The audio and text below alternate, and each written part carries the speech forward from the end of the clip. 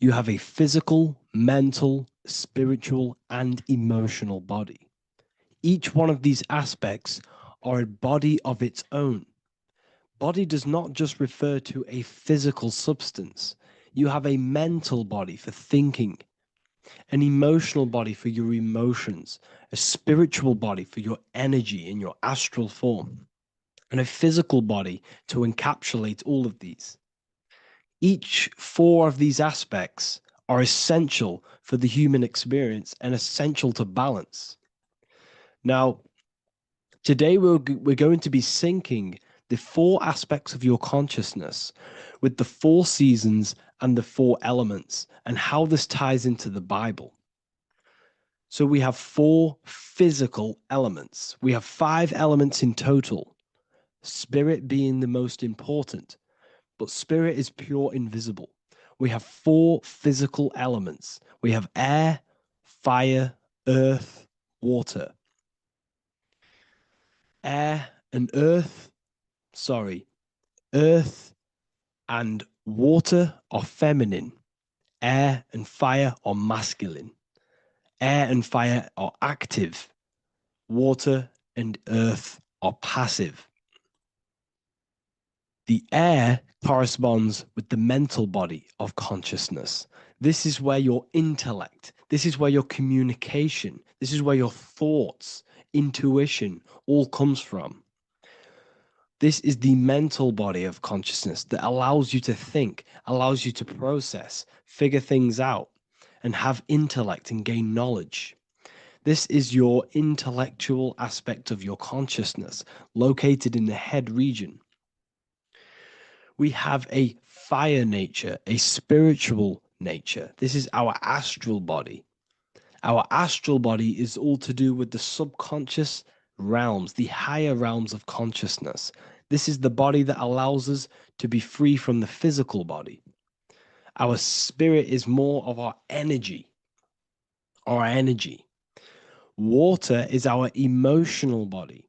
This is what allows us to feel things, that allows us to gain intuitive feelings of conscience.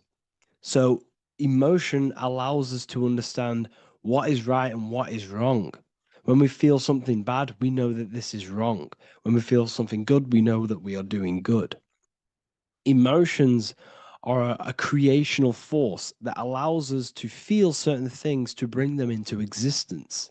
Our emotional body is a creational force and should not be reactive, and they should be controlled. Most actions are stemmed from emotions. Actions bring thought into physical existence. Emotions are the driving power. They are what drives your actions. The thought, then the emotion, then the action. Earth is your physical body. This is your physical state that allows you to take mind and emotion into action, into fruition, into physical matter.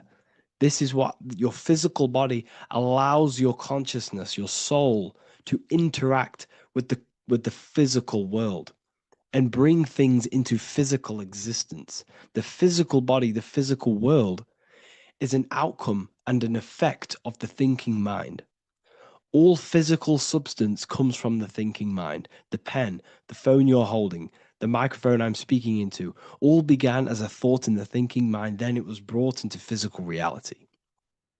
Earth is the most dense. So it goes in this order: body, emotions, spirit, mind. The higher you go up, the more lucid and fluidic it becomes. The lower you go down, the more dense and dull it becomes. Air is the mind, fire is the spirit, water is the emotion, earth is the physical body. So this is why you are a microcosm. You have these four things within you. You contain of these four elements, which correspond to the four bodies of your consciousness, the four bodies of the soul. You are the soul. You are the spirit. So this is why in Theologians 4:17 it says, "Caught up together with them in the clouds to meet the Lord in the air." You don't meet God or the Lord in the physical air, in the clouds. This is clearly a parable. A human being cannot go up to the clouds and meet a mystical man in the clouds. This is obviously a parable, a metaphor. The air is your mind. You must raise your consciousness beyond the body, beyond the emotions, beyond the spirit, and enter in the mind during meditation, turning the mind inward to connect with the Lord. The Lord is the highest aspect of your consciousness, the one that exists beyond the physical body, beyond your emotions, beyond the thought. So you meet the Lord in the air, in the mind. The mind represents the air. This is why in America there's a saying called an airhead. You're an airhead. This means that you are stupid, or you don't think, or you have nothing in your mind. You have nothing in your head. When someone's very stupid, you call them an airhead, because air represents the mind. The air is elevated. The air is invisible. The mind is totally invisible to the human eyes. It is a metaphysical substance. In fact, it's not a substance at all. It's so fluidic, it's everywhere. The mind can be everywhere at all times. It can be anything. Nothing is impossible within the mind. Now, this is synced with the 4 seasons. The 4 seasons represent the 4 aspects of human consciousness, the 4 bodies of your consciousness, the 4 bodies of your soul. The sun is your soul. Okay. And the sun travels around 4 seasons. Summer, when the sun is the most hottest point. Autumn, when the sun starts to move away from the hottest point. Things start to die. Then it goes to winter. This is when everything dies. This is when things enter in within itself. This is when darkness occurs. Then spring. This is the reignition of the sun. This is when the sun starts to bring back the warmth back to the summer. You have 4 seasons, which correspond to the 4 bodies of consciousness. Fire is the spirit. This is when you are passionate. This is when you are taking action. This is when you are fiery. The sun is blazing. You're taking action. You're very passionate. You're very spirit. You're in the spirit. Autumn is water, emotion. This is when you start to become very reflecting. This is when you start to feel emotional, because in autumn there's lots of water. This represents the emotional body of consciousness. Winter is the mind. This is air. Winter, what happens in winter? Everything enters within itself. The leaves die, the trees die, everything dies and goes within. This is the mind. The mind is the darkness, remember. You close your eyes to enter within the mind. The winter represents meditation. In the winter, what do people do? They stay inside of their house. They research more. They read more books. They become more intellectual. They think more in the winter because we are so we're stuck inside. So we're more reflective. We're thinking more. We're more communicative. We're more intellectual. In the spring, this represents the earth, the body. This is when we start to come out of the mind and we awaken to the body, and things start to grow again. The plants start to grow. The earth is growing again and reborn again. This is the body. This is when you become more active in the spring. And then the summer, back to the summer, we then take action on these thoughts and these thoughts that we gained over the winter. Essentially, this is just a massive cycle. And this is a daily cycle also. The nighttime is the winter. The morning is the spring. The midday is the summer. And the evening time is the autumn. This is a microcosm. We have 4 bodies of consciousness. You are the sun. You are the soul. And the soul has 4 bodies: summer, autumn, winter, spring. Emotion, air, body, spirit. Sorry, emotion, mind, body, spirit. So you are the soul. You are the pure essence of consciousness. The sun is your soul in the heart. And the seasons are inside of you because you are a microcosm. Okay? You are a microcosm. The word sun is son. The Latin word for sun is sol, which is soul or solo, because the sun is solo. It's on its own. You are the soul, and the soul has the 4 different bodies of consciousness. So before we move on any further, if I've blown your mind, please, if you can, leave a like, a comment, a share, and a subscribe. Let me know what videos you want me to make in the future. Please drop a like. It definitely will help me.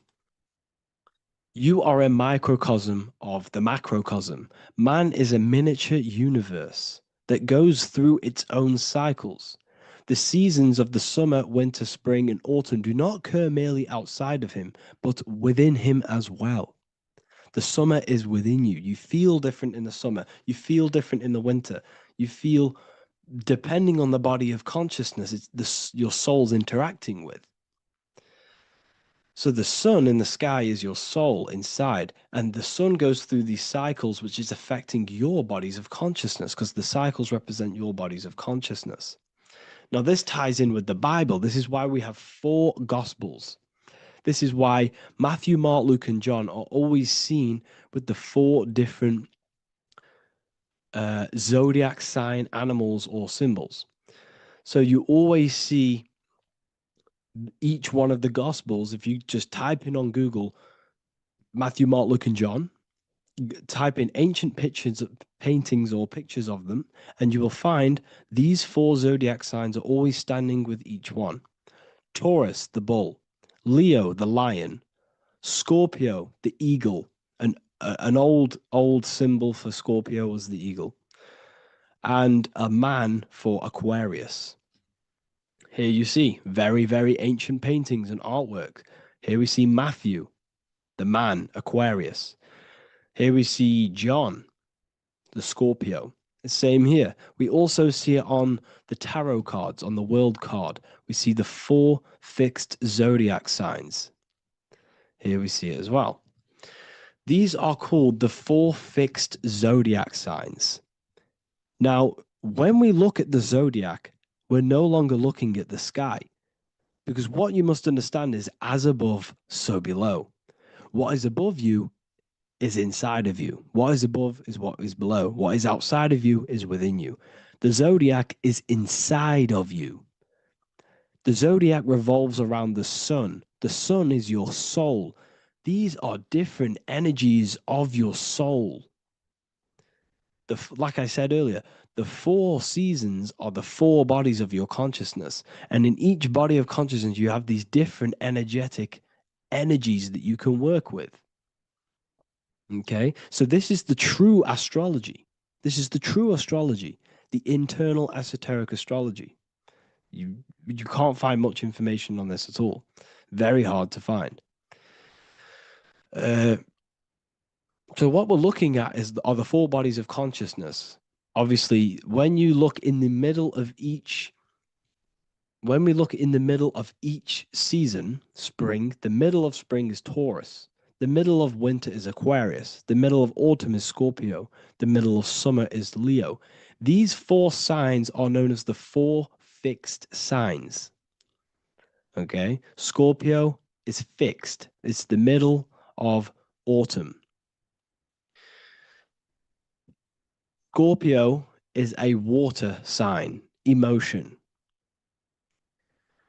Aquarius is the air sign, the mind. Taurus is an earth sign, the body. Leo is a fire sign, the spirit. This is why we see Matthew, Mark, Luke, and John with the 4 fixed signs of the zodiac, which represent the 4 bodies of consciousness. Leo, the spirit, fire. Luke, Taurus, earth, body. Matthew, Aquarius, air, mind. John, Scorpio, water, emotion. Each gospel is depicting Jesus and showing Jesus in each gospel. Each one of these gospels is showing and depicting Jesus according to the different body of consciousness. In John, this is when Jesus starts to turn water into wine. Water is emotion. Wine is transmuted emotion. This is when he does miracles with his emotions, water into wine. Aquarius, which is Matthew, air, the mind. Inside of the Gospel of Matthew, this depicts Jesus as an intellectual person, a person is communicating and using his mind, his mental body a lot inside of the Gospel of Matthew. Go and read go and read it, and you will see this. Luke, Taurus, earth, the body. Luke shows and depicts Jesus according to the body of consciousness, the physical body. He shows Jesus as a human, being a human being, helping people physically and helping people's physical needs, like giving away food and doing all sorts of good things for other people. Leo, Mark, inside of the Gospel of Mark, this shows Jesus as a spiritual teacher, a passionate person who is taking action. Each gospel is showing Jesus according to the different body of consciousness. And Jesus represents you, the Son. That's why it's called the Son of God, the light of the world. Jesus represents your soul, and your soul has these four gospels, the four bodies of consciousness, the four fixed signs, the four elements, and the four seasons. These things all correspond to your consciousness. So this is Leonardo da Vinci showing you the exact same thing. Jesus is the I am, the Son, the soul, in the middle, on his own. Luke, spring, earth, body. There are three people in each group. There are four groups, and there are three people in each group. 1, 2, 3. 1, 2, 3, 1, 2, 3, 1, 2, 3. Fall, winter, summer, spring.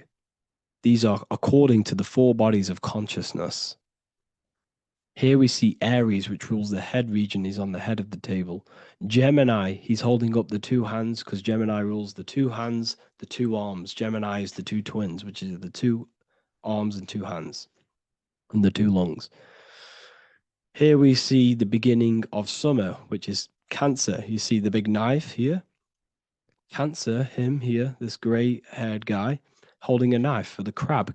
Cancer, they pinch. You have a knife, symbolizing the crab. Leo, the middle of summer, showing dominance. The sun is very dominant. He's got his elbow on the table, showing dominance. Virgo has no Adam's apple. Cancer here is pointing at this woman's neck, saying there's no Adam's apple. This is Virgo, the virgin, the only woman. Jesus, the sun. This is Libra, the balancing. He's holding his arms out balanced, showing the balancing of the sun, because when the sun enters Libra, the sun is balanced between winter and summer. So it's balanced. This is all astrology, but this is internal. Okay. This is Ezekiel's vision. Ezekiel had a vision in the Bible, and he saw the face of a man, the face of a lion, the face of an ox, and the face of an eagle. The eagle, Scorpio, the ox is Taurus, the lion is Leo, and the man is Aquarius. He saw the throne of God, and he saw the different bodies of consciousness. This is all symbolic for the different bodies of your soul. So when we look at the zodiac, we are actually looking at a map and the energies of our soul, and the energies of our bodies, and the energies of our consciousness. This is what we are looking at. Each zodiac is an aspect of our consciousness and an energy that we can work with and that we must purify. Balance and purification is essential. Imagine playing a brand new video game. Let's say a brand new video game came out and you had to play it. What happens when you play that game? You don't know the controls. You cause chaos in that game. You can't really run properly. You can't do anything properly. You're getting destroyed by other people who are playing that game.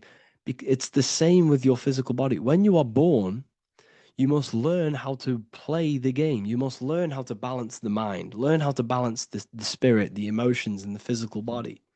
We must balance and purify each body of our consciousness, which we must look after our physical body with our physical health by eating physical, electrical food like fruits and veg. We must look after our minds by being conscious of what enters our eyes, enters our ears, enters everything. Whatever enters our five senses is affecting our mind, our mental health, our environment, mental. We need to look after our thoughts, control our thoughts by purifying our thoughts, only positive thoughts.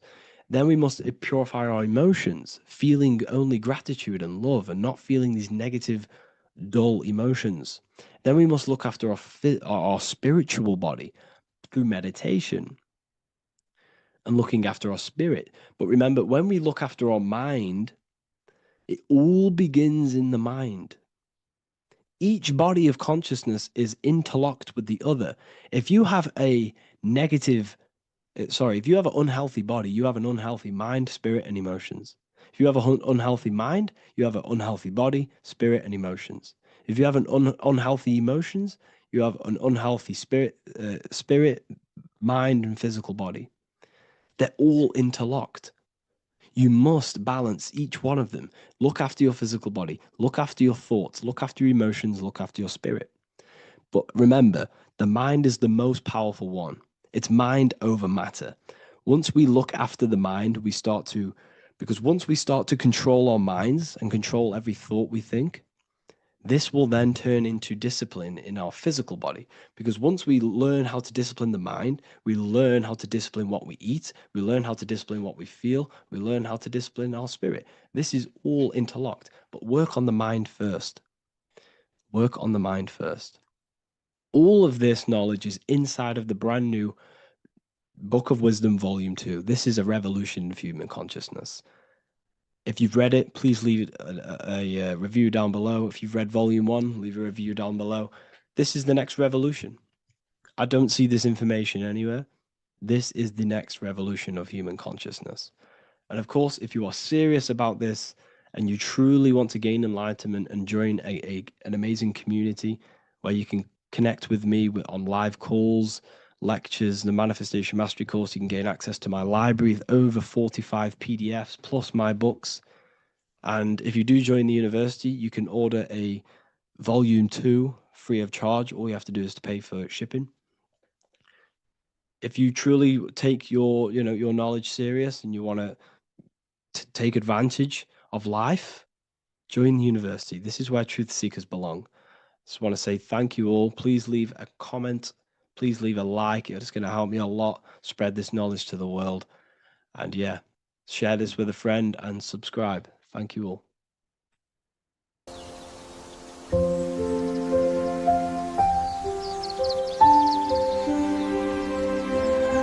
bookofwisdom.com. Visit today.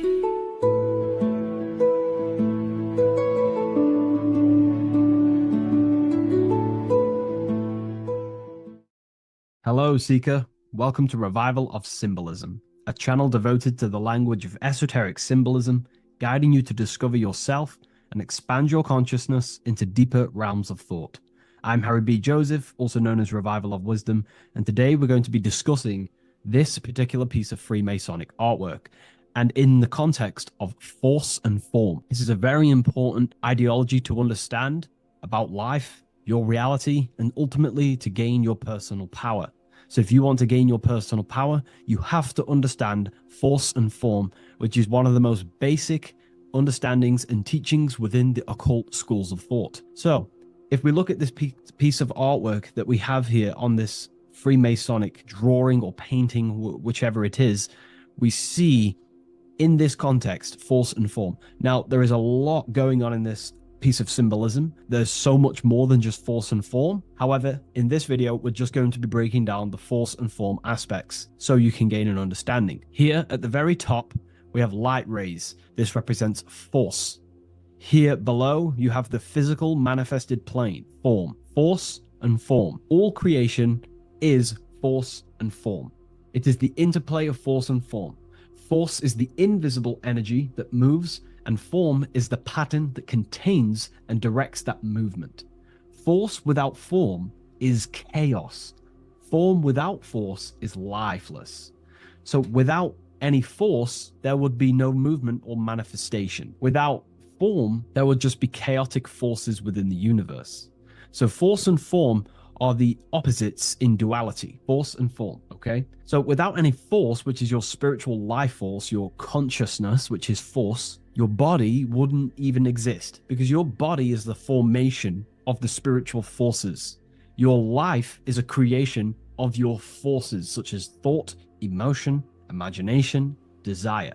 We're going to be breaking that down in detail so you can use these forces in your life, okay? So we have light rays here. This is a force. This is light emanations coming down from above into the world of form. We have to understand, no physical action on the physical plane, there is no force. All force takes place within the astral and etheric realm. So that's what we must understand. Force takes place in a higher dimension.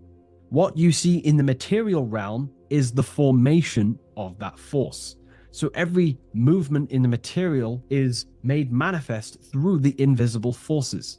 When you take an action, there is a reason why you are moving the body. And for me, for example, I've written the new book of symbolism, and it's out November 17th. The force that driven me to build that, to take the actions to build that, is a force, and that is an emotion or a desire. So that we all have a desire, which is the force that moves us. And that desire is not a chemical reaction within your nervous system. That desire is, in essence, a spiritual force that takes place within the astral plane. So we have the mental plane.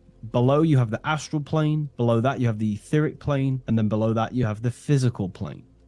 All creation begins in the mental plane, what we think about. But then if we have a desire about a specific thought, we have a specific emotion towards a specific thought, such as, I don't know, making money. We all have a desire to make money, right? That desire then focuses down the mind, because you can think any thoughts you wish, but if you do not have a desire or an emotion towards it, the mind will not be narrowed down to one specific thought. So then that thought has an emotion or desire behind it, which then manifests itself. The thought descends into an astral form. The thought takes the body of an astral desire or imagination. That imagination and desire feeds the human heart. That human heart feeds the force through the physical brain, through the nervous system, and then allows the body to take physical actions. So each one of us has forces. So it's very, very important that these forces, such as desires, are not random and they are controlled. Because if you desire many different things, you are uncontrolled, you will have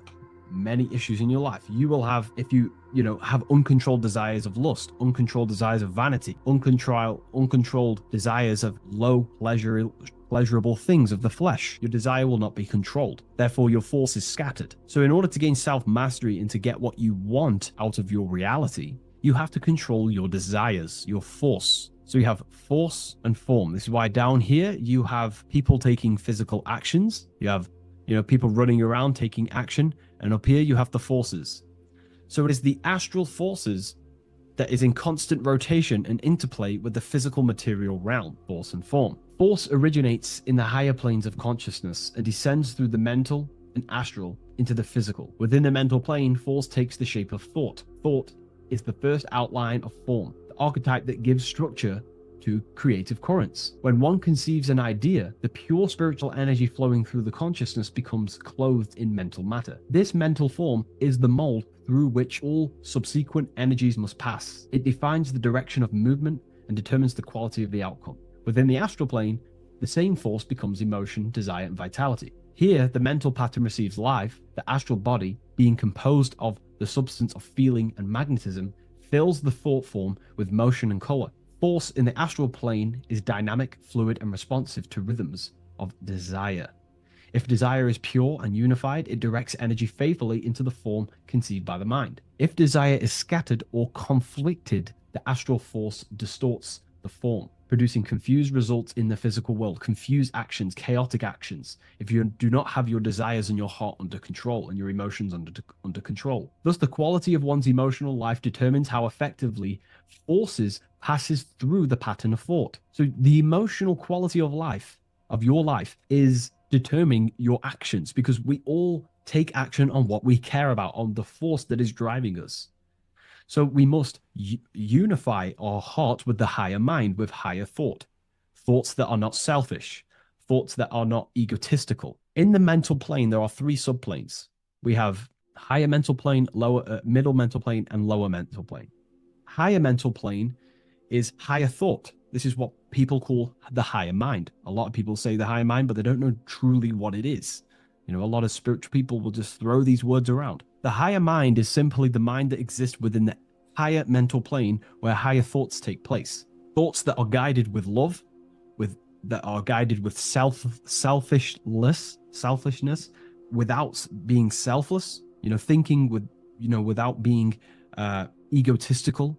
For example, if you think, how can I make money? How can I gain? How can I do all this stuff? And you're thinking how to make money for yourself, for personal gain. That's a selfish thought, and that will manifest in the lower mental plane. If you want to become more of a powerful mind and gain your personal power, you want to think in a different way to penetrate the higher mental plane, because the lower mental plane, most minds in the collective consciousness operate in the lower mental plane because that most people think unconsciously. Therefore, their minds are not trained to think in the higher mental plane. So most people dwell in the lower mental plane. This is where all the lower thoughts are. There's not very good ideas because the collective consciousness is there. Once you start to raise your mind, you then start to learn to think differently. Instead of thinking, how can I make money? How can I gain? How can I, get this? Think differently. Think on a collective scale to penetrate the higher mental plane. Think, how can I benefit the world? How can I do something that's going to benefit people? Because money will come as a side effect of that. That's just one example. So when you shift your mindset to use the higher mental plane and train your mind, you're gaining willpower. You're also penetrating the higher mental plane where better thoughts are.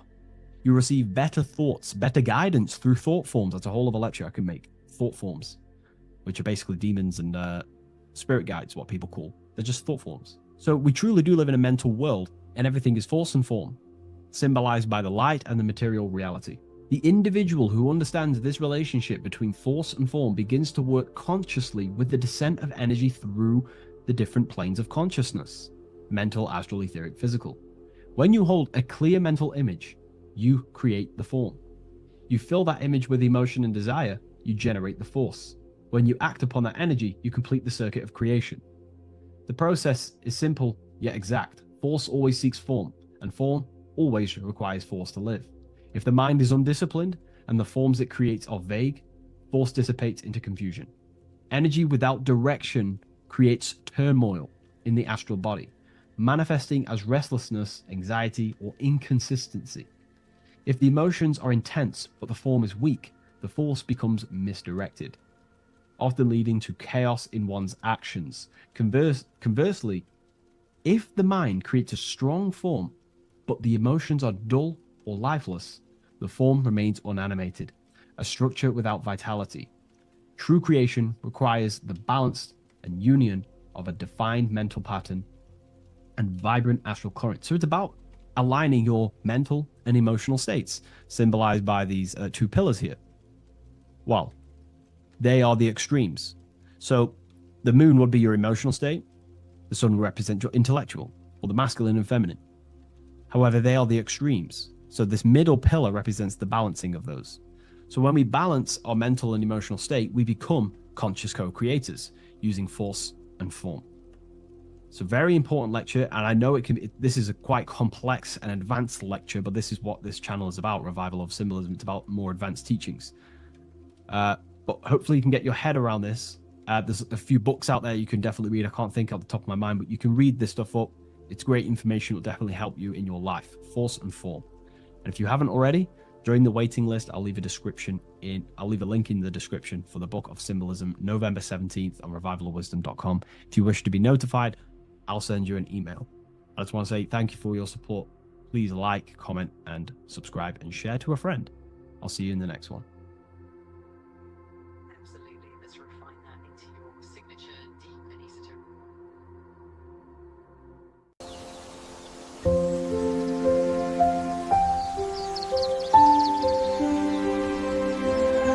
bookofwisdom.com. Visit today.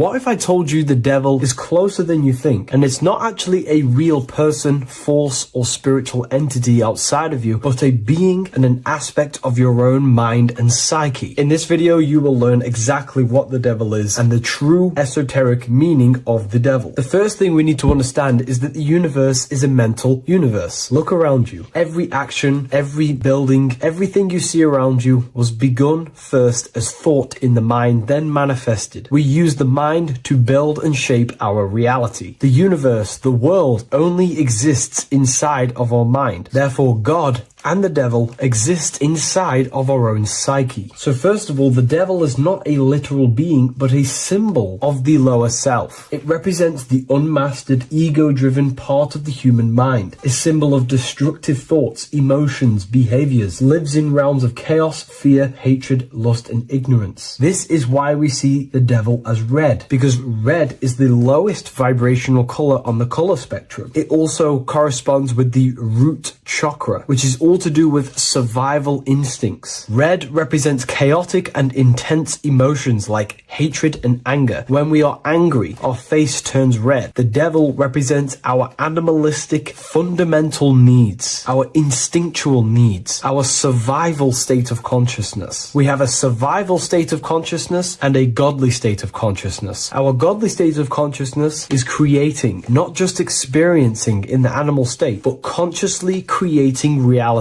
This is why we see the devil with a goat head, an animalistic head, and the head is where the brain is. The animal head represents living off instinct, the part of our mind that lives on urges, impulses, and instincts. Eating, sex, power, ego-driven actions, and ego-driven thoughts. Animals are only aware of themselves. Animals live on instinct. They have no ability to consciously create like humans. This is our lower desires for the material world. That's not to say the material world is evil. However, when our consciousness is only seeking material things, this leads us down a path of self-destruction, because nothing material can ever satisfy our soul. Everything material is temporary. Therefore, the devil represents the part of us that seeks only material desires, only material fulfillment, the ways of thinking where we only think about ourselves and ego-driven thoughts. It also represents the unchecked, unconscious self, where we have no mastery over our thoughts, over our emotional impulses, and no mastery over our actions. We're living in instinct and impulsive states, which causes chaos, selflessness, destruction, and keeps us bound to our lower material 3D state of consciousness. It's important to recognize that the word devil was never present in the earliest Gospels. Instead, what was mentioned was a spirit of evil. This distinction is crucial because it underscores that the idea of the devil, as popularly conceived, does not actually exist as an independent entity. Rather, it is a personification of the lower aspects of the human mind, a facet of our own consciousness. The term spirit of evil was not meant to denote a specific deity or being, but rather any force of negativity, whether it manifests as a destructive thought, emotion, or action. A spirit is a force, an energy, and we have three forces that create our reality: thoughts, emotions, and actions. We have full control over these three aspects, which transform and mold reality. A destructive thought, a destructive emotion, a destructive action is a spirit of evil, and it originates from the darker aspects of the human psyche. So now, because we're on the topic of the devil, we have to look at the pentagram, which is obviously connected to the devil heavily. The upright pentagram represents spirit, air, water, earth, fire. Upright, which represents spirit, the most important element on top of the earthly elements, showing spiritual principles over material principles. As spiritual beings as we are, we have to put our spirit first, our higher self first, and material things second. Why? Because material things never satisfy us long term. Seeking material fulfillment will leave us feeling unfulfilled in the long run and very unhappy, and we can lose ourselves in illusions. We have to put our spiritual principles first, seeking wisdom, knowledge, connection to the divine, and connection to our higher self is what gives us true fulfillment in our hearts and souls. But when we see this pentagram inverted, we now have spirit on the very bottom, which now represents earthly principles on top of the spiritual principles. We're putting our earthly elements on top of our spiritual element, which this inverted pentagram represents no longer caring about spirit, no longer caring about our invisible internal world, and only caring about this external body, food, sex, material things, cars, money, and all the things outside of us, the world outside of our mind. This is what true Satanism is. Satanism is not worshipping an external deity, but it is worshipping the self, only fulfilling the ego's desires. This is what true Satanism is, and we have all been conditioned to live in this state. Satanists want us to believe that there is an external deity called Satan or the devil, and the reason they do this is because they trick us, making us believe that we are not Satanists, while they are actually conditioning us to be self-seeking, ego-driven people, where we only care about sex, food, material things, and money, which is actually conditioning us to be Satanists. 80% of the population today are unknowingly involving themselves in Satanism, which is ego-driven thoughts, actions, and emotions, dwelling and living in this state where we only care about ourselves. When we are spiritual, we realize we are all one. We are all one consciousness family, and we need to do things that help and contribute towards our collective experience, helping others instead of seeking to serve only the self. The angel is depicted with wings, which represents elevation, higher self. The devil is represented with an animal horns, which is on the ground. A goat is on the ground, which represents the lower self. This is the elevated mind and the lower material mind. Horus, the bird, higher self. Set, the ground animal, lower self. Jesus and Satan. These are two forces, two characters that exist within the human psyche, not real entities. They are forces of our minds, and there is a battle between our higher self and lower self all the time within our own minds. There's always a part of us that's telling to do one thing and another thing, to do something bad and to do something good. There is this battle inside of our own consciousness. Here we have the human spinal column. The human spinal column is showing you the higher and the lower self. The higher self represents the head. The head is where the mind is. This is the creative essence of the universe. This is where all material things begin as a thought in the mind. We create with the skull, with the brain. This is our higher self, the heavens, connected to the heavens, the sky. And the lower end of the spinal column is where our reproductive organs are, where our gut is. Our reproductive organs and our gut is all to do with survival. The lower end of the spinal column, lower instinctual 3D based consciousness. The lower end of the spinal column is where our lower self dwells. Eating, consumption, power, and sex, lust. These are all emotional forces and instinctual based organs that are not inherently evil, but when we dwell and live off this lower end of the spinal cord, it keeps us in low states of consciousness. Our goal to raise to our higher mind is to balance this, not to overeat, not to abuse power, not to abuse sex and lust, but to master these organs and gain the ability to say no to these organs so that we can raise to our creative side of consciousness. Instead of dwelling in our instinctual nature, we can turn to our creative nature and consciously become a builder and constructor of reality. This is the true way of raising consciousness. This is the stairway to heaven, out of the animal consciousness to the higher consciousness. To wrap all of this up, it's all about gaining control over our instinctual lower nature and allowing our spirit to rule over our body and not our body ruling over our spirit or mind. The moment you let a thought become instantly an action is the moment you are an impulsive person. We are all trained to be this way. It is okay if you are in this state. The moment you let a thought turn straight into an action without questioning, that is the mind controlling you and you not controlling the mind. We need to gain control over the mind, and we do this through many different ways, through meditations,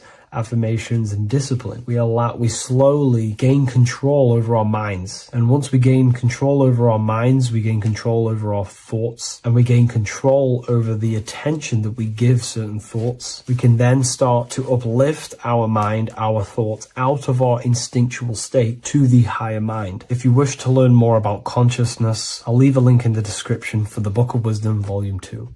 Neo is plugged in on the back of the neck, which is the reptilian brainstem. The reptilian brain is all to do with survival mode, survival state. It's always scanning the environment for safety, whether that's physically, emotionally, or mentally. It does not think. It is instant. For example, do I smack the guy or run off? If something happens to you, like a car's coming really quick to you, you do not think about this. The reptilian brain is the animal instinct that will instantly move your body on the instant reactions. Hence why it's the closest brain to the rest of the body. It has instant access to the electrical nervous system to control the body at instant reactions. Now, Neo is plugged in on the back of the neck, which is the reptilian brain. Therefore, the matrix is the body itself. It is the lowest state of consciousness. This is what it represents. The word matrix means womb. It translates to womb because your body is a womb. Your body is a vessel for universal consciousness, for God consciousness. And the body is also a womb where you can be born again outside of this body by raising your consciousness, by awakening the neocortex. This is why Neo is called Neo, because it represents the neocortex. This is the higher aspect of our brain. This is all to do with new things, higher reasoning, higher thinking, new learning. You see, the brain is a receiver for universal consciousness. Now, what do I mean? It is a radio receiver. Think of it like this. You have a radio tower which emits frequencies. And each little frequency, 00.1, 00.2, 00.3, each 00 point is a different person. We are all the same universal consciousness, encapsulated inside of a different vessel. This is why our body is the temple of God inside of the Bible. Your body is a sacred temple of the divine essence of the universe. However, consciousness is controlling this physical body. And I'll show you this diagram here. Consciousness consists of imagination, emotions, thought, and memory. All of these things are not physical. They're not made out of atoms. You cannot think with atoms. If I split open your brain while you are thinking of a cheesecake, I would not see a cheesecake. It's because these things exist metaphysically within consciousness. They are not physical. The body is physical. It's part of matter. It's part of time. You see the Leonardo da Vinci, the circle and the square. The square represents limitation, beginning and end, because when you draw a square, there is a beginning and end. It represents the body, the mortal self, the ego, the echo. Then you have the spirit raised above, which represents spirit over matter, mind over matter. Invisible forces create physical forces. Everything physical exists in non-physical. This is also the Freemasonic square and compass, why the square is below the compass, because the compass creates the circle, which is spirit or mind. Then you have the square, which is matter. Mind and matter are the same substance. Mind creates matter through thought. Everything in this physical universe manifested through thought. Everything began as thought. So you are spirit and matter. You have a material body and a spiritual body. And you are right in the middle. This is why humans are very, very important. Because we have an animal nature, the reptilian brain, and a higher consciousness, the neocortex. And we must awaken out of the matrix, which means womb, which is the body. And Neo is waken up from the lower self, the reptilian brain, and moves into the neocortex. because the brain is a radio receiver for consciousness. Now, what do I mean? I went over this before. Your consciousness is controlling the brain. The brain is a computer. And when our consciousness, our imagination, our emotion, our thoughts, and our memories are all contributing towards just survival things, food, safety, fear, all of these things, and our consciousness is locked into a survival state, we are using the reptilian brain. We're no longer thinking. You don't think with the brain, but the consciousness is thinking, which activates the different parts of the brain. When we think for higher reasoning, we use the neocortex. It stimulates the neocortex. When we think about survival, we're using the reptilian brain. So therefore, when Neo wakes up, he wakes up to the higher aspects of consciousness, which is only utilized by the neocortex, by learning new things and expansion of the mind and expansions of consciousness. Okay? So the whole matrix is to keep you designed, well, the whole matrix is designed to keep you in a survival state, in the three-dimensional awareness. They want you constantly scanning for safety, scanning for food, scanning for emotional safety in relationships and other people. You see, they do not want you to think. They want you stuck in that reptile, that animal state, that beastly state that most people are in.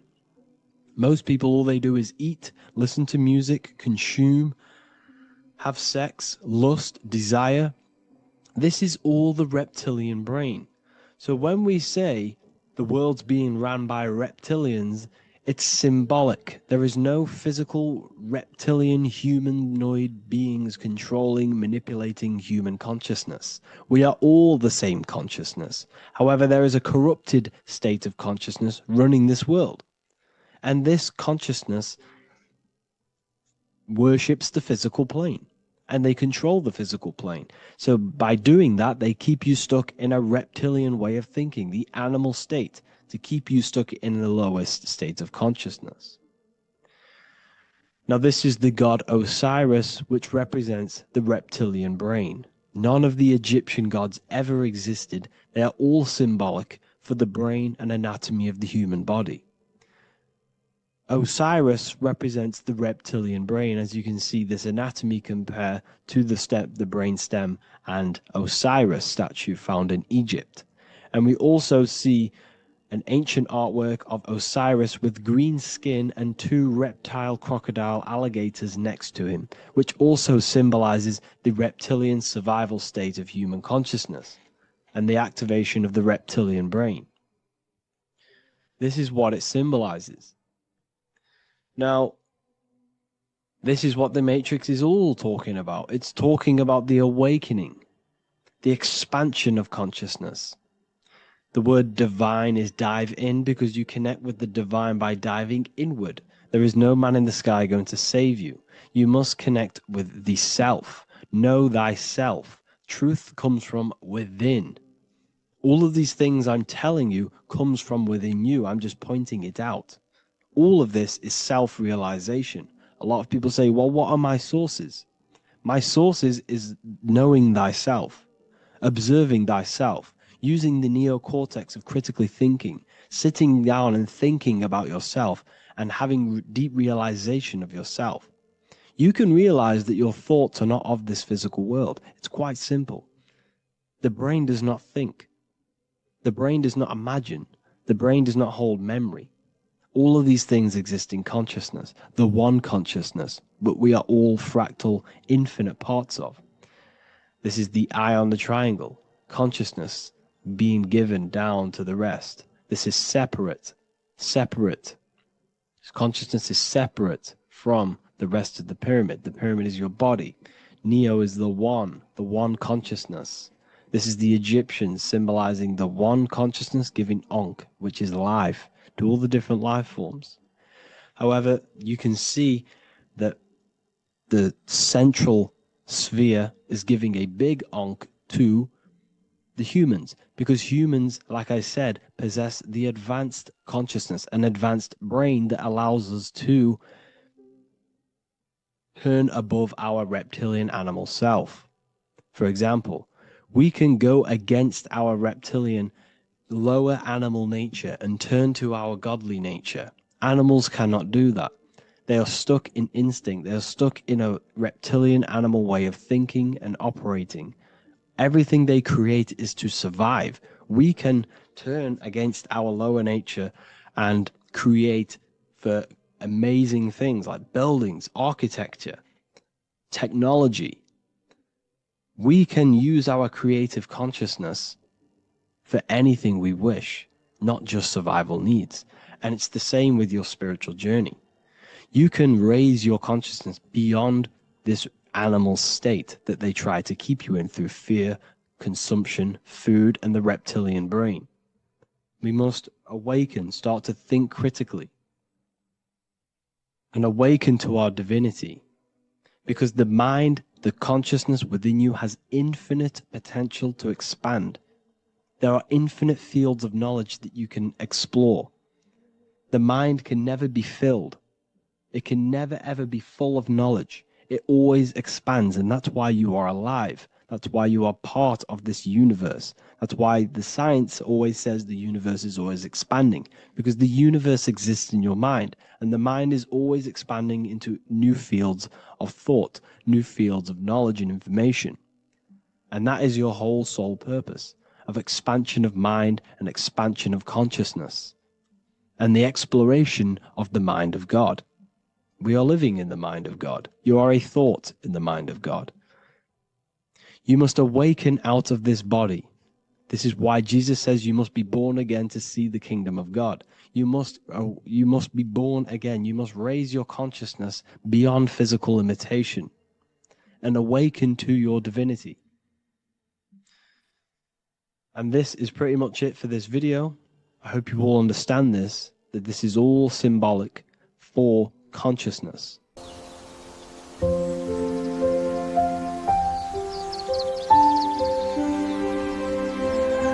bookofwisdom.com.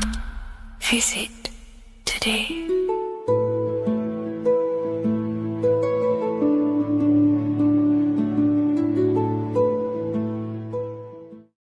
Welcome to Revival of Wisdom. Today, we're going to be talking about portal symbolism, what portals are, okay, and how they show them to us, because they have to tell you the truth, guys. This is the thing with the universal law. They have to tell you the truth. And they tell you through symbols, they tell you through movies, and different things like that. But let's jump straight into this. So first, I want to talk about the Freemasonry symbols. Okay, so first we got, obviously this is some Freemasonry art, but notice how you've got the ladder with a key. Okay, so this is ladder symbolism with a key. So maybe this is talking about ascending. Okay, because look, because this is ascending into the heavens, because it's a ladder with humans going up it with a key. In order to ascend, you must have the key. Okay, so what else do we have with a key? Well, the Netflix show Lock and Key, which is all about portals and keys. Because what the keys do, they open doors, gateways. Okay. So what's interesting about this is that they've got this key here, which represents the Kundalini energy rising up the spine. Okay, but we'll come back to this. But it's that same portal key symbolism. We've also got the Vatican. The Vatican is in the shape of a key. Okay, so you can see the start of it here and the end. So this is key symbolisms. Keys open doors. And notice how it's got the 8-pointed star. Okay, what is the 8-pointed star? Okay, we'll come back to this. This all ties in, guys. I'll break it all down for you. But then you've also got the god Janus. Janus, okay, is known as the god of the doorways. He's an ancient god of Rome, and they worshipped him.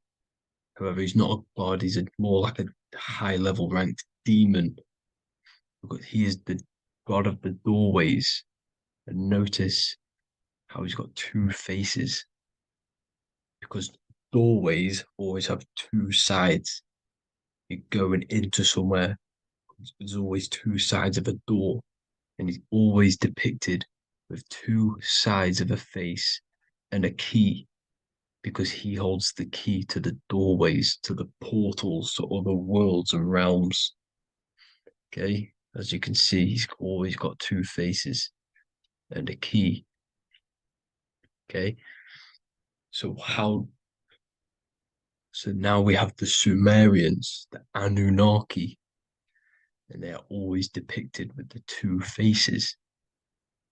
Why do they have the two faces? Because they're symbolizing doorways, and the Anunnaki come to Earth through doorways and portals. So these are what these gods are symbolizing in their artwork. But they always have the 8-pointed star. Okay, what is the 8-pointed star? You see how they always have. Look, let me try to find another one. It's the 8-pointed star. This 8-pointed star is Polaris. Okay, Polaris, just like the Vatican has the 8-pointed star with a key. Polaris is the center star. Polaris is a fixed star, it doesn't move. Okay, so the Anunnaki's symbol is also the 8-pointed star. So this is symbolizing the portals and doorways that they come through in order to get to the earth. But Polaris is that center star which does not move. It's always symbolized with the 8-pointed star, just like a compass. Why is a compass the 8-pointed star? Because at the center of our realm is where the most electromagnetic energy is stored. As you can see, we have an aura field, an electromagnetic aura field. So does the earth. And in the center, so like our heart, for example, is where the most energy is stored. And like the center of the earth, this is why all compasses point to the center, because this is where the most electromagnetic energy is stored. It's at the center of our realm. Okay. So like I was saying with the lock and key series, see this here? The Kundalini energy rising up the spine, just like your Kundalini energy rising up the spine. Let me try. I can't zoom in. But you know what I'm trying to say here. Let's go back to Polaris. Because at the center is where pole. Can you see the pole of electromagnetic energy? Polaris, the North Pole. It's symbolized. The truth is in the words. It's like a pole of electromagnetic energy. And this is where the aurora borealis comes from. Notice how it's got the word aura in it, because it's the Earth's aura, electromagnetic field. Just like you have an aura, also known as the northern lights, because it's coming out of this center hole in the center of our realm, where the black sun is. And this is where the electromagnetic energy is coming up from. And this is what the aurora borealis is. or the northern lights. It's just electromagnetic energy, and it's symbolized through our symbols, the original O, okay, because it's like a pole through the middle, Polaris. So this Polaris is the sky vault.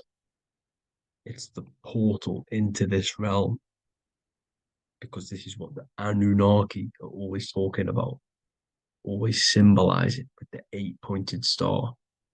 And just like a compass, it's the 8-pointed star pointed to the center, to Polaris. Okay. See here on the Sumerian tablets with the 8-pointed star again. And how we know it's talking about portals with this 8-pointed star is because CERN 666 are opening up portals to the underworld, letting in demonic entities into this realm. How do we know it's a portal? Because their Hydro Collider has 8 points, just like the 8-pointed star. So they are creating synthetic portals to the underworld to let these demonic entities into our realm. But what is the key? Because if we're talking about ascending through Polaris, notice how here on the masonry art, this luminary here, so this is the sun, that's the moon. This is Polaris because it's a luminary with what? 1, 2, 3, 4, 5, 6, 7, 8 beams coming off the luminary, just like the 8-pointed star. So you see the ladder with the key going up to Polaris. It's symbolizing ascending out of Earth. So what is this key that they're keeping from us? Because it's a human holding a key going up the ladder to Polaris. Well, chakras. We have 7 chakras. Okay, so this is what they are telling us in the lock and key symbolism. The Kundalini energy rising up the spine.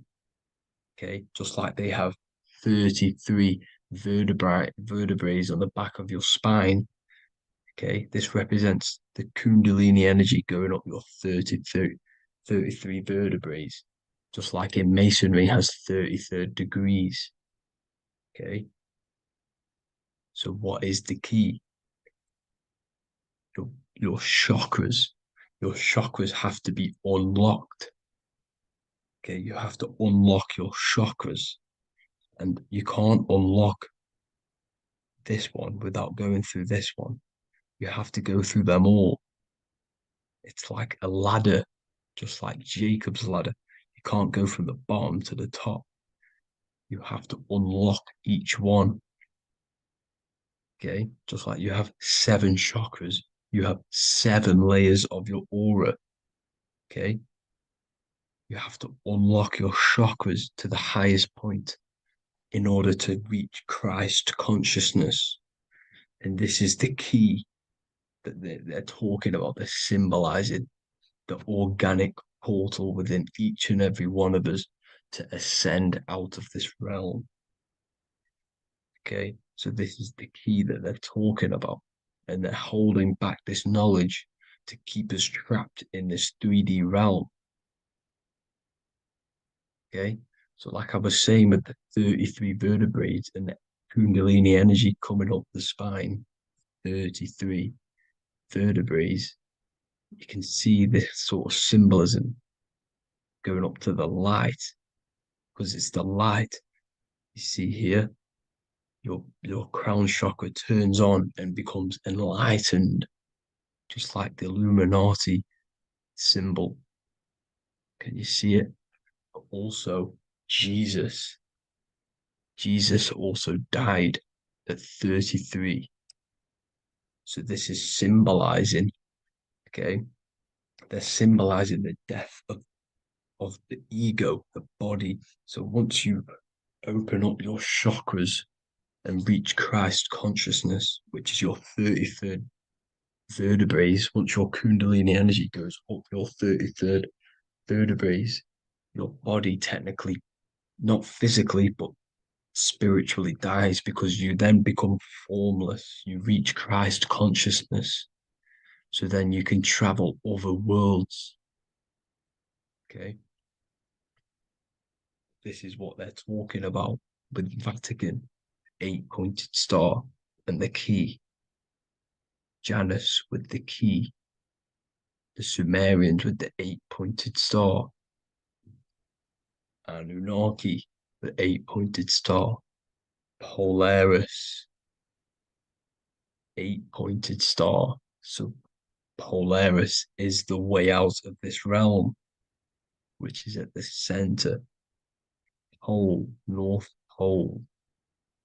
Okay, so the key is that they're hiding from us is the knowledge to unlock our chakras. Okay, and without this knowledge that they keep from us is trapping our souls in this reality to keep reincarnating. Okay, well, thank you all for tuning in. I'm going to leave you all there. Make sure to leave a like and a comment in the comment section. Let me know some topics to talk about so I can break it down for you. God bless you all.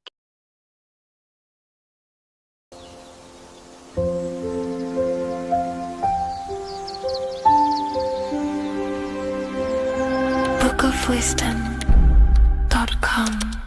Visit today.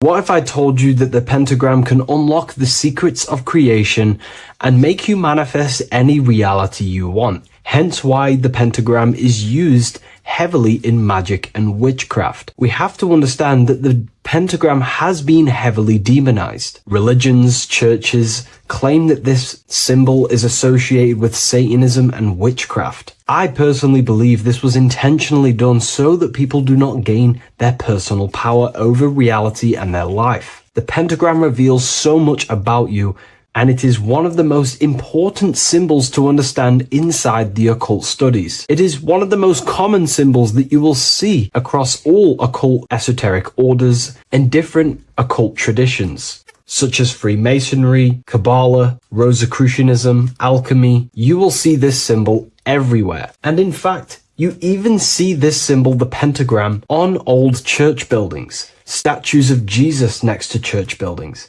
You will see this symbol used by Christianity itself, which is very contradicting about the church. But I'm not here to tell you to think anything. You can simply take this information with a pinch of salt and see if it benefits you. The pentagram used by the early Christians was said to symbolize the 5 wounds of Jesus on the cross. But this goes much deeper in an esoteric explanation. The pentagram ultimately represents the 5 elements of creation. All creation falls within these 5 elements. We have spirit on the very top, then you have air, water, earth, fire. This is the correct placement and order of the elements. Air is always on the left, water is always on the top right, earth very bottom left, fire bottom right, and spirit placed on the tip point of the pentagram. It's a 5-pointed star drawn with one continuous line. But this actually reveals much deeper things, and we're going to be going into how to use this symbol for magic and creating your reality towards the end of this video. But now we're going to give you a basic understanding of the pentagram. It's showing you the 4 physical elements symbolized as triangles and spirit symbolized as a circle. The 4 physical elements are made out of the base element, spirit, or what the ancients call ether. Ether is the underlying base of all physical matter. This is the substance that animates physical matter with life force. All physical matter has its origin in the etheric substance, or spirit, what we want to call it. It is simply the life force that animates the physical thing.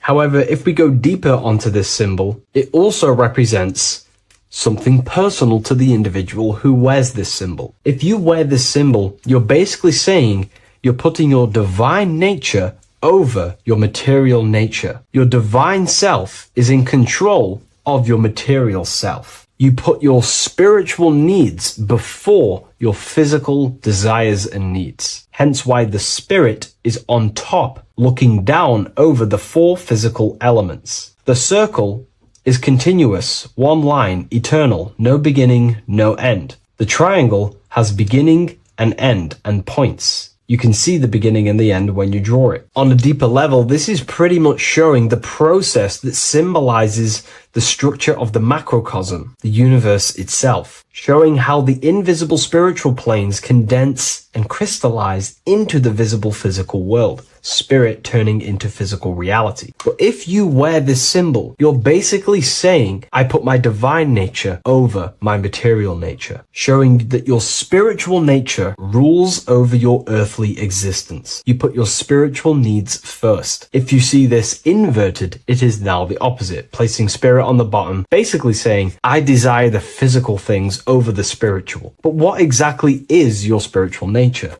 Well, your spiritual nature is simply your internal self. You chase things that are immaterial, such as knowledge, love, experience, expansion, gnosis. These are the qualities of spiritual things that the spiritual person likes to chase and desire, instead of desiring the things that are temporary in the material world and never actually lead to fulfillment. True fulfillment is by chasing spiritual things. God, the nature of creation, the self, gnosis, knowledge. But if we go even deeper, this symbol ultimately represents how reality is created.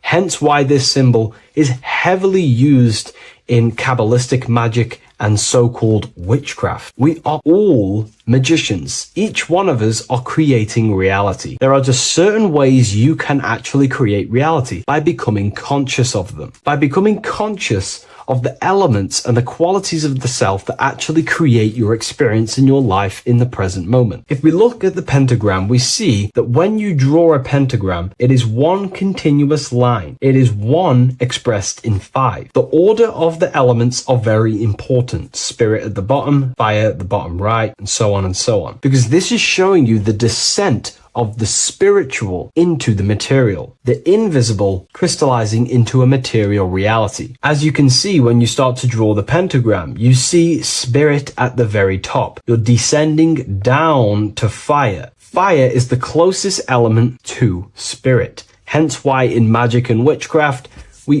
people like to use candles. So you're descending first into fire, then into air, then into water, then into earth, then back into spirit. Because of course, the cycle of creation unfolds itself. When you die, you return back to spirit, and then you reincarnate yourself back into physical reality if you wish and desire to. Everything is under this process of matter spiritual. In the daytime you wake up, you're in your material body. When you go to sleep, you enter your astral spiritual body. Everything's in this continual process, renewing itself in spiritual, then material. But the reason why this is associated with magic so heavily is because each one of these elements corresponds to a different body of consciousness, a different vehicle of consciousness. Consciousness has many different vehicles it uses to create the tangible self, the physical reality. For example, consciousness has a spiritual nature. The spirit element in this case symbolizes the emanation, the descent of the one power, the one force that we are all using. Each one of us is using this one power, the power of the source consciousness,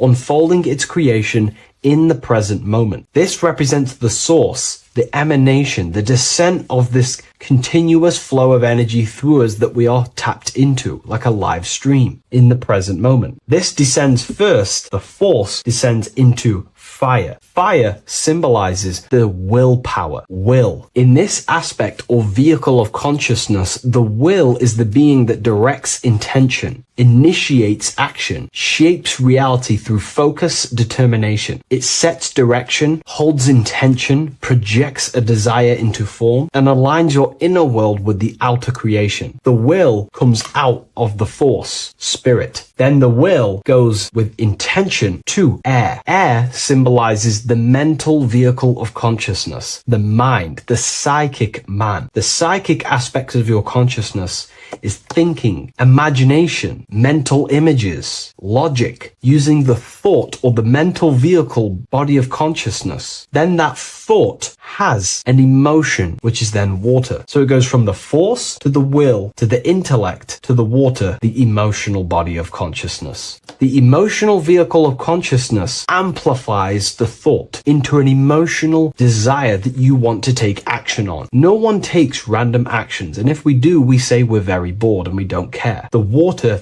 is the energy, the emotion you have to fulfill something. And that emotion then descends into earth, which is the physical body to take the physical action in the present moment, to fulfill that desire, to fulfill that will, that thought, that desire. And that is how reality is created all the time. Now, there is much more that you can go into with the pentagram, because true magic is about changing consciousness at will, not casting random spells. It's the ability to change the direction of consciousness using the power of the will to direct these forces to create change in the internal world so it can project outwardly in the external world. Because consciousness creates the external reality. What happens within us, we see change outside of us. So true magic is about manipulating the forces and the vehicles of consciousness that exist within our own mind to produce a change in the material world. There are other ways you can use magic, by purifying each body of consciousness or banishing each body of consciousness. Other forms of magic, you can dissect each body of consciousness and work with that specific body. If you think you're using your mind too much,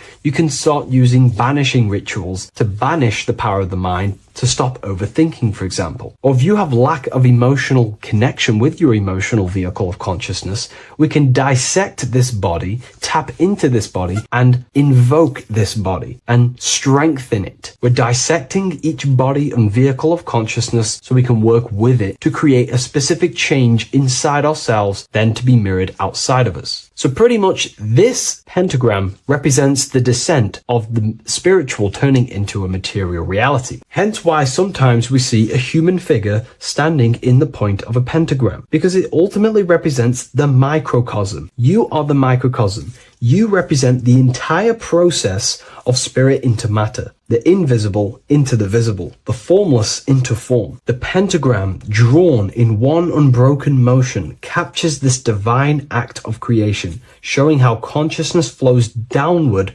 through the elements or the vehicles of consciousness to bring forth the material reality. The Book of Symbolism will teach you all about this. It was released November 17th. A lot of people have taken advantage of this. You also gain a free ebook with this copy. Every order comes with a free ebook. And if you wish to get your copy of the brand new Book of Symbolism, you can find it in the description or revivalofwisdom.com. Thank you, everyone. I'll see you in the next video.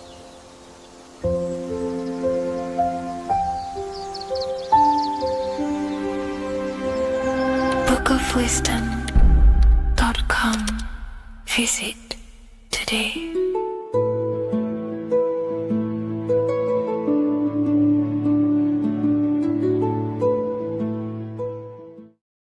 Watching pornography makes you see people as objects. It does a lot of psychological damage to the human mind. And if you truly want to progress in life, your spiritual journey, mastery, whatever it is, mastering your sexual urges is essential to become powerful, successful, and become the best version of yourself. And there are some occult practices that I used to help master this urge. They're not really techniques, they're more mindsets, which will definitely help you overcome your urges. So if you want to quit pornography today, this is the way forward that I used to create this version of myself. Before we go into the tactics, we must understand that whatever we do in darkness comes into light some way or another. If you watch pornography, you know you have a problem. You keep this to yourself. We all naturally do. These things are private, and what we do in our private time molds our subconscious mind, and we keep it away from people. But whatever we do in darkness always comes to light. If you're doing things you don't want others to see, such as watching pornography, it will come out through a subconscious force. It will come out in your eye contact. You won't really be able to make eye contact with the person you're attracted to. It comes out in your energy, your aura, your presence, your confidence. All of this plays a role in molding your consciousness. And especially women can pick this up so easily. Females are more subconscious, males are more conscious. Females speak indirectly, males should speak directly. If a woman is hungry, they will say, "I'm hungry. Are you hungry?" But a male will say, "Let's go get some food." You have to see the underlying subconscious messages in women because they speak in more of a subconscious language. Men speak in a direct language. And maybe even men will pick this up. If you want to be taken seriously in the business world or your career, whatever it is, this is essential for your body language and your personal power. So you must master your sexual urges. Releasing your sexual energy,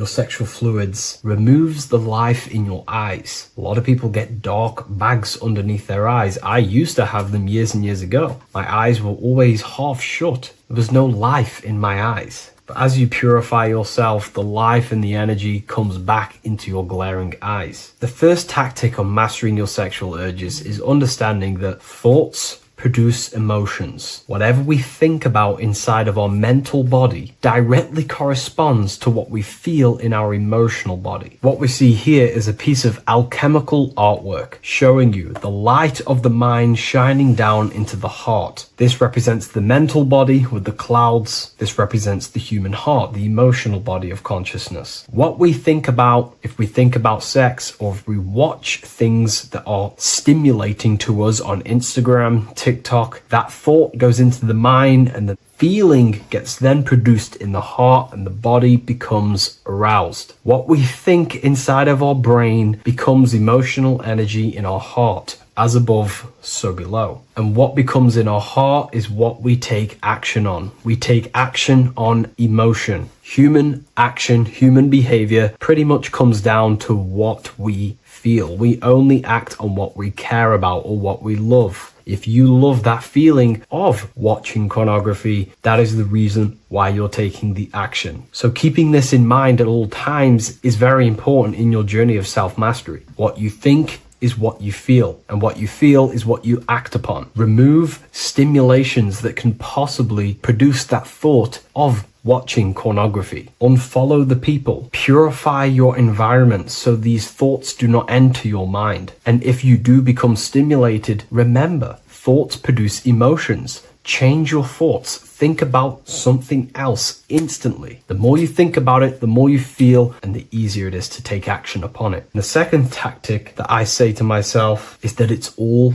mental. World, the universe, life is all mental. For example, unfortunately, my brother passed away recently. I've never gone through something like this in my life. It's tough. It's horrible. It's not nice losing a loved one. However, if I sit around and focus just on the negative side of that, yes, of course, I'm going to have my moments. But if I just sit there and focus on the negative, it will destroy my life. It will pull me down. The only thing that I can do to benefit from this situation is to become a better family person out of this. Become more loving. Spend more time with the people who mean a lot to you. You can always change and transmute the mindset of every situation in your reality. There's a famous saying I like to say, if you can change it, change it. But if you cannot change it, change the mental attitude towards it. Never just sit there focusing on the negative side of reality. This helped me with mastering myself watching pornography. It's all mental. You hold the power over the mind. And the next tactic is probably the best one ever. And I still use this today in everything in my life. Before I make any decision in life, I always say to myself, what is the effect of this cause? Is that effect going to push me towards who I want to be? Or is that effect going to pull me away of who I want to be and become and where I want to go in life? If the effect is not pushing me towards who I want to be, I will not take the action which is the cause. Consciousness cannot escape the law of cause and effect. It is an immutable,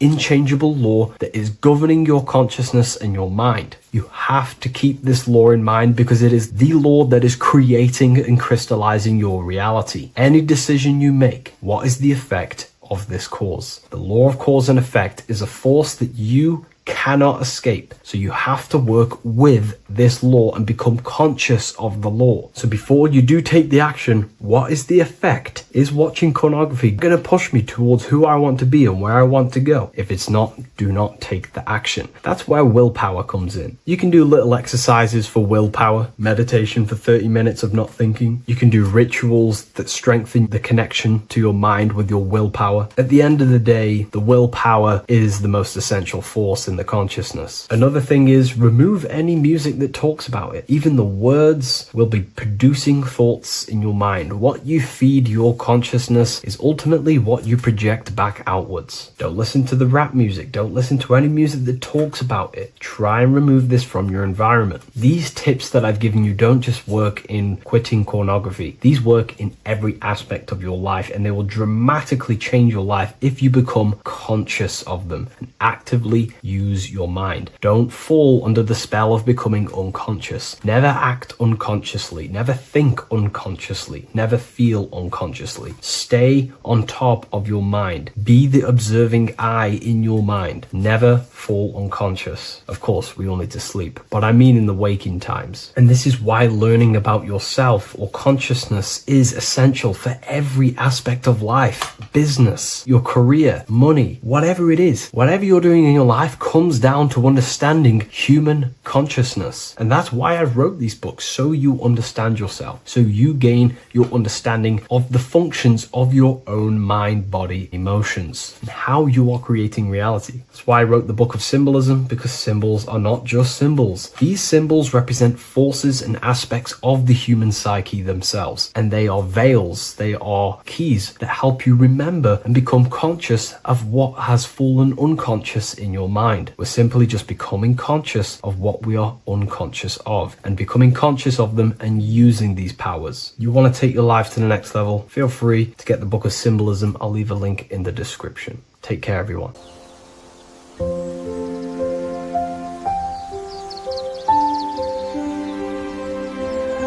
bookofwisdom.com. Visit today.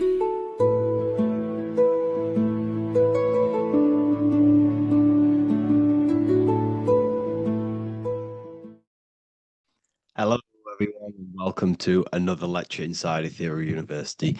In this lecture, you will learn about the death process and how to prepare for it, and why that preparation is so important.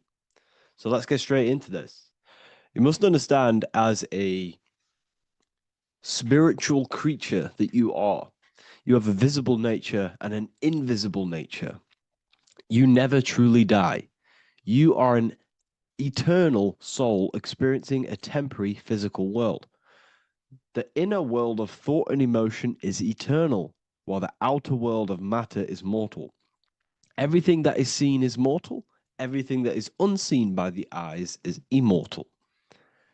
When you die, your external physical world will be stripped away, leaving only your pure consciousness in its raw form, drifting within the astral plane. So here you see your physical external body and your internal world. And your internal world is your state of consciousness. It's your state of consciousness. Your thought and emotion is one overall state. Okay? So you must understand these planes. You have the physical body, the etheric double, an astral body, a mental body, and the Buddhic body. When you die, you leave the physical plane. Then you will more than likely leave the etheric plane, because the ether acts as like a portal. Everything comes out of the ether and returns back to the ether. I can break that down in another video in electromagnetism. But electromagnetism is ether energy coming in and out of the ether. You will, every single day you die, every single day. There's a cycle of life and death occurring all the time. Every single day, you go to sleep, you go back, your consciousness slips back through the ether.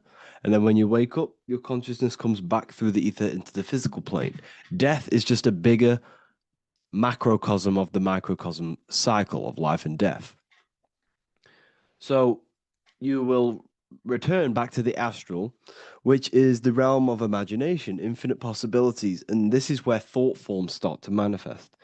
Okay. So depending on how advanced you actually are mentally and emotionally, will depend how long you stay in the astral. Now, what we must understand is that there is many different components to the astral. We have the higher astral, the middle astral, and the lower astral. These are all vibrational states. So if your mind and soul is operating in lust, lust, desire, hate, food, physical addiction, smoking addictions, then these are quite heavy.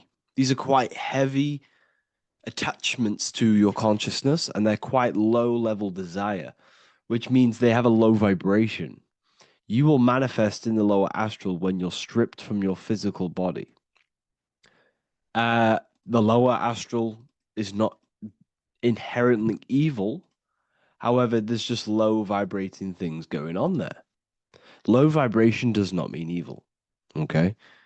So just like bad doesn't mean evil. Okay. In the lower astral, you are going to see lower astral beings. You're going to see spirits, souls with low level desire. Okay. People who are attached to the physical plane, people that lust, people that do these things. Technically, this is hell, but you can escape it by escaping yourself. Now we're going to break all this down. I'll break all this down properly once you understand the full context. So depending on your level of desire, you will manifest in a corresponding layer of the astral plane. If your mind is still attached to the low physical desires, you will find yourself in the lower astral realms. But if you have few desires and have detached from the worldly attachments while you are encased in a body, then you will rise into a higher or middle astral plane, mainly the middle. Okay. The higher astral plane is very formless. So as I broke down here, this is, well, the physical plane is the lowest dimension. This is the most form, the most matter. It's quite heavy. The higher you go, the lighter it becomes. The more fluid, the more formless it becomes. So you see here it says denser down and lucidic up. So this is more lucidic in these higher realms. This is more dense in the lower realms. So this is why the ancient Egyptians were always talking about, I'll show you this. This is showing you death. So first of all, we have Anubis, which represents death. Here you have the heart, which represents the soul. And here you have a feather. And this is a scale. You see how this is a balanced scale? So what this is symbolizing, this represents death. This represents your heart, and this is a feather. So when you die, your heart must be as light as a feather, which means your emotions, your soul, should have no attachments to the world. It should be light. It should be detached. This is why the word light and light are the same. Light is in heavy and light is in very bright. Because when you're less attached to the things, your soul shines. You're authentic. You're light. You're very bright soul. And you have no attachments. Your light is in not heavy. So you must detach from the worldly desires. We have to detach from the smoking, the food. This is why we should fast. Smoking, this is why we should detox. We should also meditate. We should also be able to sit with ourselves for long periods of times. Okay, I'm going to break all this down properly, but that's why the Egyptians show you the symbolism here. Okay, so you're stripped of your material body. So that state of consciousness you're in right now, your inside world, if you shut your eyes, that state you're in, that is what you're going to experience when you die. Okay, and you're going to be manifested into the astral. In the physical plane, you can mask or hide almost anything. But in the spiritual realm, you cannot. The astral body, your thoughts and emotions directly shape your spiritual body, your astral body, revealing your true inner state. So your desires that you can hide in the physical plane, your emotions, your thoughts, you can't hide any of that in the spiritual plane, in the astral plane. That will directly shape who you are, your color of your astral body, and your astral body as a whole. So here we have Kim Kardashian. If you could see this lady's astral body, you would run so far that you would be horrified for the rest of your life. If you could see their spirit, their astral form, it would be horrific because their mind is so attached to, physical things, so attached to desire, money, fame, worship, power. These people do not want to die. These billionaires and millionaires will never want to die. They will do whatever they can to stay alive because they understand what when they die, they have to face themselves. They have to face their inner world. And their astral body, their true authentic self on the inside is horrible and horrific and so low vibration. So this is where it comes in. You must be as light as a feather. This is what the Egyptians are showing you in their artwork. Your soul must be as light as a feather. In order for the soul to ascend to a higher plane and not look at that physical plane and say, I want to go back or I want to desire things down there, you must detach now and prepare for death. Hell is not a place, it's your own personal suffering born from within.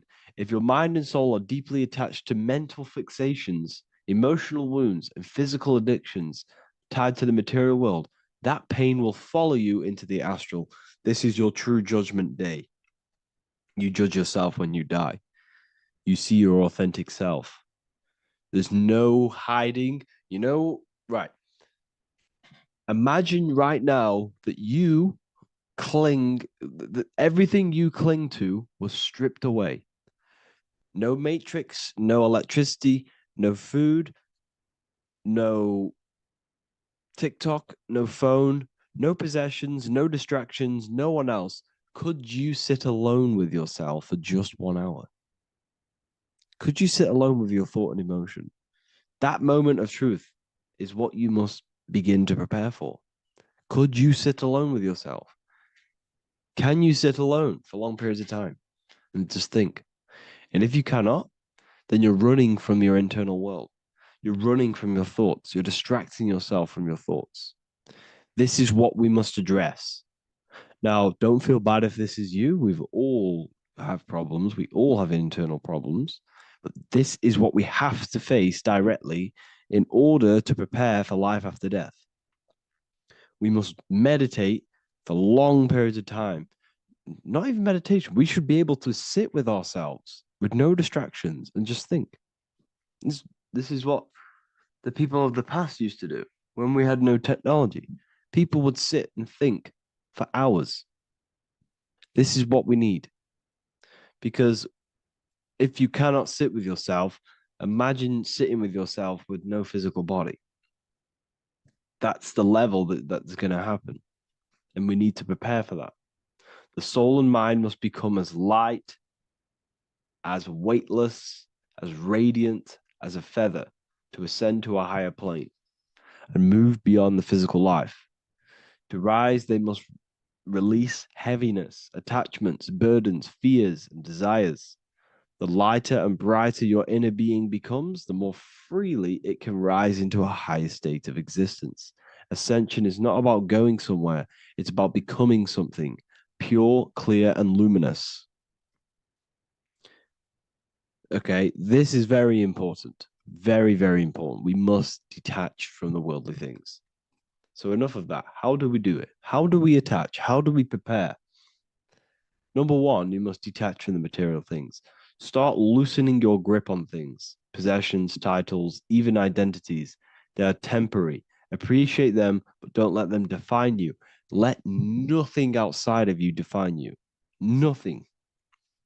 Your name is not you. Your job is not you. Your reputation is not you. Your bad past is not you. Your good past is not you. Your business is not you. Everything outside of you is not you. Now, what I'm saying is, I'm not saying go full right hand path and never care about anything physical, never care about your family, don't love your family. I'm not saying that.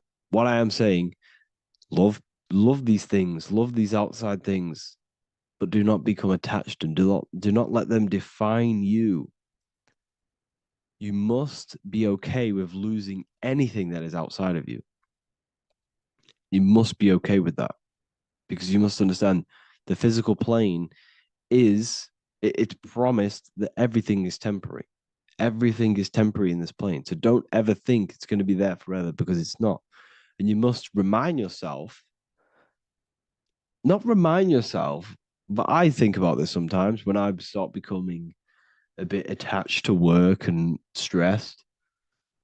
I just remind myself that I'm going to, this is temporary. I'm going to leave this world one day and I'm not going to care. So you must have the balance. Okay. The balance is key. You can go down that right hand path and just fully cut off from the world like a monk and shave off your hair, disconnect from the physical world. You can do that. That's not wrong. There's different paths in life. You have the left hand path, purely physical. You have the middle path, which is balance between the physical and spiritual. Then you have the right hand path, which is monk mode, where you fully disconnect from the world. They shave their hair off to disconnect from the physicality. They meditate for long periods of time. This is what they're doing. They're preparing for death. Monks prepare for death. They understand this. They understand that you don't die. Your inner world is the true world. The inner world is the only world that exists. Everything outside of you is an extension of you. Number two, cleanse the mind. Watch your thoughts. Are they rooted in fear, anger, regret, or craving? Meditation, mindfulness, and inner reflection help purify the mind. The cleaner your thoughts, the lighter your spirit. So your astral body is formed by your thoughts. It's formed by your emotions. If you sit around thinking about eating all day, you're going to have a very heavy astral body. It's going to manifest in the lower planes. But if your mind is thinking about good things with good intentions, love, knowledge, expansion, you're going to manifest even the middle or the higher. And there are ways to even ascend out of your astral body. Yes, you can ascend out of your astral body and out of the mental body, but that's all very advanced, and I'm not going to teach that yet. I'll make another video on that, but you can ascend from them bodies. The astral plane is not the end. You can keep ascending as a soul until you're left with just the pure essence of the soul. But we're going to, anyways, cleanse the mind, reprogram the limiting belief systems, let go of mental attachments. And the way you do this is by getting a piece of paper and writing down every single attachment that you have. And you're going to realize, dude, there's more than you think. Okay. We have to detach from these. We have to. 4, practice presence. Can you sit in silence with yourself? The more at ease you are with your own inner being, the less you'll feel death. The afterlife is just an extension of your inner world. It's so important. This is so, so important. Can you sit with yourself? If you cannot sit with yourself, you have some inner work to do. You have some thoughts to address, some beliefs to address, and some feelings to address. Okay, so practice sitting in the present, meditation, or just literally sit there. and try and be okay with yourself. And if you can't be okay with yourself, then there's something you need to address, whether it's a belief system, whether it's an emotional trauma, or something. This is what we must reshape, refine, and let go of. Live truthfully, speak and act from your soul, not from fear or ego. The more authentic you are, the more aligned you become with your true self, which carries beyond this life. The ego is your mind's perception of itself while being incarnated in this world. It's been shaped by your experiences, your thoughts, your beliefs, and your emotions. So your ego is basically this false thought form that you've created. It's a false layer of yourself that sits on top of your true authentic self. It's basically your physical character. When you were young, you had no ego. You were pure. You had a pure consciousness. But then as you grew older, your ego started to grow, and it still is growing because it was shaped by experiences, things you've gone through, things you said, things you believe, things you think. It's created by you, by your mind. And the ego is close to the word echo. The ego is the echo. It's an echo. It's a layer. It's a false identity. It's a false layer that sits on top of your soul. And if you don't get rid of that ego, if you don't know how, well, not get rid of it, but balance it. If you don't know how to rise above that ego and you die, it's that ego that's going to be pulling down when you die. It's that ego that's going to be your suffering. Okay. 7, connect with the divine, whether through prayer, meditation, tune into something greater than yourself. The connection is the soul's compass beyond this world. If you can meditate and rise above them clouds of thought, that's the soul, that's the observer. We must connect with that. Okay, this will definitely help with just allowing yourself to connect with your true self. Meditation's great because you can just fully detach from the world. And the more you meditate, the more you can prepare for death.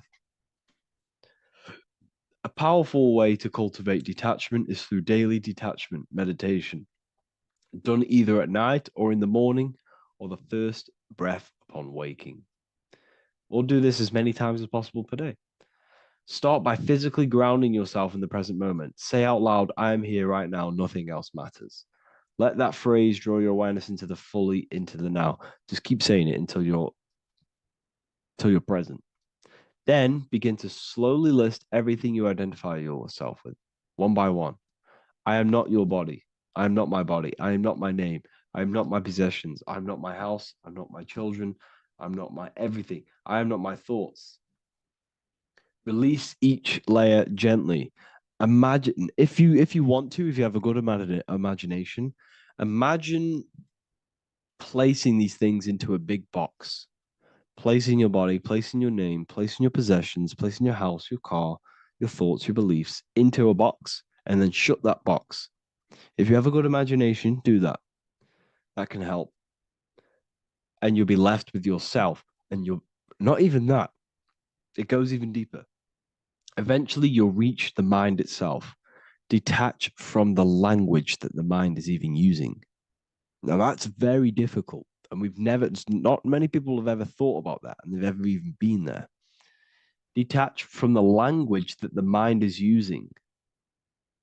Think about that for a second. Your mind is not what you actually think. It goes very deeper. Your mind is not that little voice. It's that voice that the language is using.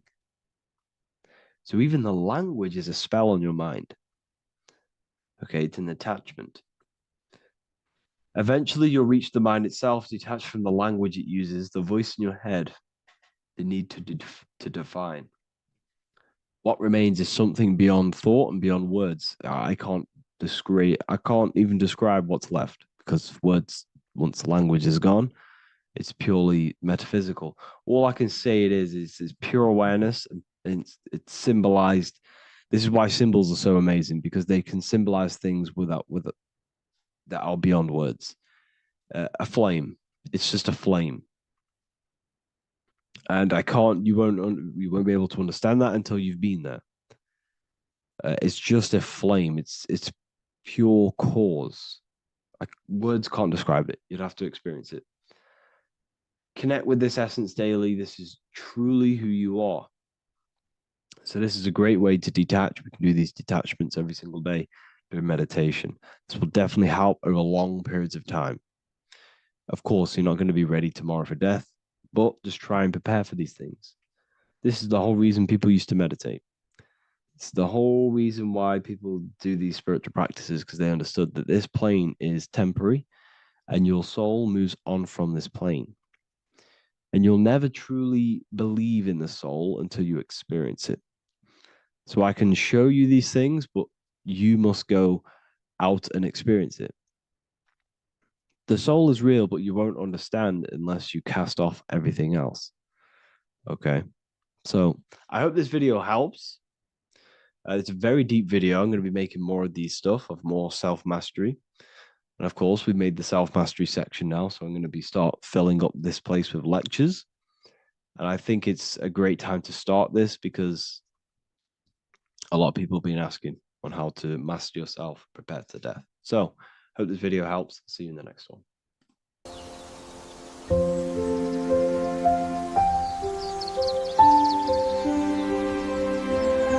bookofwisdom.com. Visit today.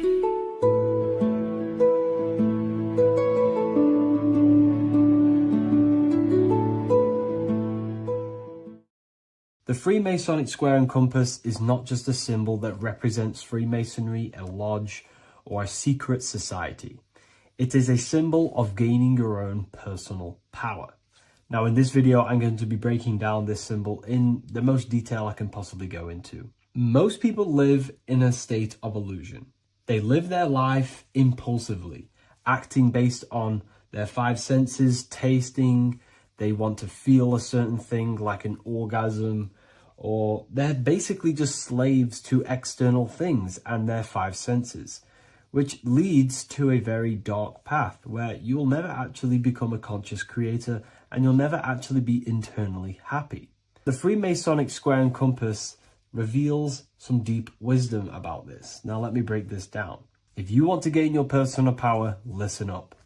The Freemasonic square and compass is a compass which is used to create circles.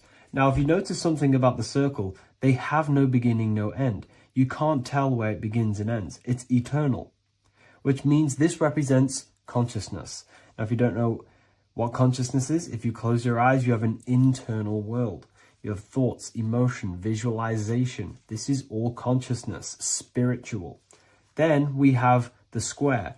The square creates squares or lines, which represents matter. It has a beginning and an end. You can quite see where the beginning of the end is, right? So we can even link this to Leonardo da Vinci, the Vitruvian Man. We see the man in the square with the circle. The circle is the eternal consciousness, and the man is the square, limited to the physical world. But consciousness is not limited. That's why it's outside the square. This is eternal. The body is mortal. The body will die.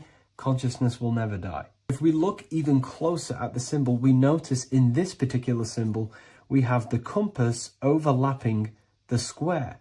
This is very, very symbolic. This represents spirit over matter, also known as mind over matter, consciousness over matter, the circle over the square. Like I mentioned earlier, most people are slaves to their senses. They go through their day and all they do is chase validation and feelings. They eat all day to feel good, which means they're a slave to their taste. They're slaves to their feeling. They masturbate, which means they're a slave to orgasms and external things. They're literally being governed by the external world controlling their internal world. They're literally living life on autopilot. And don't get me wrong, I was guilty of this too. We're all guilty of this when we join this world because we're not taught this sacred knowledge. Until you actually stop and recognize this, you'll be living life on autopilot, literally not even living. You'll be running off subconscious programs, seeking external validation and being ruled by these five senses. The square underneath the compass represents consciousness on top of matter, which means the internal world is controlling the external world. It is the mind controlling matter and not matter manipulating the mind. In the occult and esoteric world, it's very important that you are conscious of every action that you are taking in your day-to-day life. Never act subconsciously. Always be conscious. What are you thinking? What are you acting? What are you giving your attention? All of this is contributing towards creating, because you are a creator. Consciousness is a creative force. You need to make sure that the compass is on top of the square, that your inner world is controlling the outer world and not the outer world controlling the inner. As I've mentioned in many videos before, the internal world of consciousness is what's producing the external world. Your life is just a result of every thought and emotion that you felt in the past. Everything you own, everything you possess, your friends are all reflections of your consciousness. They're all reflections of what you are thinking about. When you change your thinking, your external world starts to rearrange itself. On a basic level, this symbol represents the combination of spirit and matter. You are a spiritual being and a material being. You are heaven, the sky, and earth, the ground. You are heaven and earth, spirit and matter infused into one. You are a bridge between the divine and the earthly worlds. And you can bring down these higher realms of consciousness, thought, imagination, and emotions into a physical, tangible reality. To do this consciously, we need to make sure the external world is not manipulating the inner world.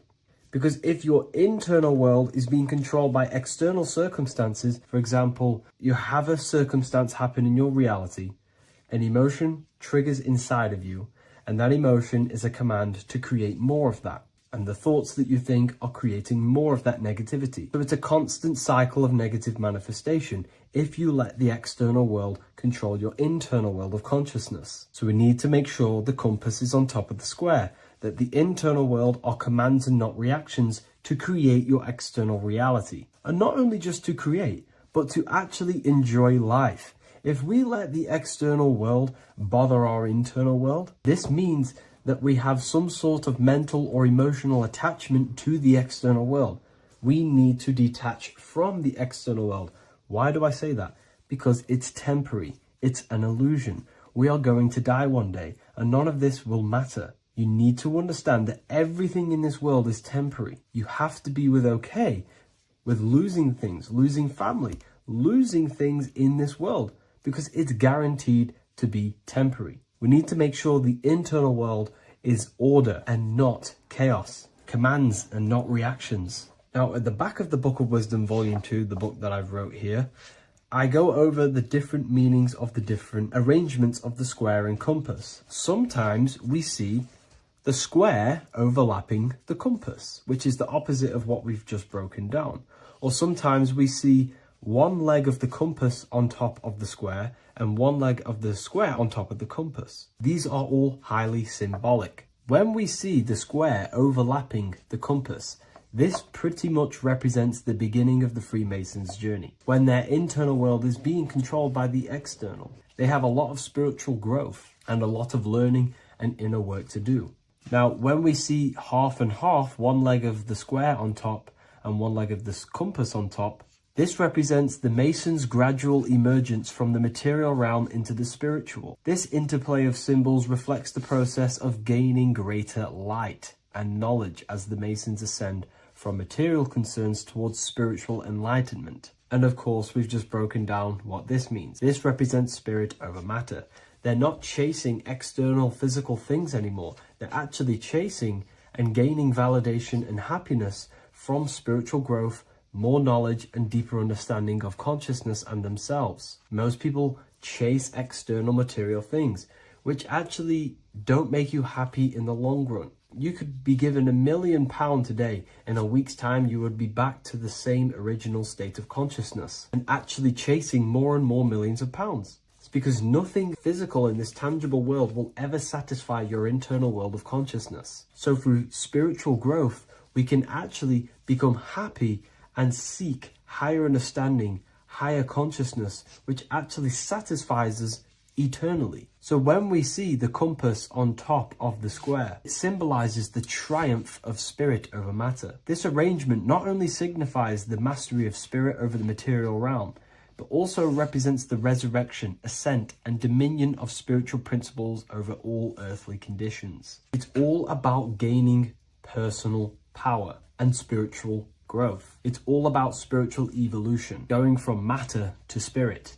The external world controlling the internal world, to the internal world ruling over the external world, where the mind becomes a powerful tool to actually create and command reality. The mind cannot create and command reality if it's being governed and tossed all over the place by external circumstances and thoughts. Here's a quick tip on how to know if your mind is controlling you. If your phone notification goes off and you're working on something, and you instantly go to reach and pick up the phone as soon as the notification goes off, that is an indication that your mind is controlling you and you are not controlling it. The mind is the direction of consciousness. The direction, it directs the flow of your attention, your energy, your consciousness. So to practice to gain mind over matter is simply just meditation, allowing the mind to sit still and focus on one thing for long periods of time. And over time, this will gain mastery over your attention and your mind. If you are on your spiritual path, this should be your goal. Your internal world becoming the master. The mind becoming a vessel for you and not a vessel controlling you. It needs to become a command center and not a reaction. Please like, share this with a friend, and subscribe to the channel if you're new. Leave a link in the description for the Book of Wisdom Volume 2. What if I told you the devil is closer than you think, and it's not actually a real person, force, or spiritual entity outside of you, but a being and an aspect of your own mind and psyche? In this video, you will learn exactly what the devil is and the true esoteric meaning of the devil. The first thing we need to understand is that the universe is a mental universe. Look around you. Every action, every building, everything you see around you was begun first as thought in the mind, then manifested. We use the mind to build and shape our reality. The universe, the world, only exists inside of our mind. Therefore, God and the devil exist inside of our own psyche. So first of all, the devil is not a literal being, but a symbol of the lower self. It represents the unmastered, ego-driven part of the human mind, a symbol of destructive thoughts, emotions, behaviors, lives in realms of chaos, fear, hatred, lust, and ignorance. This is why we see the devil as red, because red is the lowest vibrational color on the color spectrum. It also corresponds with the root chakra, which is all to do with survival instincts. Red represents chaotic and intense emotions like hatred and anger. When we are angry, our face turns red. The devil represents our animalistic fundamental needs, our instinctual needs, our survival state of consciousness. We have a survival state of consciousness and a godly state of consciousness. Our godly state of consciousness is creating, not just experiencing in the animal state, but consciously creating reality.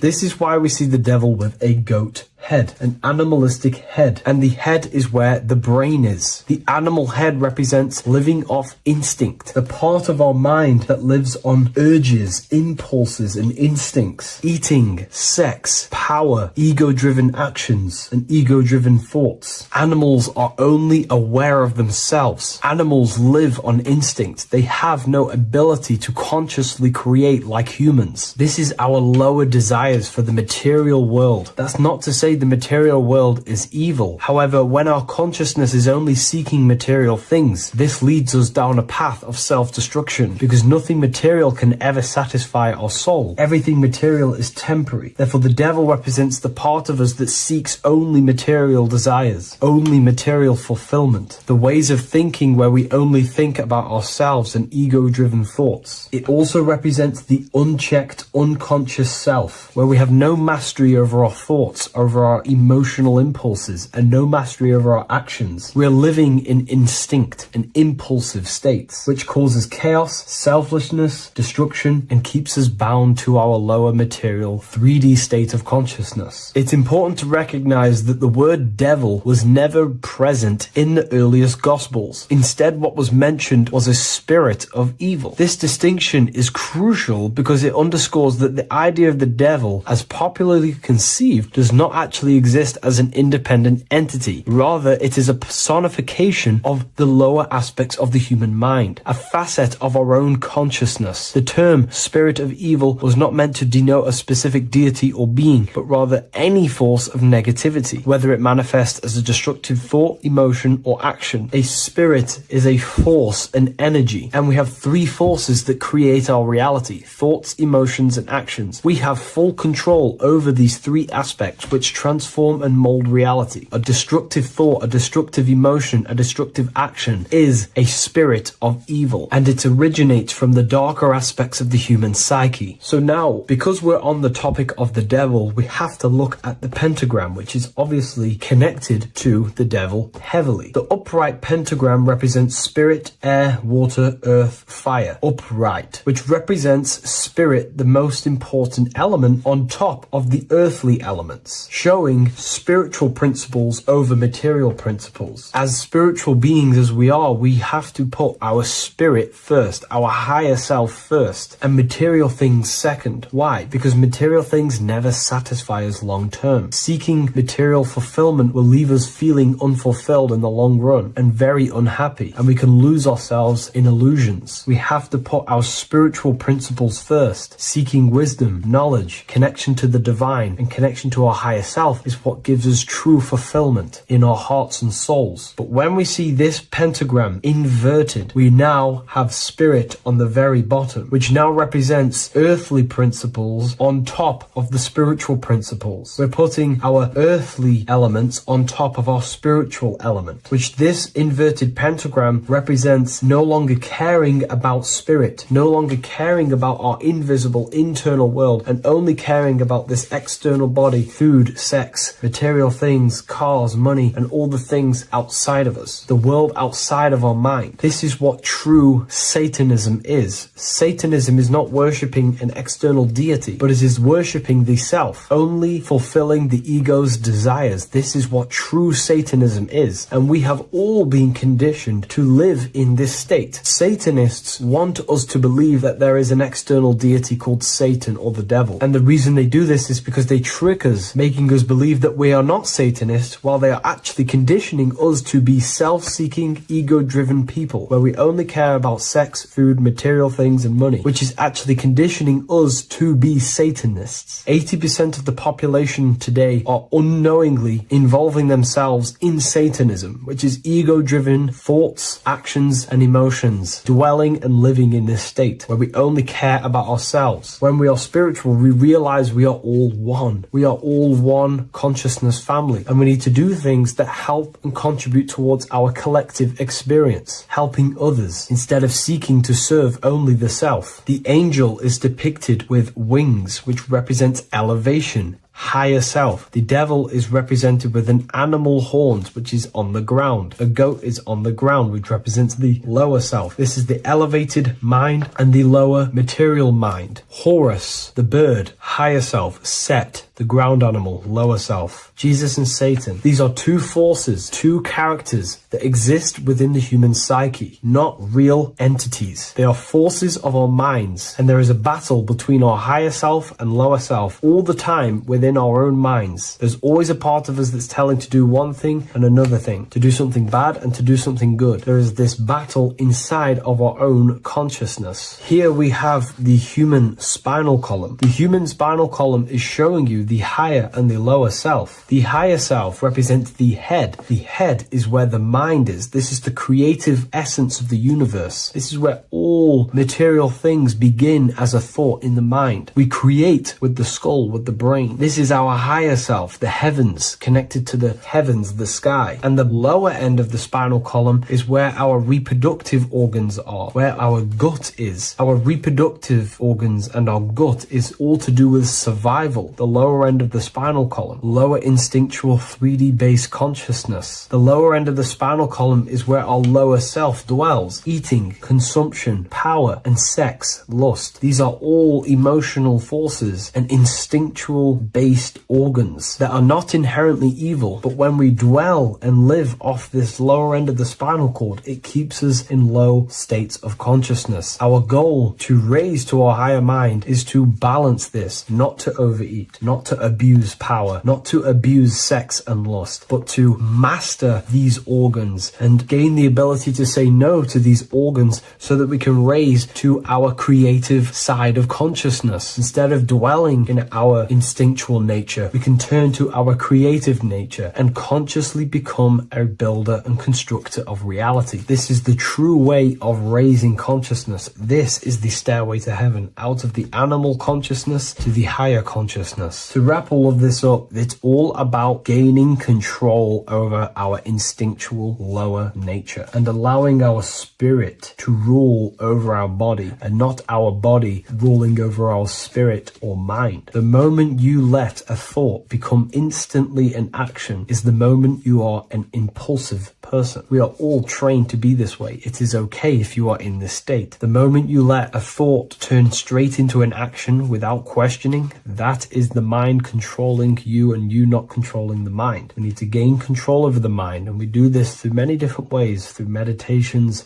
affirmations, and discipline. We slowly gain control over our minds. And once we gain control over our minds, we gain control over our thoughts, and we gain control over the attention that we give certain thoughts. We can then start to uplift our mind, our thoughts, out of our instinctual state to the higher mind. If you wish to learn more about consciousness, I'll leave a link in the description for the Book of Wisdom, Volume 2.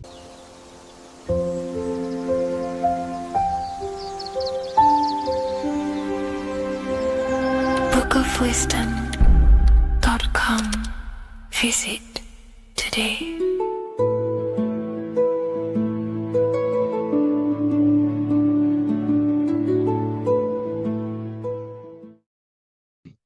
This one secret that is hidden and guarded within secret societies grants you profound power, which can fully transform your life and perspective on reality.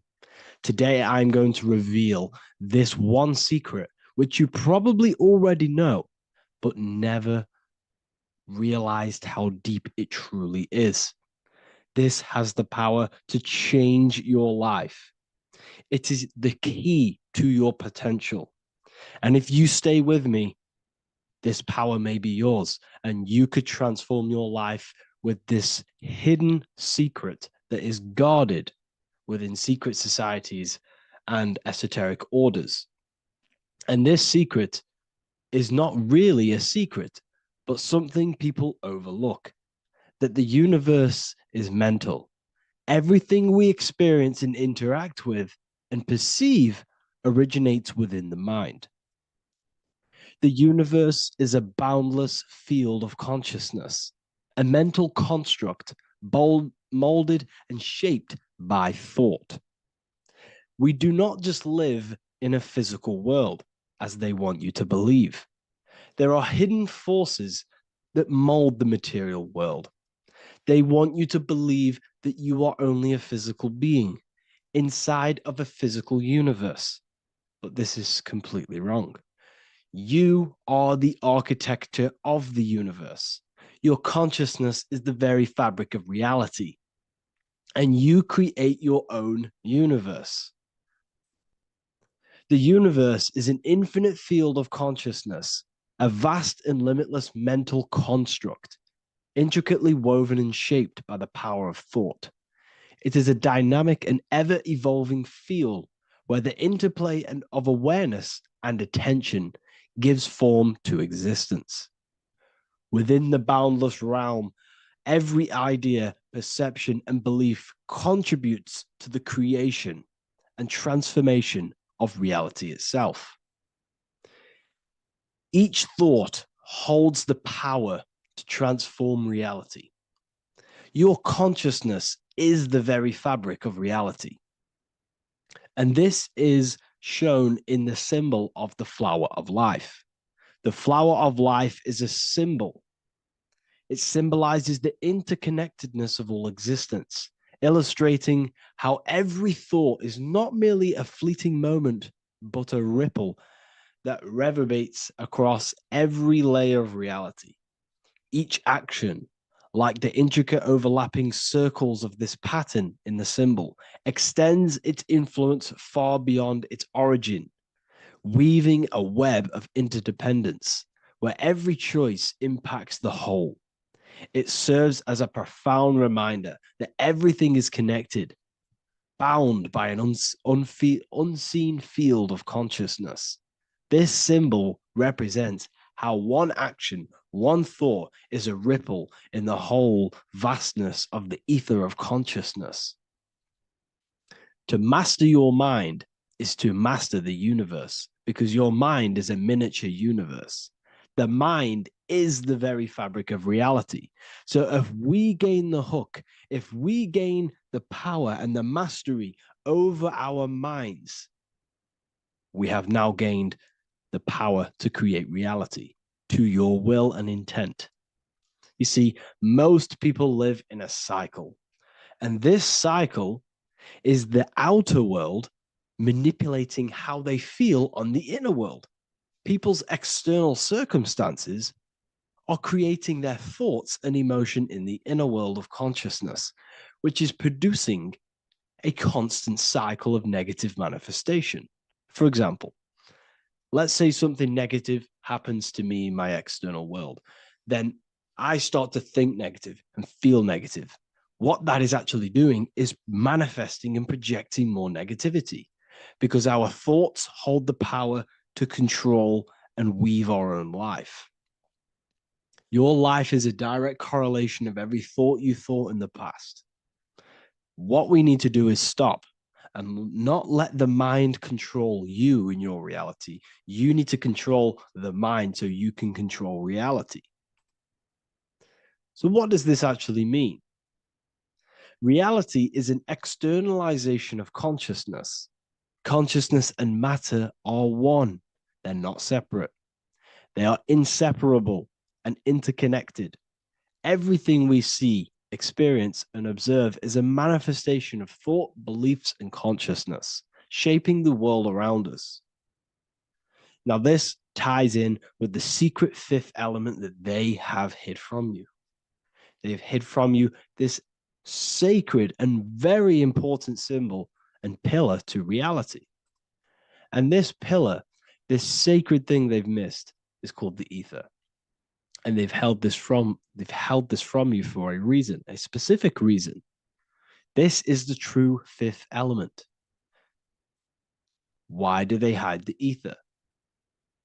Because the ether has the power to shape and manifest whatever we imprint upon it.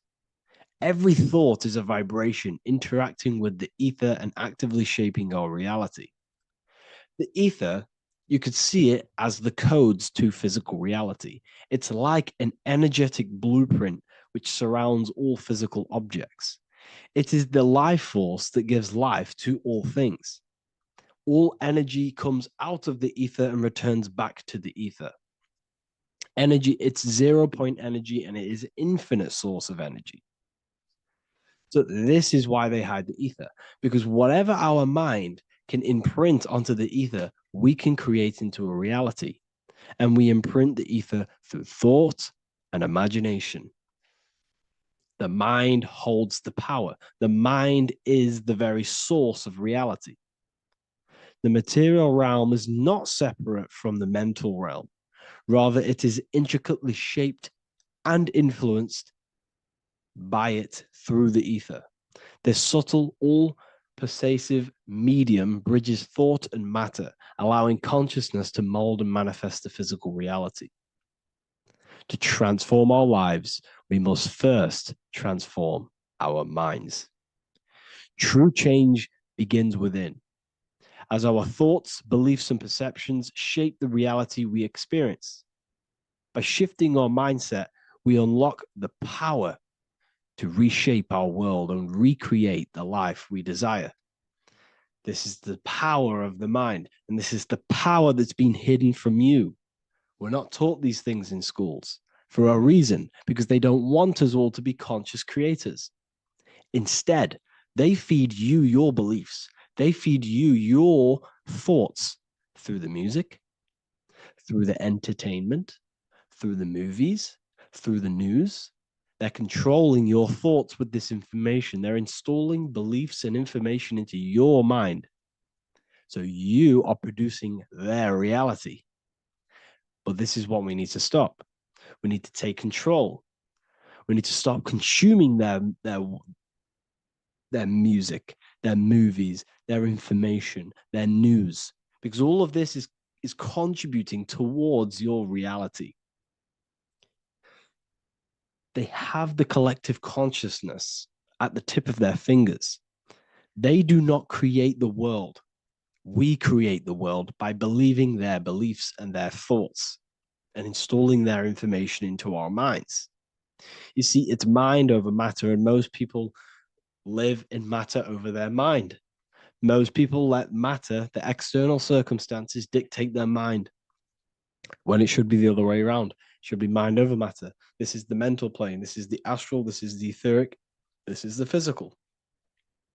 The mind holds power over the emotions, over the imagination, over the physical, and over our spirit. It holds power over everything. It's mind over matter.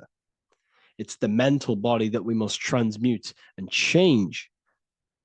Most of us live in a chaotic state of mind, and this is what we must change. Turn chaos into order. So we need to be mind over matter. We need to install this belief into our subconscious. I, Harry B. Joseph, have created the ultimate esoteric school on the earth. As a member, you'll gain access to live mentoring calls twice a week, along with new lectures, books, and exclusive content released every week. Additionally, you'll have a full access to all my life-changing programs. If you're ready to transform your life and start your journey today with me, join Ethereal University. These are the campuses. We have the real lecture sections filled with lectures that you can watch. Manifestation Mastery, which teach you exactly how to reprogram your subconscious mind so you can live that reality. Sexual Alchemy, the path to empowerment of how you can transmute your sexual energy. The Real Library, where you gain access to powerful esoteric books, PDFs. Symbols of Secrets, an amazing course. The course that allows you to see beyond the veil that has been pulled over your eyes, the language of symbolism that secretly rules the world. I teach you how to read symbolism. Esoteric Exchange, live calls. You get to rewatch all of the old live calls. Mindwave Hub, this is a place of binaural beats where you can listen to infinite amounts of binaural beats. So you can meditate to them. Meditation section, numerology, health section, and electromagnetism. This is a life-changing place. And if you are serious, we only accept serious about changing your life and studying the occult and esoteric, this is the place for you. I've been there. I've been on YouTube looking around for valuable information, trying to find good accounts, good channels. It's very hard. I had to go through years of trying to find good information on YouTube. But what I've done is, instead of you searching around everywhere for bits of information and connecting the dots, I've put it all into one big place. You get your binaural beats, you get all the programs you need to walk the path of enlightenment to transform your life. I will connect with you on the inside, and I hope this lesson, this lecture, you gained some information, you gained some power from it. Please like and comment, or don't. It's up to you. If you have any reviews, if you have any ideas of lectures that you know, if you don't understand certain things, make sure to leave a comment and I can make a lecture about it. I can make a video about it for sure. I don't mind taking recommendations for videos. So I thank you all, people. Have an amazing day.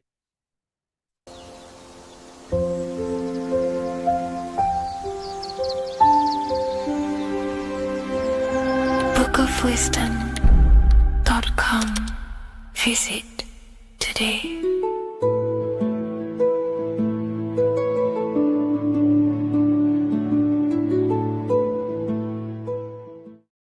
Do the elites actually worship Saturn? In this video, we're going to be discussing the occult and esoteric meaning of the 7 planets and the abuse of the Saturnic energy within today's world. This will help you gain a deeper understanding of reality, yourself, how you create reality, and what these 7 planetary energies actually truly are. In order to understand anything within the universe, we have to understand the law of correspondence, the law of as above, so below. There is one consciousness expressed in infinite forms. Me, you, the squirrel, everyone who possesses consciousness within this universe is an expression of the one divine consciousness, what we like to call Source, God, or the grand architect of the universe. We have to understand there is a large scale, but the large scale is mirrored in the small scale. If we look at lightning, this is a large scale. This is the macrocosm. Then we go a bit smaller to the trees. We see the same pattern. Then we look a little bit smaller into the human body. We see the same pattern of the nervous system. Then if we zoomed into the microcosm, brain cells, we still see the same pattern. This reveals the universe is a fractal universe. The large is reflected in the small. And this is the symbol of the Fibonacci sequence, which represents this as above, so below principle. The big spiral represents the macrocosm, but then this spirals into the tiny spiral. This symbol goes for eternity, never touching, never finishing. The large is mirrored in the small. With understanding this, we can realize that we are a microcosm of God. We are our own universe. We are our own world. Your body is the earth. Your mind is the mind of God, just in a smaller version. You are a drop in the ocean of the vast collective consciousness. With that being said, everything you see outside of you is inside of you. As above, so below. The 7 planetary energies on a macrocosmic scale are the 7 energies that form the physical world. The physical dimension is crystallized thought. Everything you see around you was thought made manifest. Thought imagined, then created in the physical reality. Therefore, these 7 planetary energies are 7 astral forces that create and weave the material existence. For example, if we look at a tree has 7 categories of consciousness, 7 creational forces that create the tree. This is the reason why we have 7 days of creation in the Bible. This is the reason why we have 7 days of the week for the 7 planetary energies. Monday is for the moon, Mars is for Tuesday, Mercury for Wednesday, Jupiter for Thursday,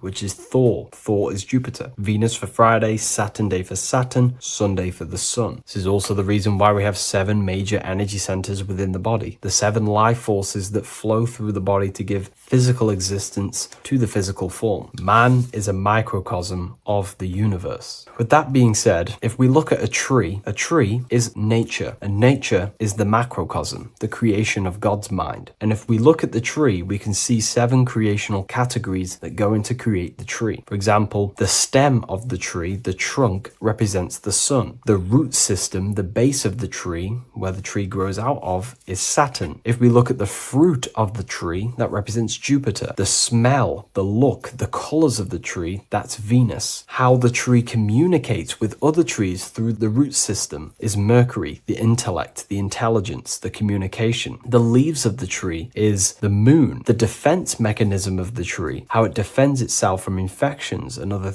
territories, is Mars. So we can see all physical matter, all physical creation demands these 7 categories of consciousness, these 7 planetary forces. But again, that is the macrocosmic scale. The macrocosm is reflected in the microcosm, which means you have access to these forces, these 7 planetary energies, and you use them to create anything in reality. You've been using them maybe unconsciously your whole life. For example, this book that I've created, the Book of Wisdom Volume 2, you can find it in the bio if you're interested in reading it. It has the 7 planetary forces that go into this tree, into this book. I used the sun, which is my passion and my drive to take actions. I used Mercury, which is my intellect, my thinking, my communication. I used Venus, the layout, the look of the book. I use Mars, my defense of my work, my trademark, my copyright. I use Saturn. Saturn is my time, my discipline, my attention. I use Jupiter, which is the why, the reason why I created it. I used the moon, which is my care. My care is the generative force. Whatever you create in your reality is because you care. You care about keeping a house above your head. Therefore, you go to work and earn money. Care is the driving force to create anything in reality. What you see right now watching this video is because you care about watching this video. If you lose care about watching the video, you will turn it off and continue to do something else. All creation demands these 7 forces, hence why we have here a midsection. Sometimes we see the symbol of the earth, which is a circle and a cross in the middle, because these 7 forces create earth. But again, this video is specifically aimed to Saturn. We're going to be discussing Saturn's Saturnic energy because there is a lot of misunderstanding in today's world. And I'm going to give my perspective and my research on the energy of Saturn and how we use it and how it's being abused in today's world. Saturn externally, because remember, we have an external world, an internal world, a macro and a micro. Saturn externally in the material plane governs the foundational and enduring aspects of existence, such as the roots of plants, the bones of our body, even the insects that dwell beneath the ground. It represents the dull, hard, unyielding forces of life, symbolizing structure, limitation, and conditioning. Under Saturn's influence, things become rigid, bound by the god of time, bound by restriction and boundaries. In Roman mythology, Saturn is revered as the god of time, ruling over the cycles, beginnings, and endings. This connection with this emphasizes Saturn's role in marking the passages of life, aging,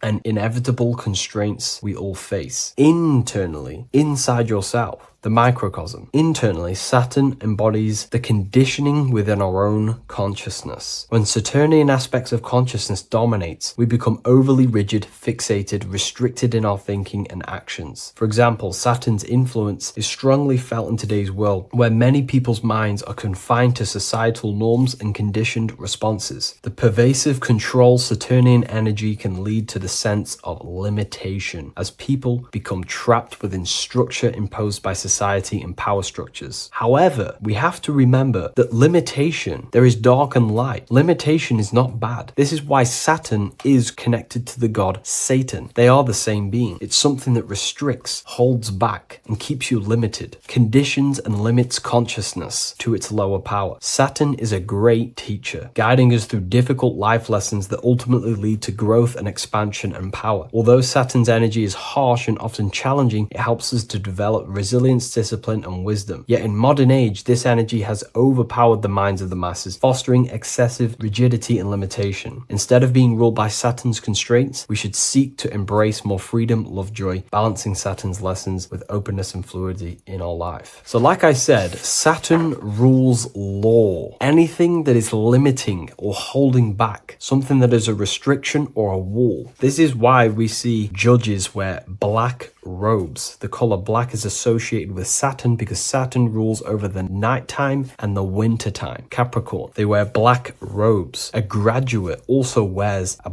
black robe with a black square cap on its head because black is associated with Saturn, restriction, limitation. University graduates wear this. Personally, not to offend anyone, these educational systems that we have in today's world are not here to give you power, to find you the power of consciousness or yourself. They are simply to restrict you, to keep the mind limited in a certain belief system. That's not to say the things in university are completely useless, but what I'm saying is it is a conditioning by the educational system. And if we actually look at the top of the hat, it's a square over a circle. And in Freemasonry, we see the compass on top of the square. In Freemasonry, we see the square underneath the compass on top of the square. The square creates squares and the compass creates circles. This is symbolizing the square, which is matter, the circle, which is spirit, matter over spirit when it needs to be spirit over matter. This is a symbol of conditioning, limiting the mind into being locked in the 5 senses and base consciousness. Saturn's energy is keeping people restricted. This is why there is so much Saturn symbolism in today's world, because Saturn is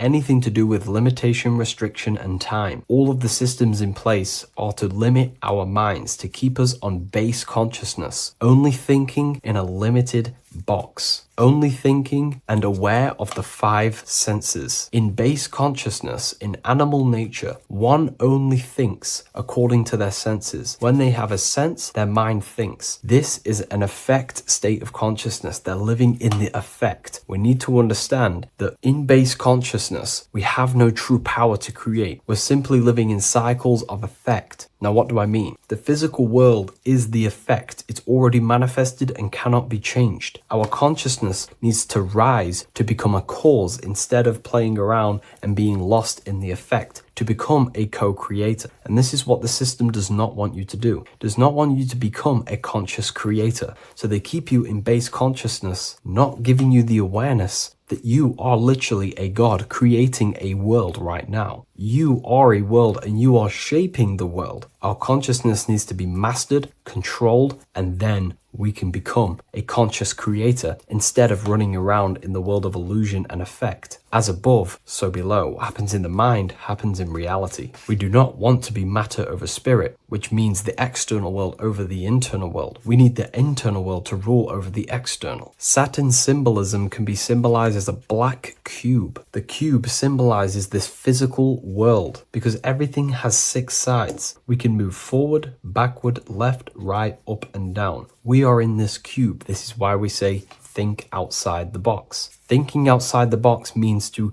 become a cause and not an effect. The mind needs to be a cause, an instruction center, and not just thoughts that are reinforcing the effect and lost in the effects of the material world. Instead of reacting, we need to become a commander. This is a symbol of conditioning and the physical plane. Black is dull, lifeless. The physical world is lifeless. It has no power to create. It has no power to do anything. It is simply a projection and an effect. You, the mind, consciousness, are the cause. You can create the effect. In today's system, Saturn's energy is heavily relied on, which is just simply man-made laws, restrictions, time wasting, and keeping people in base consciousness, only aware of the physical 5 senses. Let's get something straight about the elites. They do not worship Saturn. There is nothing to worship. They simply use the energy of Saturn to keep people limited. They're not using the planet Saturn, but they're limiting people in their belief systems and physically where they can go, restricting boundaries, countries, restricting people's minds through mass media, which is all symbolism of limitation and restriction of Saturn. They're not worshipping it, they're using it and abusing it. Saturn could be anything in your mind that keeps you limited. If you have a limited thought that does not allow you to take action on something, that is a Saturnic energy within your own mind. Anything that is indoctrination, anything that is boundaries on you, that is a Saturnic energy. Some people say that the Saturn and the moon are working together to trap our soul. This is highly symbolic. Saturn and the moon are not forming a matrix to trap your soul and keep you reincarnated. Again, this is symbolic, and in the esoteric version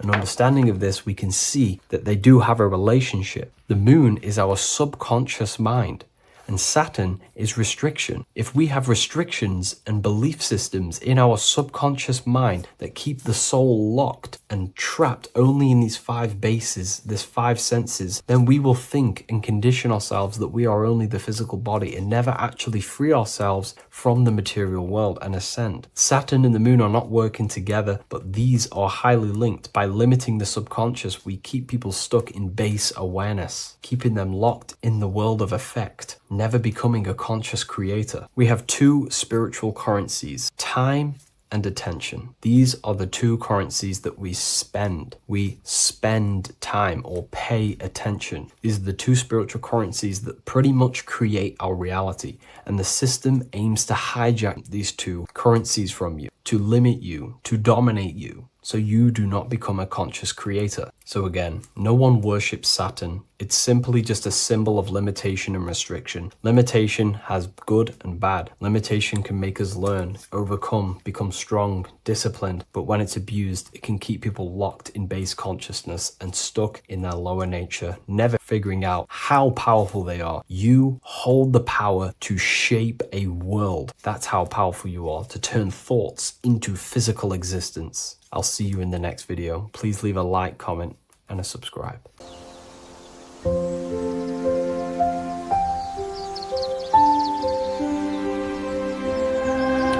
www.fountainofwisdom.com. Visit today.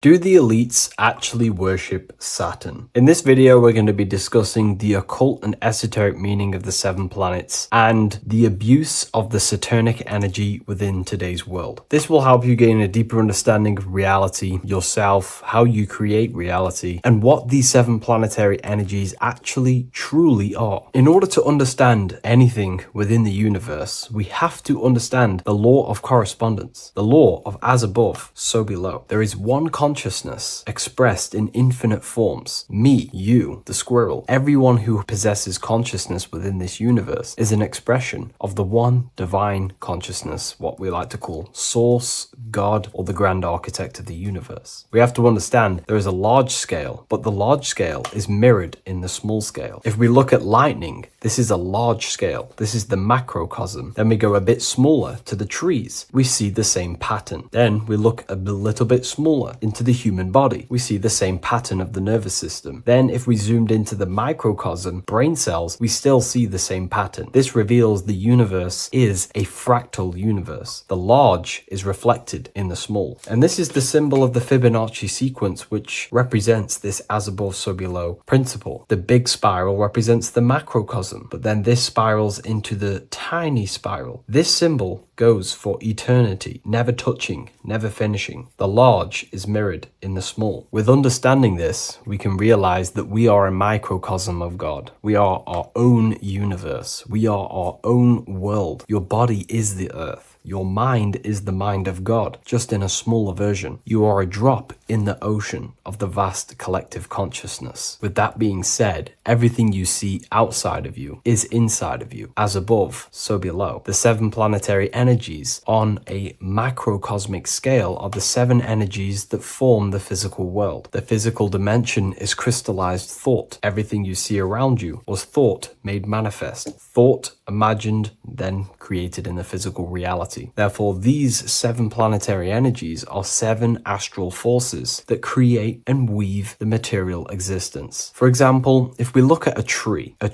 has 7 categories of consciousness, 7 creational forces that create the tree. This is the reason why we have 7 days of creation in the Bible. This is the reason why we have 7 days of the week for the 7 planetary energies. Monday is for the moon, Mars is for Tuesday, Mercury for Wednesday, Jupiter for Thursday, which is Thor. Thor is Jupiter. Venus for Friday, Saturn day for Saturn, Sunday for the sun. This is also the reason why we have 7 major energy centers within the body. The 7 life forces that flow through the body to give physical existence to the physical form. Man is a microcosm of the universe. With that being said, if we look at a tree is nature, and nature is the macrocosm, the creation of God's mind. And if we look at the tree, we can see 7 creational categories that go into create the tree. For example, the stem of the tree, the trunk, represents the sun. The root system, the base of the tree, where the tree grows out of, is Saturn. If we look at the fruit of the tree, that represents Jupiter. The smell, the look, the colors of the tree, that's Venus. How the tree communicates with other trees through the root system is Mercury, the intellect, the intelligence, the communication. The leaves of the tree is the moon. The defense mechanism of the tree, how it defends itself from infections and other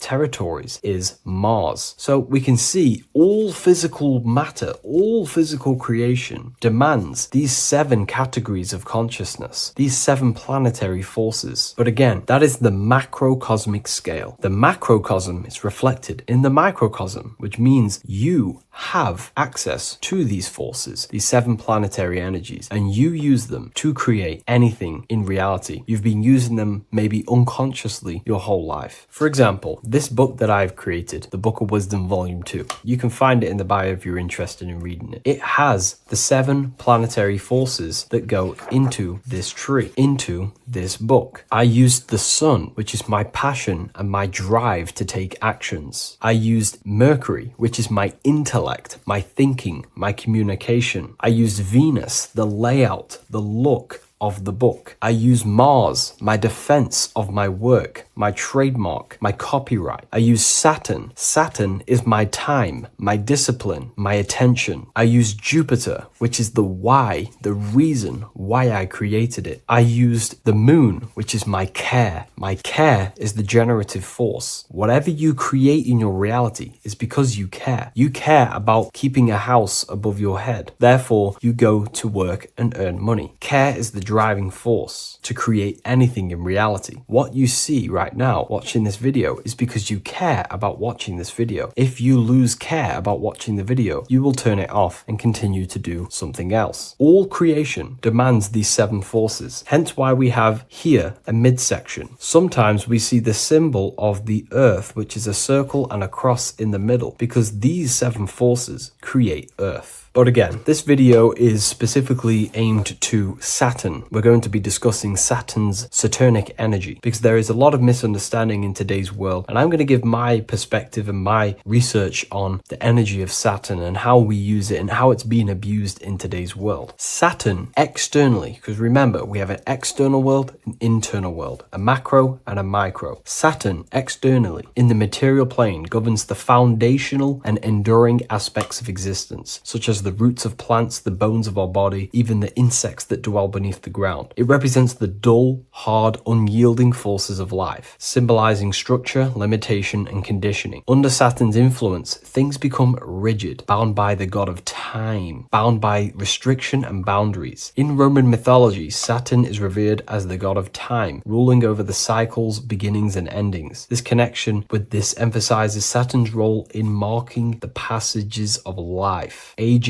and inevitable constraints we all face. Internally, inside yourself, the microcosm. Internally, Saturn embodies the conditioning within our own consciousness. When Saturnian aspects of consciousness dominates, we become overly rigid, fixated, restricted in our thinking and actions. For example, Saturn's influence is strongly felt in today's world, where many people's minds are confined to societal norms and conditioned responses. The pervasive control Saturnian energy can lead to the sense of limitation, as people become trapped within structure imposed by society and power structures. However, we have to remember that limitation, there is dark and light. Limitation is not bad. This is why Saturn is connected to the god Satan. They are the same being. It's something that restricts, holds back, and keeps you limited, conditions and limits consciousness to its lower power. Saturn is a great teacher, guiding us through difficult life lessons that ultimately lead to growth and expansion and power. Although Saturn's energy is harsh and often challenging, it helps us to develop resilience, discipline, and wisdom. Yet in modern age, this energy has overpowered the minds of the masses, fostering excessive rigidity and limitation. Instead of being ruled by Saturn's constraints, we should seek to embrace more freedom, love, joy, balancing Saturn's lessons with openness and fluidity in our life. So like I said, Saturn rules law. Anything that is limiting or holding back, something that is a restriction or a wall. This is why we see judges wear black robes. The color black is associated with Saturn because Saturn rules over the nighttime and the winter time. Capricorn, they wear black robes. A graduate also wears a black robe with a black square cap on its head because black is associated with Saturn, restriction, limitation. University graduates wear this. Personally, not to offend anyone, these educational systems that we have in today's world are not here to give you power, to find you the power of consciousness or yourself. They are simply to restrict you, to keep the mind limited in a certain belief system. That's not to say the things in university are completely useless, but what I'm saying is it is a conditioning by the educational system. And if we actually look at the top of the hat, it's a square over a circle. And in Freemasonry, we see the compass on top of the square. In Freemasonry, we see the square underneath the compass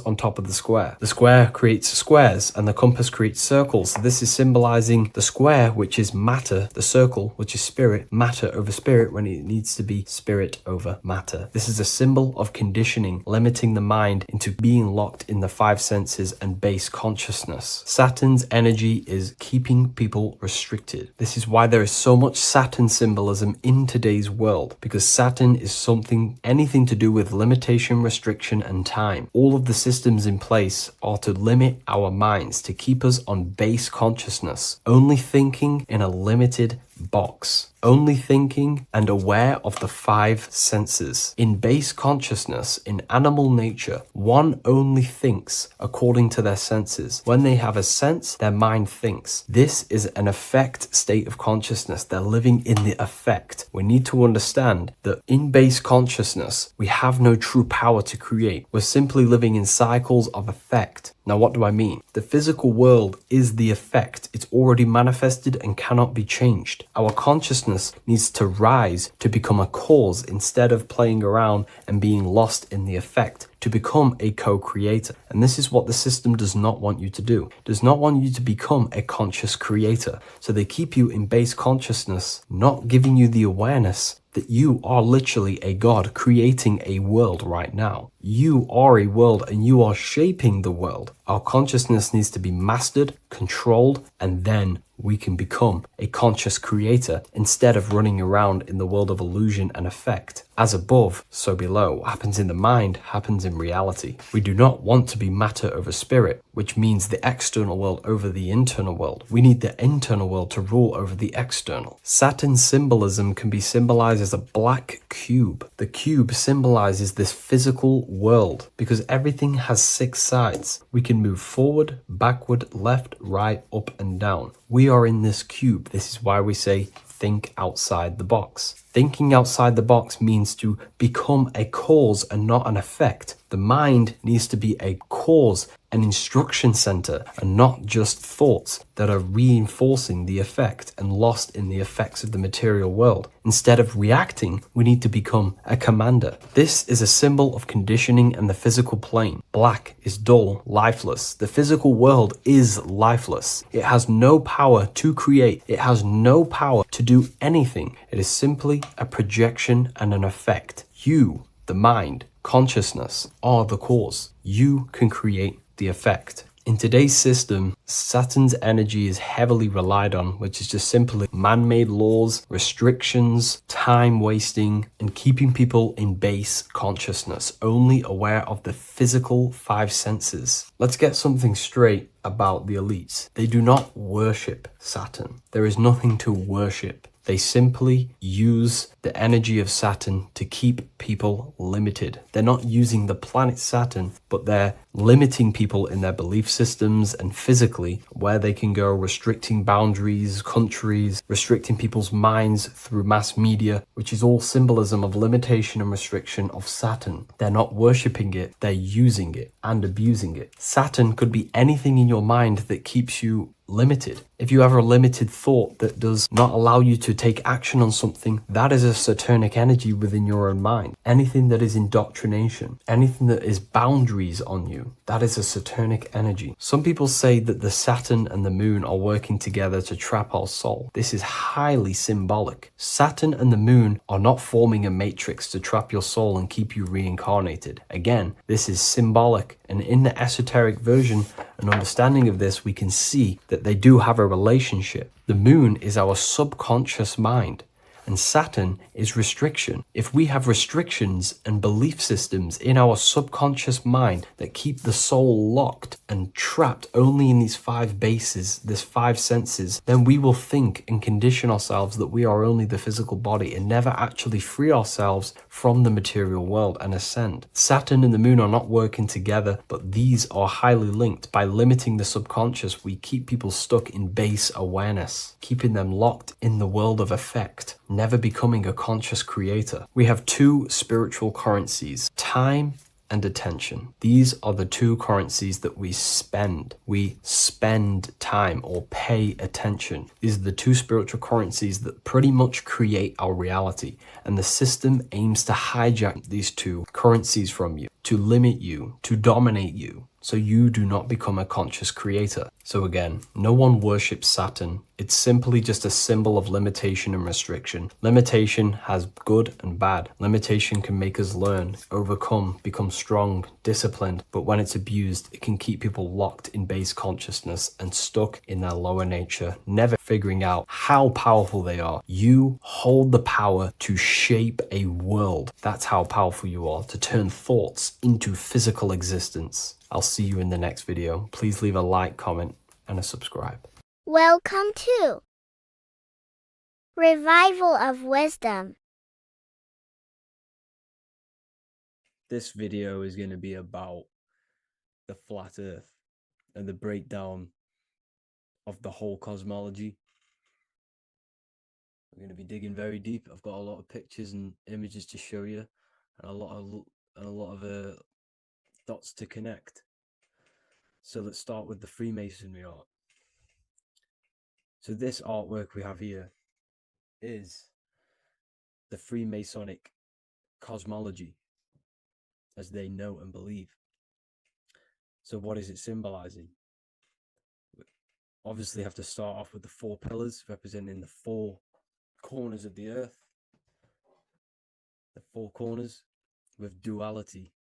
You see, there's everything on earth. There's good and evil. Good, evil, positive, negative.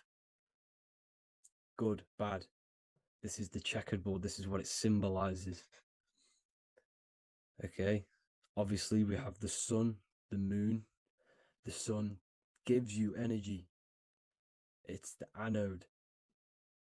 The moon is the cathode. It's the opposite. It takes your energy. So therefore, you become sleepy when the moon comes out. You see, everything on Earth, everything in the universe is balanced. There's complete balance symbolized by duality. There's always 2 opposites. We have the all-seeing eye,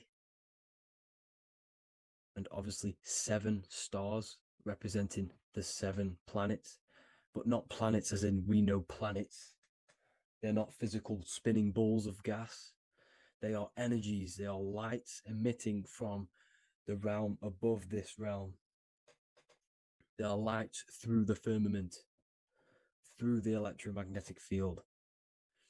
So let's go through that again. The 4 corners, duality, positive and negative, cold, dry. Everyone on Earth has an opposite. Everyone, there's 2.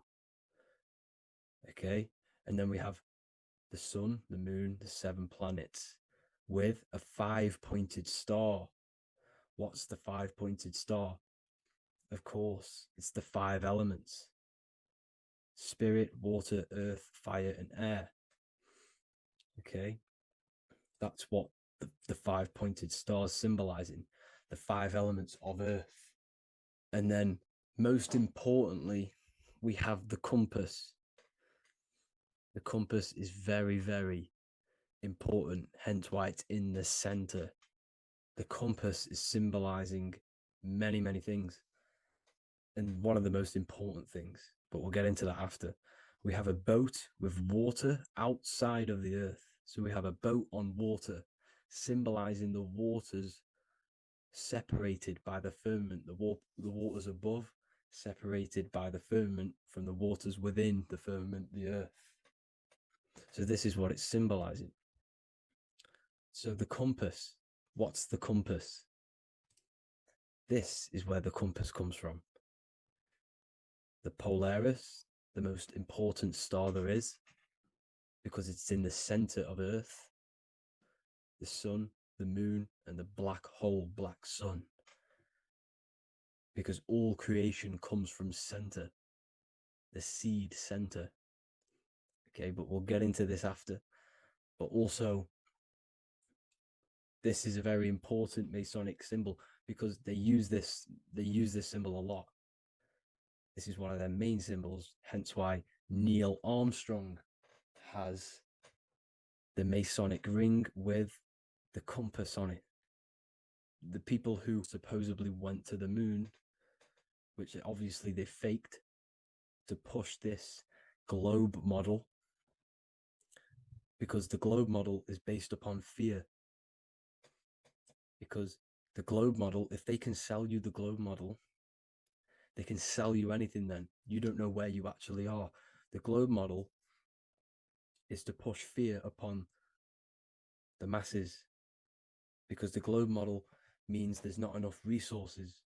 There's also risks of asteroids hitting the planet. There's also risks of space extraterrestrial invasions, global warming, asteroids. You see, this is all the fear that they can gain of selling you the globe model. Okay, because they don't want you to know that this is an intelligent design. And also, they're hiding God, the creator, the source. This is why they are satanic. They are opposites. They are lefty, Lucifer, right, righteous, godly. Hence why they do the symbolism on their eyes. 666. This is another famous, what's it called? Sorry, famous astrologer, astronaut. This is another famous astronaut doing 666, showing that he's in the alliance of the occult. But even look at their 10th anniversary stamps.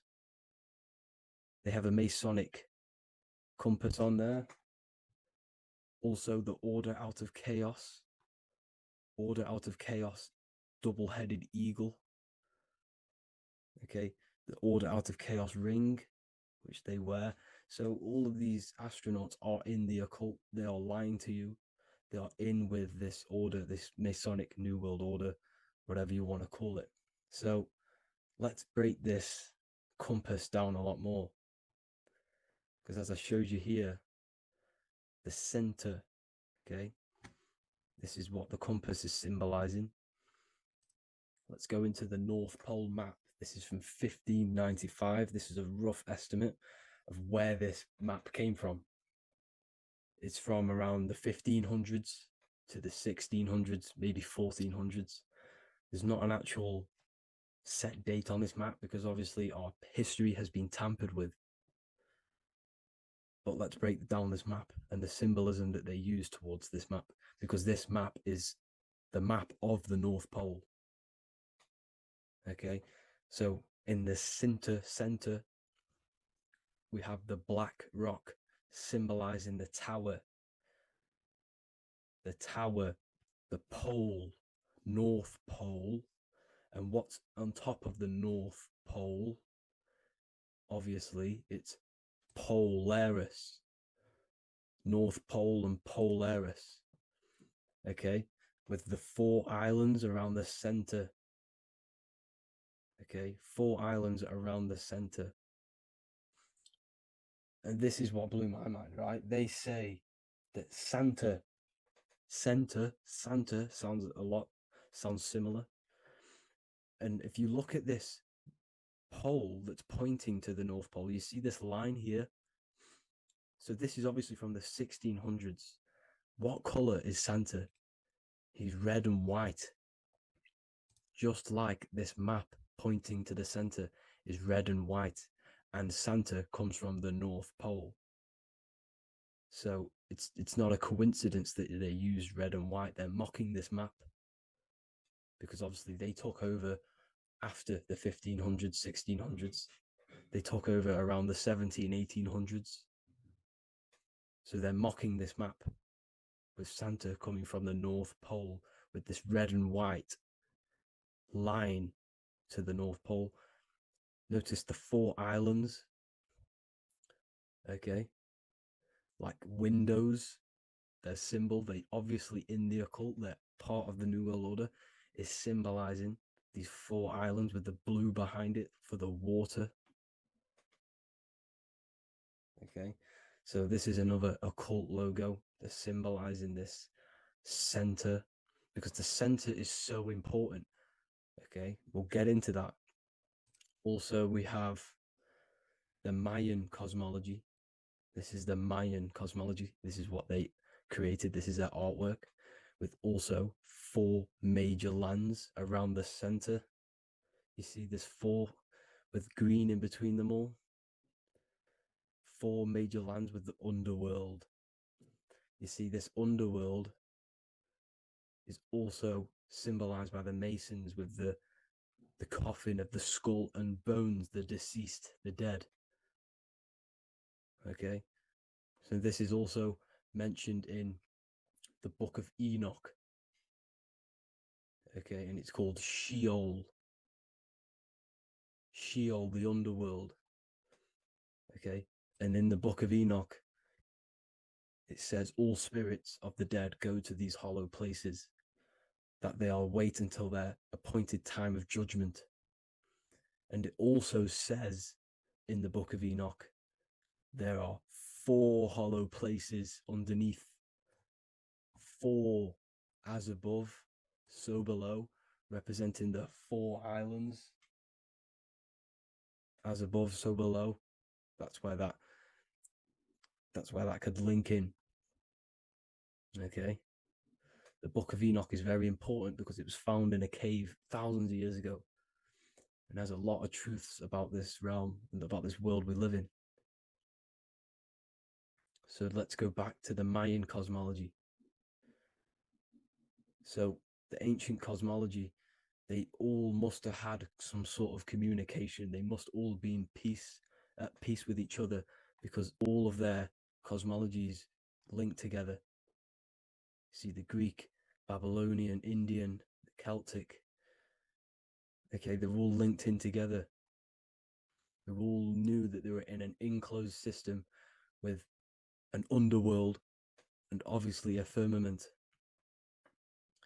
Okay, so this is what they all knew. They all must have had some sort of communication. They were a lot more advanced than us. They knew the center of the realm. Okay, and obviously the United Nations flag also symbolizes their center. You see how it has like a grid with a circle around the center. It's symbolizing that center of the realm, because that center of Earth is so important. The United Nations flag, all have it. See, some different ones will have that circle around the center. Because the center is the seed. All things come from a center. So the torus field is so important because it is the spark of life. It's the building blocks of the universe, this creation. Because all things have a torus field. Just like an apple with what's in the center of an apple, a seed. Because the center is where the energies hold, is where the energies meet, and it creates that spark of life. Just like your heart is the center of your body, and it has an electromagnetic field. Because the center, all things come from the center. So this is why the North Pole is so important, because this is why it's so important, because this is where the creation sparked from, the center. This is where the most electromagnetic energy is stored. So this is why the northern lights come from the center. It's electromagnetic energy. This is what the northern lights are. It's being emitted from this black hole in the center. Okay? And obviously, what else is on the center? Polaris. Polaris is the center star. Okay? So the center star is what sits on top of this North Pole, Polaris, because it's a pole of electromagnetic energy, symbolized as a black rock, a black hole, pole. You see, because all creation comes from void. Light is born from darkness. Without light, darkness can't be born from light. You see, but light can be born from darkness. This is why darkness is so important. And this is why there's a black hole in the center of our realm, like the black sun. The black sun, the Polaris star, the North Star. You see, so this is this North Pole, Polaris. This is what they're talking about. And this is why compasses are an 8-pointed star, because Polaris is symbolized as an 8-pointed star. This is where a compass will point you to. It will point you to that center. So notice how a compass has this black hole in the middle. You see? And it will point you to this meeting point, the north, because in the center is the center of the torus field of the Earth. This is where the most electromagnetic energy is. You see, everything gets sucked into the black hole. Okay, this whole reality is being projected from that center point, just like your eyes suck in light. It's a black hole. Your eyes suck in the light of this light being emitted from this center place, this electromagnetic energy at the center, which is the seed of everything, of everyone. You see, just like an apple has the seed in the center in darkness, because in the center of the apple, it's dark. It's black. It's pitch black. But that's where the seeds are. That's where the life is. But Polaris is so important because it's that center star which lines up. It is the pole, it's the top of the pole of the torus field. So Polaris would be here at the very, very top. And this is where the compasses point you to. And this is why the Star of Ishtar, the 8-pointed star of the Sumerians, also talked about this 8-pointed star, and it's called the Star of Ishtar. Okay, and who is Ishtar? Ishtar is the goddess. Okay, so she's not a male, she's a female, because every creation is brought through a female, a womb. Every single human on earth is brought through the womb, the sacred feminine energy. And the womb is pure darkness. There's no light in a womb, just like the center of our realm. It's a black hole. Okay, and guess what? She's the god of fertility and sexuality. She is responsible for all life. Okay, so the Star of Ishtar is the Star of Polaris, which is symbolizing the responsibility for all life, the center of our realm, the black sun, the black hole. Okay, so this is what that god of Ishtar of the Sumerians is talking about, the goddess, the womb, the seed of creation. So this would be the portal, more than likely the portal in and out of our realm, because it's the top of the torus field. And what's above this realm is the heavens.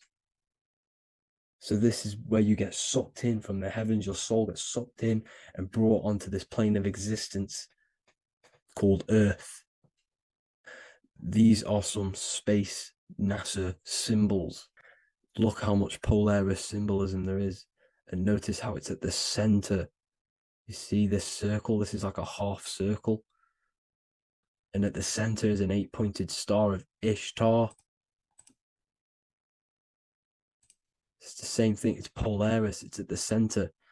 And notice on some of these, look, this one is a bear holding the key and an arrow pointing to the Polaris star, so that they hold the key to Polaris. And another one with like a demon holding a key to the what? Polaris on top of him. Also an eagle, which is a Masonic symbol, the eagle holding a key on top of the center, you see. And notice how there's an arrow going up to the Polaris and an arrow down, as above, so below, to Earth. So you can go out to Earth, out of Earth, and into Earth through Polaris. And the eagle holds the key. You see? The eagle holds the key, just like this demon dragon holds the key to Polaris. And look at this one, Earth, with an arrow up to Polaris, the 8-pointed star. So Polaris is more than likely that portal which the Anunnaki used, the Sumerian gods used, because the Anunnaki symbol is also an 8-pointed star. Okay.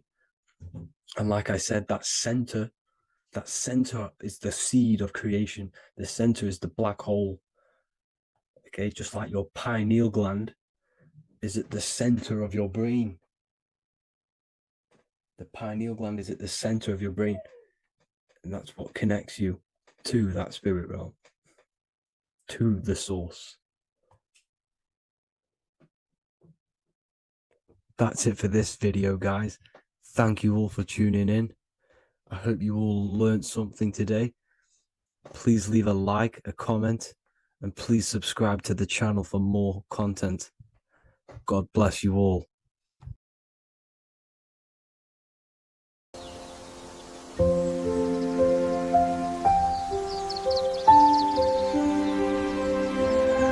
bookofwisdom.com. Visit today.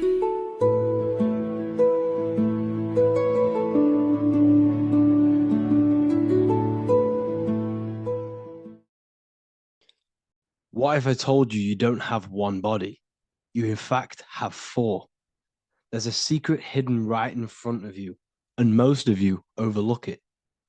And by learning these teachings today, this will change your perspective on life, on yourself, and completely change the conception of yourself. This is the key to your highest potential. If you stay with me today, you will find secrets about yourself that will change your life. But I warn you, once you step this path of esoteric knowledge, there's no going back. Once you see, you can't unsee. So stay with me, and we will discuss the four bodies of your soul and how you can master yourself to reach your highest potential. The first thing we must understand is that there is a sun. And just like the sun gives life to the earth, there is this life force within the sun that gives life to all matter. We must understand that that matter itself is dead. It has no life potential. It has no ability to create or destruct anything. All of the life comes from above, from the sun, from the life-giving power of this infinite energy source we call the sun.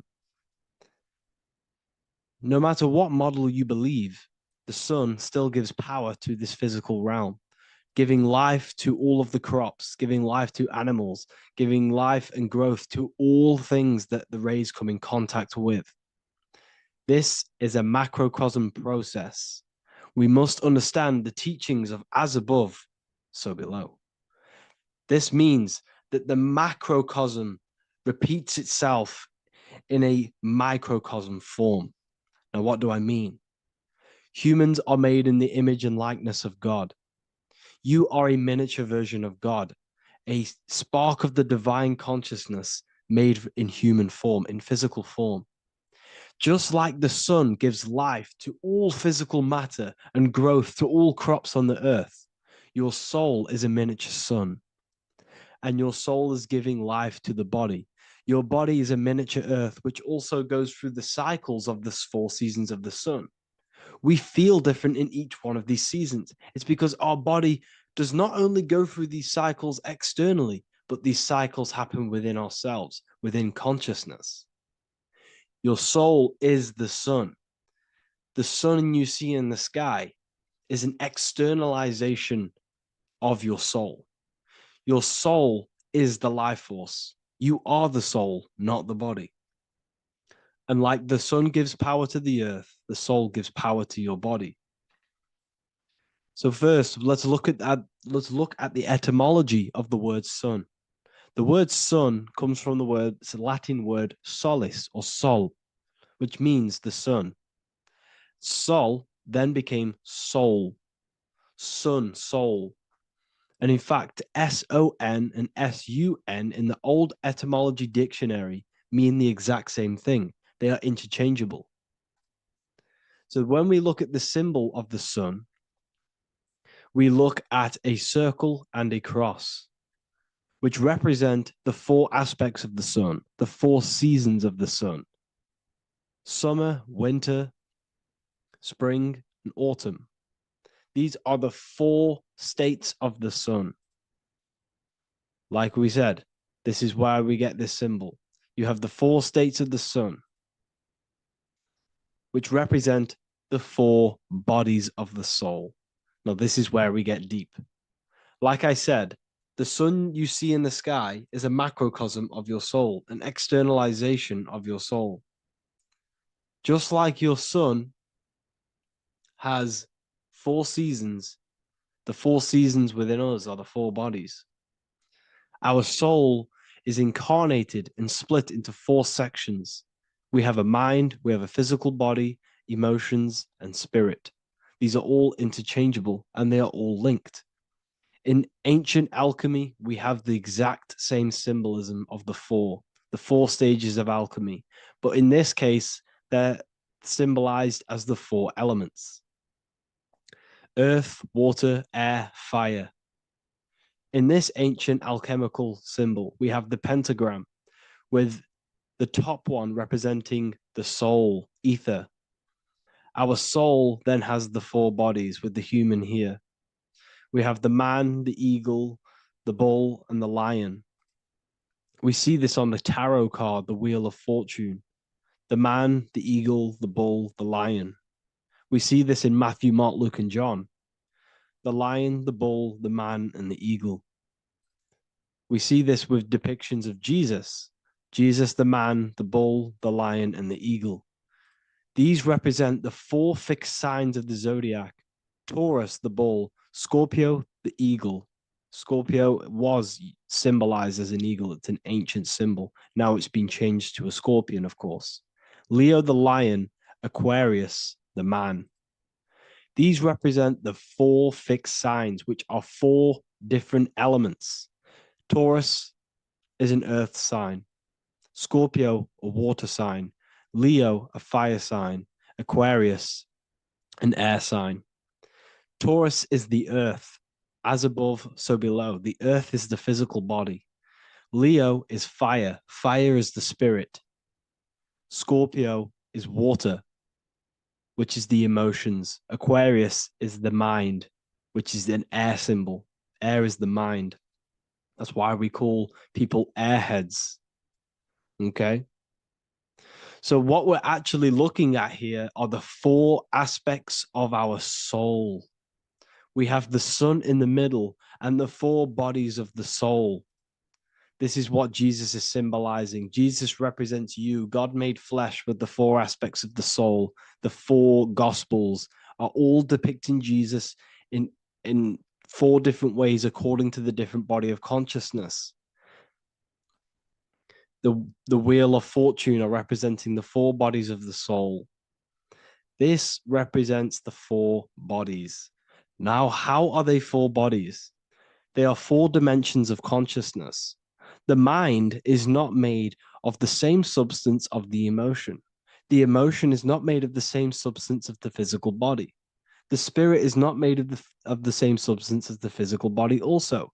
They exist in 4 dimensions of consciousness. They are 4 bodies of our soul. And the most important teaching here is what I'm actually getting to, is the powerful one. This is what gives you power. Most of us live in chaos. Our mind is thinking of doing something. Our emotions are feeling something else. Our body is lusting and wanting to do something else. And our spirit's energy is completely off. Most people live in unbalance. None of these 4 bodies are working together. This is why we produce chaos in our lives. When these bodies are in balance, are not working together. So in alchemy, they symbolize the 4 elements, which are the 4 bodies of consciousness. These are the furnaces with the fire. They represent transmutation of each body. We have to sync these bodies. We have to sync the mind with our emotions, and our emotions with our actions, the physical body, and with our spirit. These four key bodies need to be in line in order for us to create consciously in our life. Because each one of us is a creator, a miniature version of God, creating our own earth, creating our own material reality. And in order for us to create consciously and with effect and power, we must have these bodies unified so that we can create consciously and not create chaos. So this is very, very important. And this is a secret teaching found in all ancient societies. But this is what the hidden symbolism of astrology actually is. The sun is our soul, and the 12 zodiacs are 12 aspects of our soul. And we have the 4 aspects of the 4 main bodies. This is what we're looking at. We're not looking at the sky. We're actually looking at aspects of ourselves, aspects of our soul that we must master and transmute in order to become our highest potential. So I hope this makes sense. And it may take a while for you to fully understand this, but the key knowledge in order for you to understand any of these teachings that I've gone through today is the major teaching of as above, so below. What is above is below. What is within is without. Your inner reality projects the outer reality. What is inside of you is outside of you in some form or way. Whatever trees, whatever roots that go down will always shoot up. When you throw a bouncing ball, you shoot it down, it will go up. As above, so below. As within, so without. God did not make a creation separate from himself. We are all extensions of the divine made in physical form. And we are incarnated into 4 sections. Our soul is separated into 4 sections. These are the 4 corners of reality.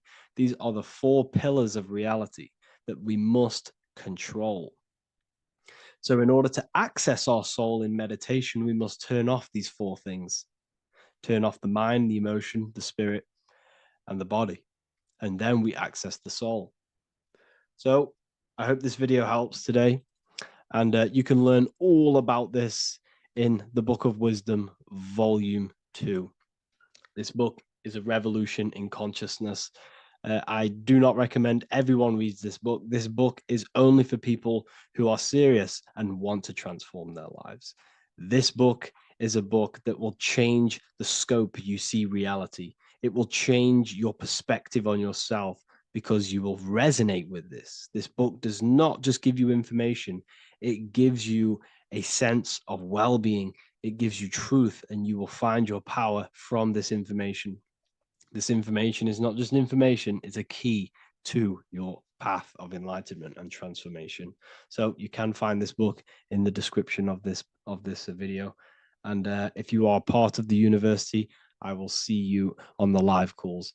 Thank you, everyone. Please leave a like, subscribe, and a comment, and let me know whatever videos you want me to make next. Anything that you fail to understand or have any confusion with, I can make a video on it. So let me know in the comment section any reviews or anything I should do. Thank you all, people. Have a great day.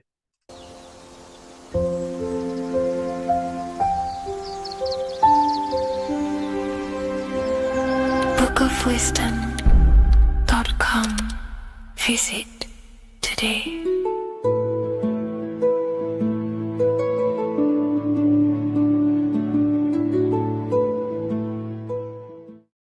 Watching pornography makes you see people as objects. It does a lot of psychological damage to the human mind. And if you truly want to progress in life, your spiritual journey, mastery, whatever it is, mastering your sexual urges is essential to become powerful, successful, and become the best version of yourself. And there are some occult practices that I used to help master this urge. They're not really techniques, they're more mindsets, which will definitely help you overcome your urges. So if you want to quit pornography today, this is the way forward that I used to create this version of myself. Before we go into the tactics, we must understand that whatever we do in darkness comes into light some way or another. If you watch pornography, you know you have a problem, you keep this to yourself. We all naturally do. These things are private, and what we do in our private time molds our subconscious mind, and we keep it away from people. But whatever we do in darkness always comes to light. If you're doing things you don't want others to see, such as watching pornography, it will come out through a subconscious force. It will come out in your eye contact. You won't really be able to make eye contact with the person you're attracted to. It comes out in your energy, your aura, your presence, your confidence. All of this plays a role in molding your consciousness. And especially women can pick this up so easily. Females are more subconscious, males are more conscious. Females speak indirectly, males should speak directly. If a woman is hungry, they will say, "I'm hungry." "Are you hungry?" But a male will say, "Let's go get some food." You have to see the underlying subconscious messages in women because they speak in more of a subconscious language. Men speak in a direct language. And maybe even men will pick this up. If you want to be taken seriously in the business world or your career, whatever it is, this is essential for your body language and your personal power. So you must master your sexual urges. Releasing your sexual energy, your sexual fluids, removes the life in your eyes. A lot of people get dark bags underneath their eyes. I used to have them years and years ago. My eyes were always half shut. There was no life in my eyes. But as you purify yourself, the life and the energy comes back into your glaring eyes. The first tactic on mastering your sexual urges is understanding that thoughts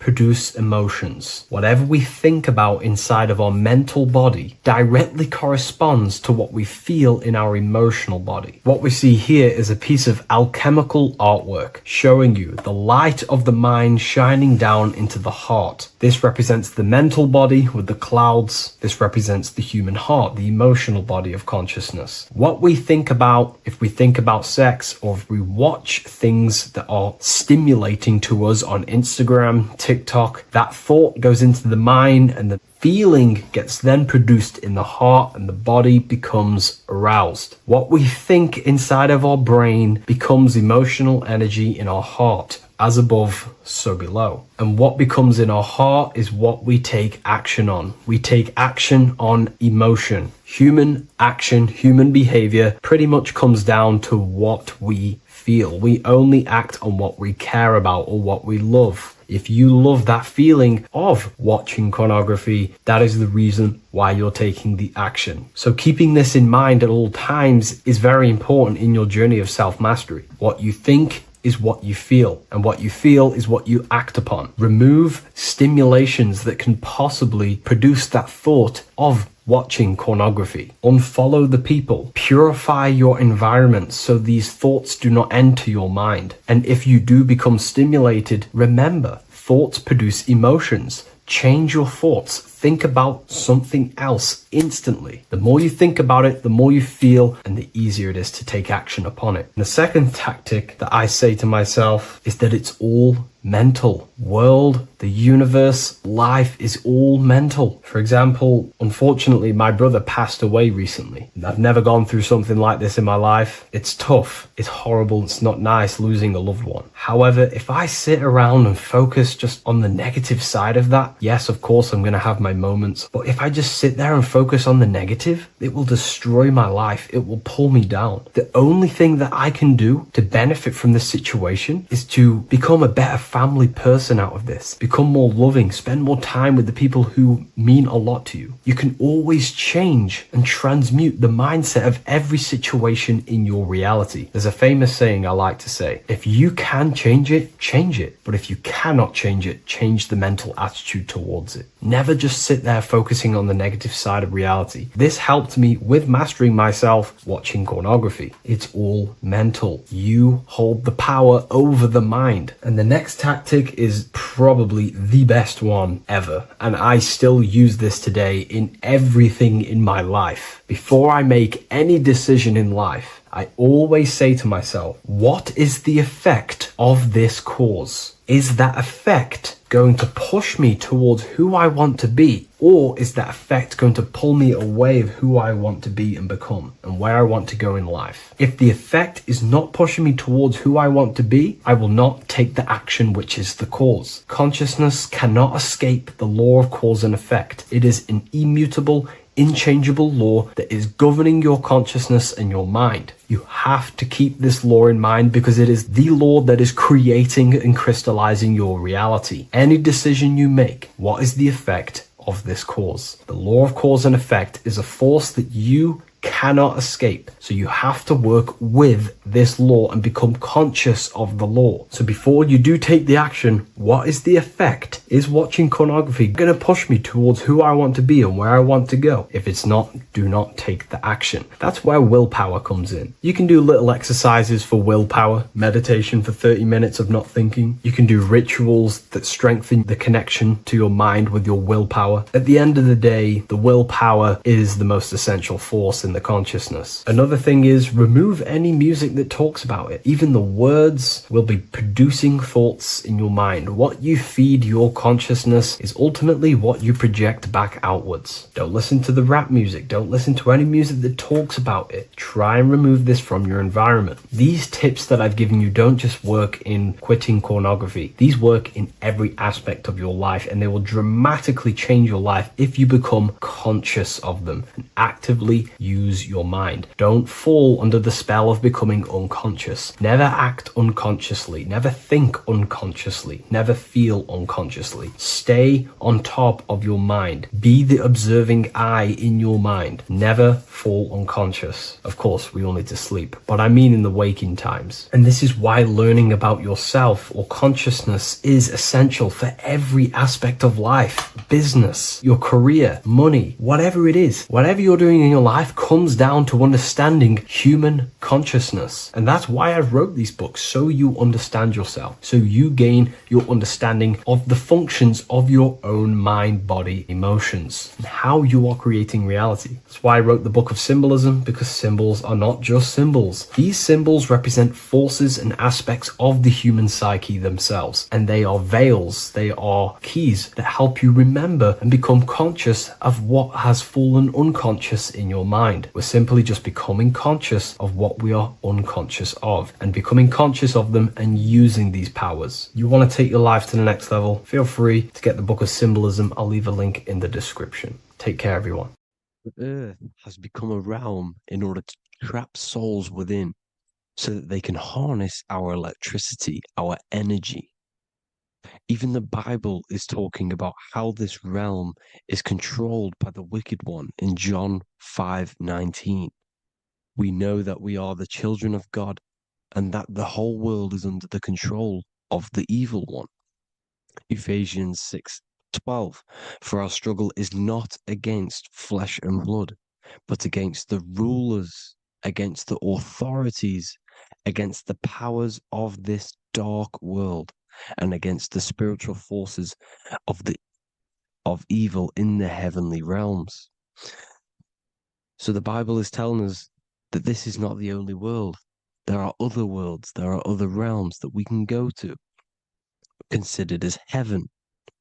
Heaven being a higher realm where there is no evil, no darkness. This is a midpoint realm where there is good and evil. Now, we're going to explain how the soul trap is how it's working and how your soul is being harnessed for its energy and how you are tricked to come back to this realm after death. What you need to understand is first is that you are the invisible intelligence behind the physical body. You are the mind and soul. The soul is the true you, the good you. It is pure love, pure bliss, eternal, never dies. The mind can be corrupted though. The mind is the intelligence of the soul. It is invisible. It has no true form. The intelligence inhabits the brain. The brain is the computer to control the electrical machine called the nervous system, which is choice, program, and action. You are the invisible intelligence behind the body. And this will prove it even more. You do not even see into the external world. You are seeing an image produced by the brain because the light is being sucked through the retinas of the eyes. The image is produced in the visual cortex at the back of the brain. What does this mean? This means that we are the consciousness in the center of the brain, in the pineal gland, that is experiencing the program being ran by the central nervous system in the brain. This is the sigil of Lucifer. Lucifer in Latin is Lucy. Lucy is light in Latin. Lucifer is known as the light bearer. This is how the eyes work, people. It's not a demon or a devil. The sigil for Lucifer is how the eyes work and how the left eye is controlled by the right brain. The right eye is controlled by the left brain. There is a crossover. It's the same with the body. The left side of the body is controlled by the right brain. The right side of the body is controlled by the left brain. There's a crossover with our hemispheres in the brain. Now, this empty chamber in the center of the brain is where this universal cosmic intelligence is held, known as the most holy place in the Bible, the throne of God. Okay? This is above the 33 vertebrae on the spine. As you can see here, you are the being in the center of this point. All of the nerves are being sent back to this one particular point, which is the seat of our invisible intelligence. You can see it's an empty chamber. Our consciousness, our intelligence is not a physical thing. This intelligence is the true voice inside of your head. This is why your head is heaven, your heart is earth, your heel is hell. Your head is heaven because this is the seat, the throne of God. God is in heaven because the consciousness, this divine intelligence that's controlling the body, is sat in the center of the brain. The brain is taking commands of this invisible intelligence. When you close your eyes, you can feel your awareness, your consciousness, your intelligence is all in the brain.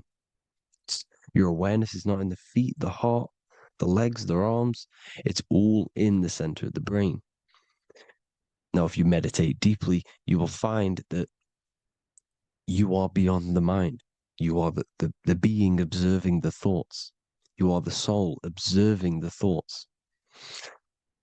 Now, with this being said, you are the consciousness experiencing the program being ran by the central nervous system in the brain, because you're not seeing into the external world. It's an image, it's a simulated image produced by the brain and the central nervous system.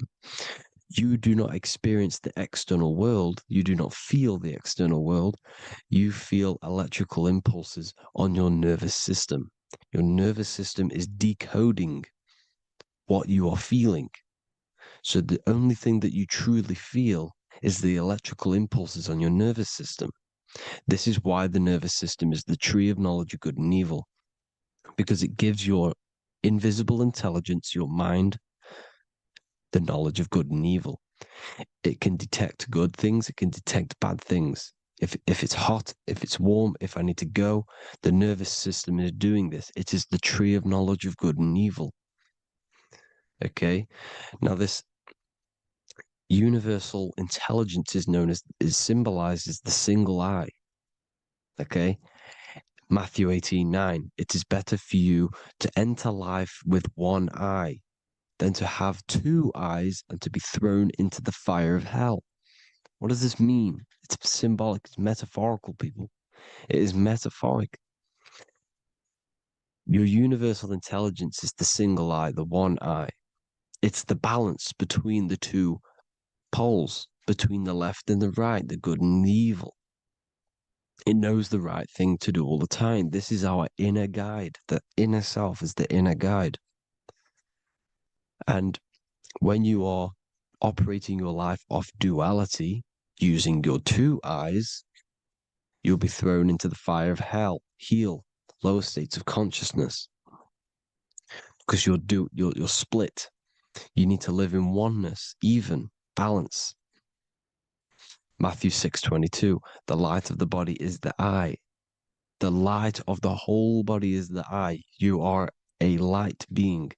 Human. Hue means an attribute of a color. Man is the word manifested. We are light manifested into physical form.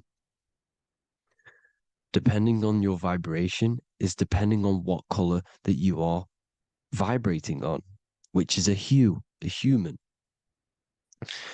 If therefore thine eye be single, thy whole body should be full of light. Again, it's talking about the single eye, oneness, completeness. When you balance the hemispheres of the brain, we'll go over that later. But anyways, the body is the earth. This is what we need to understand, people. The body is running the simulation, the program that our consciousness is experiencing. So when we leave the body, during death and astral projection, we leave the earth. This is how it works. The body is the vehicle for the earth, for this realm. Everything exists within our mind. You have the soul, mind, and body. The soul is the observer, the watcher, the true being. This is why she has many different heads, because the soul inhabits different bodies. This is the serpent, which means knowledge, which is the mind, wisdom. And this is the body, soul, mind, and body, Brahma, Vishnu, Shiva. The mind is the bridge between the soul and the body. So what do I mean? When you astral project, you are using your mind to project your awareness, your observing consciousness outside of the physical body. The mind is the projector, projecting consciousness. By using your mind, you can project your consciousness outside of the body, which is known as the astral realms, which is known as walking on water.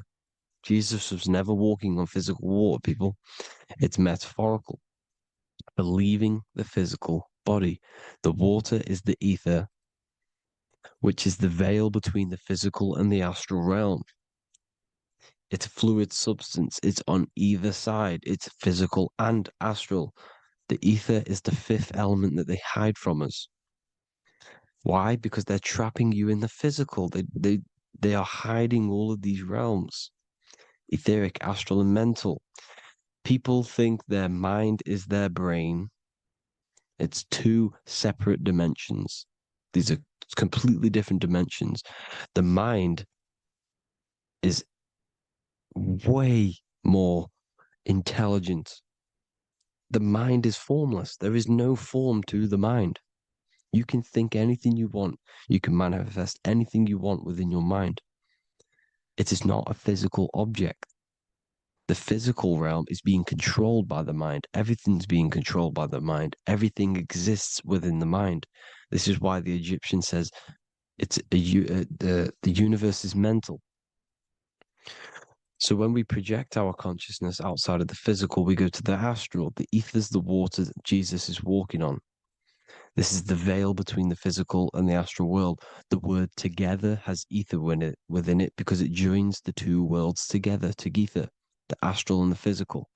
The word either is ether because the ether is on either side, physical and astral, physical and spiritual, physical and non-physical. In the astral realm, the mind can manifest anything we want. We incarnate to restrict our minds. This is why Saturn, if you go and watch my video on Saturn, how Saturn is this simulation, okay? Our minds can manifest anything we want in the astral plane in the click of a finger. However, when we incarnate in matter, we now have to labor for our manifestations. This is why Saturn's known as the great teacher in astrology, because he teaches you a lesson. When your mind incarnates into matter, it's teaching your mind a lesson, the knowledge of good and evil. This is why the Bible says, you shall be gods and know the knowledge of good and evil. When you incarnate here, you have to know the knowledge, you need to know the knowledge of good and evil to become a god. Okay? Now, the square is the physical plane, the triangle's the ethereal plane, the circle's the eternal plane. The circle has no beginning, no end, it's eternal. The physical plane is the square, it's limited. The square is limited. The cube is the geometric shape which gives rise to matter. Now, the term think outside the box has truth in plain sight. You have to think outside the box to project your consciousness, use your mind to project your consciousness outside of the box, the physical plane, into the astrals. The astral realm is the realm of the stars. Above us is the stars. Through the stars is the astral plane. This is why astral has the word star within it. The devil is the deveil. When you sell your soul to the devil, quote unquote, it's metaphorical. The devil exists in the physical plane. It's the lowest state of consciousness. The deveil, you deveil yourself into the physical when you are the devil. The deveil. The ethereal plane. Now, we all know what the famous symbol of the all-seeing eye, right? The all-seeing eye with the eye in the triangle. Look at the Masonic artwork showing you the triangle above in the sky. This is symbolizing the ethereal planes. The eye in the triangle symbolizes your invisible intelligence, your mind, which has the ability to see on either side. Because the triangle's the ethereal plane. The eye is your consciousness, your intelligence. And this intelligence has the ability to see in the physical plane and to see in the ethereal planes, in the astral planes. This is why it's above the earth. It's above the ground. Because it can see here, it can see in the heavenly realms. Now, the stars are, well, this is known as heaven, the realms of the astral planes. This is some quotes from the Emerald Tablets of Thoth. Out of the darkness ye must rise upwards, one with the light and one with the stars. Man is in process of changing to forms that are not of this world. Grows he in time to the formless, a plane on the cycle above. So there's other worlds. The Bible's telling you there's other worlds, there's other realms. Know ye must become formless before ye are one with the light, the astral light above, which shining through the stars. Not of the earth are ye, earthy, but a child of the infinite cosmic light. You are the invisible intelligence controlling the physical body. The body's not you. It's the vehicle that your soul lands in when your mind projects your consciousness into that realm. Free from the body, I flashed through the night. Unlocked at last for me was the star space. Wow, that's powerful. The star space, the astral planes. This is what it's talking about. We are all a star. We descended from the astrals, which is the star. We are all a star. Look at the ancient paintings of Jesus' birth. It's the star beaming his consciousness down into the physical plane. Here's another one. Here's some Freemasonic artwork showing you, again, the ether, that invisible intelligence, the eye, manifesting itself inside of here, in the physical realm, where the people are. You see? It's the same here. This is Jesus. Here's the bird symbolizes the Holy Spirit, your invisible intelligence, descending into the waters, the ether, the ethereal, everything. The ether is the base of all physical matter. Here's Truth in Plain Sight. Mr. Bean, the famous TV program in England, in the UK. He starts He begins the program like we all begin the program from falling from the stars. He falls down with a beam of light. And this is truth in plain sight. This is false. The aliens don't exist. They're a lie, alien. But this symbolizes the star beaming our consciousness. And when we die, this star will suck us back up, just like this UFO is doing. It's truth in plain sight. So, this is some more Freemasonic artwork, going from duality to singularity. Sun, moon, masculine, feminine. Right hemisphere, feminine, left hemisphere, masculine. The consciousness in the center, the balance point. Here's another more Freemasonic artwork. The two pillars, left and right hemispheres, and the invisible intelligence between the left and right hemispheres, the light of the body. This is why light's coming off it. Because it's light, it's pure light. The blazing star. The stairs go from the checkered board, the duality, up to oneness, in between the sun and the moon, the masculine and the feminine. This is symbolizing going into oneness. What did the Emerald Tablet say? You've got to become one with the stars, one with the one with the self.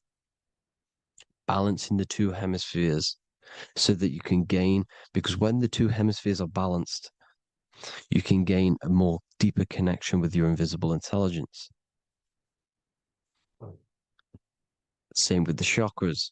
When the chakras, the 7 seals in the Bible, these are 7 seals because when you conquer the 7 chakras, when you balance the 7 chakras, you then gain a more deeper connection with your internal self, because your mind is not filled, it's not being ran, it's not being dominated by these 7 deadly sins, the 7 seals, the 7 chakras.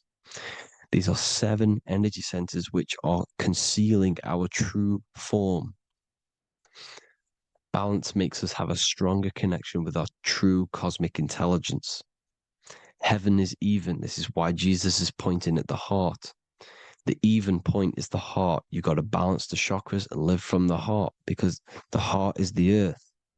You're in good and evil. The body manifests the lower and the higher self. The higher self is in the higher parts of the body. Wisdom, intuition, expression. The lower self is in the lower parts of the body. Sex, food, and power. This is how they are trapping your soul, people. Like I said, the mind is the bridge between the soul and the body. So by tricking the mind, not giving it the right knowledge, and keeping the mind stuck in the lower 3 centers, thinking about power, food, and sex, this is low vibrating energy. It's going to keep your mind addicted to the physical realms. Okay? This is why you need to go even, balance, heaven. Okay? I will explain the soul trap in a second, how it fully works. But I'm telling you all the science behind it so you can understand. When you are doomed, you are domed. This is the dome, the firmament, the firmament, the mind. Ment is mind, firm is firm. A firmament is doomed under the firmament. You must have a loose mind, an open mind to expand your consciousness beyond the stars, beyond the ethereal barrier. You have to vibrate higher than this world. Your consciousness must be expanded more than the physical plane. You need to learn how to astral project. You need to learn how to leave the body, how to operate outside of the body, so that you, when you do leave the body, you will have recognition. You'll have knowledge. You'll have practice. But this is as above, so below. The woman's belly is the earth. It's as above, so below. It's a microcosm of the macrocosm.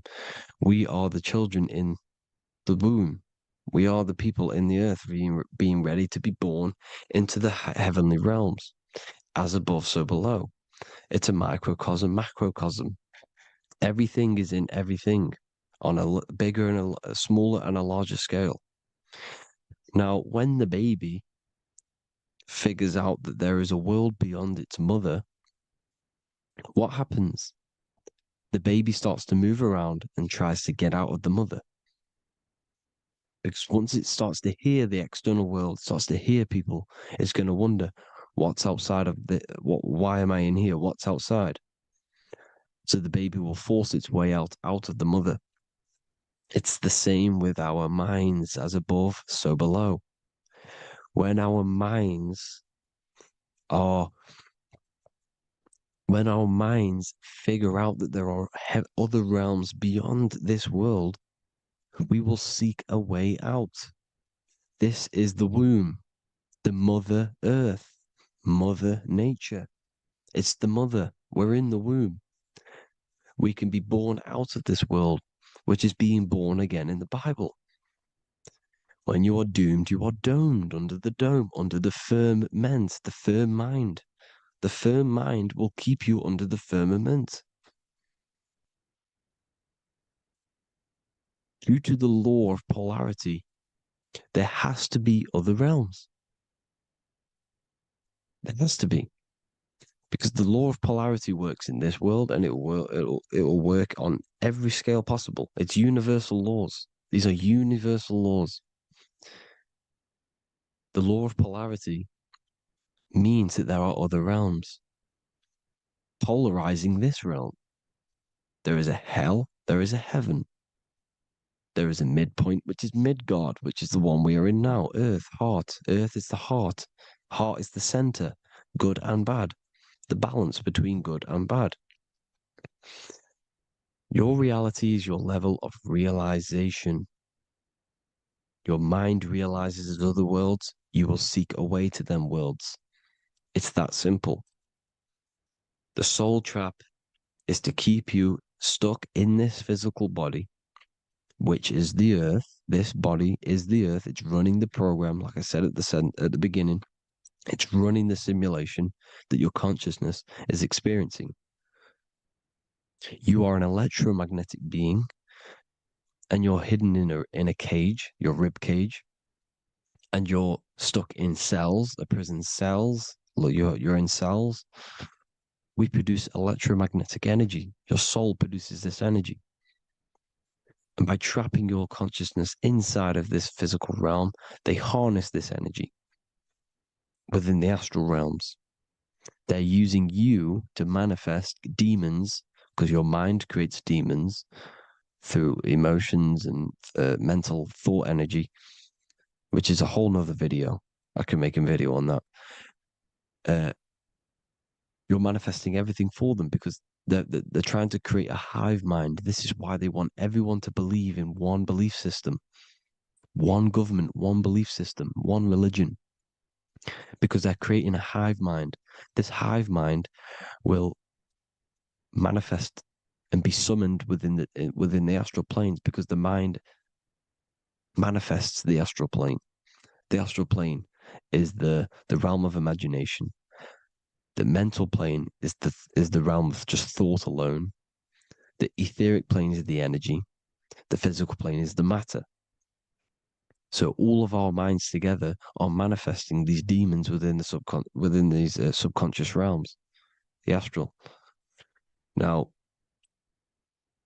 how are they keeping you stuck to this realm? Well, when you die and you're stuck in your lower three chakras, okay, when your mind and soul detaches from the body, which is the earth, when you leave the earth, you're still going to have these mental addictions to the food, the sex, the materialism, the phone, the cigarettes, everything.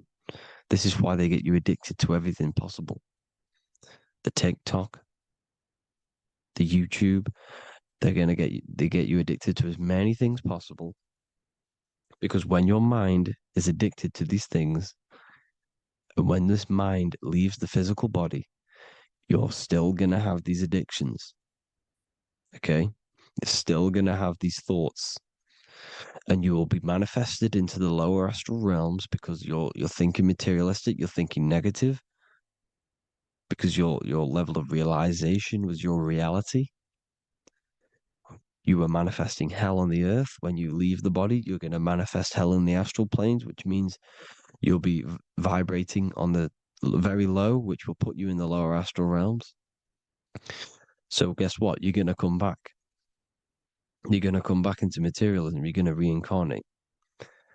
Because you haven't prepared for life after death. You must detach from the external world.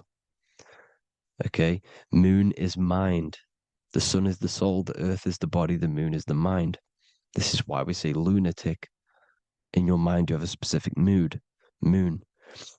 Money, M-O-N, is the moon. Money exists in the mind. They get you addicted to the money. The Bible's telling you this. Do not conform to the pattern of this world, but be transformed by the renewing of your mind. It's telling you. Of this world, but be transformed by the renewing of your mind. Who knew that the Bible was this deep? Matthew 16:26, what good will it be for someone to gain the whole world yet forfeit their soul? James 4:4, don't you know that friendship with this world means enmity against God? Therefore, anyone who chooses to be a friend of this world, of the world, becomes an enemy of God. John 4:4, dear children, are from God and have overcome them, because the one who is in you is greater than the one who is in the world. It's talking about the invisible intelligence. It's greater than the physical world. John 2:15, do not love this world, nor the things it offers you, because this world will create you to, if your mind has attachments to what this world offers, sex, money, and power, pretty much, you will reincarnate here. You will come back here, because when you leave the body, your mind will still have these addictions. Do not love the world, nor the things it has to offer you. All of this is in my newly published book. The paperback versions are now available. Finally, for all the people who have been waiting, the Book of Wisdom. All of this knowledge is inside of the Book of Wisdom. The paperbacks are available. There's worldwide shipping. You can get it anywhere, pretty much, any country. My new website, it's amazing. There's going to be some amazing products coming on the new website. But I thank you all for the support. Before I leave, I need to explain what is going on with the soul trap. Like I said at the beginning, the mind's the bridge between the soul and the body. The body's the realm. By tricking your mind with false knowledge, they are keeping your soul stuck to this realm. They get you addicted to all the physical things, and that is it. As soon as you're addicted and you die, you're going to come back. So by tricking your mind, which is the bridge between the realms, they keep your mind stuck within this body. They keep you in physicality. They deveil you, the devil, the deveil. Thank you all for the support, people. If you do want to join the Academy, all the links will be posted below this video for the book, The Academy. Thank you all for the support and have an amazing day.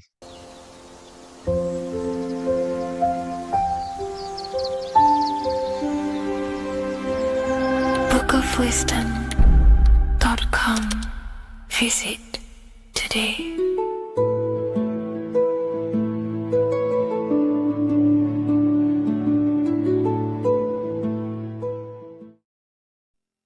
What is good, people? How are we all doing? Today we're going to be talking about the different planes of existence, the occult side of the world, the things they don't teach you in school. And of course, you can only find that on this channel, so welcome. So you need to understand is that your consciousness moves through these different planes of existence, these different states of consciousness, which make up all of you. Okay? They are all interlocked planes. They are all interpenetrated into each other. They are all one. They melt into the plane above and below. You see, each plane is a product of each plane. As above, so below. Now, the higher you go, the more fluid, the more dreamy, the less dense it becomes. The lower you go, the more denser it becomes, the more solid it becomes. The lowest plane is the physical plane, which you are obviously aware of. You are inside of the physical plane now. But while you are in this inside of this physical plane, you are indeed inside of all these other bodies which you have not awakened yet. You have to awaken these different bodies. You have these bodies. Okay? It's like a ripple effect. And the center is the most dense, the most solid. This is Earth, heart, the heart of the ripple. And the lower you, the further you go out from the center, the more dreamy, the less fluid, the more fluid, the more less dense it gets until you're one with the all. You see? And this is what it's like. This is what this system is. It's like a ripple effect. Now, let's jump straight into the planes. First, you have the physical plane, made out of 4 elements. Five elements. The ether is the mother of the elements. It's the womb of the elements. It's the 5th element. And it gives birth to the 4 other elements. 4 is stability. Tables have 4 legs, and this is why the ether gives birth to 4, because it's the foundation of the physical world. Fire, earth, water, air. They are not pure. Each one of the elements melts into the other one. For example, earth and water both share cold. Water and air both share wet. You see, they compose of each other. They melt, they mold into each other based off the vibrational state of the ether. That's what it is. The 4 elements are the vibrational states of the ether. Okay?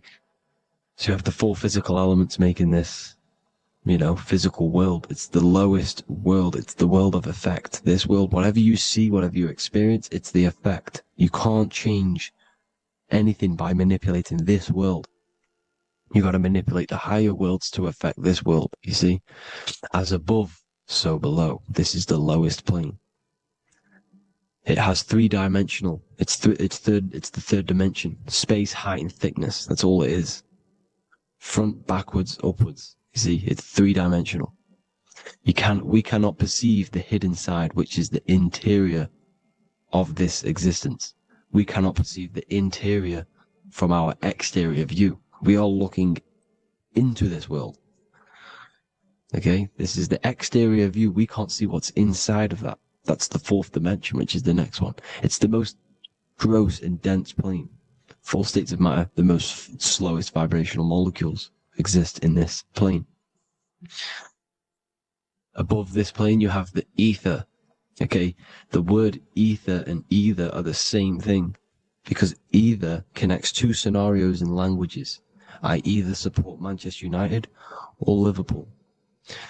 Either is connecting them 2 scenarios. The ether is doing the exact same, as you can see here on the planes of existence. It connects the astral world, which is very important, to the physical world. It's connecting these 2 worlds. So it's the ether. It's the ether. The ether is pure potential. Energy flows through the ether. It is pure energy, pure potential. Okay? The physical body is an exact copy of the etheric counterpart body. So every physical object has an etheric energy double. It's like a blueprint of that object. Every single object has an energy double, and that's the etheric double. Okay? The etheric body determines the shape of our physical body through its lines of force. All through life, it rebuilds and restores the physical body. Physical problems show up first in the etheric body, because as above, so below. You manipulate the higher planes, it will manipulate this plane. And this is why sorcery works. Contact with astral plane entities. We'll get into that a bit later. So the reason why we can't see this plane, this energy world, which is all around us, which we are inside of right now as we speak, is that the molecules that compose it are further apart than those of the physical plane, making it invisible to the 2 eyes. That we can't perceive it. Our eyes cannot physically suck in that sort of information, and our brain cannot decode it. This is why, they brainwash us with all these programs to keep us asleep, to keep these other bodies we have asleep, so we don't find out about these other bodies. And is to make you believe that everything's just a material. Only the material world exists. They don't want you to know is that everything that you see is a result of something you cannot see. As above, so below. There are realities within this reality. This is what I'm breaking down now, these different planes, on how this reality works. So your etheric double is your energy body. You can see here the physical, etheric, astral. Astral is your spirit. The ether is a part of the physical plane. It's like just above the physical plane, but it's still part. But then the astral plane is completely separate. It's another plane, but they're all interlocked. Don't think they're apart. They're all interlocked. They're all one. They all melt into each other. The chakras that we have are inside of our etheric body. They are our sense of organs which tune us to the fourth dimension. These 7 chakras connect us to the astral world, the fourth dimension. Okay? They are points for the flow of energy from the universe / 7 planets, because the 7 chakras are your 7 planets, and the 7 planets are connected to the astral world. They are feeding these 7 centers in our body. They connect us to the universe, to our etheric counterpart, and then to us, supplying the physical body. Because the energy comes from above. As above, so below.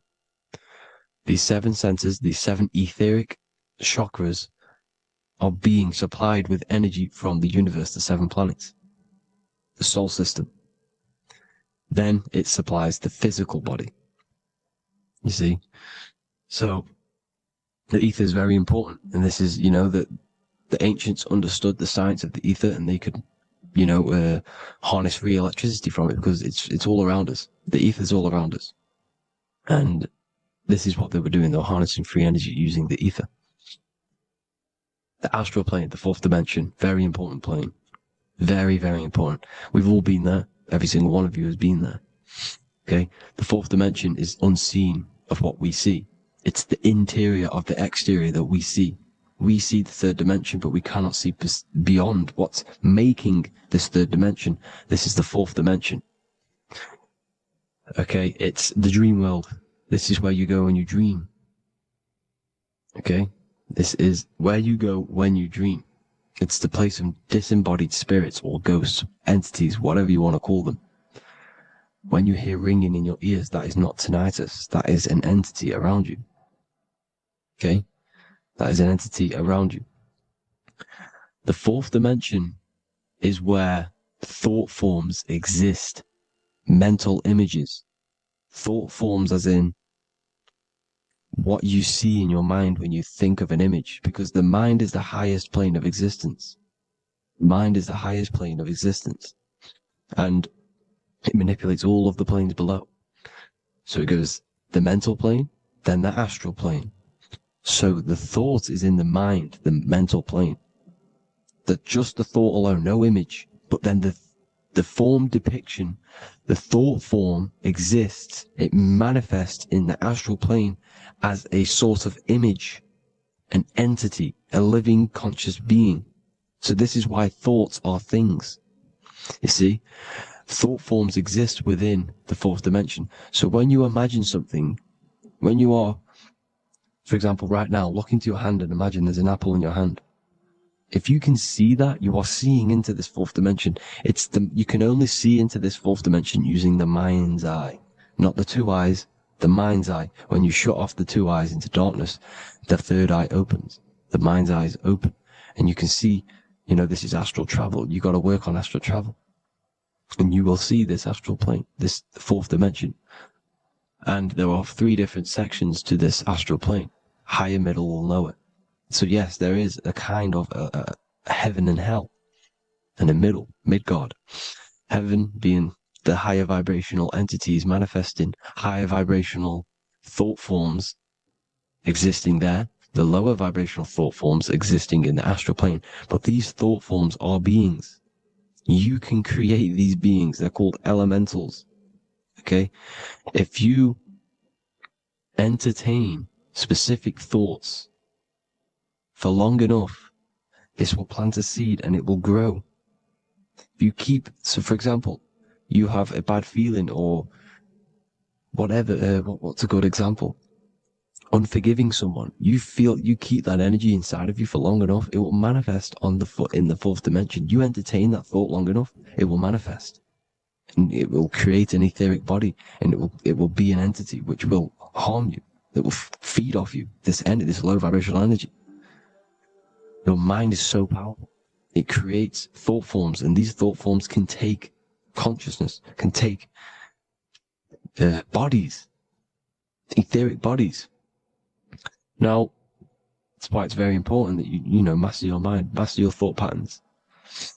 So this fourth dimension is the astral world. So when you have a nightmare, this is the lower astral plane. You're in the lower astral plane. Whilst this physical body rests at night, your consciousness, you awaken this other body, your consciousness goes inside of this other body, whilst the physical body lays asleep. You see? So it's all inside of you. This is what you need to understand. You just haven't awakened these bodies yet. You can awaken them. You just got to awaken them. Okay? The next is the mental plane. This is the mind, the source, pure cause, pure motion, the most less dense, the most fluid. No form. There's no form to the mind. Astral plane is the first plane where a form takes existence, pretty much. The mental world has no form. It's pure mind, pure intelligence. Thoughts alone exist here without any images or manifestation. The most fluid, the most dreamy, the most causal plane. All of the rest take the effects of this plane. That's why it's mind over matter. Your thoughts they create vibrations. Each vibration is vibrating on a specific frequency, which creates mental images, creates effects down here on this physical plane. This is why it's so important to master your mind. Master what you think. Master your mind. It's the hardest thing to master. You could conquer the world, but it's probably harder to conquer your own mind than to conquer the whole world. I can promise you that, because the mind can play tricks on you. You got to listen to that inner guide within you that will constantly manifest the good things. So anyways, people, hope you learned a lot from this. Please work on trying to activate these other bodies. I will maybe do another video on trying to activate these bodies if you wish. Please comment down below if you would like to see that. And have an amazing day. Please like, subscribe, comment down below any video ideas you want me to do, any information you want me to spit. Thank you all. Have an amazing day.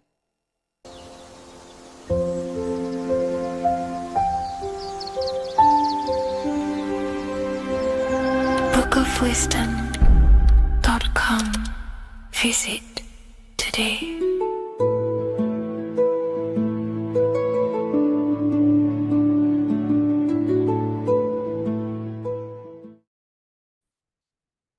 Hello and welcome to another lecture from Harry B. Joseph, also known as Revival of Wisdom, the author of the Book of Wisdom series from revivalofwisdom.com. In this lecture, you will learn how to decode Freemasonic symbolism, gain a deeper understanding of yourself, expand your awareness of consciousness and reality, and receive guidance to navigate life with greater clarity. So today we're going to be breaking down this particular piece of artwork, this Freemasonic artwork, and how this relates to you and reaching a higher consciousness. As ultimately, this is what it's about, okay? Freemasonry is considered a craft, and this craft is crafting a better brain and heart, crafting a higher consciousness, crafting a better self. Why? So we can operate in the world at a higher degree, operate in the world more efficiently, live a better experience in the world, and getting to know thyself, okay? So we're going to start from bottom to top, because this is important. Every placement of this symbolism is on purpose, has meaning, especially the placements of the symbols, okay? So we're going to start from the very bottom of the artwork, which represents lower down. When we're looking at symbolism, especially occult symbolism, that's what the word occult means. The word occult means hidden, hidden from the eyes. It has its roots in the word oculus. I'm pretty sure that's Latin, which means eye. So the word occult comes from oculus, which means eye. And the word occult means hidden from the eye, the unseen, studying the unseen aspects of self. We're studying the brain. We're studying consciousness. We're studying the body, the heart. We're studying the self, the hidden aspects of the human psyche and the hidden aspects of self. Okay?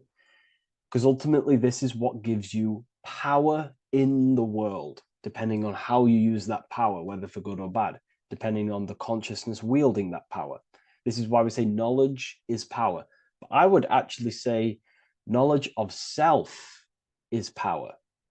Because when you know how you function, you gain power. You gain personal power. You gain mastery. Ultimately, this is what Masonry is about. Self-mastery. Crafting a higher consciousness. So at the very bottom of this artwork, we have a checkered board with a coffin. The coffin is the beginning of the artwork, the very base. This is the foundation of consciousness.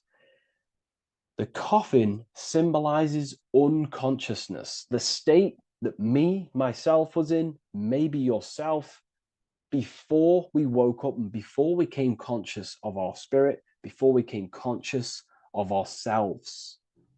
That ignorant state of acting without purpose, acting unconsciously, experiencing the world and not actively living in the world, simply reacting to external circumstances. This is an unconscious state where one is ignorant. 80% of the world is in this unconscious state. And this is symbolized as the darkness, the tomb. Look at how the tomb is fully blacked out, representing dull, no emotion, it's dark. This represents the darkness of self. The spirit is buried. The spirit is in the tomb. They're not even aware that they possess consciousness.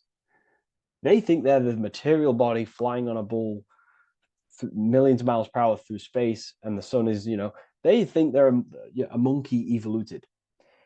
They've never questioned themselves. They stay in ignorance. They're in the spiritual darkness, okay?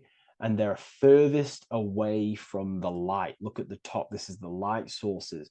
They're in the darkness, okay? They're in spiritual darkness. They're in ignorance. And they're in division. Their mind has no power. Their thoughts contradict themselves. They say they're going to do something, but then their mind tells them, oh, I'm going to fail. Or I want to do this, but my mind says this, and I believe this about myself. They want to, they want to write a book, but their actions are scrolling on TikTok, and their emotions about, feeling about their past person in their life. That's division between the self, that's divided consciousness. They also have a divided brain hemisphere. They do not see reality through a true lens, because the brain acts as like a lens on how we perceive things. And if the brain hemispheres are not aligned, then we cannot see reality the way it actually is and truly presents itself, neutral. If we're left hemisphere dominated, we see everything as divided. Nothing's interconnected, nothing's a whole. But if they're, right hemisphere dominated, they see everything as a whole. We need to look in the middle of that, okay? So we'll go into that a bit later. But ultimately, they're in a divided state of consciousness. They're in ignorance. But the tomb, the tomb is symbolic of that. The tomb is, you're not even aware they are divided. They think everything's right in that state. I was like that. My family is like that. They're not even aware of themselves, and you try and say something to them, and they don't even know they're in division. They don't even recognize that they're in a bad, low earth base consciousness. Okay? So when we get out of the tomb, which is representing by a spiritual awakening, we get out of the tomb, we realize, wow, I possess consciousness. I've woken up. You're waking up to the things in the world, and you wake up and start to see the world for what it truly is. When you become aware and you rise out the tomb, you're born again. You start to actually start looking within. You start to become conscious of your thoughts. You start to become conscious of your actions. You start to become conscious of the evil in the world. You start to become conscious of the things. You rise out the tomb. You start to become conscious of your intuition. You then step on the checkered board. The checkered board is now you realizing you're in a divided state. Okay, so you're now putting down the ego, because remember, when you're in the tomb, the ego is fully in domination over consciousness, over your consciousness. It doesn't allow you to say that you are wrong. It doesn't allow you to think that there's evil in the world. It doesn't allow you to believe you have a spirit. It doesn't allow you to see that there is maniacs running the world and trying to control you. The ego is so stuck. But when we start to realize this is part of our awakening, we start to realize that the ego is trying to keep us safe at all times and keep us locked in that state of thinking and believing that we were in before. It's always seeking safety. Okay?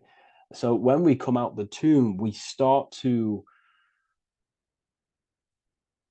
put down the ego and start to, how do I say this? We start to acknowledge that we were wrong about the world.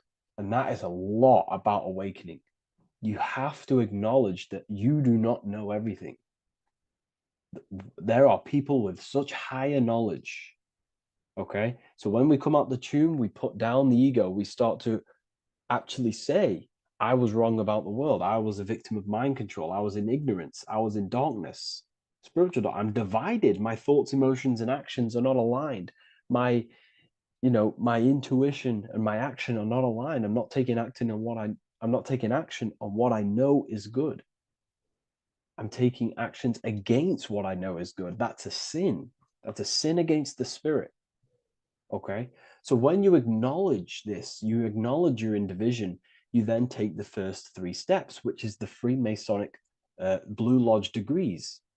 These 3 steps. Okay? Ultimately, this checkerboard represents illusions as well. You're in an illusion. Okay, this is why we see it heavily used in the music industry. It represents base consciousness, base level awareness, 5 sense thinking. It represents you versus me thinking, walking down the street and thinking everyone's trying to hurt you, and it's always you versus me, judging people in your own mind. That's low thinking, lower thought. And not to notice squares. Squares are an unnatural state. They're an unnatural shape. We do not see squares or 90-degree angles in nature. It's the lower mind. So it represents base consciousness, base level awareness, only aware of the physical body, only aware of the 5 senses, never looked within. That is the base. And this is the foundation we have to rise up to the light from, up to higher consciousness.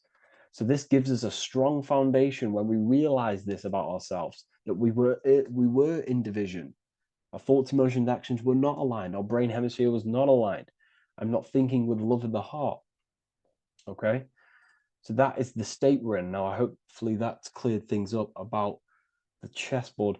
Before we move on, please leave a like, maybe a comment if you wish for me to discuss anything in the further lectures. Please smash the like button, and it would really help me out. And share this with a friend who is interested in the occult. Okay, so the steps are the first steps of the Freemasonic degree, the three Blue Lodge degrees. Now, this can be represented as the number 3, a very powerful number, a very symbolic number. Number 3 is the 3 expressions of consciousness. How do we express consciousness? How does consciousness express itself? Well, there are 3 ways. We think, consciousness thinks, consciousness feels, and consciousness acts. They are the 3 expressions that we express our awareness and consciousness. So we're looking at thought, emotion, action. We're also looking at the 3 brains: the reptilian brainstem, the mammal limbic brain, and the neocortex. The reptilian brain governs basic functions of the human body: breathing, surviving, scanning the environment for threats, automatic responses, eating, scanning for food, base consciousness. That's the reptilian brain. That's what most people operate their lives in, including myself before I woke up. I'm not trying to sound big-headed, but this is the truth. Ignore my tone of voice, ignore my voice, focus on the words I'm saying. You know, if you're judging, that means you have divided thinking. It's always you versus me. So we need to get out of that thinking of you versus me all the time. That's lower consciousness. That's animal thinking. That's earth thinking. We're unified. We need to reach a higher consciousness and do not waste our mind's potential on low-level earth divided thinking. Okay? So we're looking at the reptilian brain, the mammal brain, and the neocortex. Now, the neocortex is ultimately what makes us human. It allows consciousness to operate on a higher degree. Okay? This is what makes you human, the neocortex. The neocortex. The reptilian brain, like I just said, governs natural survival instincts and the respiratory system, things along them lines of basic awareness, basic functions to operate and survive in the world, in the physical plane. And the neocortex is what allows us to critically think. Okay, it's what allows us to be human, be aware of ourselves. Okay, not. I don't think animals have neocortexes. Don't quote on me on that, but this is the part of the brain that makes us human. And it allows us to think deeply, to create masterpieces like we can. Humans have massive potential in creation. Look at the world we live in. This is because of the neocortex. It allows us to critically think and self-reflect. Now, when we start to operate from higher thought, we start to think with higher thoughts, the higher parts of the mental dimension, we ultimately start using this brain more. We start functioning from the higher brain. Now, this is why Neo from the Matrix is called Neo, because he uses he was in the reptilian brain. If you watch the film The Matrix, if you notice, he gets plugged out of the Matrix and he's plugged in on the back of his neck into the brainstem. And when he's plugged out, his name's Neo, which is neocortex, using the higher brain. It's what awakens the self. It allows consciousness to function on a higher degree compared to animals. Okay? So we're looking at thought, emotion, action. We're becoming conscious of thought, emotion, action. Becoming conscious, what am I thinking, what am I feeling, and what am I acting in the world? And what can I do to master these, to operate more efficiently in the world? How can I use these towards higher consciousness and use these actions, these thoughts, emotions, actions to reach a higher state of awareness of self? So when you go through the first 3 degrees, you enter the doorway. Now, this is symbolic of a doorway. Now, looking at this with a right hemisphere dominated view, you would see a doorway, right? The right hemisphere sees this as a holistic doorway, right? you see a door, you're gonna, you enter the stairs, you go through the door, right? But at the left hemisphere is now going to dissect and analyze each individual little part of this, right? So the right hemisphere sees the trees, the left hemisphere sees the woods. So to dissect this down on a right hemisphere, sorry, going back to the right hemisphere, we're entering the door. The door is symbolic of entering the unknown. You're entering a higher consciousness. You're entering the door. You're going beyond. See, this is the earth here in the background. This is the darkness. The darkness represents the abyss, the unknown. You're entering in the self. Okay? This door represents entering in the self, questioning internally. Most of us think externally. We have to, obviously, to operate in the world, but we never give time to think and question and reflect internally. What do I mean? Closing the eyes and questioning the self. Who am I? Where am I from? What's the voice in my head? If the voice in my head stopped using the language that I speak, what is it then? It's about going within, into the darkness, what you cannot see, and finding the light. Okay? It's about entering within the self. This is a doorway to higher knowledge, higher consciousness, higher self, and really digging deep for what you truly are beyond your human form. Okay? So we have, most importantly, I'm not going to go over every single one of these symbols here. I'm going to go over this on a basic, well, not a basic level, very detailed level, but it's not going to go over every single symbol. We have a left pillar and a right pillar. The left pillar has the sun next to it. The sun is more electrical energy. It's very dominant. It's a very powerful, masculine force. This represents the masculine quality of consciousness. The masculine qualities. We have many masculine qualities, such as actions, physical actions with the body. We have thinking. Thinking is a very masculine force. We have the left brain, analyzing brain, the brain that's very logical, that's trying to figure things out. That's the masculine pillar. Okay? So this is the masculine qualities of consciousness. It also represents what we can see, the sun. The sun allows us to see, to visually see in the world. So the sun represents the external world, the world outside the self. When we close our eyes, we have a self, an internal dialogue, an inner voice. We have an inner world, outer world. This represents the world we take physical action in, the material external world outside you. Okay? The world we can see. And then on the right pillar, we have the moon, which is associated with feminine qualities of consciousness. Now, the moon is in the night, what we cannot see. The moon is the nighttime.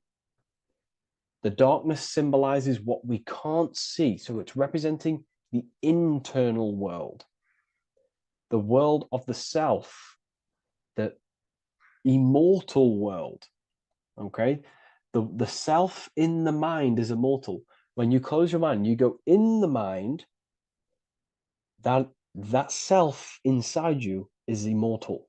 In the mind, you are immortal. Outside the mind, you are mortal. You will die. This body will die. Okay?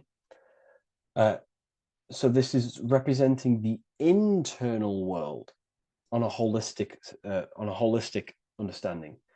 It's also representing the right brain, the feminine brain.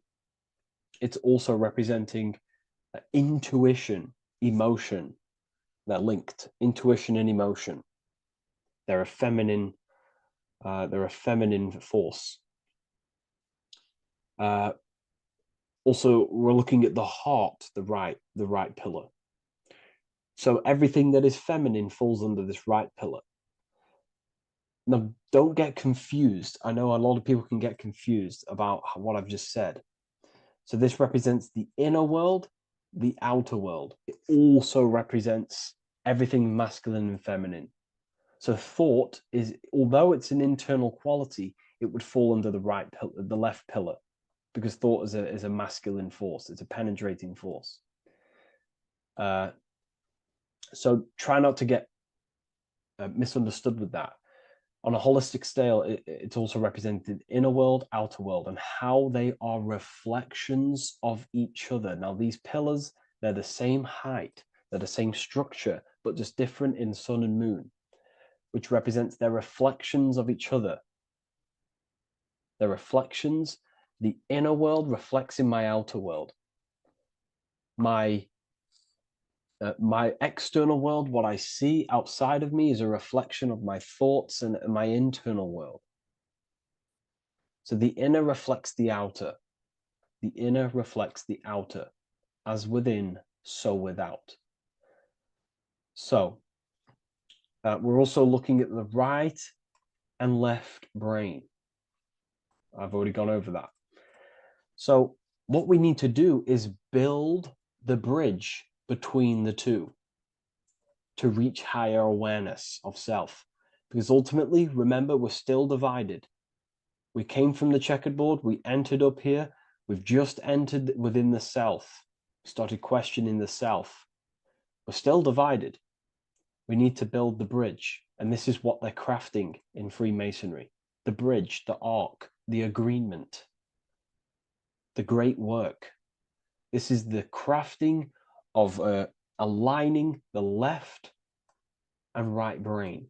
We're also aligning intuition, feminine, with the actions.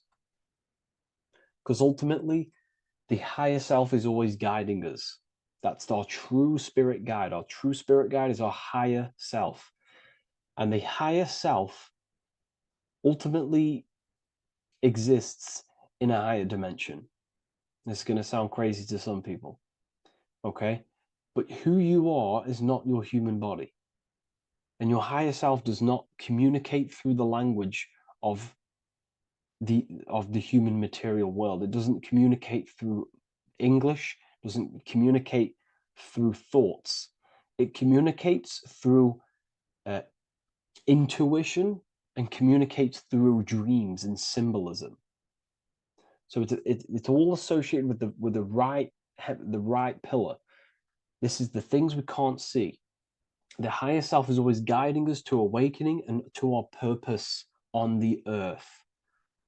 Okay, so this left pillar also can symbolize what we're born into the world with, our circumstances, our external world. What are we born into? You know, our family, our current financial situation, where you're located in the world.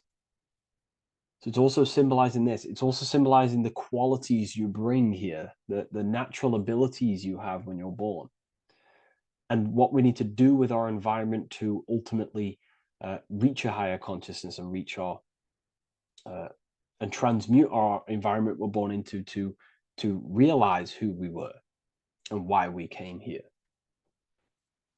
Okay, so we need to build the bridge between intuition and action, and always take action on what we know and feeling is right at all times. That's unity consciousness. And when we do this, we gain the light. We gain more light, symbolic of more information of the self. Because the higher self is always guiding. It's always watching over.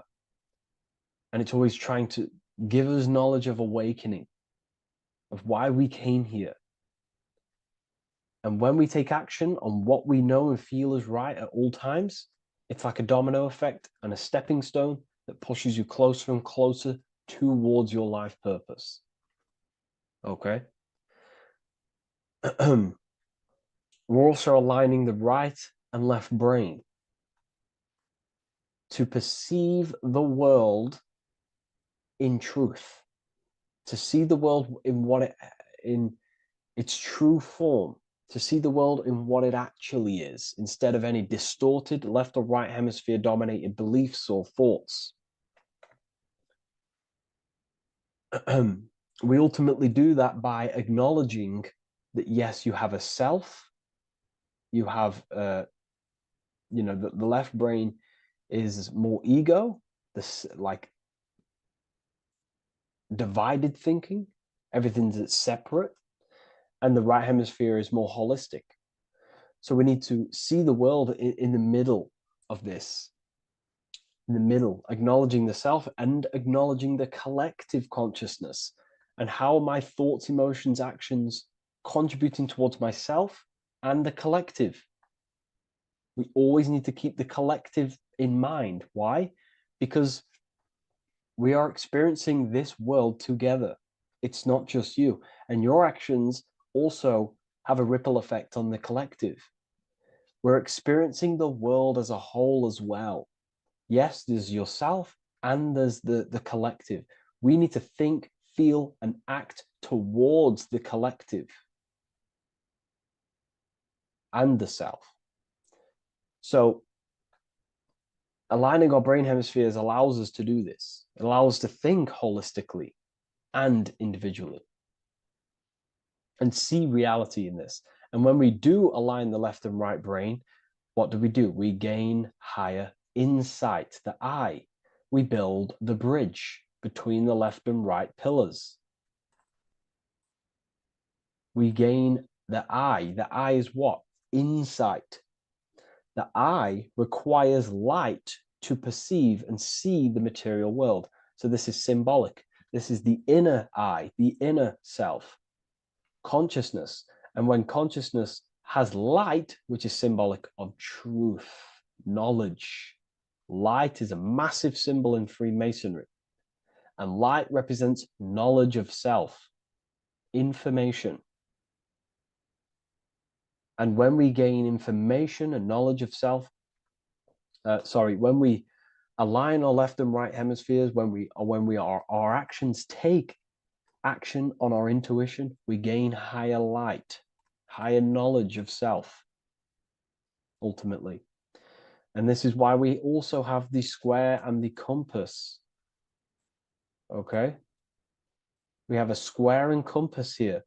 The square and the bottom, base consciousness, also representing masculine qualities. This is the masculine qualities, because squares are masculine. And the compass creates circles. So we have the circle on top of a square. Circles are divine. This is oneness. The circle is one line. The square is 4 lines. It's divided. So we need oneness over division. We need to unify the masculine and feminine qualities. Masculine and feminine qualities, okay? This is in the middle, because the compass would fall on the right pillar and the square would fall on the left pillar. And it's unifying. It's representing unification of these 2 pillars of masculine and feminine qualities of self to ultimately rise towards this light, out of the darkness and into the light. Okay? Let's go back. The G. This is very important. This is one of the most important teachings I could possibly give you about the G. The G is the generative principle, is what generates things. And the force within you that generates things is care and the heart energy.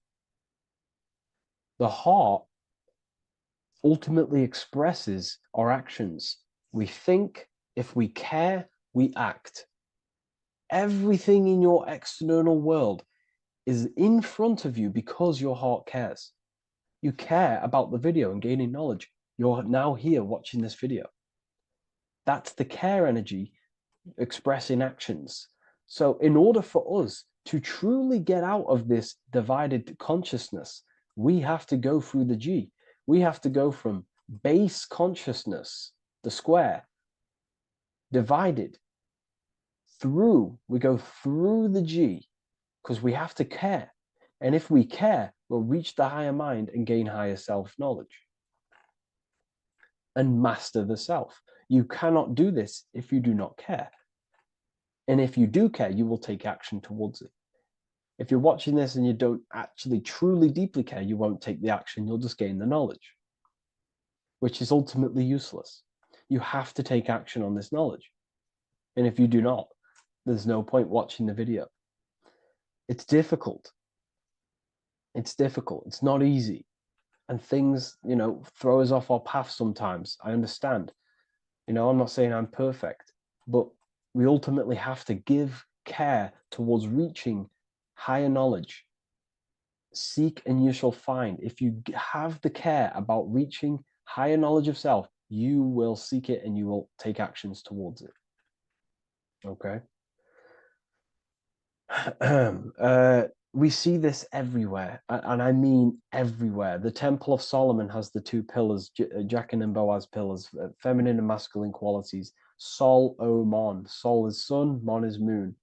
It's building the temple, which is the temple is the inner self, ultimately. It's symbolic. The temple's not a real place. The temple of self, building the Temple of Solomon and reconstructing the Temple of Solomon, is about reconstructing the self through masculine and feminine qualities. We see it everywhere. And this is very symbolic, like very symbolic. We have the two pillars, we have building the bridge, and we have a stairway that goes to what you can't see because it's going to the unknown. You have to have faith. Okay? What I'm about to say is very important. You don't know what higher consciousness is, okay, until you get a little bit higher. This is hard to explain, but I didn't know what everyone talks about, what higher consciousness is. I can't give you my higher consciousness. It doesn't work like that. You have to enter in and go within and have faith, going into the unknown, because you're ultimately going into something you do not understand. Higher consciousness, I cannot give it you. You have to enter the door and take action and think, feel, and act towards it, and you will go to the place, and then you will understand what higher consciousness is. Ultimately, what higher consciousness is higher knowledge and understanding of self, what you actually are. Okay, that is what's being symbolized here. It's again in the Masonic art. We have the darkness. We have to have faith to leap into the darkness, into the unknown. We see this everywhere. Like, you'll see, when I say this everywhere, and I mean everywhere, you'll see this. Every doorway has this symbolism in the ancient world, because ultimately this is what it's about, people. The door represents going within into a new light, a new room, a new level of understanding of self. Okay. Here we have Astro World. Now, this is obviously a darker aspect of this, but again, we have the two pillars. See you on the other side. That's the doorway. The other side. And I'm not going to break down, this ritual, but you can guess what I'm on about here. That's for the university, of course. I can't break that down on YouTube. It's way too deep. But there's knowledge out there that is so deep you couldn't even comprehend it with the current mind, even for myself. And this is the power of symbolism. The more you learn about yourself, the more these symbols reveal to you. It is a journey of self. And I can't give you these understandings. You have to go within and question and meditate on these symbols yourself, and have thinking exercises of meditating on a symbol and seeing what your mind does with the symbol, what it lets you think about that symbol, and you'll unlock deeper meanings. I'm going to go over one more symbol before we end this. This is the hourglass, which represents time. Time, a very overlooked thing in today's world. We do not have unlimited time in this body. You have limited time. You will die. You will die. You have limited time in the external world. This is why it's on the left pillar, located on the left side, the external world. You are limited. The scythe represents you will be harvested. Your body will die. It'll be harvested. You will die, and you need to fulfill your mission here. You came with a purpose. You have to find that purpose by going within the self and questioning and taking action on what you know and feel is right. Unity consciousness, aligning thought, emotion, action. So if you wish to learn deeper insights, gain exclusive lectures, astral projection, self-mastery, I've just started a new section on mind control methods and how people are using this in society and becoming conscious of it. I've now opened 5 spots at a limited special price for Ethereal University. Use the code MIND, all capital letters, MIND, all capital letters at the checkout. And there's only 5 of these codes. Whoever uses them gets them. It's ultimately going to give you 20% off the university for as long as you're subscribed to the university. We go so much deeper in the university. Remember, social media is just the tip of the iceberg. Tip of the iceberg information. There are certain things I can't talk about, but I'll see you inside, and I hope you enjoyed this video. Please leave a like, comment, and a subscribe.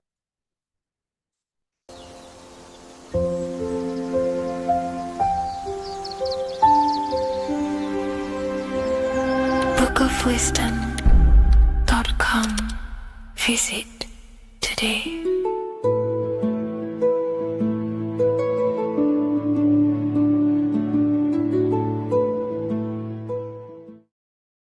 What is up, people? How are we all doing? Today, we're talking about the flat earth cosmology. So let's jump straight into this. Please drop a follow and leave a like to help the algorithm. So we live in a torus field. Everything's made out of torus fields. And every torus field has motion. It's what it is. It's the motion of energy. And every torus field has a center, which is the black hole. It's a womb of creation. It's counter space.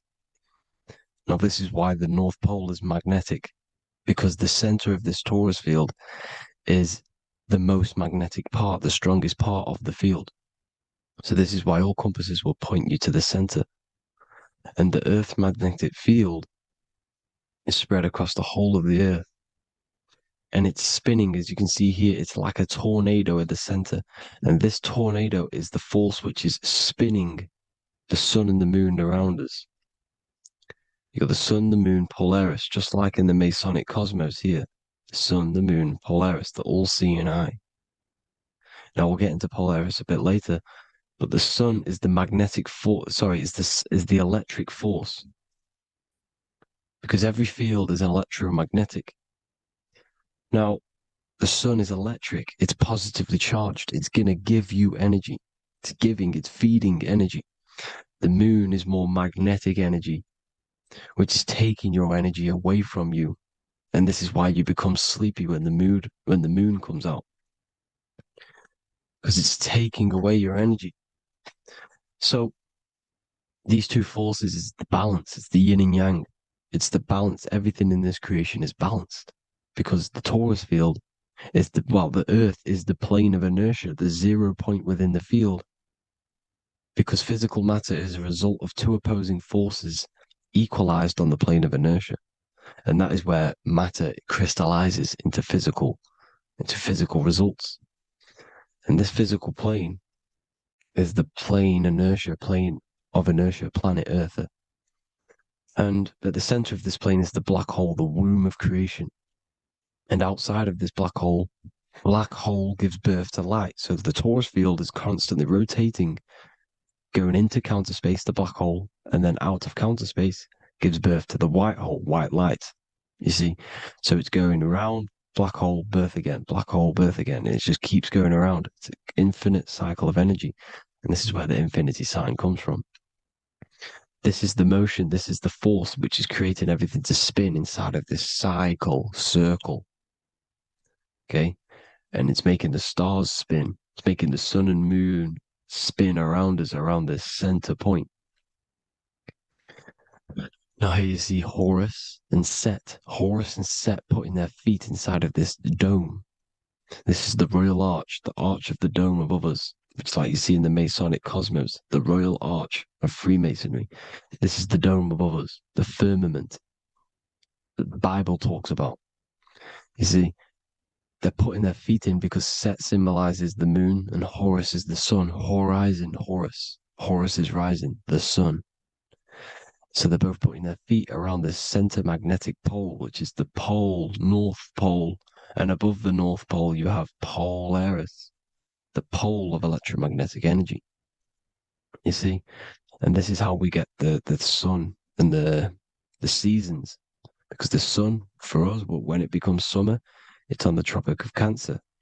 Then it spirals outwards, going out and out and out, then goes to the Tropic of Capricorn. That's winter for us. Then it comes back in and creates summer again. So it's constantly spiraling around this center magnetic North Pole. You see? So this roof above our heads is the firmament, and this is what they've taken off of us. They haven't physically taken it, but mentally they have taken this away from you. It's a female energy, and this is what the Egyptians called Nut, the sky god Nut. And this is the womb. We are inside God's creation, God's womb. And the woman's womb, when she has a baby, is a microcosm of this, because everything inside of this creation is macro. It's a reflection of the bigger things, as above, so below.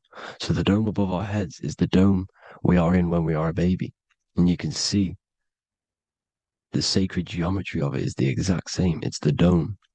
And when we are inside of the womb, the woman, the sacred maker, which is the M, the Masonic M, this is the Gmail symbol. The Masonic M is maker, mason, matter, male. She delivers the male, you see? She delivers the male because it's the maker, the female, the magnetic. The woman is magnetic in nature, the male is electric in nature. So when we are in this womb, the female, we are being fed by the center umbilical cord, by the center of the mother's stomach. We're connected to the center of the woman's stomach, just like we are when we are in the earth. The center is where the aurora borealis is being emitted from, the electromagnetic aurora borealis, the northern lights. This is our spiritual umbilical cord, connecting us to counter space, connecting us to the realms beyond this world. Because at the center of every torus field is counter space. And at the center of the earth is our spiritual umbilical cord. And this is the earth's belly button, as you see. As above, so below. We had a physical umbilical cord. We have a spiritual umbilical cord. And this gets cut when we die, when we're cut away from the physical reality. You see, here's the ancient Egyptian tablet showing this female. You can see the hair, it's a female above us, because the female energy is nurturing, helping, looking after. And that's exactly what the dome is. It's protecting us. It's the Ark of the Covenant, the Ark covering us, you see? And this is what they've taken away from us. By you believing in space, it completely destroys the idea of this being a sacred creation. They've taken the roof off your head, whether if you believe in space, you believe that there's chaos, there's planets, there's asteroids that could kill us at any moment. But this isn't true. They've made you fear your own creation that you're inside of. They've made you fear what's above you. You see, and it's to hide the power of astrology, the power of the lights in the firmament, which are constantly flowing through the ether. These powers which are above us are sending rays down to the earth, which are influencing our psychology and how we behave. And this is what astrology is. It affects human consciousness. It interacts with our consciousness. And there's a different energy every day because the planets are in different houses, different alignments. And this is, we'll go into this a bit deeper later on. So the world tree, this magnetic north pole, the pole of electromagnetic energy, was symbolized as a tree, the great tree at the center of the earth. You see? And this tree is symbolized everywhere. You can see here how the center person, this Egyptian person, is holding up the sky. This is the North Pole, the hyperboloid, at the center of every torus field. And this tree was in the Mayan cosmology. This is an ancient depiction. This is the torus field. There's the plane of inertia. Here's the center tree. Here's the tree in the center, the magnetic North Pole, the woman holding the stars. Here's the Hindu with the two birds symbolizing the sun and the moon revolving around this center tree. The Mayan tree, his Horus and Set around the North Pole. They all knew this flat earth cosmology. They knew these secrets. It's so sacred you understand the creation that you're inside of. Because if you don't, you'll be led astray. You don't know where you are. You're lost. You see? And here's the Masonic art with the rays of the stars coming down with the tree in the center. So it was personified as a tree. And we are in Asgard, Midgard, the middle garden, where there's good and evil. So the 7 layers of heaven, which is talked about in the Quran. Each planet has a different layer of the firmament, and this is the 7 layers of heaven, and these are our 7 layers of the energy centers in our body. So we start in the stars, so we are stars in a physical body. And this is why we say Mr., sister, fraudster, sinister. Stir is star, and we are in the stars, and our star descends into the soul system, not solar system. And as we descend into the soul system, we enter Satan's kingdom, Satan's world. As it says in the Bible, Satan is the god of this world. Well, if you've been into my research for a while, you know Satan is Saturn. Saturn's world, because Saturn's the outermost ring. He's the Lord of the Rings. And you enter his kingdom, the kingdom of time. And this is why Saturn's the time god. As soon as you go past the rings of Saturn, you're now in the soul system. You're now in time. You're now bound by space and time. And you're bound to the earth plane, the heart. Earth is heart. It's a rearrangement, it's an anagram for heart. And the heart of the electromagnetic color spectrum is green, and that's why the earth is green. And above green is blue, and this is why the sky is blue. In order to go to heaven on the macro scale, you have to go through the blue sky, through the 7 layers of heaven. In order to reach heaven in your body, whilst you're here, you have to go through the blue chakra to your head, which is heaven. It's micro, macro. Everything is micro, macro inside of this creation. Is an ancient. I think this is a French image, piece of art from the ancient French, with obviously the 7 layers of heaven, which they all depict. And notice how it's like a dome. We'll go into this dome symbolization, the Royal Arch of Masonry, which is next. But these 7 layers of heaven give us the 7 metals, the 7 days of the week, the 7 diatonic tones, the 7 chakras, the 7 everything. It's God's favorite number. And this is why the Masons use the G inside of the compass, because the G is the 7th letter and God starts with G. You see? So it's 7. God is 7. Here's another depiction of the heart, the soul system, the 7 layers of heaven. La Fermete. You see, La Firmament, with the stars on the outermost layer. Here are the 7 planets. Jupiter, Mars. La Sophie, the sun. La Luna, the moon. So Saturn. So we are in the heart of this soul system.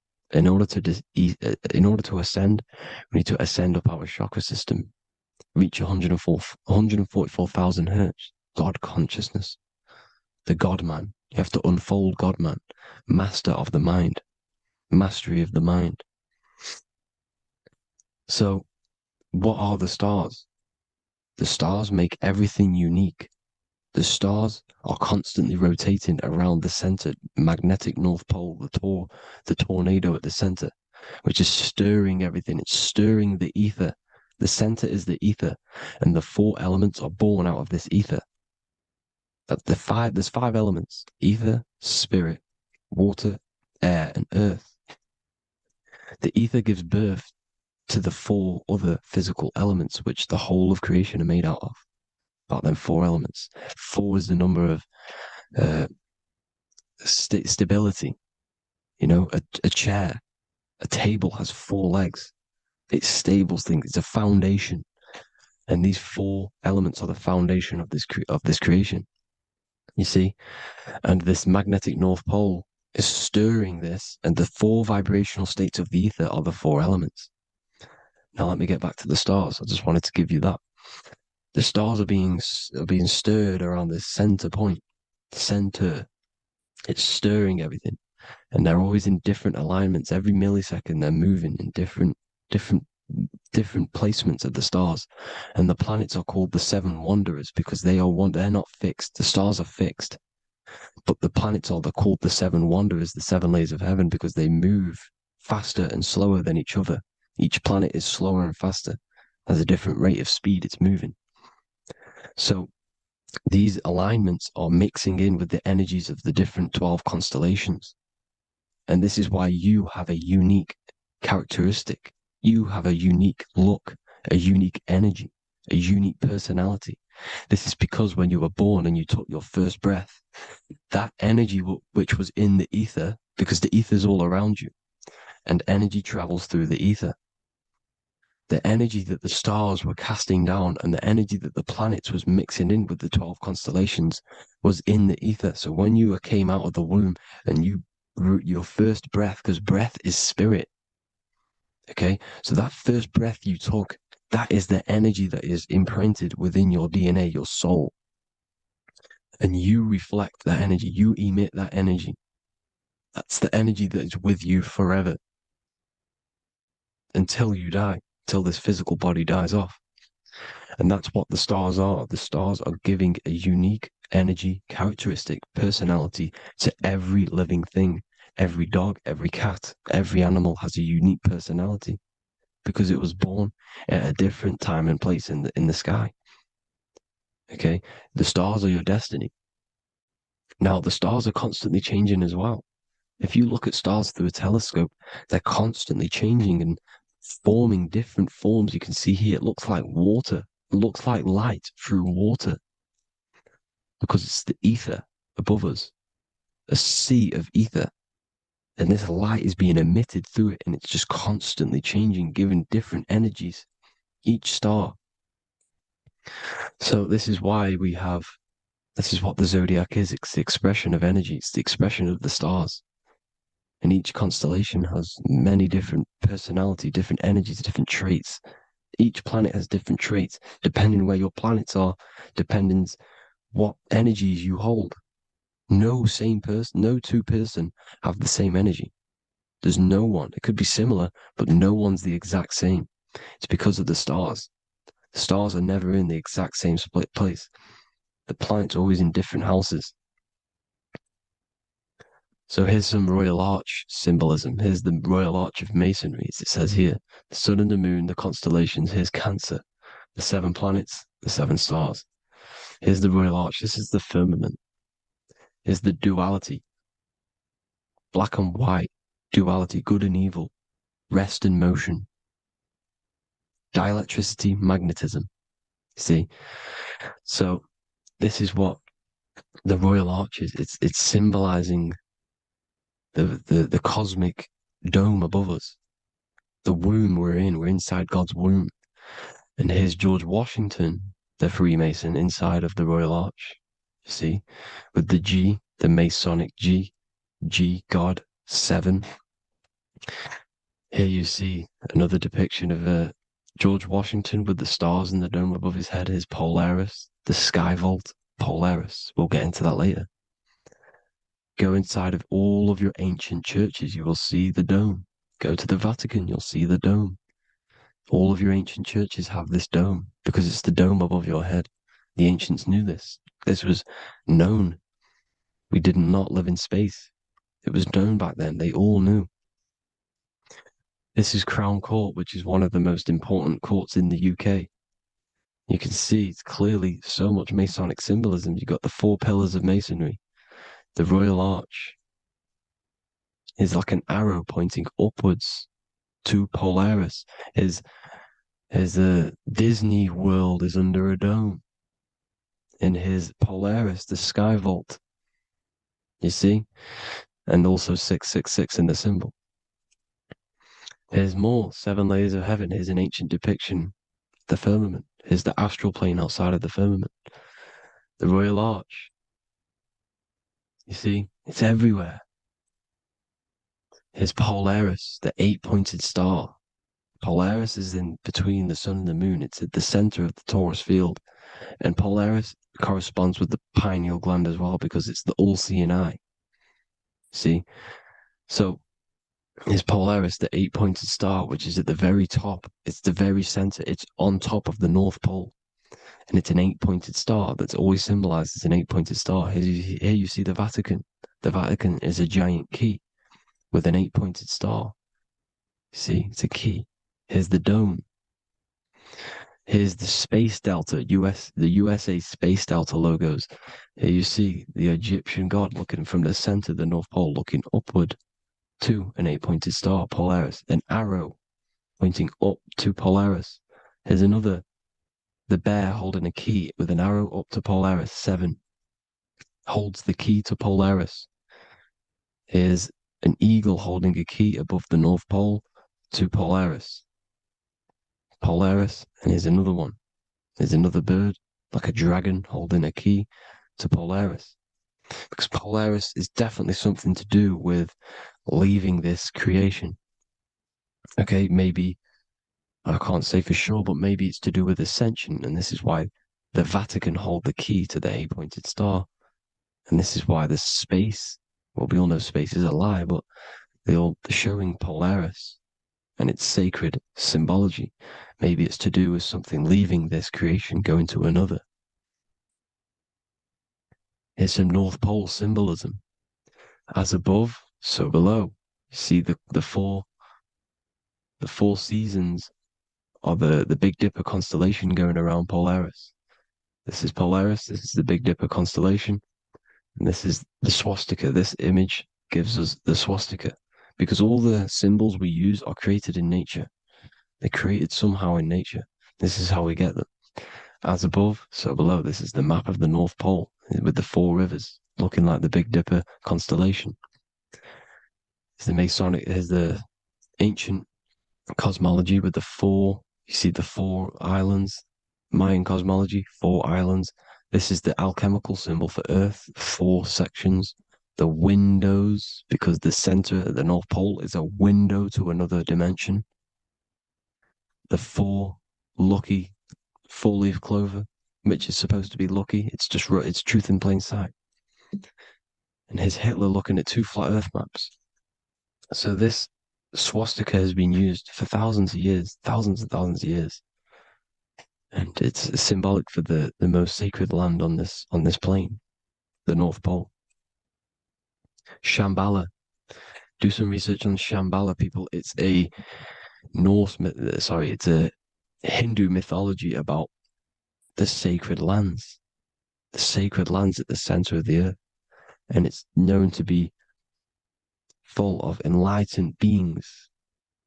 And it's all symbolized at the center. You can see their paintings of Shambhala. It's all at the center, the North Pole. And it's known to be the most godly place ever, because it takes you to a portal to the higher places. And maybe this is something to do with Polaris, connecting you to this sacred land at the very center. But anyways, people, thank you all for tapping in. Hope you all learned something. Have an amazing day. Please follow, subscribe, like, all the links in the description for the courses, the PDF. Please have an amazing day. God bless.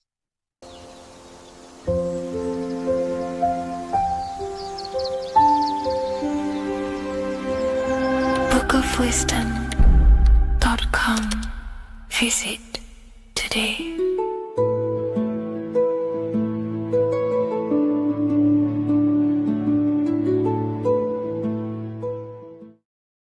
So depression doesn't actually exist, and in this video I'm going to show you how depression is actually a choice. And I'm going to give you some solutions on how to deal with it. And this is probably going to change your life forever just by doing this alone. Okay, so the first thing you need to understand about depression is that it exists in your conscious mind. It exists in your thinking mind. So what is inside your thinking mind? You have your body, your name, your reputation, your trauma, your memories, your family, your worries, your interests, your bills, your passion, dislikes, goals, right? Most people identify their lives with this. They identify their lives with their thinking mind. They think they're their name, their job, their reputation, their memories. But this is not who you actually are. Who you actually are is the observer of that. What happens if you stop thinking? What is left? You're left with unconditioned consciousness. You're left with the self, which is what we refer to as I.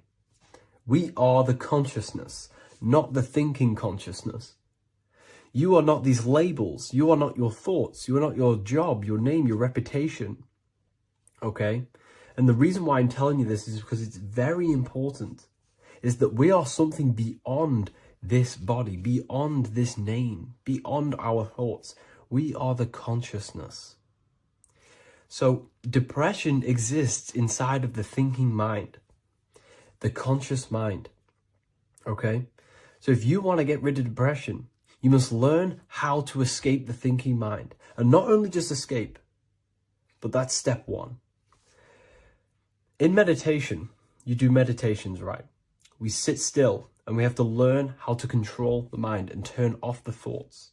And when we turn off the thoughts, depression goes out the window because there's no thought present in your mental field of consciousness to be depressed. Okay? You must understand, who is the one suffering from the negative thoughts? Who is the one suffering? Your mind is not suffering because the mind is producing the thoughts. Your body's not suffering from the negative thoughts. You are suffering. And who is you? You are a soul. You are that feeling. You are that person beyond the thoughts, beyond the feelings, beyond that. You are the one experiencing. You are that. Meditation gives us the ability to turn off the thinking mind. This allows us to escape our thoughts. Okay? And it gives us, over a long period of time after meditation, you'll be able to turn this switch. And this switch will be able to turn off your thoughts. And by doing this, we will be able to control our conscious mind directly by the hand. So when you notice yourself gaining them negative thoughts, we can then turn off the switch of turning off the conscious mind and rising to our authentic self and knowing the thoughts are just illusions. Now, let me tell you something that's very powerful. Most of your thoughts are coming from beliefs. Most of your feelings are coming from beliefs. So if you have a feeling of lack, this is coming from a belief that you don't have much. If you are feeling alone, this is coming from a belief that you are alone.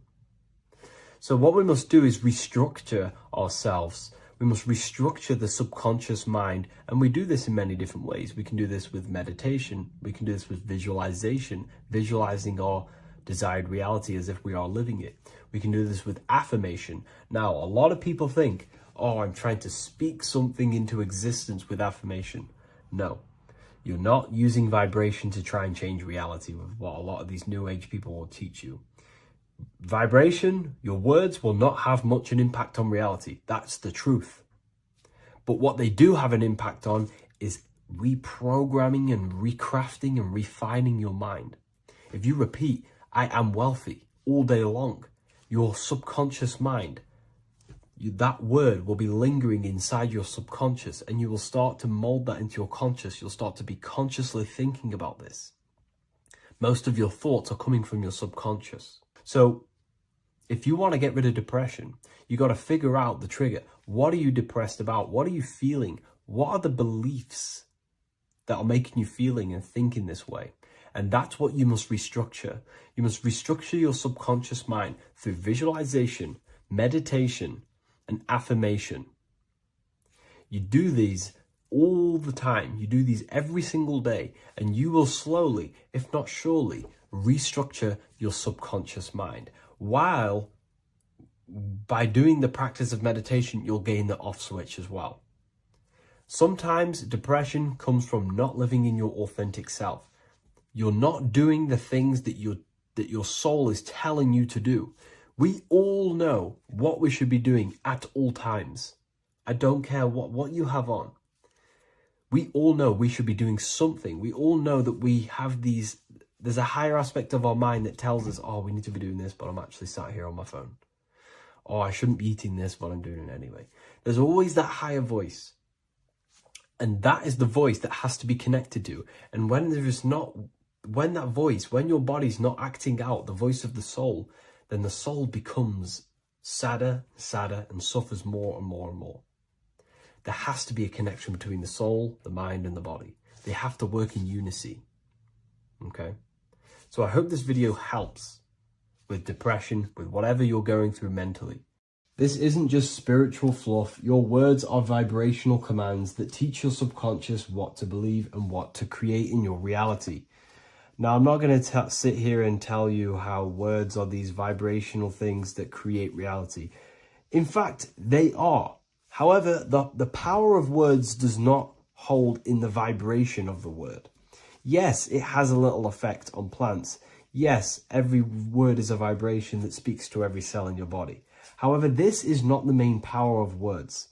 The main power of words is restructuring your consciousness and invoking energy inside of your own consciousness. I'm going to go over these two in detail for you. Your life is an externalization of your consciousness. Your belief system, your internal world, are building blocks to create your external world. What you believe in is how you see reality. It is the filter that you see to see reality. If you want to change reality, you have to change your consciousness first. There's no point trying to create a change, a manipulation in the external world, because it won't last very long. You have to restructure your inner temple, your inside world of thought and emotion. For example, your external reality is an externalization of every thought you thought in the past. Your life circumstances are just a result of every thought you thought in the past. You become what you think about. So if we can control what we think about, we will control who we become. Words are a powerful way to restructure your subconscious mind, which will then restructure what you think about. For example, if I said the word chicken all day long, I'm going to be thinking about chicken all day long. The words we repeat enter our subconscious mind, and our subconscious mind molds our conscious mind of what we are consciously giving attention to and thinking about. And that becomes our emotion.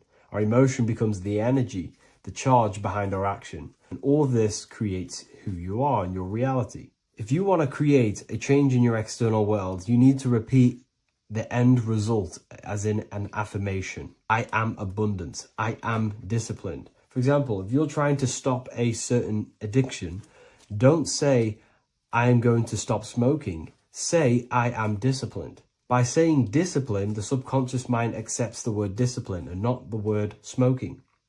If you repeat smoking, I am not smoking, your subconscious mind will just pick up smoking and then do more smoking. So if you are trying to create discipline in your life and trying to stop something, say, I am disciplined. The reason for this is powerful because you're conditioning your consciousness. You're conditioning your subconscious mind and filling it with the word discipline.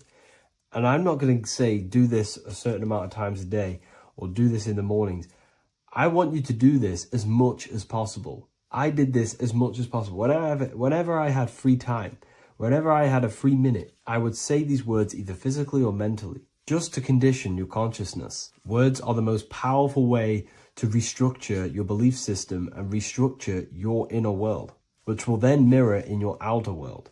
Words are also a powerful way to invoke energy. This is why when you see these magic occult rituals, you see people chanting and doing these things. It's because if you slowly chant a word, you can actually invoke the emotion. There are three aspects of creation: thought, emotion, action. Emotion is energy in motion. By repeating a word over and over again, you can actually begin to invoke that energy, that emotion inside your heart. And you can start to feel the reality as if you are already living it. And this is just another powerful way to condition your consciousness to become a certain thing before you have it. This is what magic is. Magic is all to do with reprogramming the subconscious mind, aligning the subconscious with a certain belief or reality, which will then produce an effect in our thoughts, our emotions, and our actions, which will then create that reality. So if you want to create something in your life, literally just repeat, I am something. I am is referring to your consciousness. I am is the highest aspect of you. It is the true self. Whatever you condition your consciousness will be mirrored in your external reality. I am abundant will condition your consciousness to feel and believe you are abundant, which will then seep into your thinking. And then you will start to act more on this because you are thinking about it, which will then change your external reality. Words are vibration, and vibration is powerful. However, if you truly want to change your reality, you have to change your inner world of consciousness. And words are the best way to invoke feelings to become the reality you want.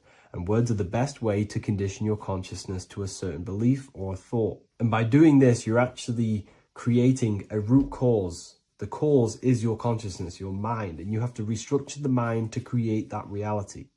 Words are a great way to restructure your consciousness and create reality.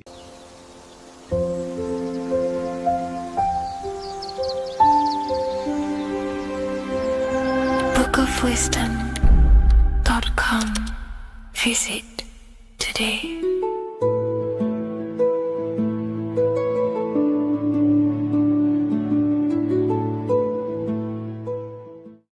There is a massive mystery around the Freemasonic G, and in this video we're going to be discussing it. Some people call it geometry, God, gnosis, genesis, generation, but in fact it's all of these things, and all of these things relate back to one concept that links them all. And in this video, you will be discovering this secret force, which pretty much creates everything in your reality, in your life, and has done unconsciously, whether you are aware of it or not. The Freemasonic G is the 7th letter in the English alphabet. This is important because the number 7 has many mysteries inside the esoteric and occult traditions. Some people say the number 7 represents the 7 colors of light, the 7 major planets, or the 7 musical tones, 7 days of creation. The number 7 is a massive mystery. But what we have to understand is that in the context of Masonry, Freemasonry is all about building the self. Every day we wake up, we are either building our prison of our mind or freedom of our mind. Everything inside of esoteric Freemasonry is about building the self and reconstructing our consciousness, our inner dialogue, the inner voice. We're transforming the mind from low awareness to high awareness. This is why Freemasonry uses the allegory of stonemasonry, stones, chipping away at stones. The stone is in fact you, and we are perfecting the stone, which is your very own mind. Because the universe is a mental construct. Life is happening to us inside our minds. We are all the universal mind expressed and clothed in a different body. Therefore, now we understand that everything is about the internal inside of Masonry. This G relates to something inside of you. Hence why you see the G inside of the square and the compass. It's something internal in you. G is the 7th letter of the English alphabet, and the number 7 symbolizes the 7 cognitions of the mind. In esoteric and initiatory traditions, the 7 psychological cognitions of the mind refer to the 7 distinct modes through which human consciousness perceives, interprets, and transforms reality. Different schools use different names, but across Hermetic, occult, Gnostic, and mystical systems, the same underlying pattern emerges. The mind has 7 functional powers, each representing a layer of awareness and a stage of inner development. Number one would be perception. The first cognition is the raw reception of sensory and subtle impressions. It is the gateway where the outer world enters the inner world of our minds. Perception involves learning to see without distortion, to notice the symbolic dimension behind ordinary appearances in an occult interpretation of perception. The second one is interpretation. After perception comes the act of making meaning. The mind organizes impressions into patterns, beliefs, and judgments. Esoterically, this cognition determines whether a person interprets life through the ego or through the higher insight of their higher consciousness. The goal is to purify interpretations so that the intuition can speak through it, to clear our minds of the clutter, master it, and let our higher consciousness shine through it. Number three is the imagination. This is the creative faculty that produces images, symbols, and visions in the mind's eye. This is associated with the astral plane. We live in a mental universe of thought.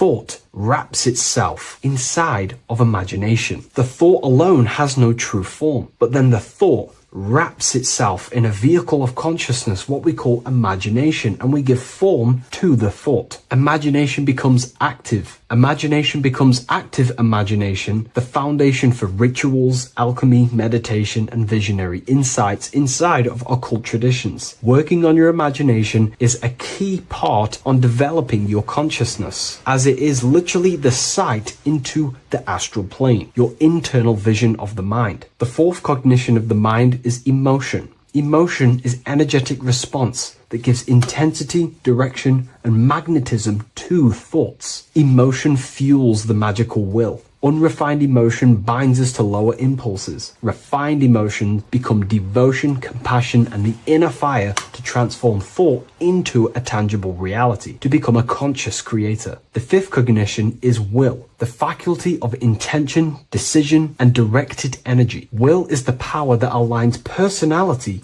with the higher self. It is the driver of discipline, transformation, and the capacity to act consciously rather than react unconsciously. Most people walk through life as an unconscious zombie, living day to day, running off subconscious programmings, never actually using their conscious mind. We develop our will and try to align our will with the highest will possible so we can align our will with our higher mind, so the higher mind can manifest through us in the material plane. The sixth cognition of the mind is memory, the storehouse of experience, impressions, and archetypes. It shapes identity, determines how one repeats and transcends past patterns. Memory includes not only personal memory, but also a deep strata of the subconscious and the collective subconscious field, what we call the Akashic records. Memory is a massive quality that you must work on inside the Masonic system. You are required to remember certain rituals and certain things so that you can regurgitate them to pass on along the degrees. Based off my research, I myself personally am not a Mason. The seventh cognition of the mind is intuition, the highest cognition possible. It's direct knowing. It bypasses the linear reasoning and reveals truth as the inner illumination. Intuition is the voice of the soul. It is the guiding force, guiding our physical vehicle of consciousness through this physical experience, providing revelations, insights, and even sometimes gnosis and higher understandings.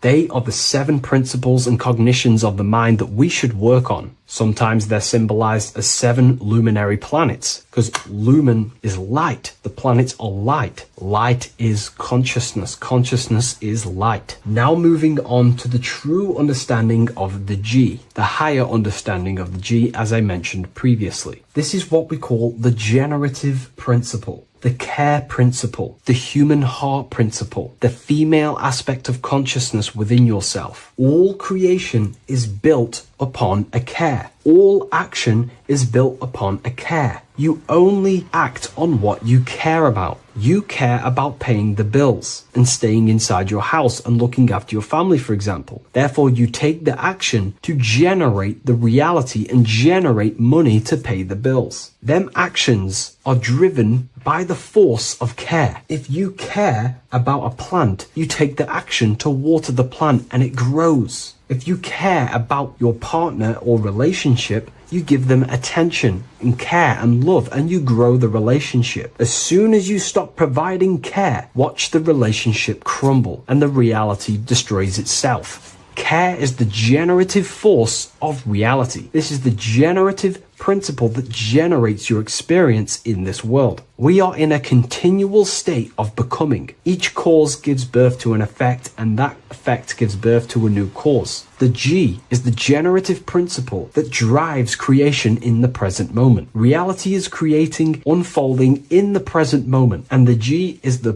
force inside of you that generates your experience. You're watching this YouTube video right now because you have a care in your heart for the information I have provided in the past, and you have a care about watching this video. As soon as you don't care, you take action to do something else with your time that you actually care about. The G is the generative force of the heart. It is the love energy. You only take action on what you love or care about. The whole world is built upon this principle. This is why we say money makes the world go round, because the whole world has a G or a care for money, and it's making everyone wake up in the morning, take actions, and make the world go round. It is the G, the care for that principle or money object to generate that reality. It is the force that drives you, hence why the G is sometimes surrounding with light rays, because it represents a force, emanation, something that is invisible but driving the physical body. The G is the internal force that focuses thought into an action. We can think many thoughts, but the thoughts you don't care about, you don't take action on. But the thought you care about, that you have a G for, intensifies that thought, focuses and directs it into an action to generate that experience and reality. The whole world is built upon this principle. The sun is a perfect example of the generative principle. The sun gives all of its life, light, never asking for anything back,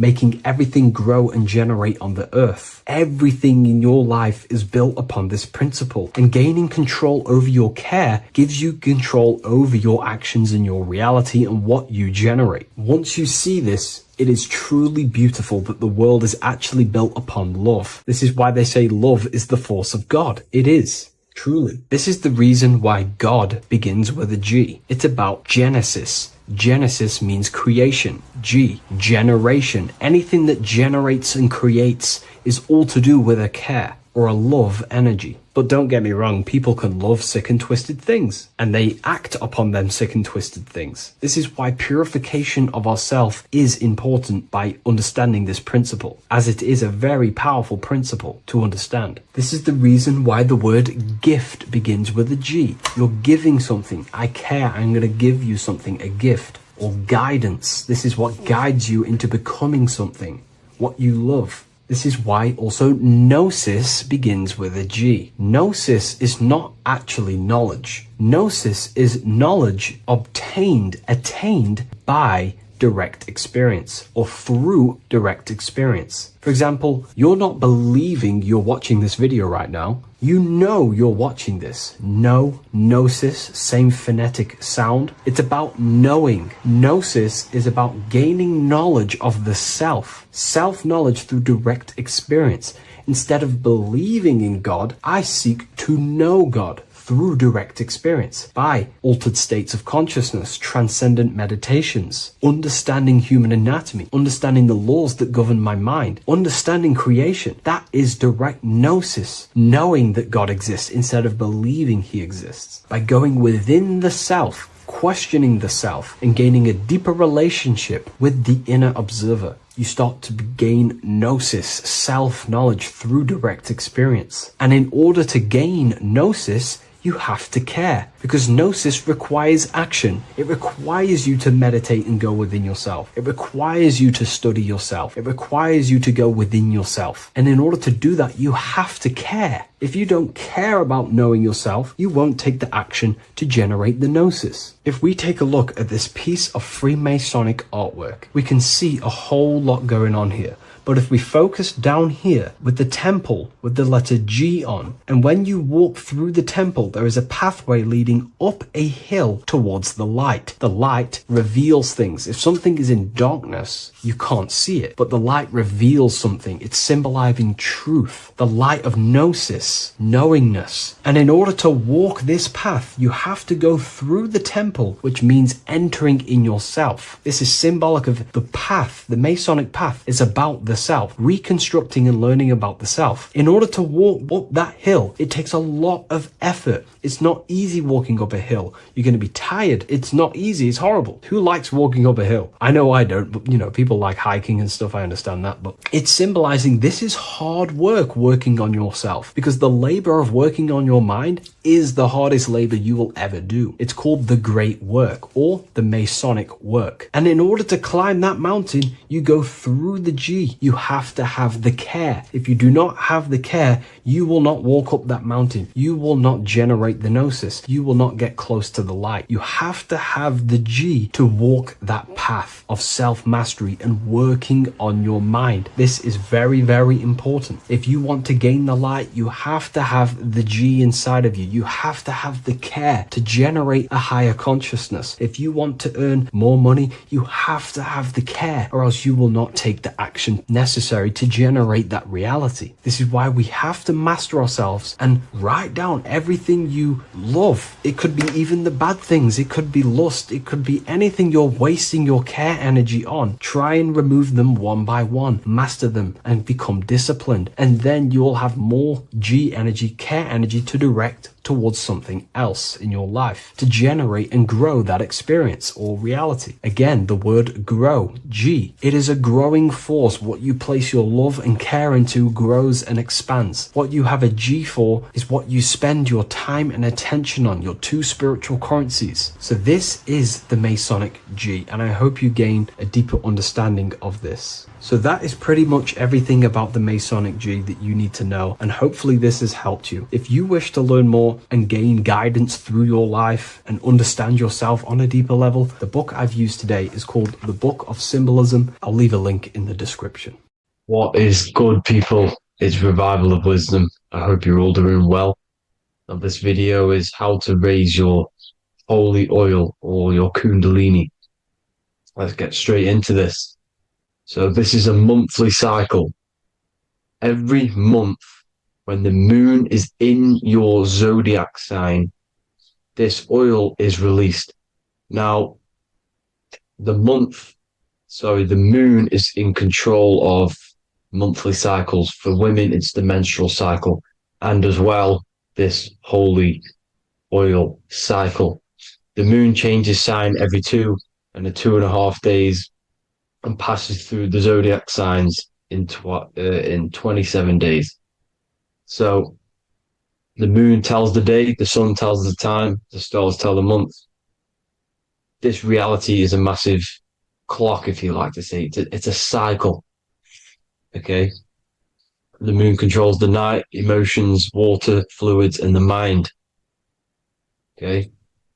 So this oil is produced in the claustrum. It's produced in the claustrum, which is here, right? This is where you get Santa Claus from. Now, the claustrum is at the center of the brain, and it is next to the pineal gland and the pituitary gland. Once it starts in the claustrum, this is the holy presence. This is the present that Santa gives to us, Santa Claus. And it goes to the pituitary gland and the pineal gland. And what's connected to the pituitary gland and the pineal gland is the Ida and the Pingala. The Pingala is the pineal gland's nerve, which is the honey, which is the positive charge, electric.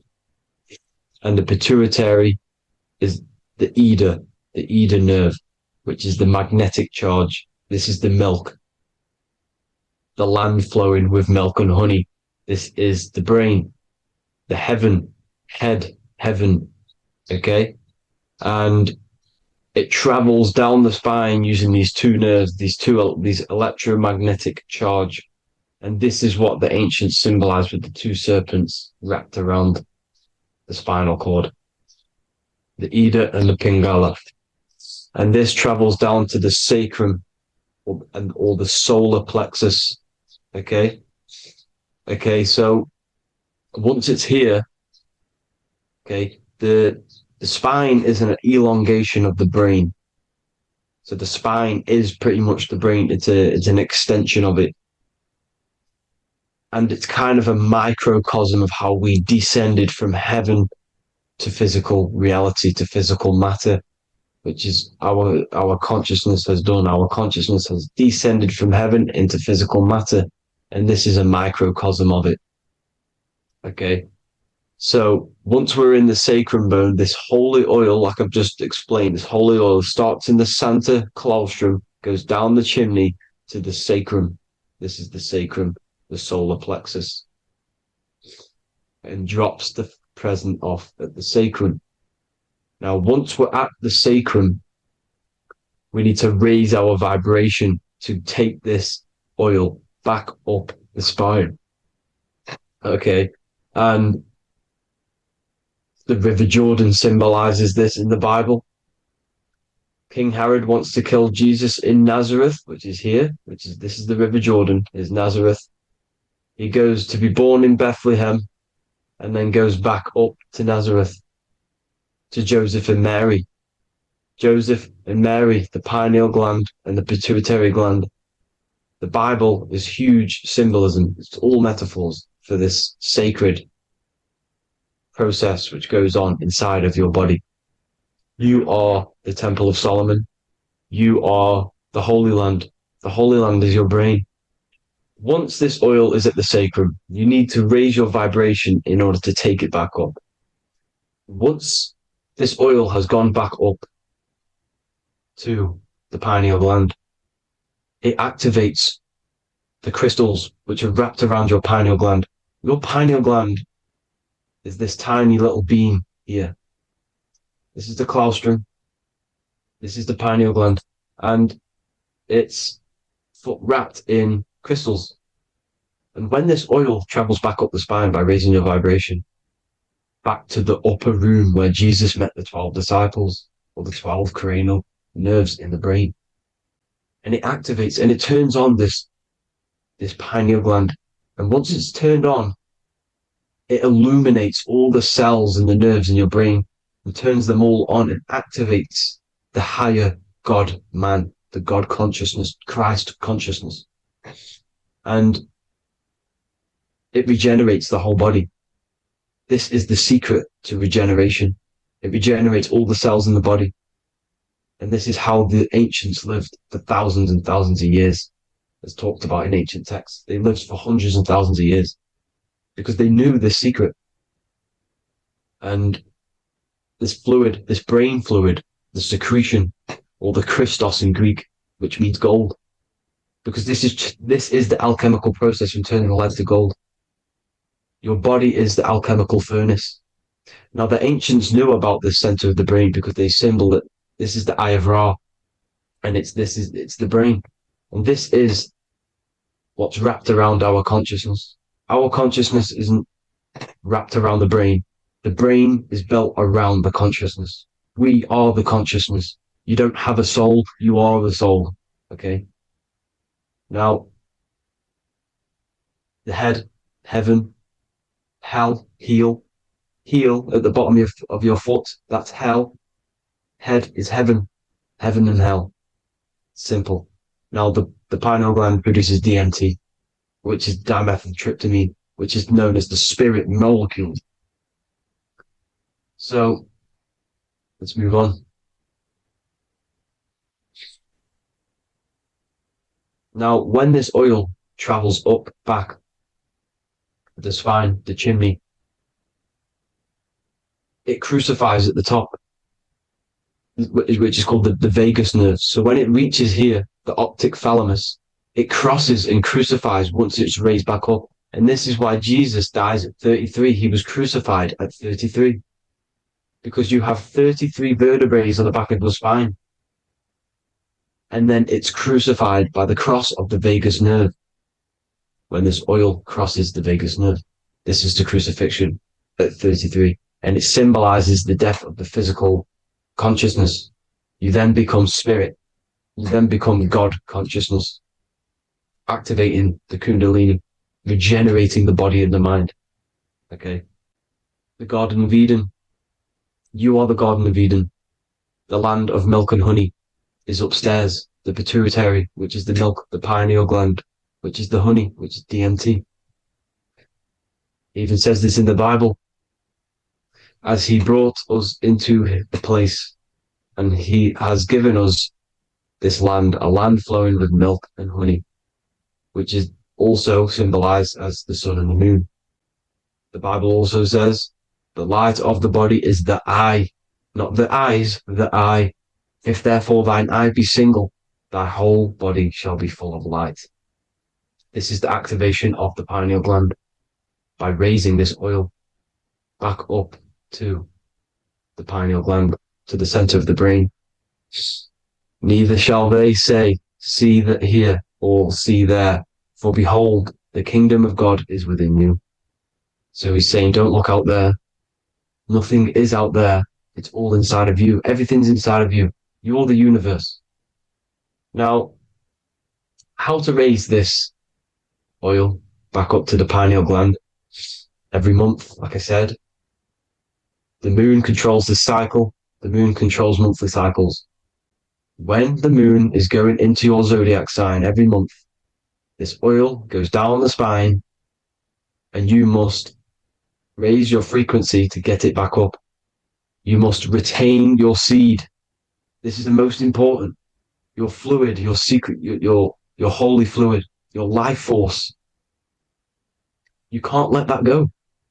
That life force is the reason you're alive. This holy oil is the reason you're alive, because it feeds all of the systems in your body.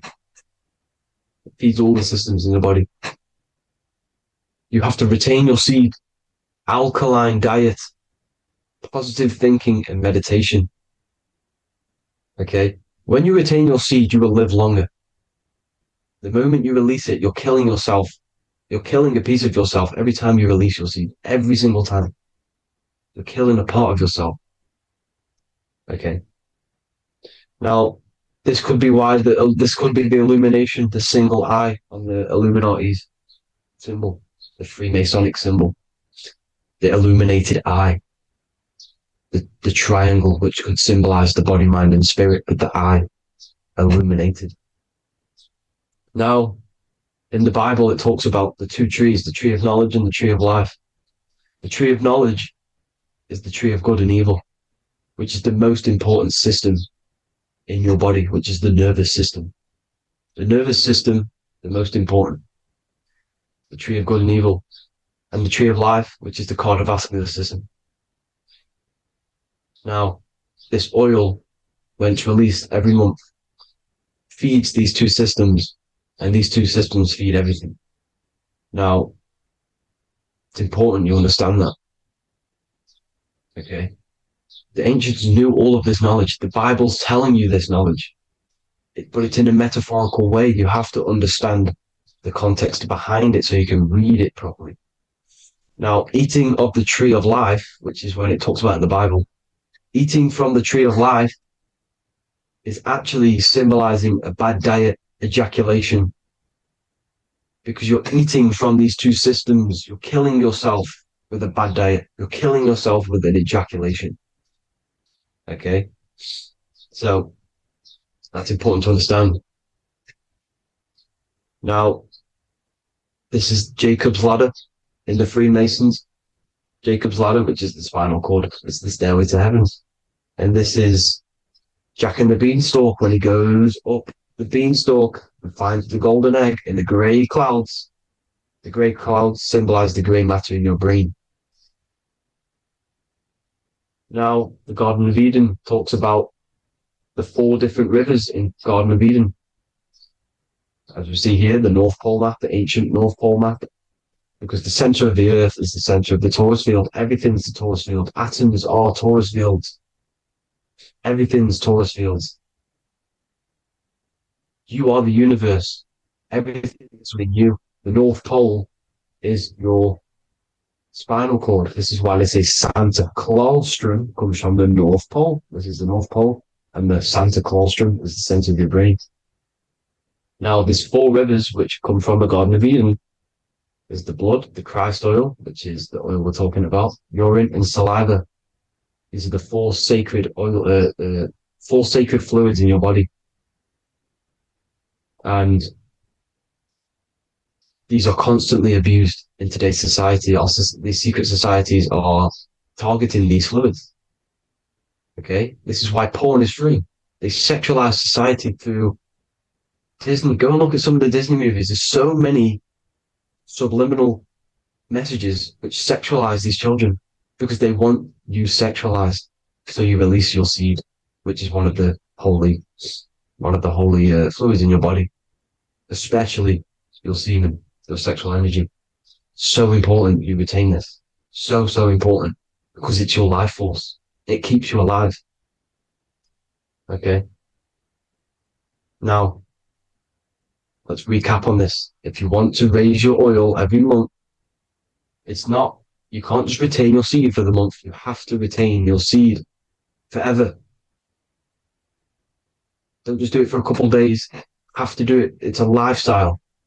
You want to become God consciousness, you got to do what it takes. It's hard in this society because this society is made around, it's designed to kill you pretty much.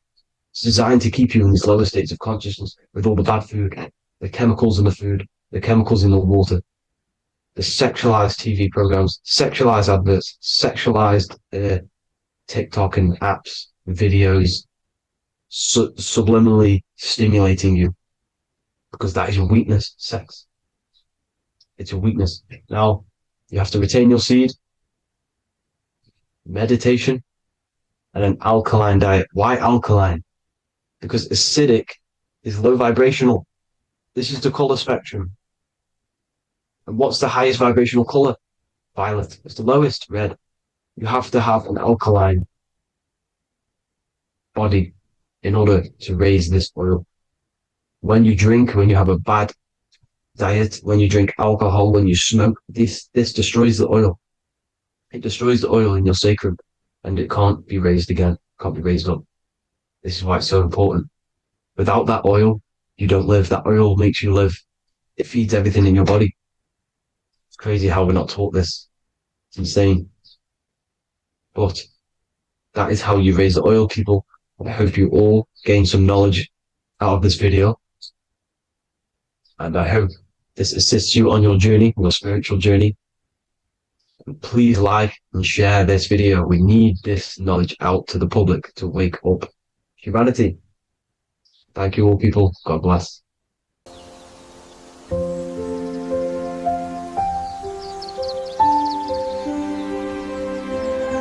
bookofwisdom.com. Visit today.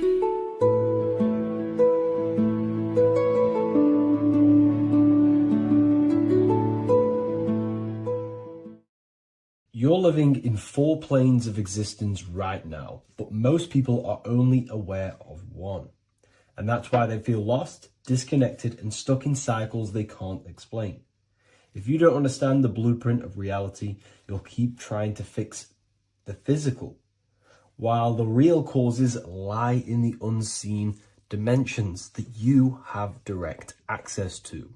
You must understand is that the universe only exists in the mind. Everything is a projection of consciousness. Therefore, consciousness produces everything. Our internal world is consciousness. Our external world is this physical body, physical world. Everything is an externalization of consciousness. For example, this was a thought. Now it's made physical. But before this was invented, it was existing in someone's mind, in consciousness, invisible. Then it was made manifest, made physical. So everything in this physical plane is the effect. The cause is consciousness, mind, the mental plane. So now I'm going to explain these different dimensions of consciousness. You don't just exist in this physical plane. The physical plane, in fact, is the lowest plane there is. It's the illusionary plane. So first of all, we have the Buddhic plane. This is the nothingness. So think of it like this.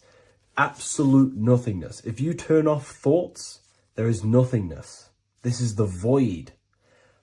And out of the void springs infinite potential, which is the mental plane. Now, your mind has no limitation. It can think anything, be anywhere, anytime, any place. In the whole world, there is no limitation with the mind. This is the realm of infinite possibilities.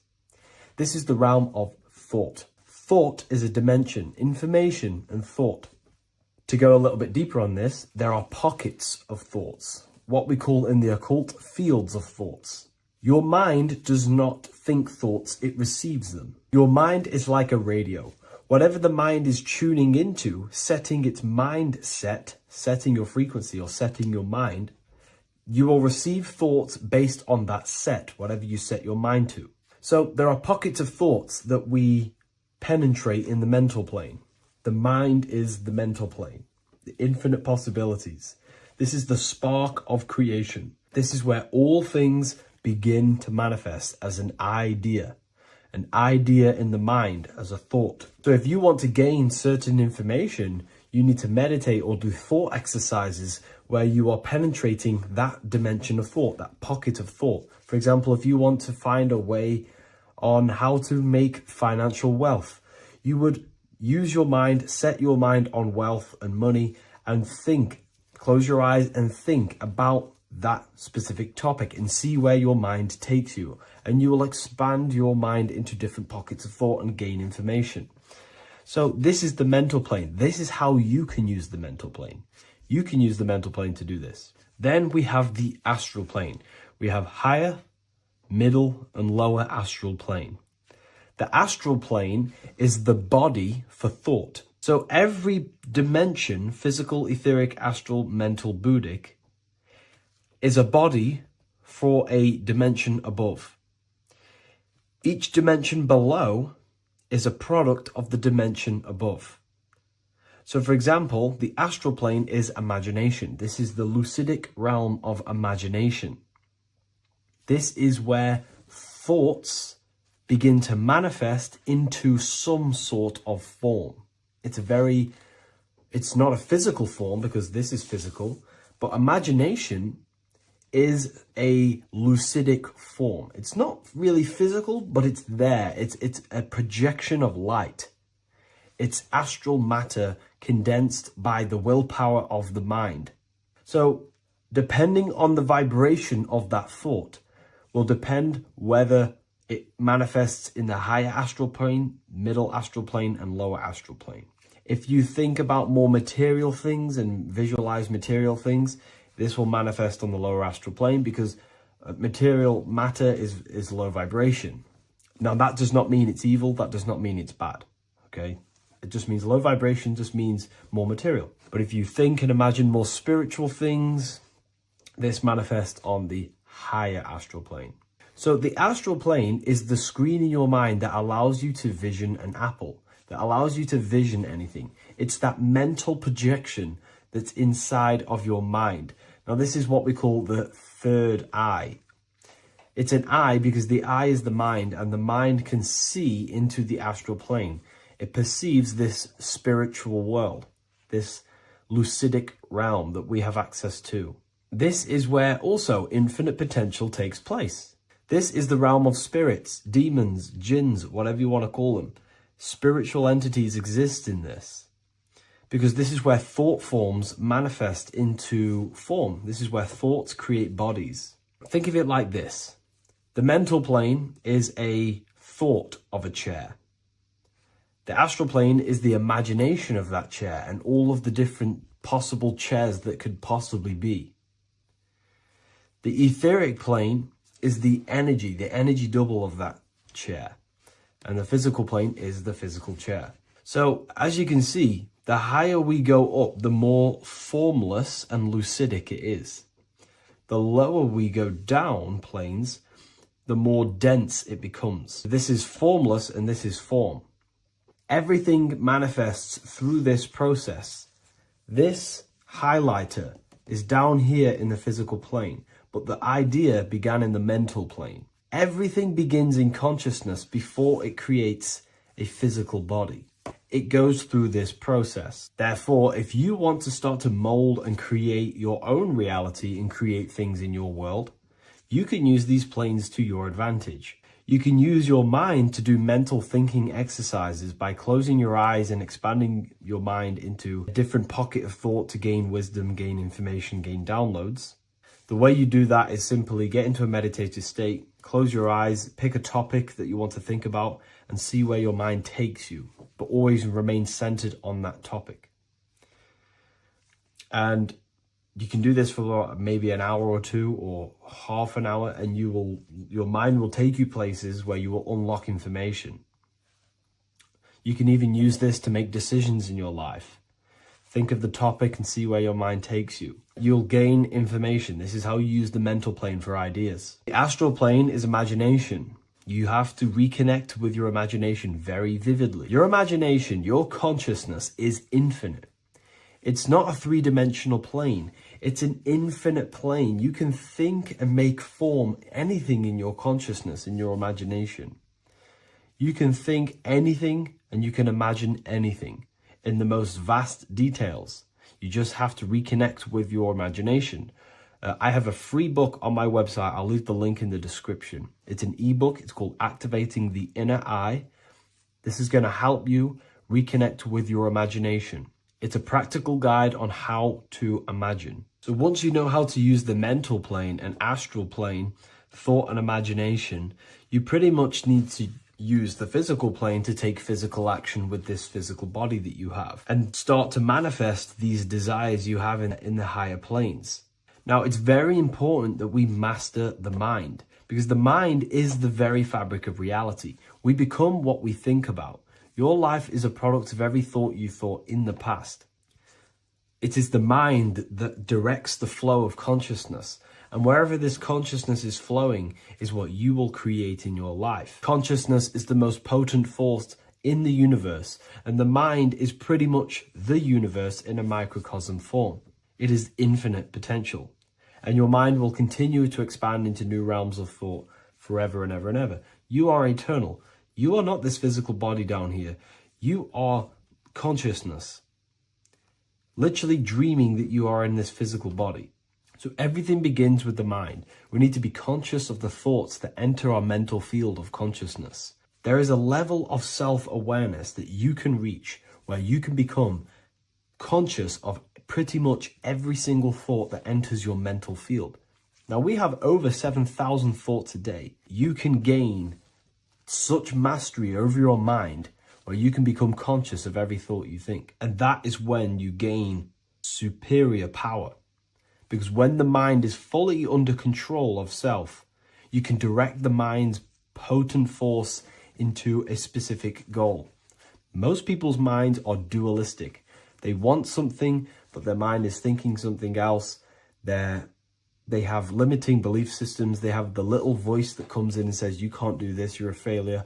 That is a fractaled mind. The mind needs to be singular. It needs to be on your team and not an enemy. Do not let your own mind take away your power. Your mind should be on your team, giving you power, giving you the best possible thoughts and the best possible beliefs. When the mind is in this condition and on your team and not taking away your power through the destructive thoughts, it becomes a potent, powerful force used for manifestation to create anything. And the way we get the mind on your team is through constant meditation to learn how to control the mind and turn it on and off. Subconscious reprogramming through visualization, affirmations, cultivating emotions associated with your goal. All these three ways we can reprogram the mind slowly over time so that it becomes powerful and becomes on your team and doesn't give you negative contradicting thoughts. When the mind is fully aligned on one thing, it can create massive empires and things in your physical reality. So I hope this video helps, and I'll see you in the next one.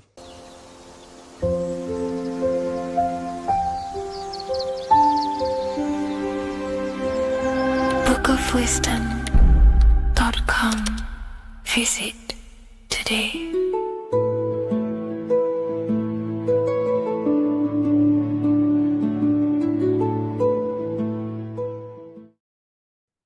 left and right hemisphere, and what are they doing? How does it contribute towards your perception in this world? And this is what we're going to be talking about in today's video. We're going to be breaking down the two hemispheres of the brain and how they function in your life. So first, we have the left hemisphere.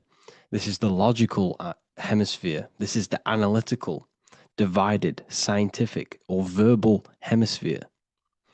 The right hemisphere is creative, wholeness, artistic, symbolic, and metaphorical.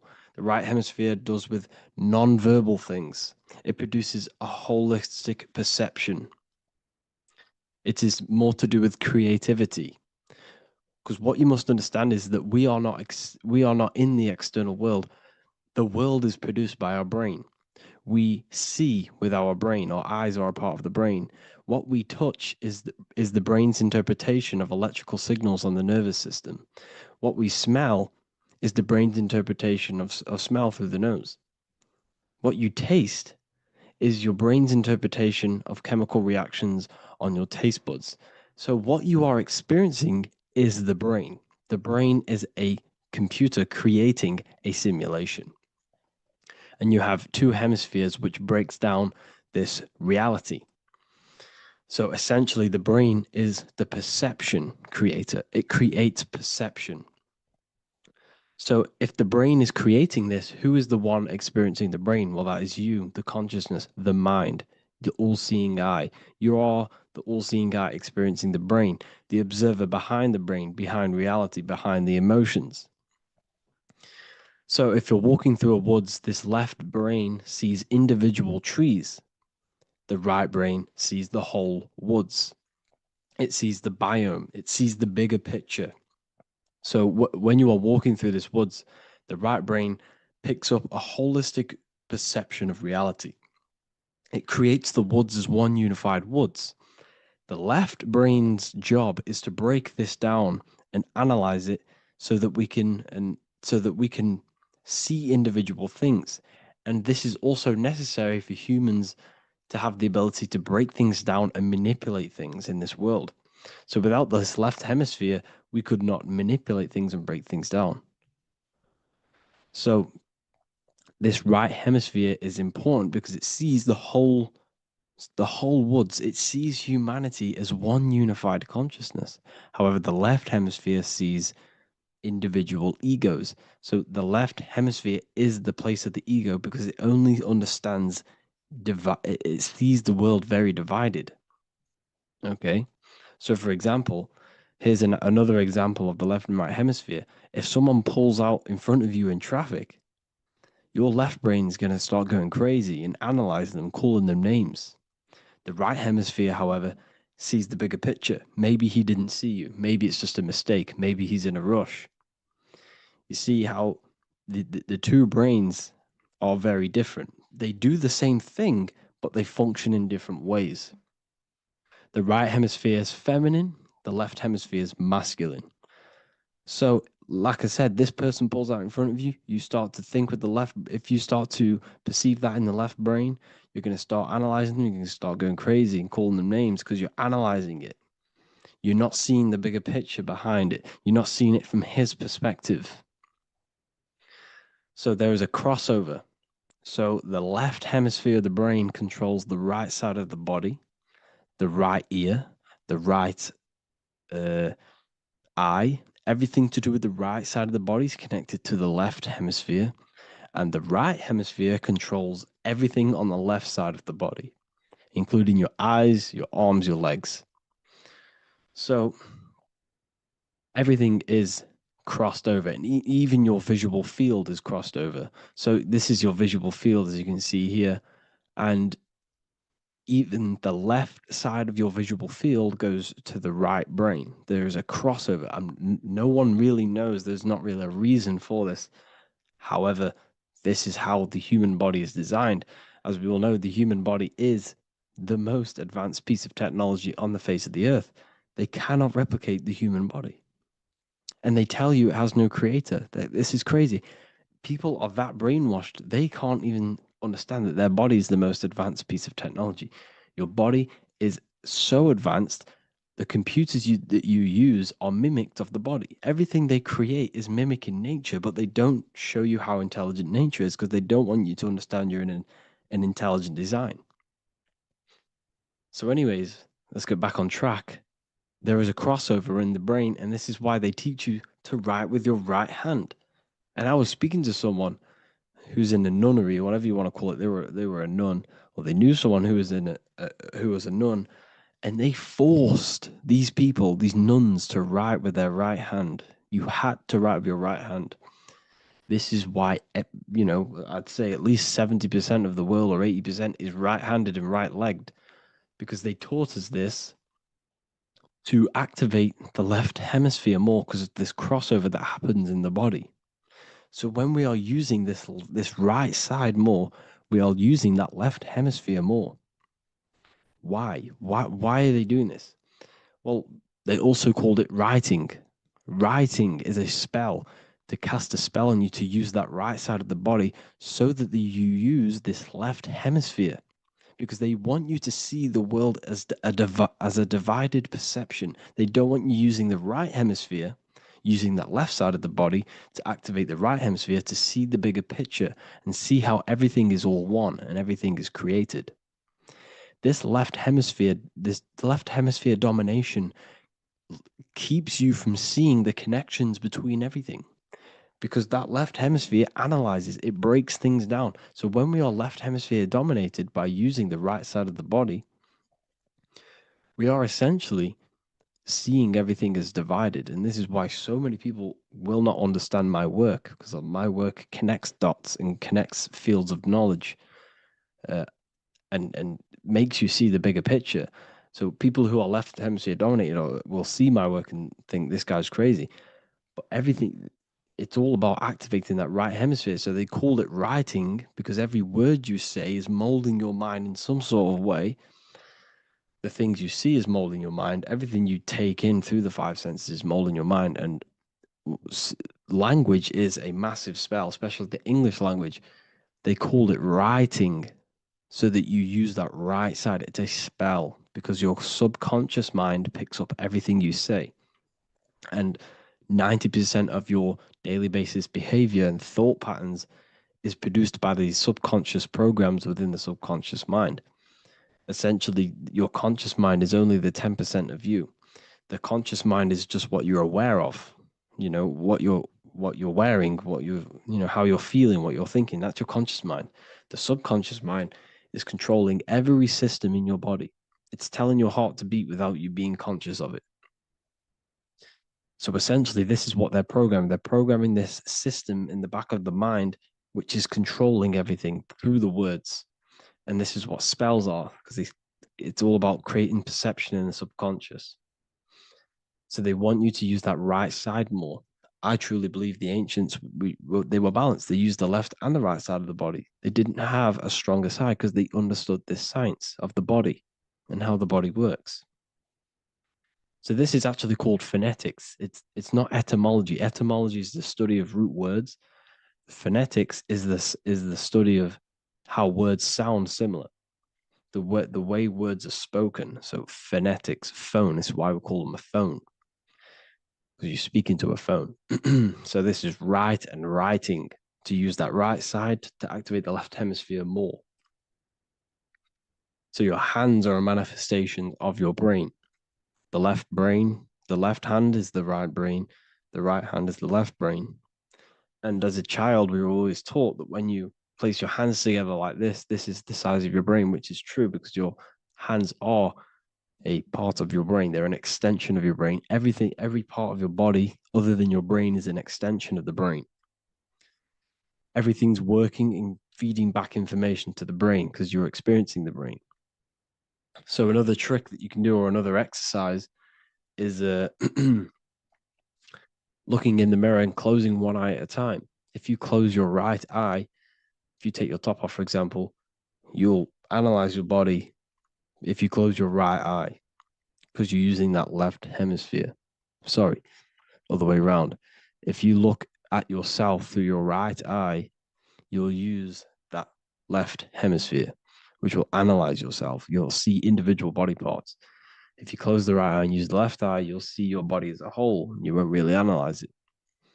This is how you can analyze yourself using these two hemispheres.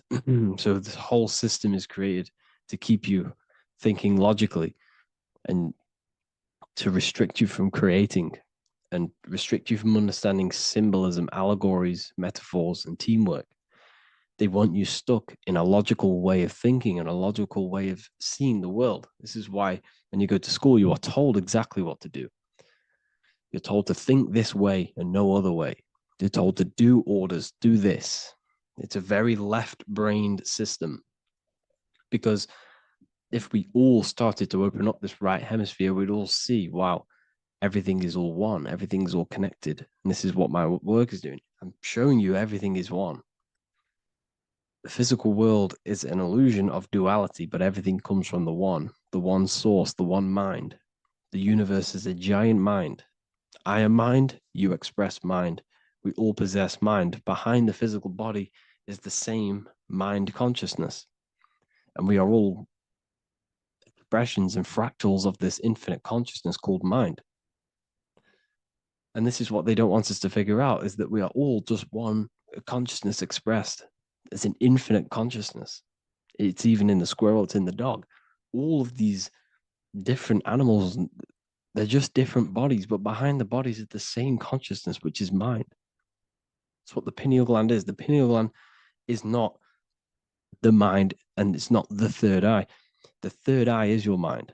If you have a closed third eye, it just means you have a closed mind. If you have an open third eye, it just means your mind has expanded from beyond physical things through astral projection and mystical experiences. This is how you gain an open third eye. It's just an open mind. A mind that has astral travel, that has explored the realities within the mind. So everything they do is to keep us in a divided state. Divide and conquer, right? That's their motto. All to keep you thinking how everything is divided. Everything they've done is division. Postcodes, countries, everything is divided. Like football teams and all this stuff.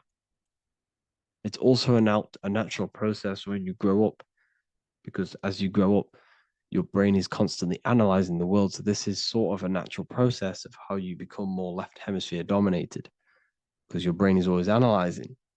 And unless something awakens you, you can awaken that right hemisphere where you can start to see the bigger picture. Even the music, all tuned to 440 hertz, shuts down the right hemisphere of the brain. 440 hertz, Spotify, Apple Music, the radio. Every time you turn on the radio, it's tuned to 440 hertz. This was specifically tuned. It never used to be tuned to this. It was in the 1950s. It was changed. The standard music tuning was changed to 440 hertz because it shuts down that right hemisphere of the brain. They don't want you thinking, seeing the world in this way and perceiving things as one. And I'm going to show you.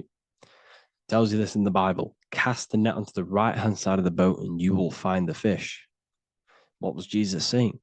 You see, people read the Bible and they don't understand it. If the Bible is not talking about you, then it has no meaning. The Bible, everything you read in the Bible is about you and how it can better your life. It occurs to you. So if Jesus says, cast the net onto the right-hand side of the boat, this is an allegory. The boat is your body. Cast the net. It's the awareness, the perception onto the right hemisphere of the brain, and you will find the fish. What's fish? What do fish do? They swim deep in the ocean. It represents the knowledge. Deep knowledge. Cast the net onto the right-hand side of the boat and you will find fish. You will find the wisdom. You'll gain understanding when you cast that your awareness into that right hemisphere. You will see that I am you and you are me. We are all one consciousness. You will see everything. You'll see that the trees are the same patterns as the nerves in your body. You'll see everything is connected. Everything is a fractal of the one infinite consciousness. And how many fish did they catch? 153. That adds up to 9. This is now numerology. The Bible's filled with numerology. adds up to 9. What's 9? Human consciousness. It represents consciousness. You're in the womb for 9 months. Feminine. It's all about consciousness.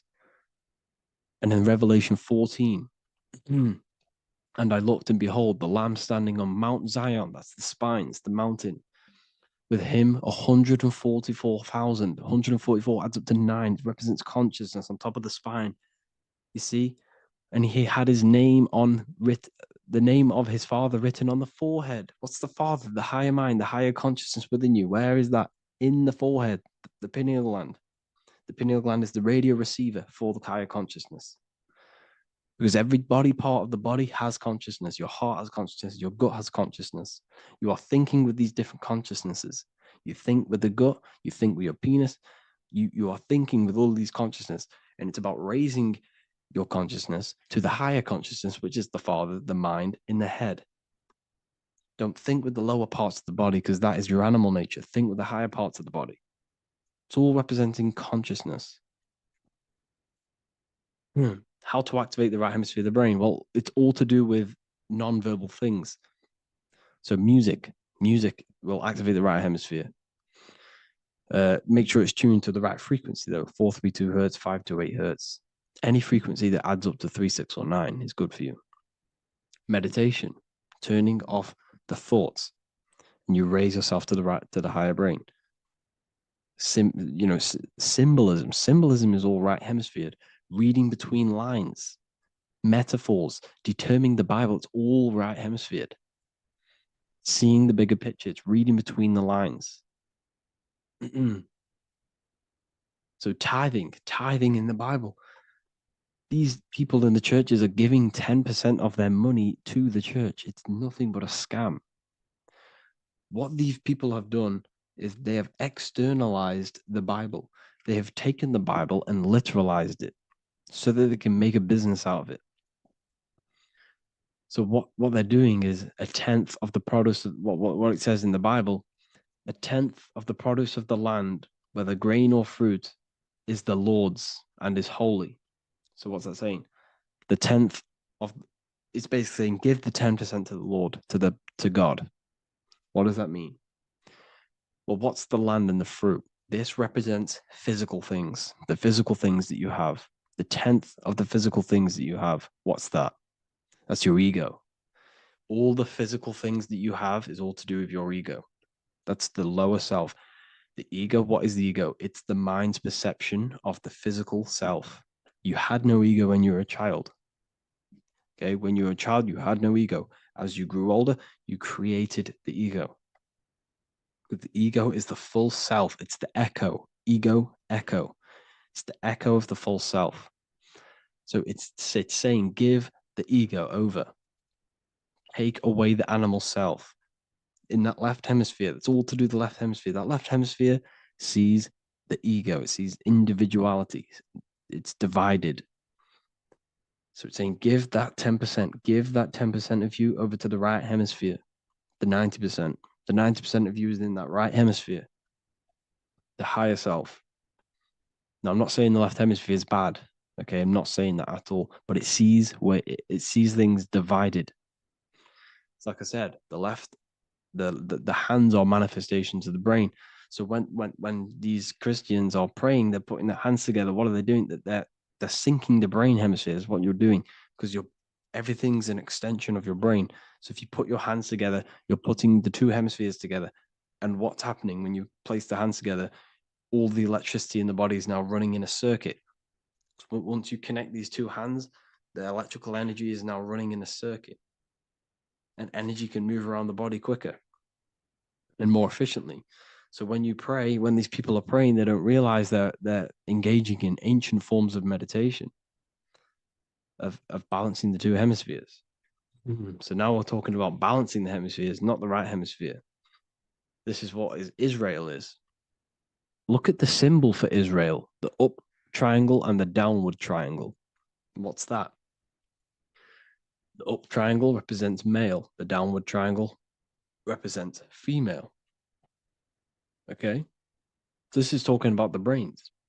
Israel is Ra. Isis, which is female, the Egyptian god. Ra, El. El means God. Electricity. That's the force of the physical world. It's the force that runs this world, electricity. It's the force of God. El, consciousness. It means God. Is Ra, El. Isis, Ra, and El. It's the two hemispheres of the brain, the holy land of Israel. It's the holy land, it's the brain. Once these two hemispheres are synced, this is how you unlock your consciousness. This is the easiest way of astral projecting. Hemisphering, I forgot the word for it. Hemisphere syncretization, something like that. It's about syncing the hemispheres. This is how you unlock your consciousness. Once the brain is running as one electrical system, this is how you balance the two masculine and male opposing energies. Once these opposing energies are no longer in war with each other, the brain, they come together to work as one. You unlock your consciousness. You are born again. What happens when a male and female have sex? It creates a new child. It becomes one. You are born again. Once the two hemispheres of the brain, you are born again. You can then have an out-of-body experiences. So this is why the symbol of the Holy Land, Israel, is the up and down triangle back combined together, because it represents unification of the male and female, unification of the hemispheres. You're born again. You unlock consciousness. And you can get this for free. It's called the Gateway Tapes on my website. Basically, it's a audio track from the government, and they did this in the Gateway Experience. It's a CIA document, and what they do is there are different forms of meditations you go through. I think there's about 5 waves of meditations you do, half an hour each one, and it will teach you. It will sync your hemisphere, because what does it do? They understood that playing one frequency into one ear and another frequency into the other, they understood that the right ear is connected to the left hemisphere, the left ear is connected to the right hemisphere. So when you play 2 different frequencies into both ears, what happens? The brain picks this up, the 2 hemispheres of the brain picks this up, and it syncs it. It syncs these 2 hemispheres, these 2 frequencies together. So now the brain is working as one to sync this frequency. So this is how you can sync your hemispheres through listening to these frequencies. Okay, you can get them for free and do the meditations yourself. This will definitely help you. This is an easy way to astral project. So it's all about syncing the hemisphere and seeing reality from a unified perception. We should all aim to get out of that left hemisphere. I'm not saying don't use it, but we should now start to see. We should now start to read between the lines of the Bible, read between the lines of the symbolism they're showing. Study symbolism, study allegories and myths. What are they trying to tell us through these allegories? And, this is how we start seeing things in a better way. Once we understand that we are all microcosms of an infinite consciousness, we can all come to one, because love is the unifying force of this infinite consciousness. We are all divided. We are all disconnected from our hearts. Once we all connect with our hearts and see that everything is one, we can all start to love and come together as one, because love is the unifying force of consciousness. So if you haven't already seen, I now have launched the Ethereal University. I will be doing lectures like this one, but even better, deeper, and even releasing knowledge that I can't talk about online, as they are censored. I'll be doing lectures every single week. I'll be doing live calls every single week. You also gain access to my library, which is filled with over 45 occult books, filled with knowledge. Okay, I'll show you now. Plus, you get my book, The Book of Wisdom, PDF form, and the Human Health Guide, PDF form. You also get all of this stuff, the health section, Q&As, Ethereal meditations. We've got some celestial studies, cosmology, and numerology coming soon. You also get the brand new Manifestation Mastery course, plus the library. And there'll be new books, new lectures, new live calls every single week. Or you can get the Book of Wisdom, use the code WISDOM in all capital letters to gain 40% off. This sale will be ending very, very soon. So if you're watching this, be very quick to get yourself a physical version or a PDF of my book. You can get it in all these languages. Hope you enjoyed this video, people. I'll see you inside the Ethereal University, the real university. Have an amazing day.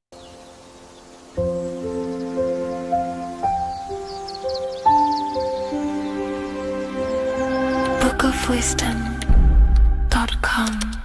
Visit today.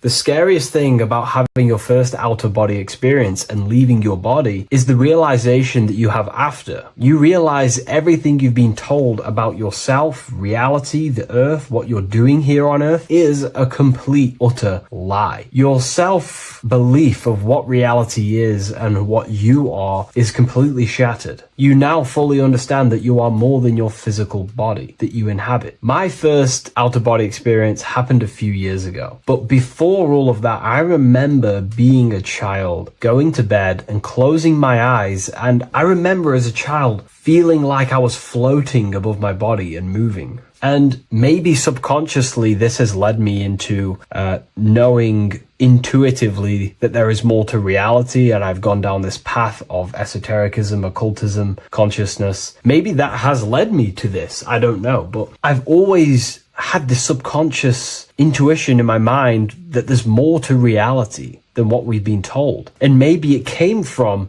having these experiences as a child. And I'm pretty sure some people in the comments will also have that experience, feeling like you're floating when you close your eyes in bed as a child. I remember this very vividly. But a few years ago, I had my first out-of-body experience, and it completely shattered everything. And it confirmed to me that I am eternal, and there is so much more to the self, to consciousness. I then realized after my first out-of-body experience that our self is not just here in the physical dimension, it's existing in every dimension there is in the universe. However, our mind is focused primarily on this physical time space. When your mind is totally giving its attention and time to this particular time space, it locks in the mind or consciousness into that particular body of consciousness, such as the physical body, right? But for example, let's say you have a daydream and your full focus isn't in the present moment and your environment that you're in physically. Your mind kind of wanders off into a daydream, what we like to call it. That again is shifting time space. Your consciousness is 40% here in the physical plane because your body's there, but then the other 60% is in this daydream, this imagination. So you're shifting time space, and what an out-of-body experience does is allow your mind to reduce that attention to the physical body and access attention to this altered body or dimension of consciousness. So I'm going to give you the story of my first out-of-body experience, because I know when I was researching this, I was always looking for personal stories about someone's out-of-body experience, and there's not many out there, to be honest with you. Well, based off my research, I couldn't find many. You find a few, but I'm going to give you my experience of my first out-of-body experience that happened a few years ago. It was early in the morning. I kept on waking up and falling asleep to my alarms. I went back to sleep after waking up for like the third time in the morning. When I fell back to sleep, that is when I had my out-of-body experience. It's also good to mention that I have been listening before that about podcasts, books about our out-of-body experiences, astral projection, and things along them lines. So this was stored in my subconscious, this topic. And I had a desire in my heart to actually experience this for myself. Long story short, I went back to sleep early in the morning because I kept on waking up, and it began with this tingling sensation, a high energy sensation. It was like bursting, intense, high frequency energy. My attention was no longer in the time space of my body, but my attention shifted into this energy body, which I now understand. I didn't understand at the time properly, but I now understand that as my consciousness started to feel like it was being pulled upwards, right now, our time space, our attention is in our body, and you feel all the data of the senses, right? And that's what I'm feeling right now. That's what you're feeling right now. But imagine that was completely stripped. My attention was no longer feeling the sensations of my body, because my body kind of just dissolved as I fell back to sleep. So this was a natural out-of-body experience. I didn't force it. I didn't meditate. I didn't do anything. This was just a natural out-of-body experience that I had. And a lot of people get these that I've read about. So my attention started to feel like I was being pulled upwards, and I no longer felt my body, but I felt this intense energy, frequency, sensation all around my body. It felt like this, like it felt like illuminating energy that's moving very, very, very fast. So my conscious awareness was now shifting. I now understand. My whole body faded into this sensation. My whole mind faded into this energy sensation, this tingling, free. It was very, very intense. I was not feeling my normal senses anymore, only this energy. This energy was also pulling me up. The more I was lifted up, the more intense the frequency became. So think of it like just a frequency resonator, how it just goes up and down, up and down. But then imagine the frequency resonator just going higher and higher and higher frequencies, and it was just getting more and more and more intense. The energy was moving faster. This tingling was faster and faster and faster as I was being pulled up. Part of my mind began to fear this. My arms and legs grew very tense. I started to tense up because at this moment in time of the experience, I was very vaguely conscious. I was half there, half not. And as I was being pulled up, my physical body started to tense. And this is again when I started to feel my body again. But then I remembered what I heard out of body experiences is that you have to submit to the process. If you try and force an out-of-body experience, it will never happen, because an out-of-body experience is not truly out of body. What we're trying to do is trying to find a needle in a haystack. If you're trying to find a needle in a haystack, you don't go rummaging through the haystack to find the needle. What you do is you burn the haystack and then the needle reveals itself. It's the same with an out-of-body experience. We dissolve the senses of the body, so the body falls asleep, but the mind stays awake. As soon as I let go of this fear and I let go of the tensations in my body,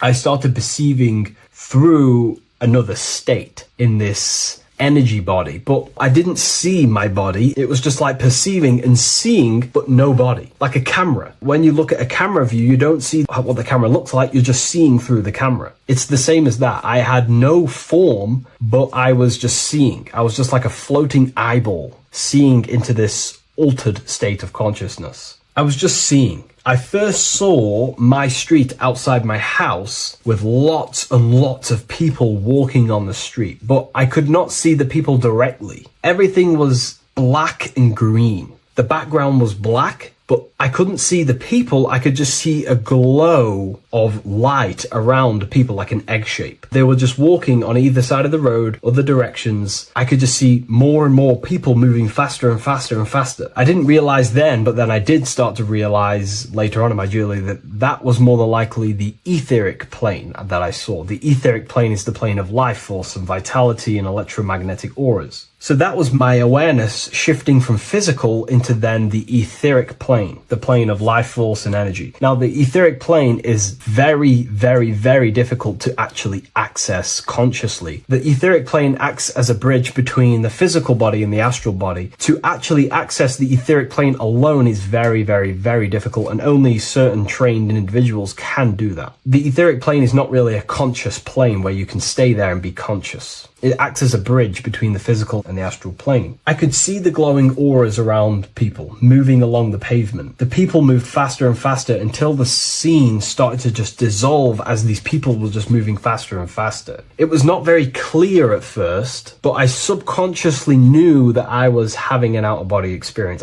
This is when I really started to realize that I'm being shot out my body. When I realized this, I submitted even more. I started to just let go. The more and more I let go, I kind of like split through a veil, and everything became super clear. Before, in the etheric plane that I think it was, the ethereal plane, things weren't very clear. I could only just see glowing auras. However, as I split through the veil of the etheric, this bridge, this place that I was going to, I then split and everything just came super, super clear. I was floating in the sky. I subconsciously knew that I was having an out-of-body experience when I realized this. As I was still being lifted upwards, I then split through the layer where everything just suddenly became super clear. But then I was awake, fully conscious, but I was not in my body. I was just like a camera in the sky. I had no body, no form. I could just see. When I entered this plane, there was some sort of voice guiding me through this whole process. It was a male voice, and it was basically guiding me where I was going. It was telling me what I can do here. This voice was pretty much saying, you can fly, you can think things into reality, you can do this, you can do that. While he was saying this voice, there was no being around me, but I felt a presence of another being. But this voice was just speaking to me mentally. Like, you can't hear it, but I just knew what it was saying. It was so weird to describe. It was like telepathy. You couldn't hear it, but I just knew what it was saying. But it was a male voice. It's so hard to describe. I still could not see any form of myself. I was not seeing my astral body or any shape. I was just perceiving a point of awareness like a floating eye, like I said earlier. While this voice spoke to me, I saw fractal patterns as he was saying, you can do this, you can do that. And while he said, you can fly, I remember just seeing this line like splitting and creating fractals. It was like this black line that was just splitting off into duality, creating fractals. But then my physical body just went through this line, split, and then split into fractals again. So strange, very difficult to explain because it's four-dimensional. To explain it in physical language, it's very difficult to actually explain what was going on. So as he was saying what you can do, I was seeing these fractals dividing and then creating fractals. When he says you can think things into reality or something along them lines, my awareness just did a full 360 as if I did a backwards flip. I had no conscious control over this. That's something that you later develop as you keep having these out-of-body experiences. Your first out-of-body experience, you probably won't be able to control what's going on, but you will have an out-of-body experience if you seek them. I could see all around as I rotated. I looked all the way down and then back to my original angle and point of awareness. During that rotation, when I started to turn upwards to do the backflip, I looked up and it kind of looked like the sun in the sky. It was very dark and gloomy.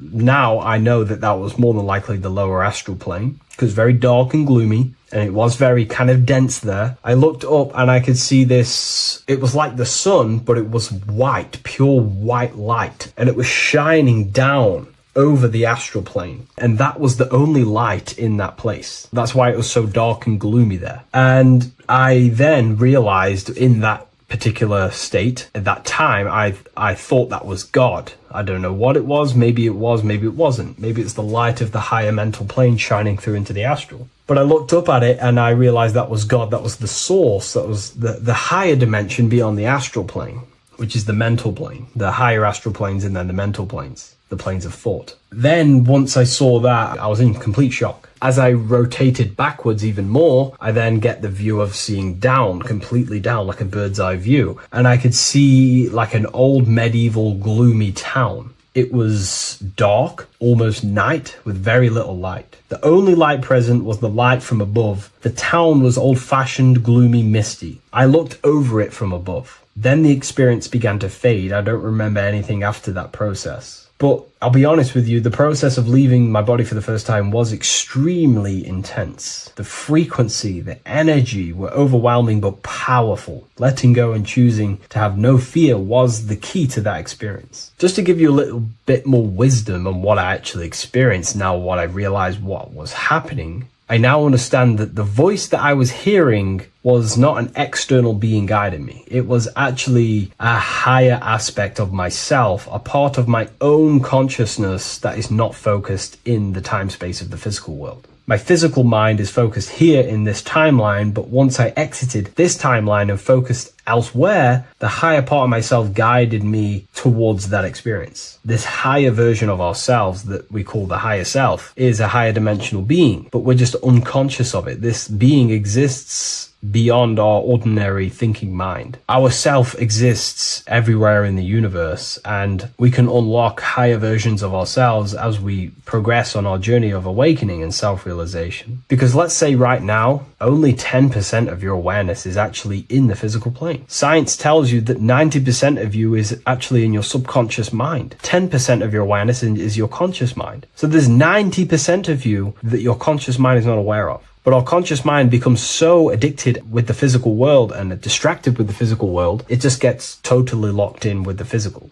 And we never pay attention to the hidden aspects of ourselves, the unconscious aspects of ourselves. And that's why everyone in the esoteric and occult space talks about gnosis, seeking knowledge of self. Gnosis is not knowledge, it's knowledge of self obtained through direct experience. So gnosis is about rediscovering who you truly are. And another bit of wisdom that I could give you from this is that the observer is the same observer that is observing this video right now. You're watching this video, but who is the one seeing the screen? Who is the one seeing the screen of your reality, of what you call life? There is an inner witness consciousness within you who experiences and observes your thoughts, emotions, and actions, experiences and observes the screen you call reality. And that witness also witnesses your dreams. When you shift your awareness from your time space of this body into your dreams, that same witness is witnessing your dreams. So when you meditate, connecting with this witness aspect of our consciousness really does help to excel the process of having an out-of-body experience. Because a lot of people have out-of-body experiences, but they don't understand what's actually going on. They don't understand the nature of it. But it's all mental. You move mentally in that dimension. You create mentally in that dimension. The same that you do in this dimension, but just on a quicker scale, because things manifest in the astral plane instantly as soon as you think of it. Just like the screen in your mind, you think of something, you have a screen of an object in your imagination. That plane, it manifests instantly, but down here, it takes a longer time for things to manifest and condense. Once you understand that thought rules the universe, thought is the creative force of the universe, you start to understand,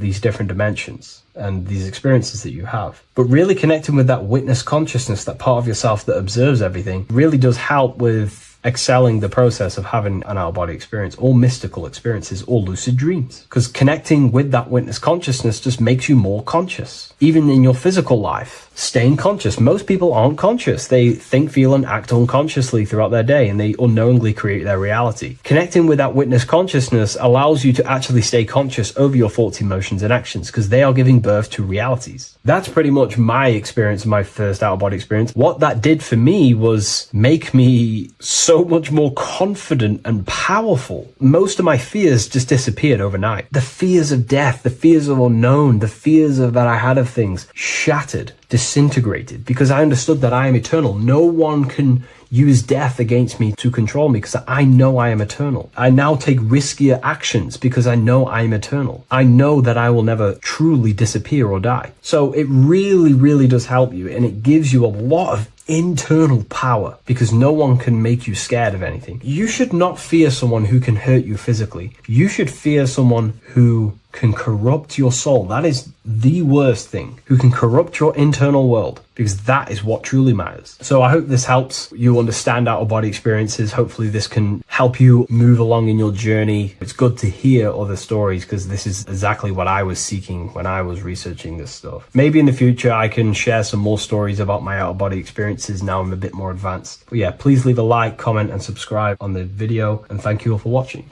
666 is a code, and this code needs to be broken down to fully understand what 666 truly is. In an esoteric view of 666, it represents a state of consciousness, a way consciousness functions within the individual. Now, if we look at the Bible in Revelations, it says that the mark of the beast, 666, is going to be placed on the right hand or on the forehead of an individual. The forehead symbolizes the mind, while the hand represents action or behavior. The forehead represents a belief or a mindset, a way consciousness functions. Therefore, the mark of the beast is not something external. It is actually a way consciousness functions within the individual. But the code reveals the darkest secret about 666. 666 is 3 sixes. The number 6 in esotericism and occultism represents the cube, because the cube has 6 sides. And the physical dimension, everything has 6 sides. Up, down, back, forward, left, right. Everything is 6-sided in this 3-dimensional world. The body is the cube itself. It is the number 6. And the number 6 is the number before 7. 7 is a divine number. It represents divine perfection, as there are 7 functions and cognitions of the mind, 7 energy centers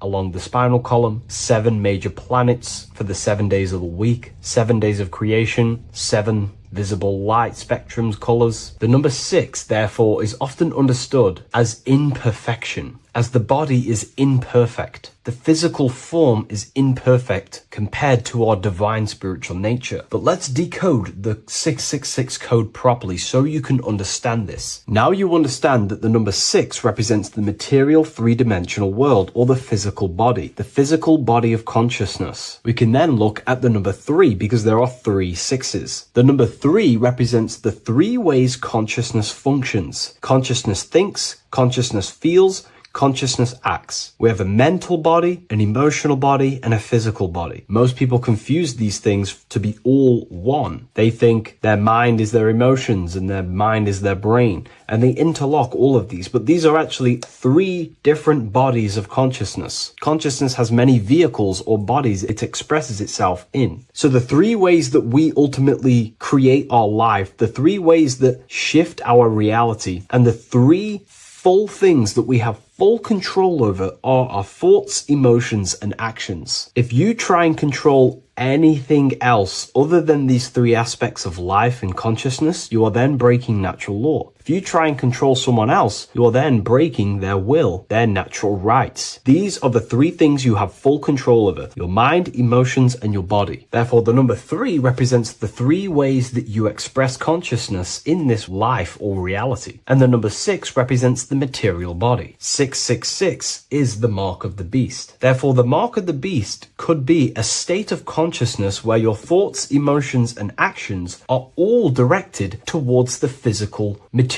3-dimensional world, leaving no room for true spiritual connection with your higher self, no divine connection to the source or God, giving no attention to your true internal nature, to the self inside the mind. All of your thoughts, emotions, and actions are directed only for physical pleasures, for materialism, for status, for egoism, leaving no room for connection with the divine. And this is the mark of the beast. When people's minds become so obsessed with materialism, chasing desires for the material things, they disconnect themselves from their true internal nature. And we can see this today. People are becoming so obsessed with materialism, money, becoming rich, whatever it is, they're gradually losing connection with their internal self. They think that they are the body. They think that they are these 5 senses. But ask yourself, if I remove my thoughts, if I turn off my mind, who am I then? Because who most people think they are is a bunch of beliefs in their subconscious mind. Their name, their job, their reputation, their friends. If you remove the mind and no longer think,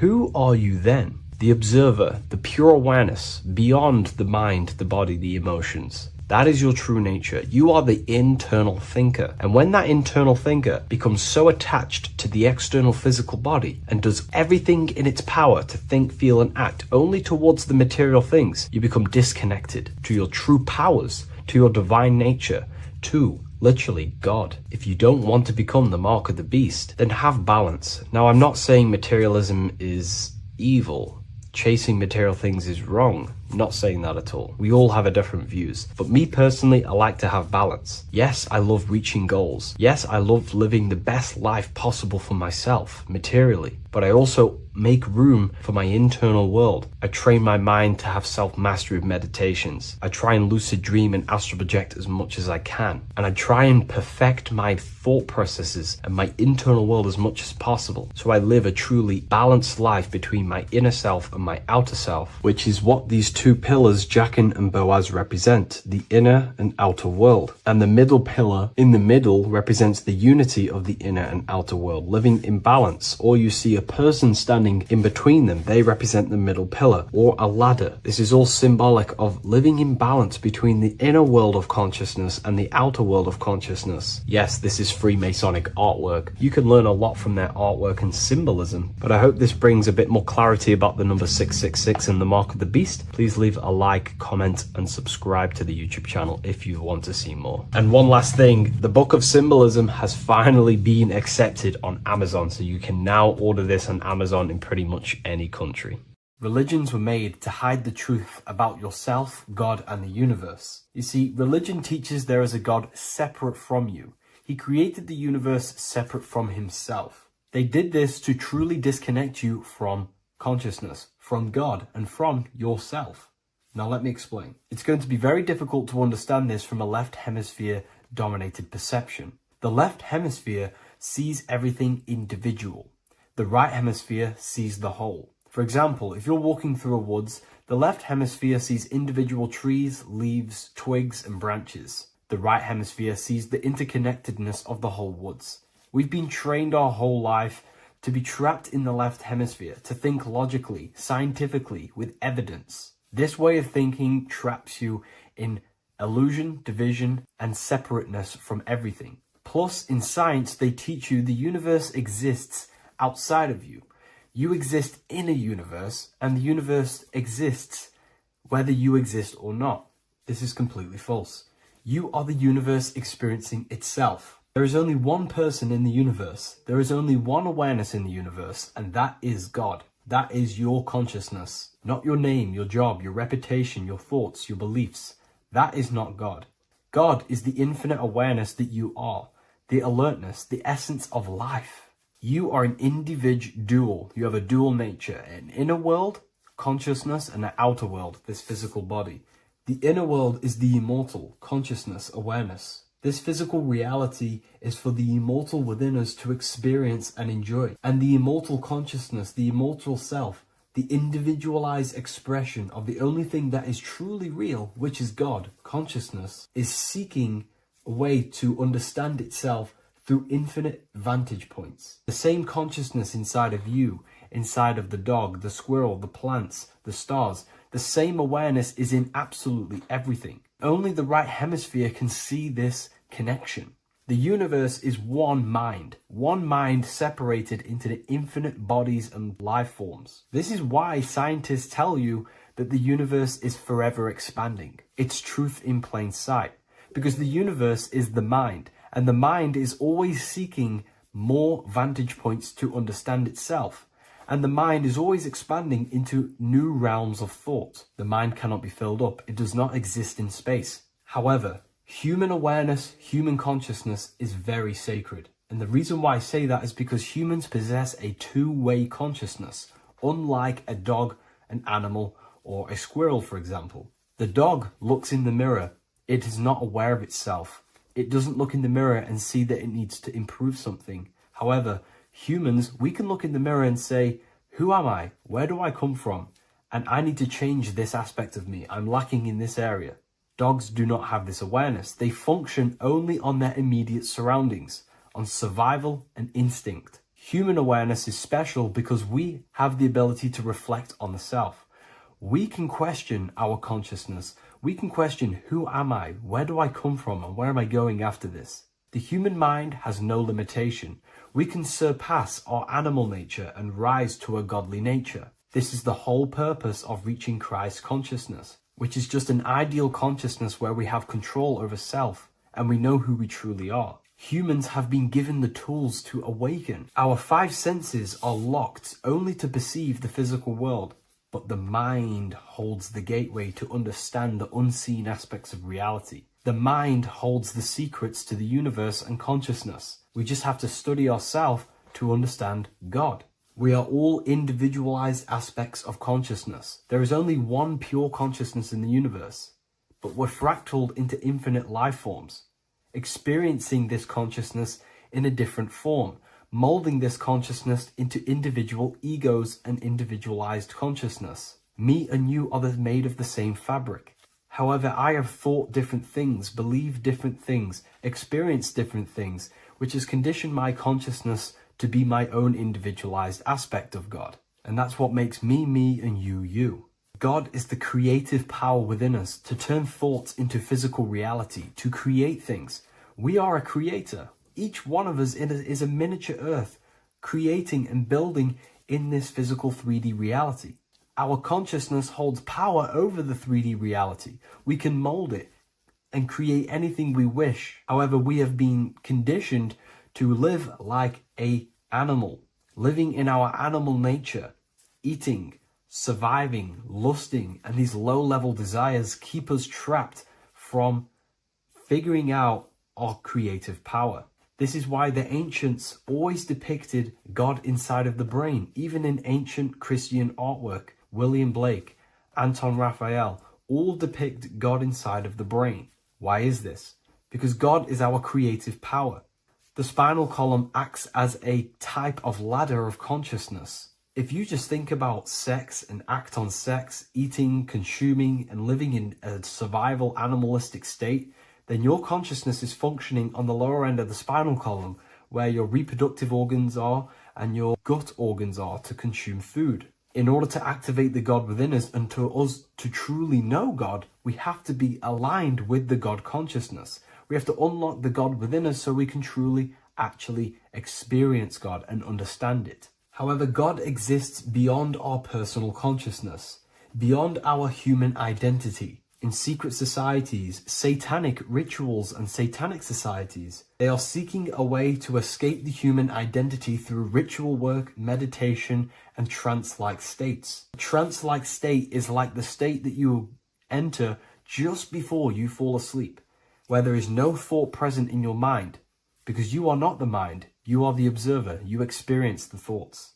And when we escape the human identity through rituals, meditation, or trance-like states, we can actually experience beyond the veil of this material world. However, satanic rituals do this in a negative way. Satanic rituals include ways to make the human mind tap out by pushing the human minds to the limit through pain, suffering, and even torture, to allow the mind to pass out so you can temporarily pass on the veil of the physical world and escape the limitations of the human identity and the human thinking mind.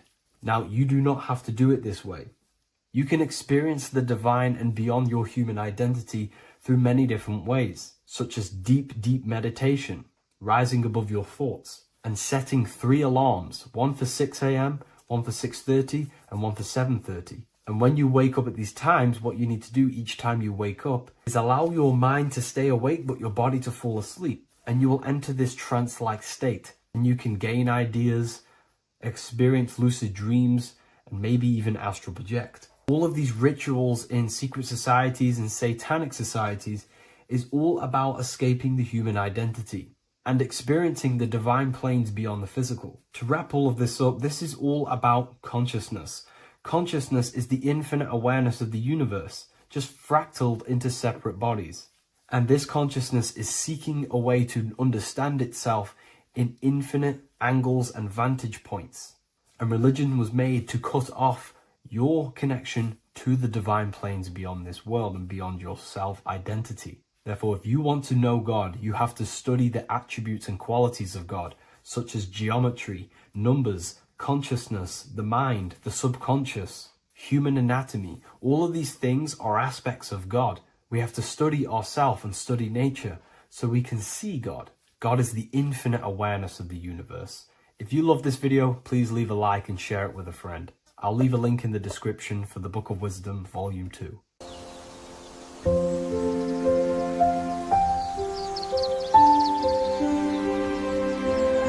bookofwisdom.com.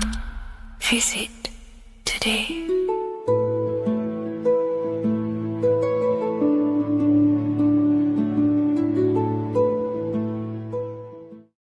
Religions were made to hide the truth about yourself, God, and the universe. You see, religion teaches there is a God separate from you. He created the universe separate from himself. They did this to truly disconnect you from consciousness from God and from yourself.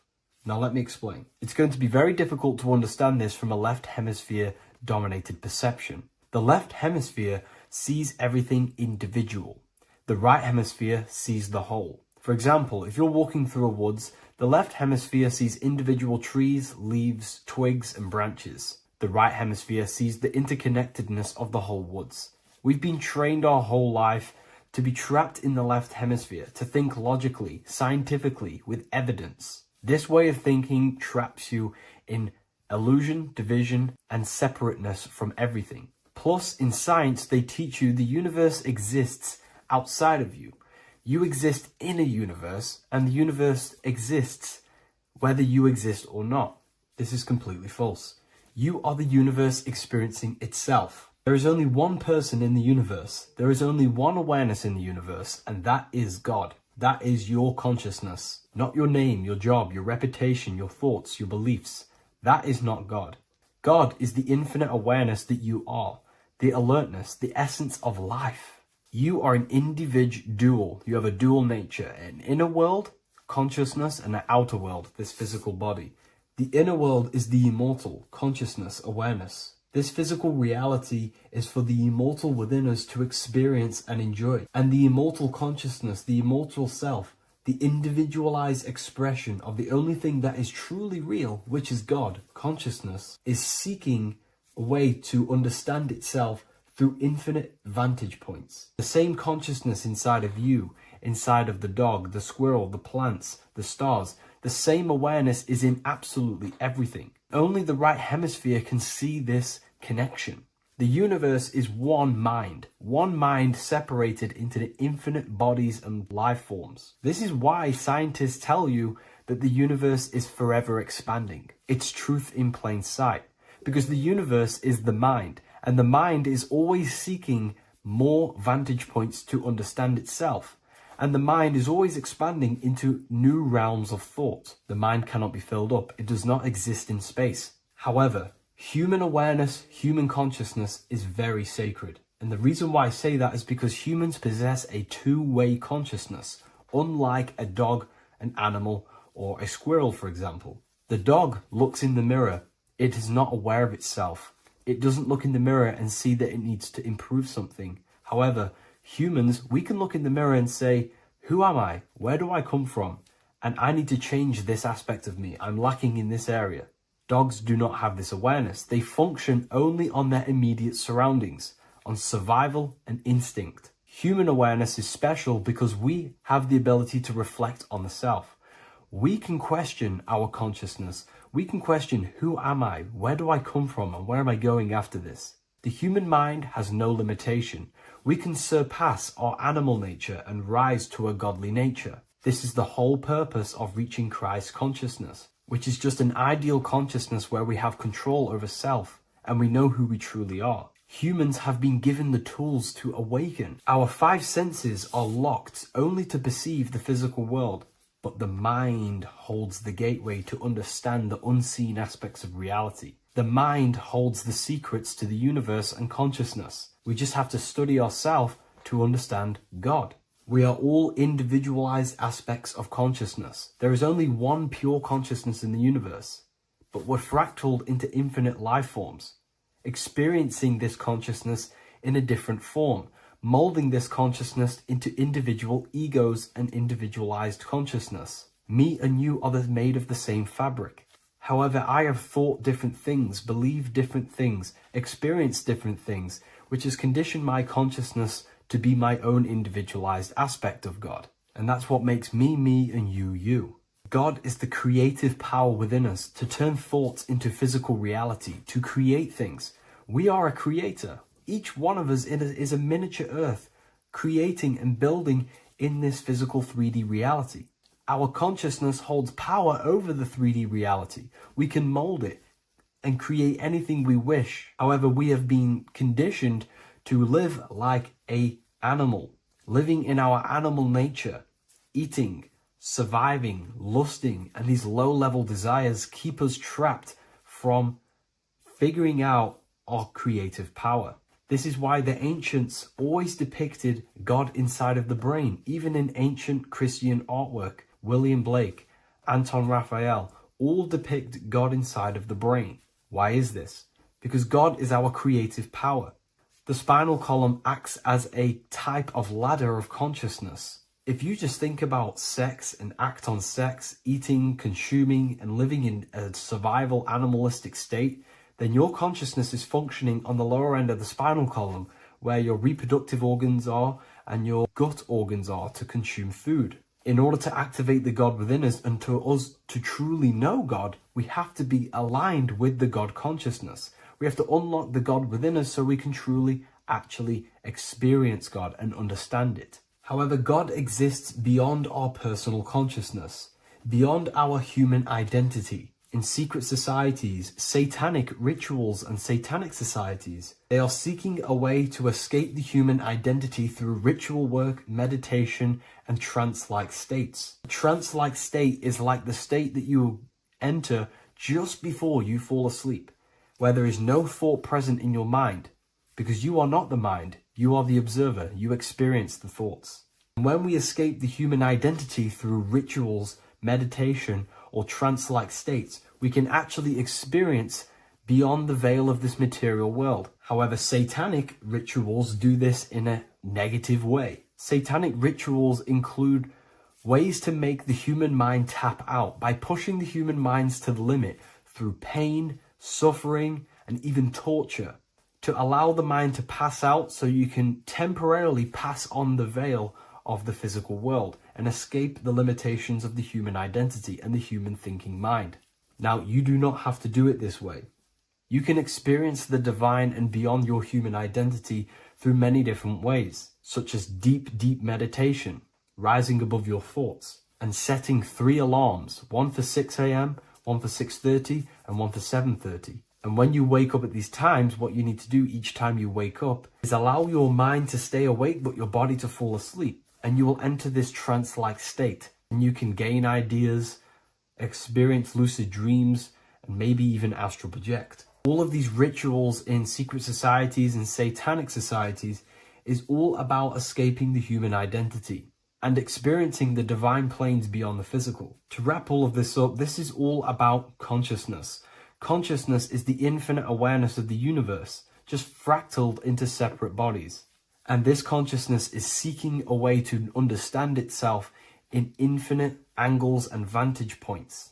And religion was made to cut off your connection to the divine planes beyond this world and beyond your self-identity. Therefore, if you want to know God, you have to study the attributes and qualities of God, such as geometry, numbers, consciousness, the mind, the subconscious, human anatomy. All of these things are aspects of God. We have to study ourselves and study nature so we can see God. God is the infinite awareness of the universe. If you love this video, please leave a like and share it with a friend. I'll leave a link in the description for the Book of Wisdom, Volume 2. Welcome to Revival of Wisdom. Welcome people, we're back with another video, and this video is about Freemasonry and their connection to the Illuminati. Please, as always, to make sure to hit that like and the subscribe button and turn on the notifications to never miss a video. On May the 1st, 1776, the founder of the Illuminati, Adam Weishaupt, founded this secret organization, and this date can be found in Roman numerals underneath the all-seeing eye pyramid on the $1 bill. This $1 bill also says Anu Coptus Novus Ordo Secularum. This is Latin for announcing the birth of the New World Order. This New World Order will be headed by Lucifer, the all-seeing eye, and followed by the 13 layers of bricks for the 13 elite bloodlines. So your Orsini's, Rockefellers, Rothschilds, Soroses, and the other 9 elite families.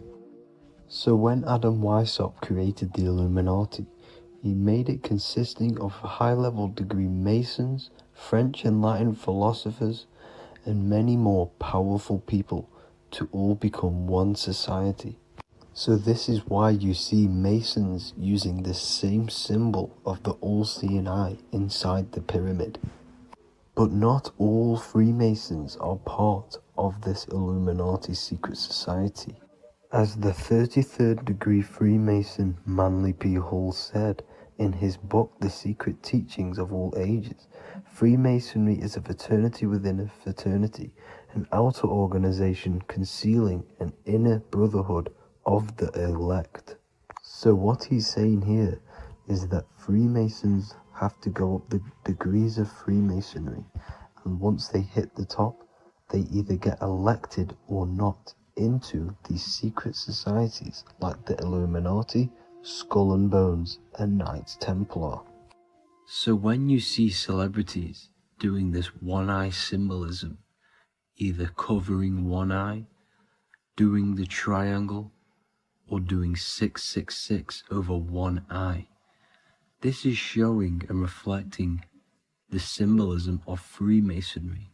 They have taken the oath to never speak on anything they learn about Freemasonry. Duncan's Ritual of Freemasonry book states the oath they have to take. Quote, I ... of my own free will and accord, that I will hail, ever conceal, and never reveal any of the secrets, arts, points of Master Mason's degree to any person whomsoever. All this most solemnly, sincerely promise and swear. Now, this is what happens when they break the oath, stated in this book, quote, myself severed in two, my bowels taken from thence, and burnt to ashes. So this states that Freemasonry comes first, before any law of the land. It has the right to kill you if you break your oath. This is the hand gesture they have to do every time they enter the ritual room inside the Masonic lodge. This is the cutthroat symbol, showing you and reminding you of the oath and what will happen if you break it. Now in this book, Richardson's Monitor of Freemasonry, it states, if you break your oath, binding myself under no less penalty than to have my throat cut across, my tongue torn out by the roots, and my body buried in the rough sands of the sea. If they do not decide to kill you, this book states this by pointing him out to the world as an unworthy vagabond, by opposing his interest, by dearranging his business. In other words, they have the power to frame you and destroy your reputation to the world, and destroy your business if you break this oath. So yes, they do kill to keep this truth hidden, because this truth of this reality is what keeps them in power. They have the ability to manipulate people, because people do not know what manipulates them. This is why they call themselves the government. They govern the ment, which is the mentality, because the mind is the root cause of reality. They control what you perceive to control what you manifest. By knowing the truth, you are set free, and you no longer need no controller above you. So this is why they are willing to kill and do whatever it takes to keep the truth concealed within these high-level degrees of masonry and these secret societies. However, going back to Manly P. Hall's book, it states, part of the symbols are displayed here to the initiate, but he is intentionally misled by false interpretations. So this is saying even Freemasons are intentionally misled and told lies to conceal the truth, to make sure the truth is hidden in the high degrees of masonry. So that's it for this video, guys. Thank you all for tapping in. Please leave a like and a subscribe. God bless.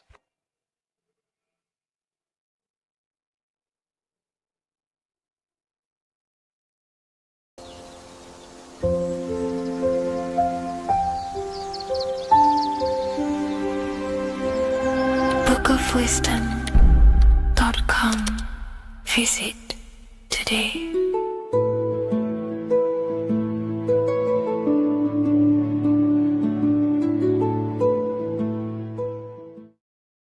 So depression doesn't actually exist, and in this video I'm going to show you how depression is actually a choice. And I'm going to give you some solutions on how to deal with it. And this is probably going to change your life forever just by doing this alone. Okay, so the first thing you need to understand about depression is that it exists in your conscious mind. It exists in your thinking mind. So what is inside your thinking mind?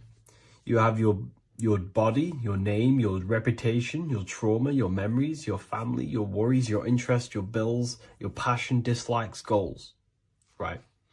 Most people identify their lives with this. They identify their lives with their thinking mind. They think they're their name, their job, their reputation, their memories. But this is not who you actually are. Who you actually are is the observer of that. What happens if you stop thinking? What is left? You're left with unconditioned consciousness. You're left with the self, which is what we refer to as I. We are the consciousness, not the thinking consciousness. You are not these labels. You are not your thoughts. You are not your job, your name, your reputation. Okay? And the reason why I'm telling you this is because it's very important, is that we are something beyond this body, beyond this name, beyond our thoughts. We are the consciousness. So depression exists inside of the thinking mind, the conscious mind. Okay? So if you want to get rid of depression, you must learn how to escape the thinking mind. And not only just escape, but that's step one. In meditation, you do meditations, right? We sit still and we have to learn how to control the mind and turn off the thoughts. And when we turn off the thoughts, depression goes out the window because there's no thought present in your mental field of consciousness to be depressed. Okay? You must understand, who is the one suffering from the negative thoughts? Who is the one suffering? Your mind is not suffering because the mind is producing the thoughts. Your body's not suffering from the negative thoughts. You are suffering. And who is you? You are a soul. You are that feeling. You are that person beyond the thoughts, beyond the feelings, beyond that. You are the one experiencing. You are that. Meditation gives us the ability to turn off the thinking mind. This allows us to escape our thoughts. Okay? And it gives us, over a long period of time after meditation, you'll be able to turn this switch. And this switch will be able to turn off your thoughts. And by doing this, we will be able to control our conscious mind directly by the hand. So when you notice yourself gaining them negative thoughts, we can then turn off the switch of turning off the conscious mind and rising to our authentic self and knowing the thoughts are just illusions. Now, let me tell you something that's very powerful. Most of your thoughts are coming from beliefs. Most of your feelings are coming from beliefs. So if you have a feeling of lack, this is coming from a belief that you don't have much. If you are feeling alone, this is coming from a belief that you are alone. So what we must do is restructure ourselves. We must restructure the subconscious mind. And we do this in many different ways. We can do this with meditation. We can do this with visualization, visualizing our desired reality as if we are living it. We can do this with affirmation. Now, a lot of people think, oh, I'm trying to speak something into existence with affirmation. No, you're not using vibration to try and change reality with what a lot of these new age people will teach you. Vibration, your words will not have much an impact on reality. That's the truth. But what they do have an impact on is reprogramming and recrafting and refining your mind. If you repeat, I am wealthy all day long, your subconscious mind, that word will be lingering inside your subconscious and you will start to mold that into your conscious. You'll start to be consciously thinking about this. Most of your thoughts are coming from your subconscious. So if you want to get rid of depression, you got to figure out the trigger. What are you depressed about? What are you feeling? What are the beliefs that are making you feeling and thinking this way? And that's what you must restructure. You must restructure your subconscious mind through visualization, meditation, and affirmation. You do these all the time. You do these every single day, and you will slowly, if not surely, restructure your subconscious mind. While by doing the practice of meditation, you'll gain the off switch as well.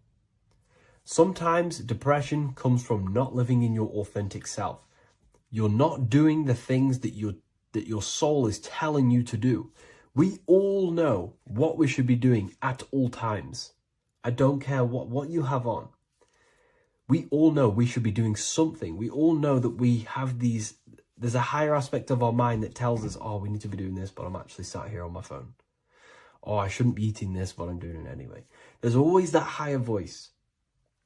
And that is the voice that has to be connected to. And when your body's not acting out the voice of the soul, then the soul becomes sadder, and suffers more and more and more.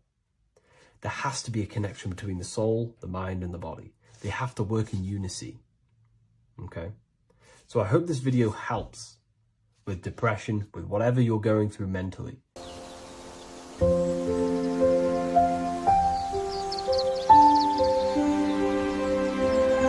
bookofwisdom.com. Visit today.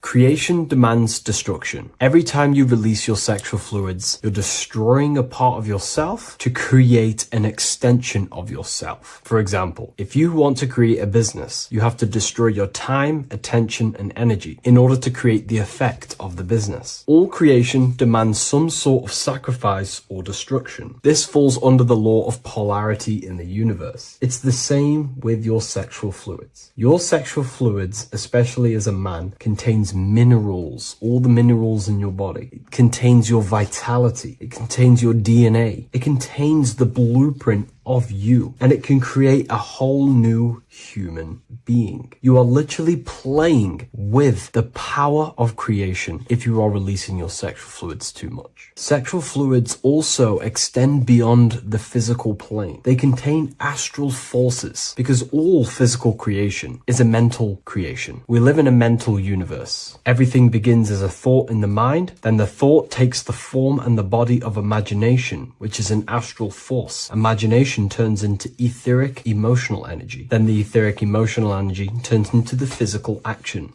and the physical manifestation. We live in a mental universe. Therefore, these dimensions do not exist separately. They are permeating and mixing in with all. Your physical body has an astral body. Everything physical has astral forces behind it. Semen is known as the astral fluid of the soul. It feeds nerves, the channels of life force and consciousness within the body. And every time you release it, you're destroying a part of your vitality, your brain, your nerves, your energy levels, your creativity, and your DNA to create an extension of you. Therefore, it is a sacred fluid within your body and not something to be played with and to be released too much. Think about it. This is a very creative energy, your sexual fluids. It can create a whole new human being. This is how powerful it actually is. It is the power of creation, and the misuse of this power can destroy your own vitality and your life of your body, because that life you are giving in order to create an extension or a child is the same life you could keep inside of you and not waste to recycle and regenerate the body. Sexual energy has been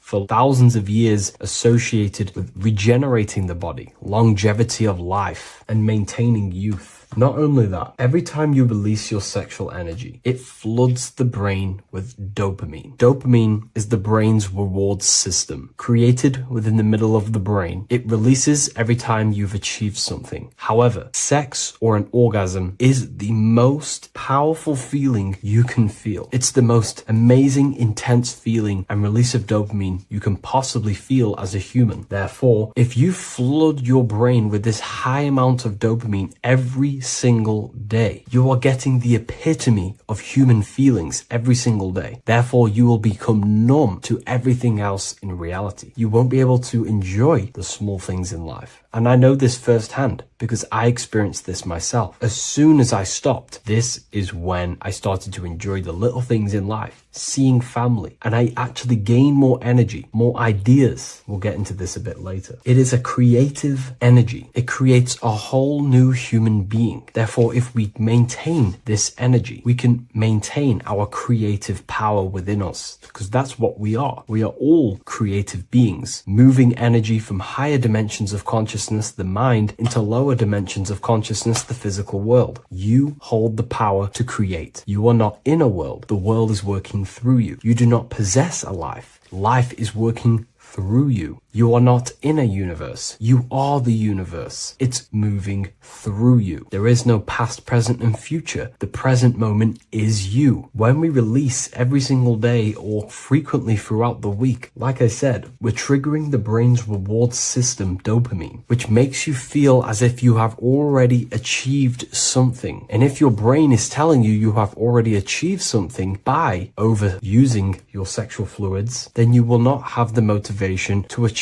other things in your life. I know this firsthand. I became very lazy. I didn't want to work. I didn't want to do anything because subconsciously my brain felt as if I've already achieved. If we look at the symbol of the Baphomet, we notice the Baphomet has horns and a goat head. Now we look at the word horny. When you become sexually aroused, it's known as horny, which is the horns, representing the lower mind. The lower mind is the mind we use for our animal instincts. We have two parts of our mind. A higher mind, which is contained of higher thought, which chases spiritual things such as love, wisdom, knowledge, and God. Then we have a lower mind, which chases the things of the material world closely associated with the ego, chases validation, material gain, status, and physical sensation, physical pleasures. It is these physical pleasures that can keep you in an endless loop, making you feeling empty inside, because nothing material can ever satisfy our internal world. Nothing. You can achieve millions of dollars. You can achieve your dream house, your dream car, your dream watch. And if that is the only thing you are chasing, you will feel empty inside when you achieve it, because nothing of this material plane can satisfy you. Nothing of the lower mind can ever satisfy you. This is why we must sacrifice the lower mind and overcome the lower mind and the lower instincts. One thing I found amazing when I mastered my sexual urges and my lust is that my mind became a lot more clear. The thoughts and the time and the attention that I used in my mind to go towards lust, sex, and chasing these things was taking up a lot of mental space, time, and energy. But as soon as I removed it and mastered it, my mind became an open vessel for higher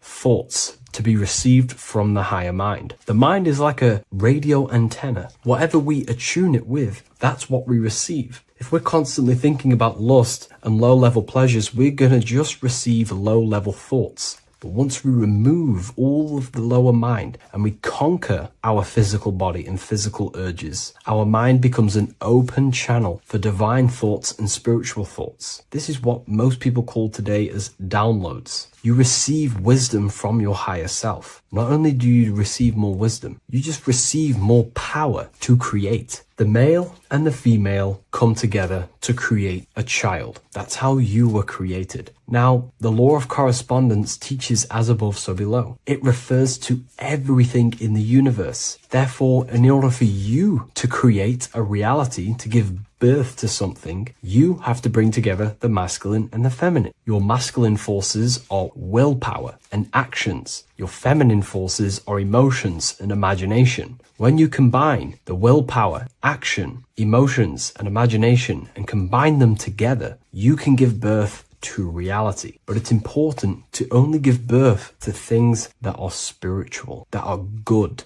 that are for the benefit of yourself and humanity, and not for the ego and the lower mind. Killing our lower mind is essential for spiritual ascension when we die. The thoughts that we give the most attention and energy to when we die are pretty much the same thoughts that we're going to think when we die. When you die, your physical body and external world is stripped and you're left with your internal world of consciousness, more than likely be resonating within the lower astral plane before you move on to any higher dimensions of the astral. It's important that we kill any addictions such as sex, food attachments, emotional attachments to people, any desire for material things before we physically die. The Hindus taught this, Buddhism taught this, the ancient Egyptians taught this. We have to remove the desires in our heart for material and things before we physically die, because when we die, we cannot fulfill physical pleasure. Therefore, we will create our own suffering within the astral dimension. So sex is the biggest part of this. We have to remove the desire for sex or releasing any of our sexual fluids before we physically die to master ourselves. And not only that, it's going to benefit the way you feel, the way you think, the way you act towards people once you have mastered this. Porn psychologically damages you. You are quite literally the person in the corner of a room watching two other people give pleasure to each other. Psychologically, that is not good. And what happens in darkness is always revealed in light. What you do in your alone times will show in your confidence, in your eye contact, in your presence, in your aura, your energy. You cannot hide things that you do in the dark, because they always reveal themselves in a subconscious way, whether physically or through an energetic spiritual way. Sex can be known as sacred energy exchange. You are exchanging energy, bioelectrical energy. It's a scientific fact that when you hold hands with another person, your brain waves of each individual become synced. Your emotions sync. And you exchange electromagnetic energy because you are an electromagnetic being. When you have sex with someone, you are literally exchanging emotional energy. Your aura is not just an electromagnetic field. It is literally a manifestation of your internal consciousness. Your consciousness contains your thoughts, your beliefs, your traumas, your emotional state.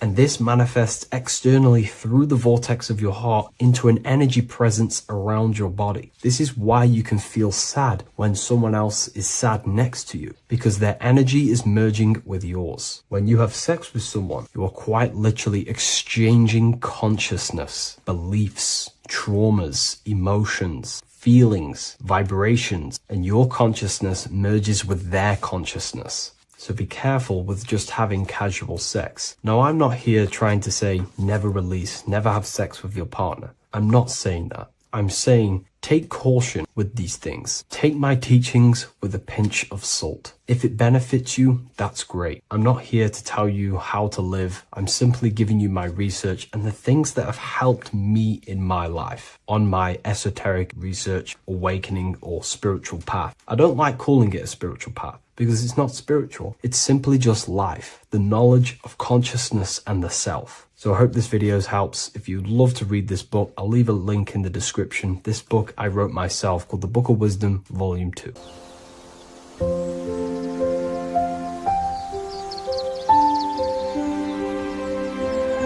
bookofwisdom.com. Visit today.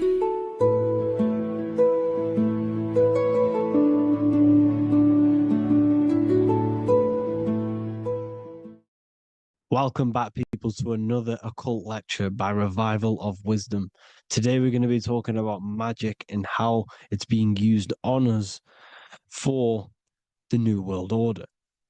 Magic has the word mag within it, which is magnetism. Magnetism is the force. Magic is influencing forces, natural or supernatural forces, and using it for a certain agenda to gain something out of it. Now, magic is not what everyone's being thought. It's not some sort of fantasy thing. It's actually very common, and we all do it, whether you believe it or not.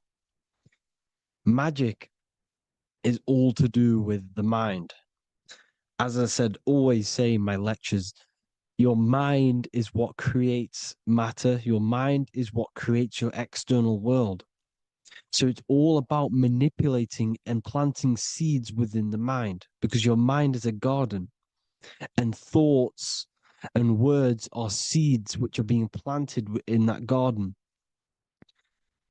Your life, your physical life, the people you have in your life, your friends, your car you own, the job you have, is all a reflection of the thoughts that you've been thinking in the past.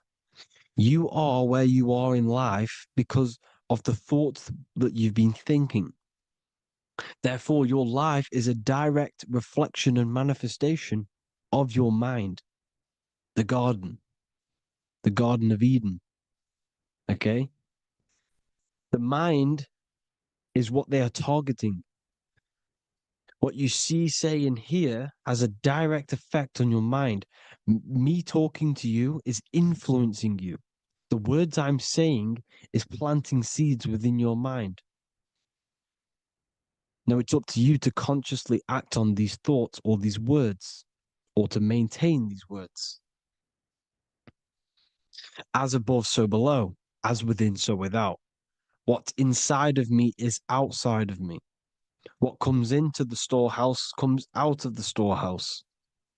You have the left, you have the right, you have the up, and you have the down. As above, so below. Whatever is in your mind will be expressed in some sort of way, consciously or subconsciously, spiritually or physically. The mind is what manifests everything. And this is what we need to understand. We need to understand is that the mind is not physical. All things spiritual manifest physical. All things seen come from the unseen. The words you're thinking, that everything you have is coming from the unseen. The actions that you do come from the unseen mind. Another expression for as above, so below is you are the universe itself. You are a universe, a mini universe. But just because you are mini does not mean you are the whole thing. If I take a little piece of infinite, let's say there's an infinite light source. Let's say I take a little chunk of that infinite light source. That little chunk I took is still infinite because it's been taken from infinite. You are the universe. Your awareness, your mind is the universe. It's information. You are the universe experiencing itself. This is why we say we are all God. As above, so below. What is in me is outside of me. The sun, the physical manifestation of the sun, is your soul. The 12 constellations are manifested in the physical body. The 5 elements are manifested in the physical body. They're manifested in the 5 fingers you have. As above, so below. This is manifested, well, this is a symbolized in Freemasonry and secret societies as the 2 pillars. The mirroring reflection, the reflection of reality, the mirror, as above, so below. What happens in the mind, what happens in the astral, happens in the physical. This is Aleister Crowley. This is all symbolism. This is the 2 pillars with the all-seeing eye and the triangle at the top. Aleister Crowley was a master magician, very powerful dark magician, black magician. There's 2 types of magic. You have white and black, just like the checkered board, the Masonic checkered board. You have white and black. You have good and evil. White magic is influencing natural forces to gain something that will help the collective consciousness, help the collective, help the earth, help other people. Black magic is something you manipulate something so you can get something personal out of it. Doesn't matter if it's good or bad. It's still considered as black magic because you're being selfish. Everything you do should be contributing towards the collective consciousness and helping others. And this is why the ancients lived in a system where everything was in unity. We understood that I am you and you are me. What I do to you, What I do to you happens to me because I am you and you are me. We are the same mind substance on the inside. We're all the same mind substance being expressed in different bodies. So what I do to your mind will have a ripple effect on my mind because all of our minds are connected within the mental plane. So this is why they know all this knowledge. They know all this knowledge. So yeah, this is the mirroring effect of reality, the two pillars, or symbolizes the number 11. The number 11. We'll go deeper into that. The technology we're using is magic. It's a form of magic. Television is tele-vision. They're telling a vision into your subconscious mind, into your memory. And when you turn on the television, you get a program because they're telling a vision to create a program within your subconscious mind. You see, the conscious mind is only 10% of your mind, which is to do with your, what you're aware of, your five senses. What are you consciously aware of? Well, I'm aware I'm here, I'm talking. I'm aware of what I'm wearing, the five senses, what I can hear, taste, smell, hear. What I'm wearing, I'm aware of what I think of. But the subconscious mind is the 90% of your mind. It's the hidden part of the mind, which is telling your heart to beat, telling your body to breathe.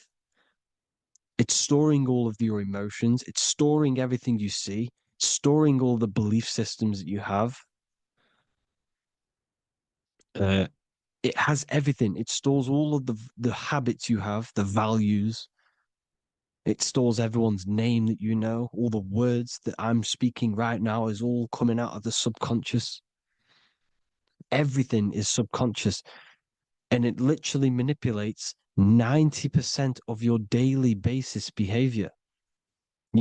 Most people don't know this.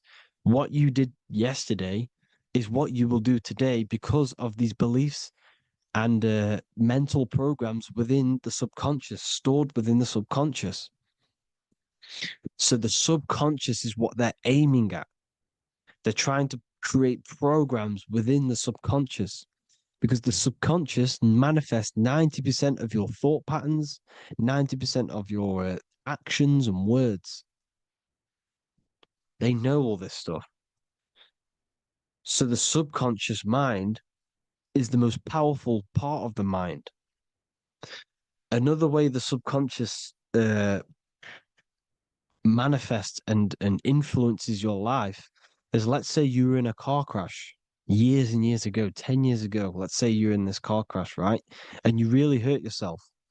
The emotion you felt in that time when you were injured in that car crash had a great impression on your subconscious mind. You see, the stronger you feel something emotionally, the stronger impact it has on the subconscious. You can remember and recall that moment and very vividly because of the impact it had on the subconscious. For example, you become that terrified of cars that it manifests into your life today, that you are wary to go in certain cars. You don't want to go in cars at all, maybe, because of that moment that stored within the subconscious. And it will manifest into anxiety. It will manifest into not going into cars. It will manifest into depression, maybe. These things, these emotional, very emotional, traumatic events have a great impression on our subconscious and they control your life. This is why you need to meditate and let go deep within yourself and let go of these internal, deep emotions that you may have repressed and keep pressing down and ignoring. But you need to address it and let go of these subconscious impressions you have, which are controlling your life, like anxiety, depression. All of these things are stemming from things that are stored within your subconscious years and years ago, more than likely. Broadcasting. They're casting spells to a broad audience. to news, north, east, west, and south. They're casting spells. No, if you watch the news, everything's red. Breaking news in red writing or the red background. Everything's red. Why? Because red's the root chakra, which is all to do with survival. They want to stimulate this root chakra because they want you down there in survival mode. They want you in survival mode because you're easier to control. They control out of fear. And not only they're casting these spells as if, because most of the things they cast in the news hasn't already happened. They're constantly bombarding you with there might be a war breaking out, war this, war that, kill here, kill there, murders. It's impressing, it's casting spells on your subconscious mind.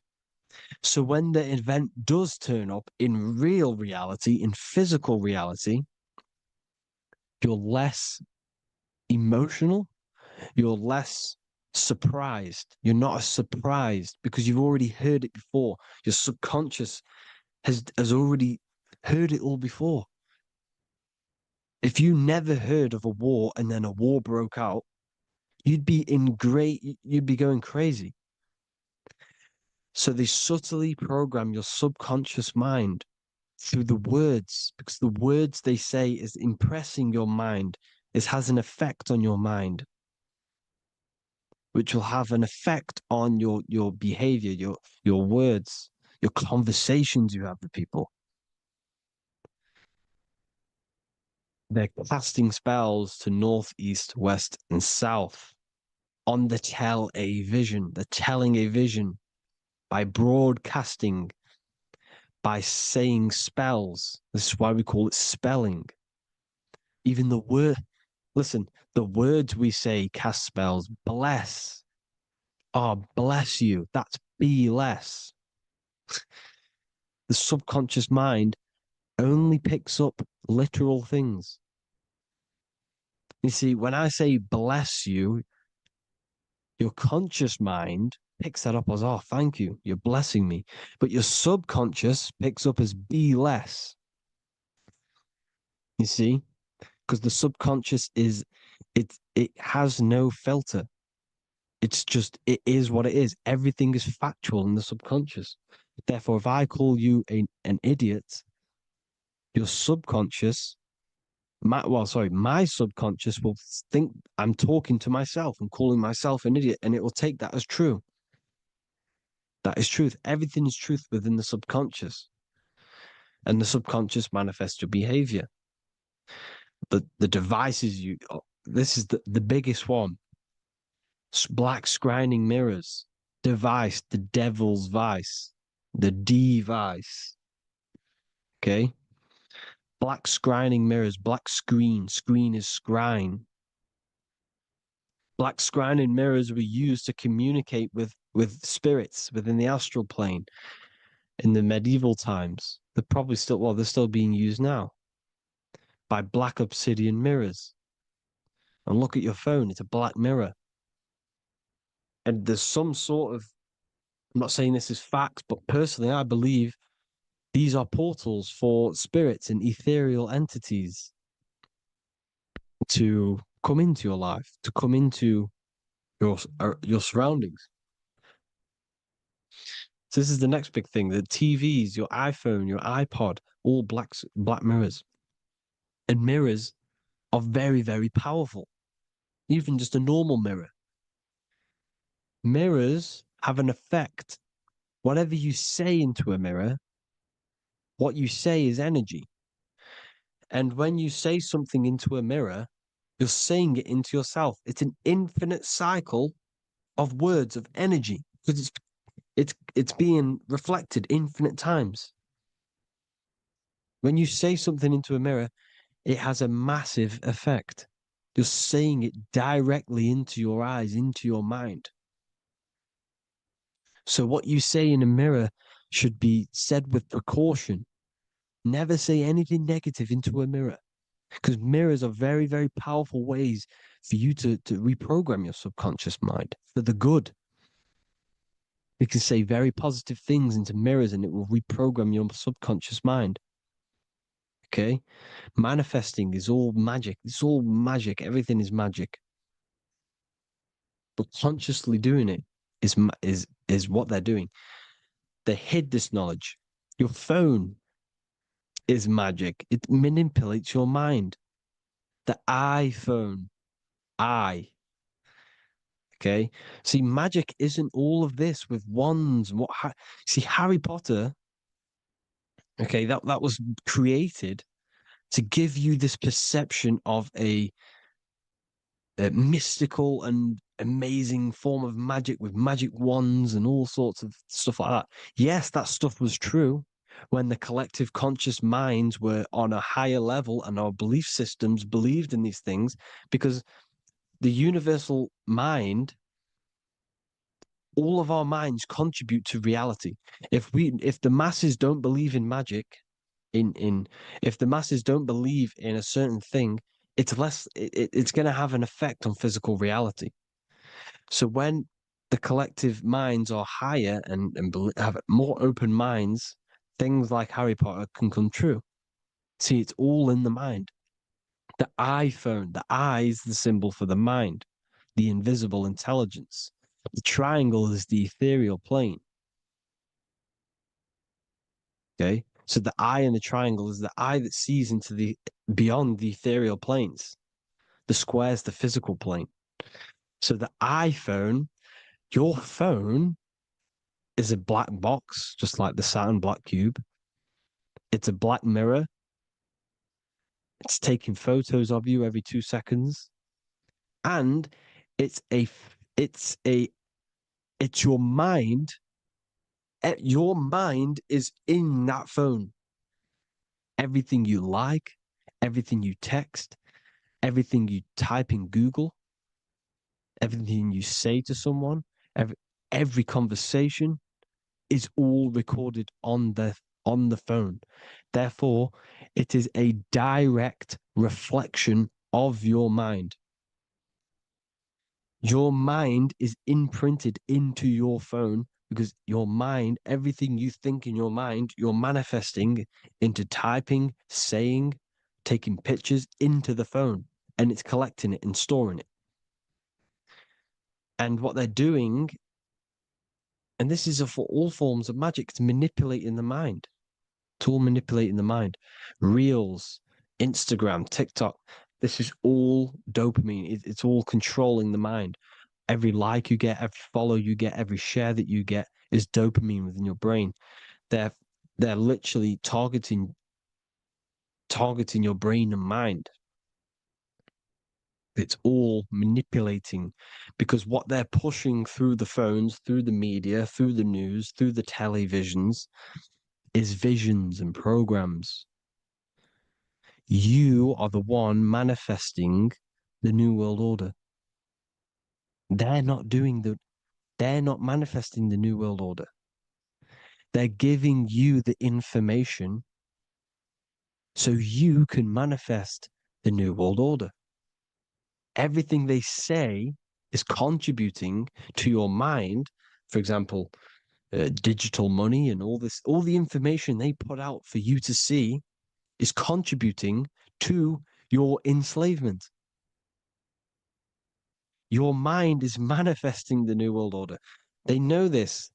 They don't manifest it. There's billions of us. We could easily run over them physically. But on a mental level, these people have the knowledge and they hide it from us and they let us manifest reality because we are the collective. They give us the information which manifests their agenda. It's all magic through the phones, the media, the television. So your phone is a manifestation of your mind. It's a record of your mind. Hollywood, holly tree, holy tree. They used to make wands out of holy trees, because it was the most holiest wood, the best for casting and transmitting energy. So they used holly trees to cast spells. That's what Hollywood is. And in Hollywood, they have the red tier.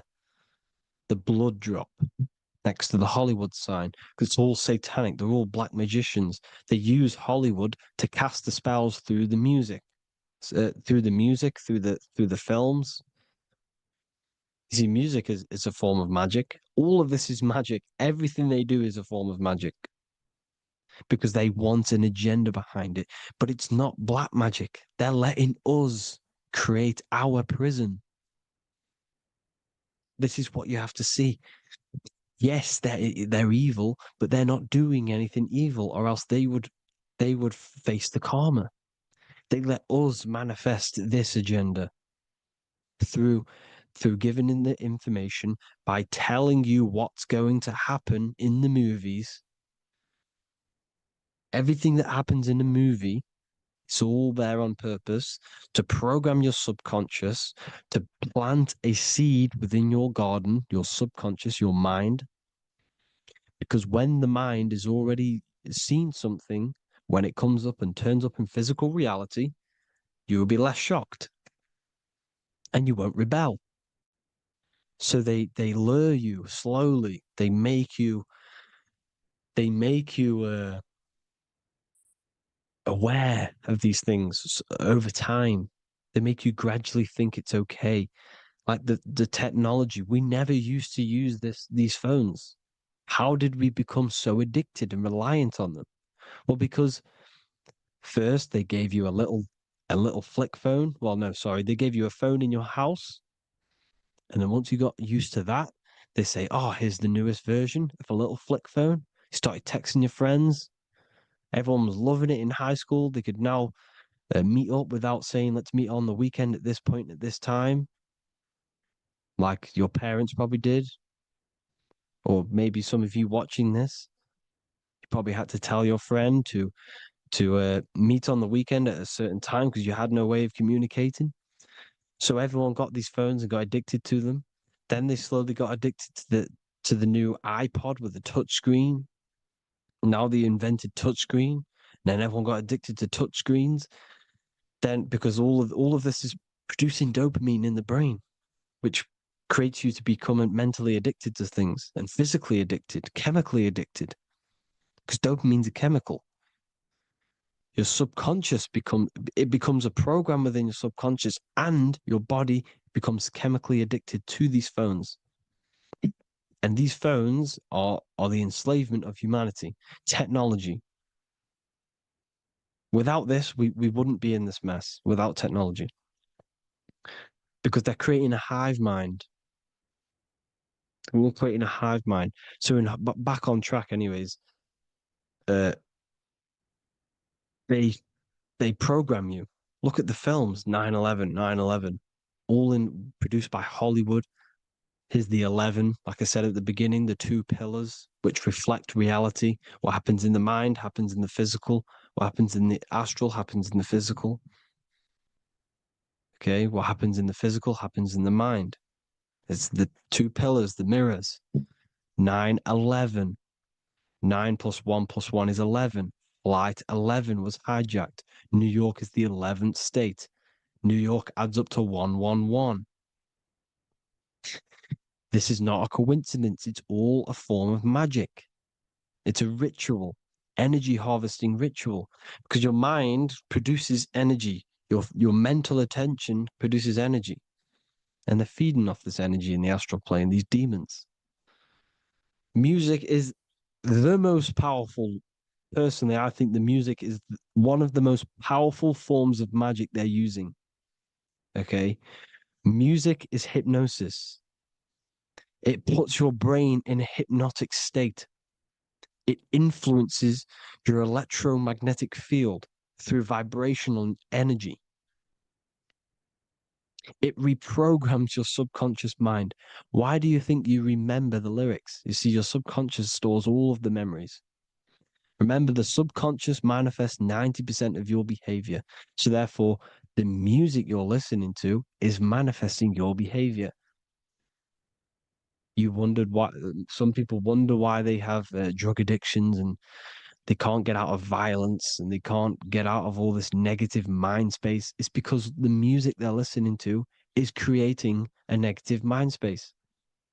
The words you listen to have plant seeds within your mind.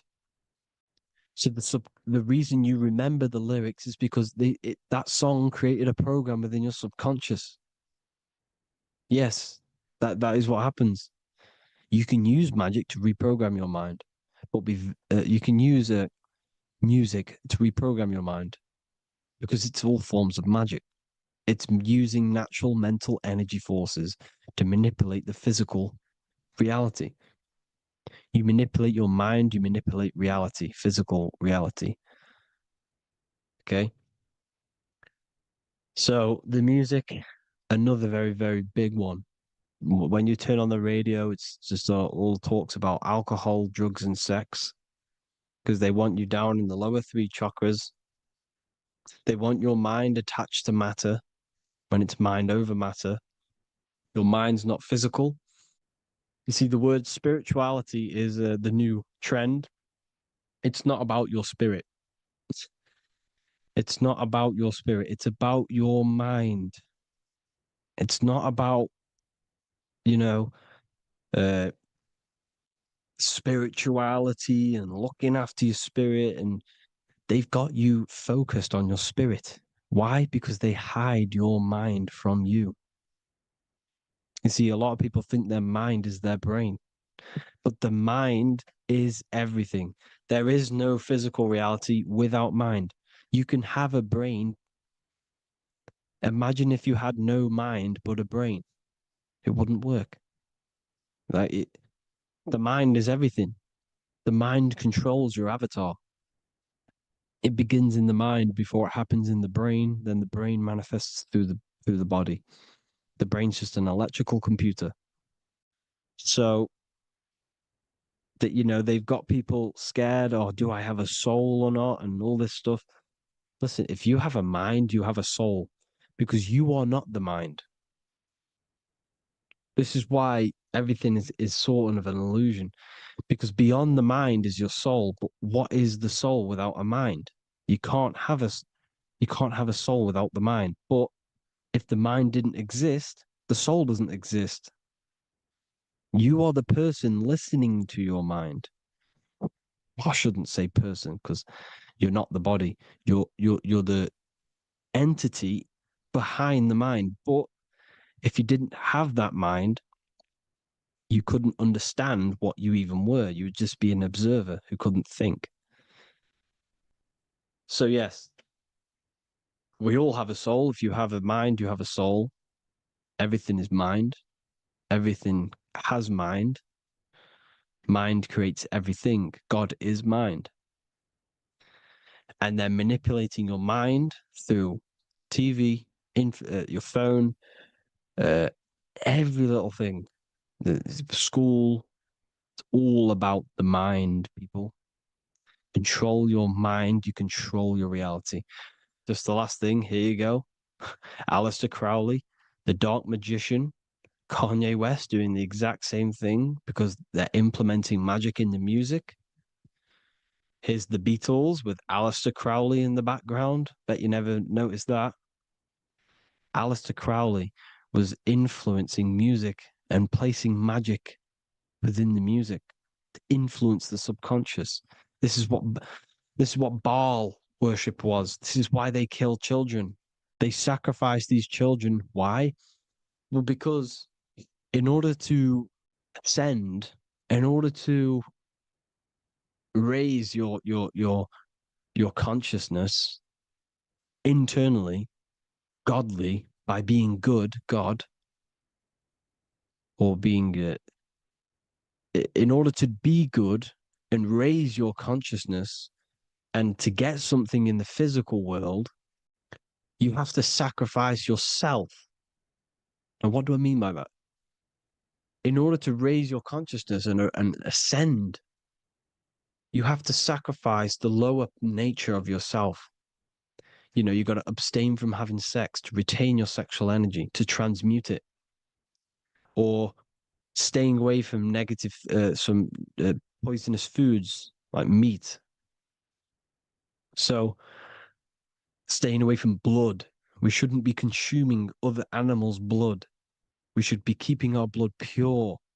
We are humans. We shouldn't consume chicken blood, chicken germs. We are the most divine creatures on this creation.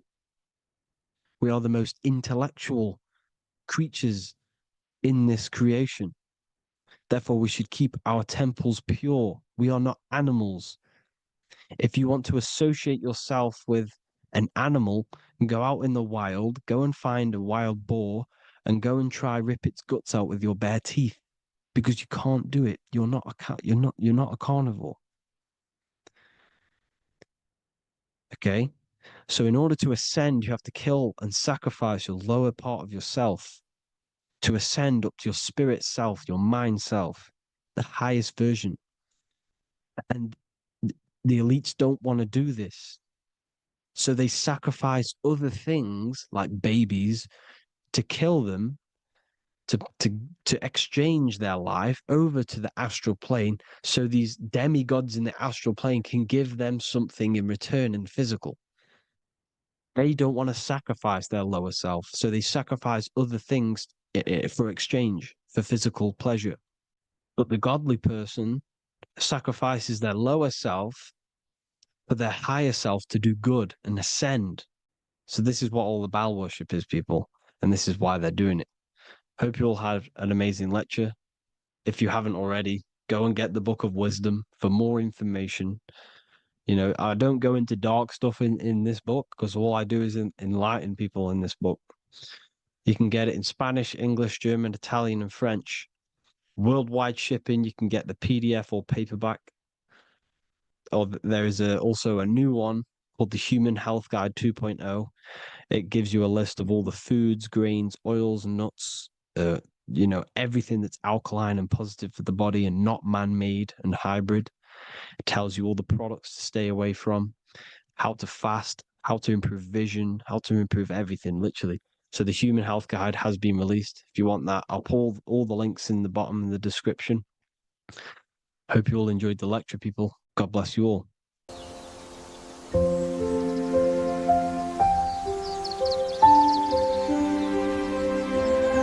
bookofwisdom.com.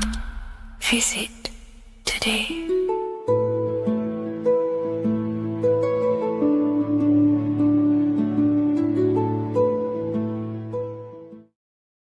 How are we all doing, people? It's Revival of Wisdom from the Wisdom Academy.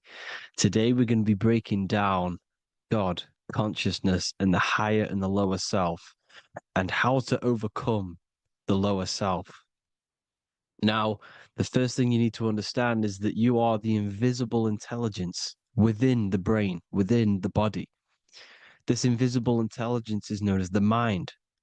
But you are not the mind. You are the observer of the mind, which is the soul, the invisible entity. The mind is your intellect, your intelligence. Now, the mind is, it's hard to put this in words, but the mind is something that gives you the ability to explore the universe. And this inner self is the I am. It's the quiet, the inner self, the voice you see in you hear in your head. This is why within spells high twin, inside, internal. The I is also the number one, which is one line. Because the one and only, is the inner self, which is the I am. This is why you say, my name is Harry. You are not Harry, you are the I, the inner self, the intelligence. Okay, this is why Jesus in French is I am. You look with the two eyes and you see with the inner eye. I and I, the same thing. Okay, because the I inside is what gives you the perception of what you're looking at. So when someone's trying to explain something and then you catch on saying, I see now, it's because you're seeing with your inner eye, the one that gives you perception, gives you intelligence, gives you the ability to understand things. This is the internal I, the invisible self, which the physical body is nowhere near as complicated as this inner self. Is in infinite potential, infinite potential. God, God, generator, operator, destroyer, soul, mind, and body. Brahma, Vishnu, Shiva, the Father, the Holy Spirit, and the Son. They're all. The reason why you see God is always a triad is because it represents yourself. Your invisible intelligence is God.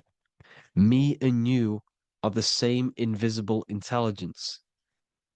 We are the invisible intelligence experiencing the program being run by the central nervous system and the brain. I always say this in my videos, but I have to, in order for you to understand the things that I'm going to say later on in the video, you need to understand this concept, is that you are the consciousness experiencing the nervous system, the tree of knowledge of good and evil, which is you here. You would be in this invisible intelligence right here in the center of the brain.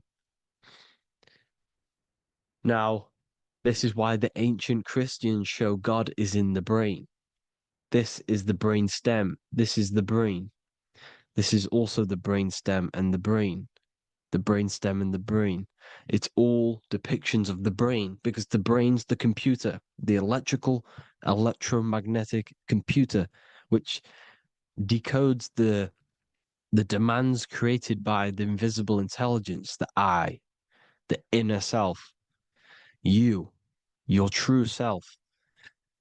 The person moving, if you observe what someone moving, this is going to sound, but if you observe someone walking, it's not the body. The body is moving, but the thing telling it to move is the invisible intelligence. Before you kick a football, a decision is made within your invisible intelligence, your mind. And this consciousness, this invisible intelligence, is either stuck between the lower self and the higher self. Okay? When the invisible intelligence, meaning the true self, identifies itself with the physical body, it will trap its mind within physicality. This consciousness that we have is either operating in the lower self or the higher self. It's either feeding the material body or it's feeding the spirit. Okay? But because we are physical and spiritual, we need to be even. We don't want to be meditating all day long because we do have a physical body as well whilst we are here. We are playing a game in physical matter. Okay? Now, the reason that you incarnated here is to learn a lesson because the mind can manifest anything it wants within the astral planes, within the world of imagination. It can manifest anything it likes, but it incarnates into matter, into this game, so we can understand labor, because anything in matter, you have to labor to manifest. But in the astral, you can manifest at the click of a finger. You come here to learn the knowledge of good and evil.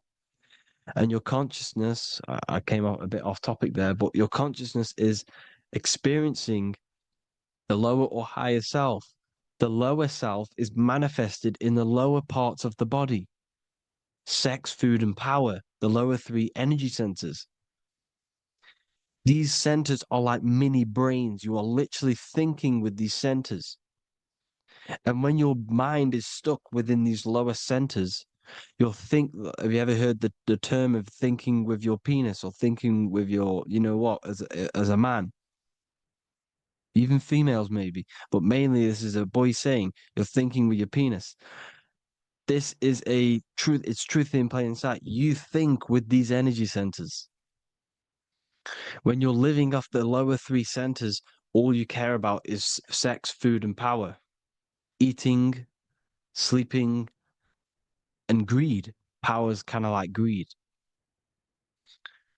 Now, when we move up to the higher parts of the body, when we live our life within the higher parts of the body, this is considered heaven, love, expression, intuition, and wisdom. This is what we need to be aiming to do, moving out of the lower half of the body and living our life within the higher self, the higher parts of the body, thinking with the higher energy centers, thinking with love, expression, intuition, and wisdom, spreading love, expression, intuition, and wisdom to others. Heaven is even. This is why Jesus is pointing at the heart chakra, always pointing at the heart. Earth rearranged his heart because in earth you're manifested as a physical being. You're in the heart, good and bad. You need to be balanced between the good and bad. Because love can be a demon too. That's a whole nother video, but love can be a demon. Now, the seven chakras are known as the seven seals in the Bible. When the Lamb opened the seventh seal, there was silence in the heaven for about half an hour. This is a verse from the Bible. The Lamb is Aries, which is the higher brain, the cerebrum, the cerebram. Ram, Aries. Because when the Ram opens the seven seals, you enter the kingdom of heaven. Because these chakras seal your invisible intelligence. They seal your true self. You are behind these seven seals, your true invisible self, your true consciousness. Because behind these seven seals, you do not think about anything materialistic. Your intelligence is not material. It's not physical. It's not from the physical world. It does not desire the physical world. The body is the beast. The body's the animal, the lower self, which can corrupt our intelligence. It can corrupt the intelligence. Okay? Now, we need to balance these chakras so that we gain a deeper connection between this intelligence and the brain.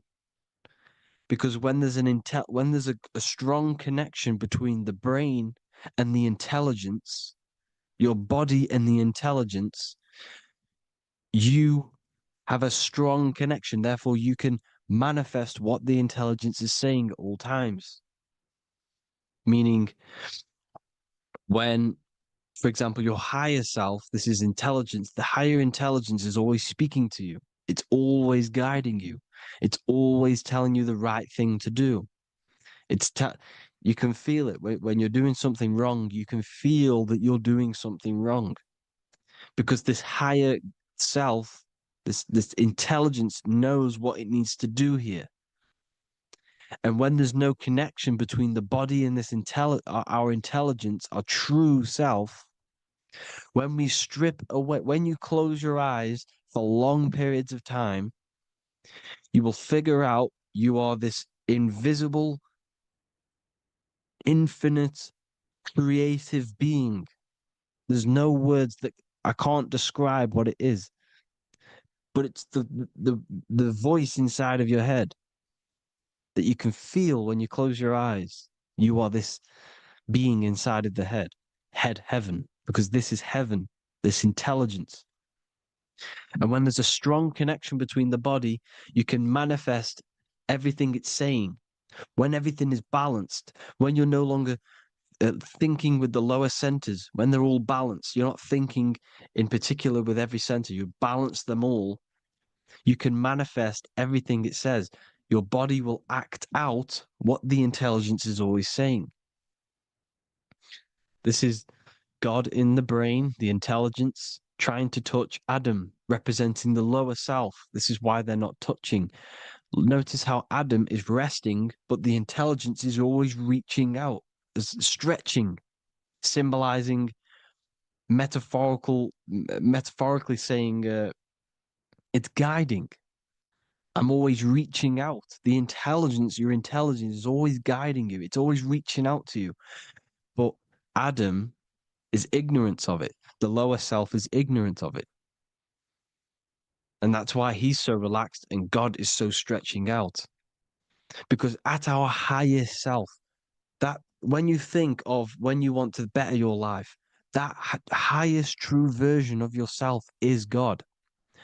When you're manifesting this, your highest self, this is God. Your truest form, your most perfect form, that is God. your highest version of yourself. That is God. Emotions. Emotions are not what you've been taught. Emotions are not something that should be reactive, okay? You should not let the emotion be you, except that you should experience them instead of letting them become you. You need to understand there's a separation in our consciousness. You have the soul, which is the person who is observing your thoughts. When you think a thought, who's the one observing that thought? The soul, you, the I am, the I, the inner self, the one and only. And inside of every single body, inside of me, inside of you watching this video, there is this same intelligence that is inside of me, inside of you. And it's the exact same intelligence, experiencing a different body. And this is what we mean by the universe is mental. We all we are all sharing the same ball of consciousness in a different body.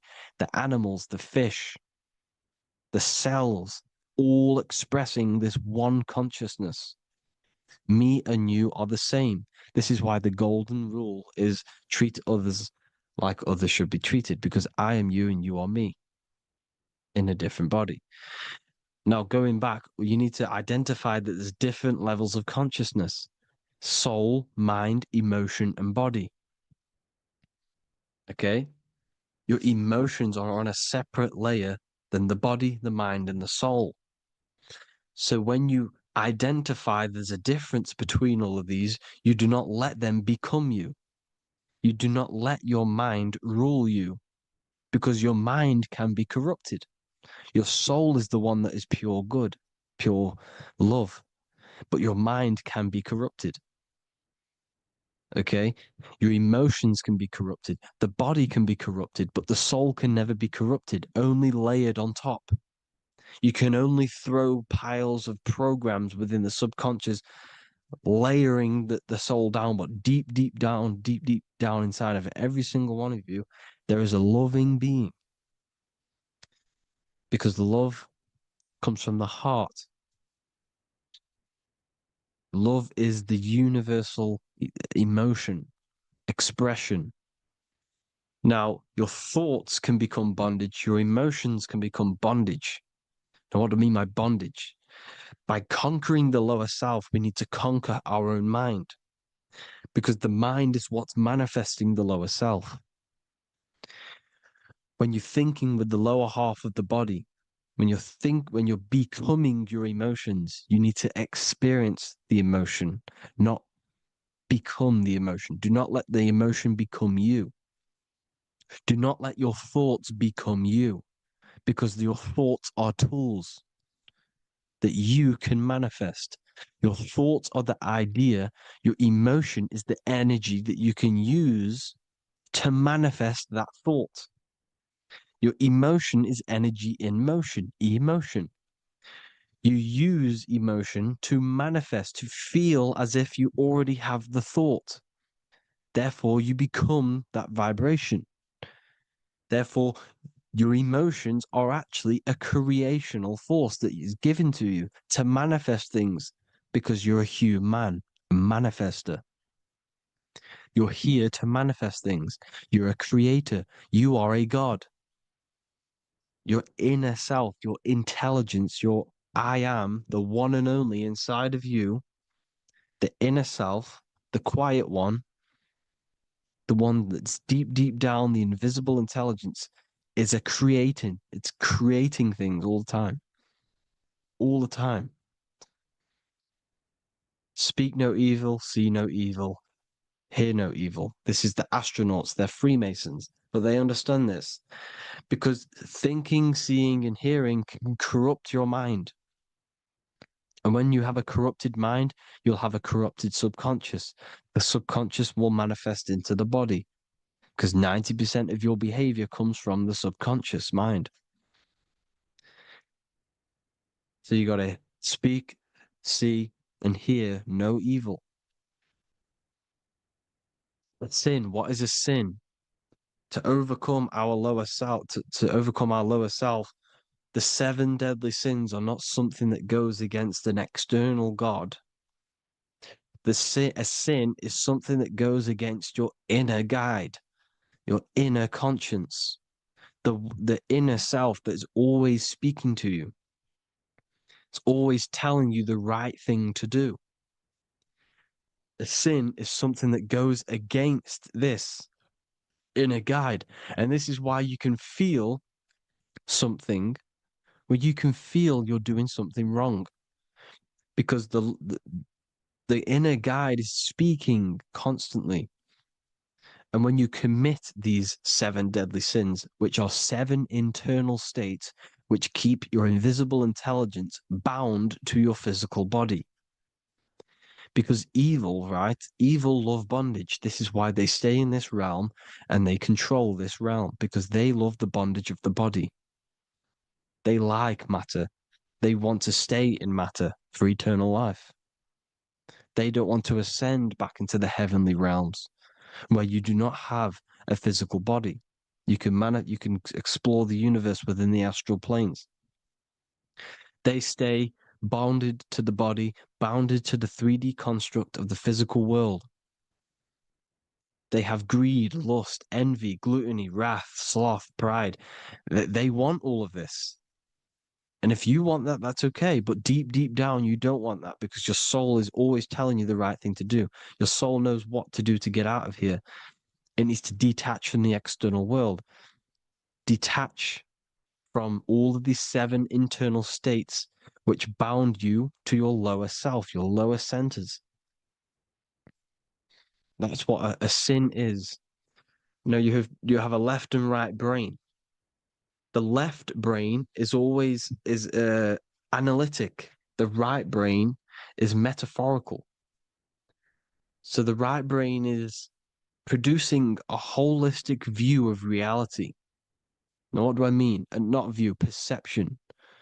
When you see, because your eyes are parts of the brain, so when you look at something and you look, that image is produced in the back of the brain in the visual cortex.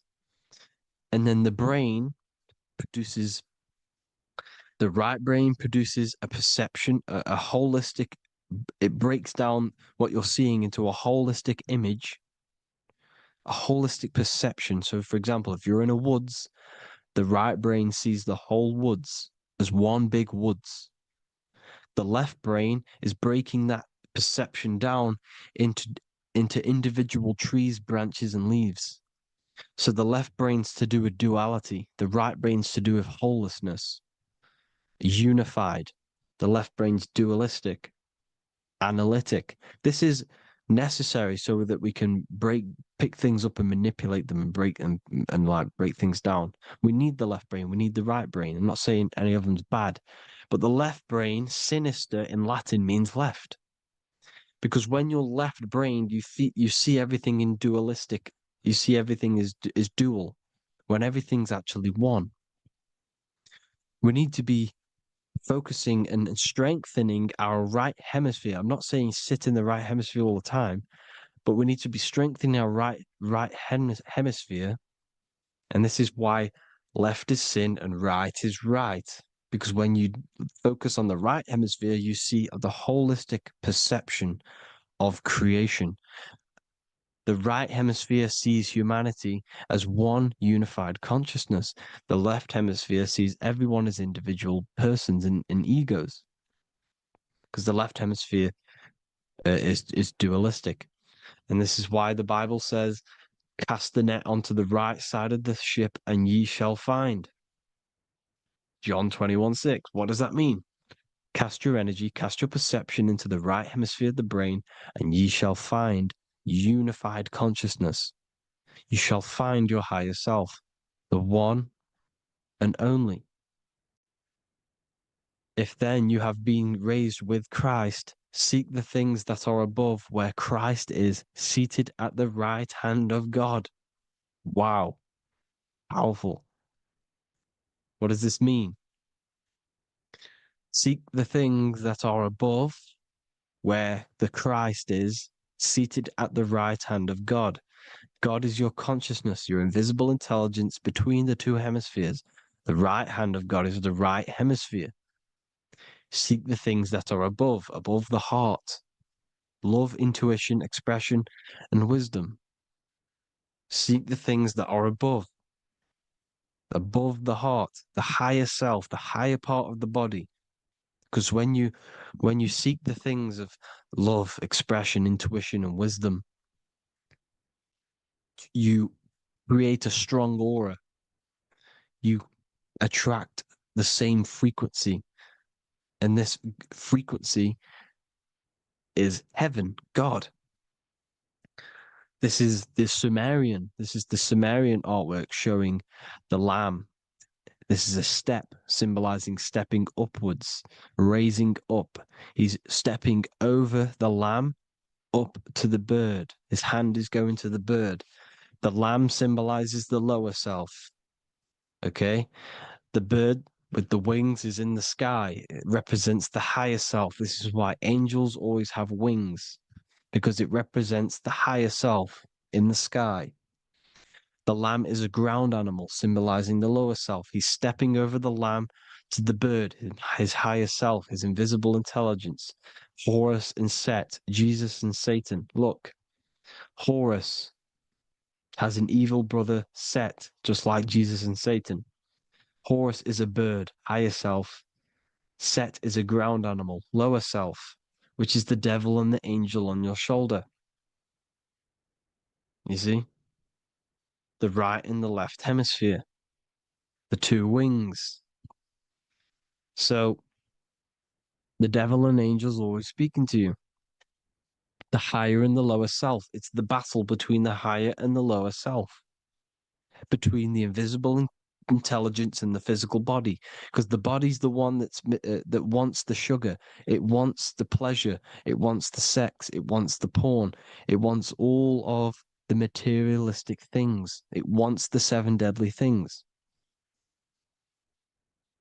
Okay, it wants this. There's a battle between the higher and the lower self, your intelligence and the body. This is why you need to become balanced, so that there's a deep connection between the body and the invisible intelligence, the I am. You need to master your mind with discipline, and you gain a connection between the brain, the body and the intelligence. Resurrection, transmuting sexual energy. Okay, this is important. Res is Resh, which is Hebrew. The early Hebrew Resh symbol is the head. This is the head. Resh, erection. Erection is a sexual stimulation. Resurrection is rise erection. You got to raise your sexual energy up the base from the spine to the head. This is the Christ, the Christos. There's a psychophysical psychophysical oil produced in the brain every month. Go and watch my other video on raising the chrism. Okay? And every month there's this fluid produced in the brain, which takes 2 trips, because one's produced by the pituitary, one's produced by the pineal, magnetic female, magnetic and electric charge. And it takes 2 trips down the spine to the solar plexus, the bread of life in the Bible, or Bethlehem in the Bible, because the River Jordan's your spine. Goes down to Bethlehem. It gets born in Bethlehem, just like Jesus. Because when this oil travels to the solar plexus, it creates the seed, the seed of life, and it feeds the body, all the central nervous system, all the cells. It regulates the blood, does all sorts of good things for the body, this oil. Now, when you save your sexual energy and you raise your resurrection, you awake the Christ, you raise it from the solar plexus or the sacrum bone up to the brain, you activate 100% of the brain, and this is the true resurrection of Christ. Instead of wasting the energy and giving away your sexual fluids because behind the fluids is the energy. So when you release that fluid, the energy is out there. You've released the energy. Your sexual energy is the most potent emotional force a human could possibly feel. Same with any animal or anything. The sexual urge, the sexual emotion is the most powerful, potent emotion that you can feel. It takes over the whole body. When you feel sexually aroused, it takes over everything because it's so potent. And when you fight the serpent, when you fight the sexual energy, which is shown here in the Egyptians, the cat cutting off the head of the serpent, or Hercules fighting the serpent, or in the Greek mythology fighting the seven-headed dragon, the seven chakras. The serpent is your sexual energy because it symbolizes your kundalini. When you fight it and you transmute this energy, instead of releasing it, instead of acting sexually on it, you can transmute the energy, transfer it from the solar plexus up to the brain. You can also you can do this with other tasks. Instead of releasing it, instead of raising it from the solar plexus to the brain, you can use it for other things. So, for example, you want to think critically. You can use it for critical thinking. You can use it for going to do exercise. You can transmute sexual energy into anything, but you can do this. You can raise the sexual energy, and you can use this energy to push the cerebrospinal fluid from the solar plexus up through the spine, up the 33 vertebrae to the brain, and it'll activate 100% of the brain. And this is the resurrection of Christ. Jesus was never dead. Jesus was never rose from the dead. It symbolizes the Christ, Jesus Christ. Christ is Christos, which means oil in Greek. The resurrection of the Christ, the Christos, the oil. When it activates 100% of the brain when it's raised, and it can regulate all the systems, it can regulate all the blood, it can regenerate the body. And this is the true Antichrist. They don't want us doing this process. The Antichrist is not against Jesus, it's against the fluid in our body that makes us live hundreds and hundreds of years and makes us live as gods. This is the true resurrection. And when you fight the serpent, you fight your sexual urges, your sexual emotion, the most strong emotion that you could ever feel. You can do this process. And this is the true secret of transmuting sexual energy. Because when you transmute the sexual energy, you can become a god. And this is why Hercules is fighting the serpent. Notice how the serpent is low. He's reaching down to it. It represents the lower self. Because the lower self wants the lust. It desires sex. The body desires sex. There's a fight between the higher and the lower self. But when there's balance, there's even. Heaven is even. When there's evenness between these, this is the kingdom of heaven. This is when heaven is on earth. So at our highest levels of ourselves, the highest level of our intelligence, this is God. God is something that we manifest. We need to achieve Christ consciousness by battling the body. There is no battle outside of the physical body. It's an internal battle. Jesus and Satan have been externalized. Nothing exists outside of you, because I explained in the beginning how you are the consciousness experiencing the central nervous system. Therefore, there is nothing outside of you. It's all internal. Jesus and Satan have been externalized. Why? Because it's business. The church is a business. It's all a business. They've created these figures to be historical when they're not historical. The Bible's not historical. It's all externalized. It's called exoteric, when the truth is esoteric, internal teachings. So, anyways, people, balance the chakras, balance the two hemispheres of the brain, balance the conscious and the subconscious. Balance is perfect, the yin and yang. You are spiritual and physical. You live in day and night. You need to be balanced, oneness, seek oneness. And this is the true kingdom of heaven. And when we all realize that we are all the same intelligence, the same consciousness expressed in different bodies, when we all realize this, we all realize we're all one. Doesn't matter what race you are. It doesn't matter what race you are, where you're from, your nationality, because none of you are actually from here. None of you are from the physical world. You're manipulating the physical world through the physical body. You are the I am. We all have a soul. Every single one of you has a soul. We all have souls. The reason why they say some people don't have souls is because they're trying to suppress your mind. They don't want you to know that you have a mind. That sounds crazy, I know. But a lot of people haven't realized that they have an infinite intelligence called a mind. And behind that mind, if you can observe your thoughts, the person who is observing the thoughts, you have a soul. Everyone has a soul. Don't listen to all these people saying some people don't have a soul, some people do. We all have a soul. Every single one of us. So anyway, you need to break the lower nature of yourself. At our highest levels, we are gods. Our intelligence, our universal intelligence, the I am, the intelligence that's inside of the brain, is God. Our minds are being corrupted within believing that you are the body. And by the result of this is a society like today. Because everyone thinks they're the body.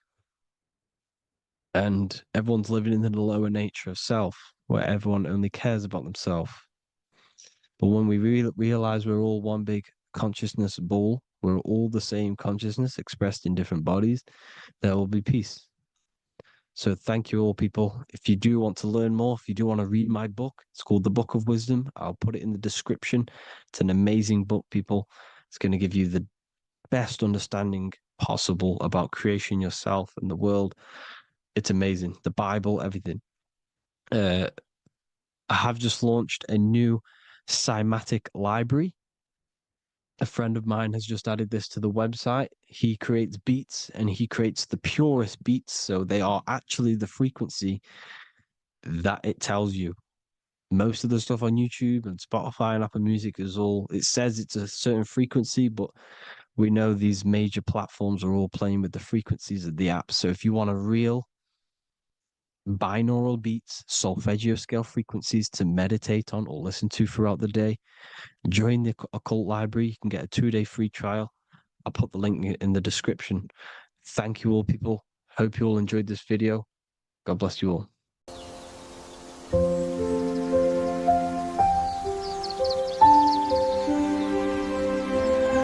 bookofwisdom.com. Visit today.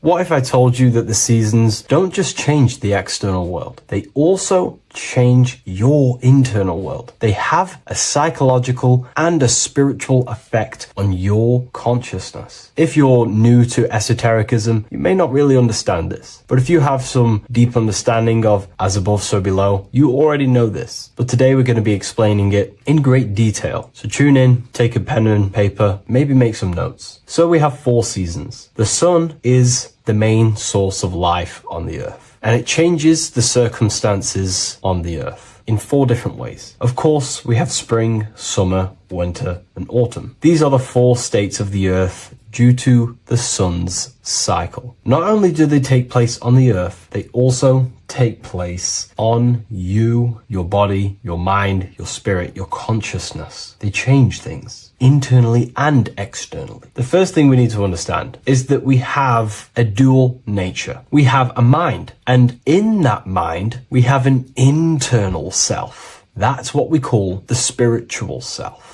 It is the individual that exists within their own mind, within their own consciousness. It is the self that imagines, thinks, feels. That's the spiritual self. And internally, that self is the true self. When it's detached from the false identifications, of course, such as the ego. But the true self dwells within the mind, and that's the immortal self. That's the self that will never die, never perish, that will always be there and it always has been there. The internal self. But on the other side of the mind, the outside of the mind, we have this, what we call our physical human body. This is our external physical body. So outside of us is a physical reality, but inside of us is a spiritual non-physical reality.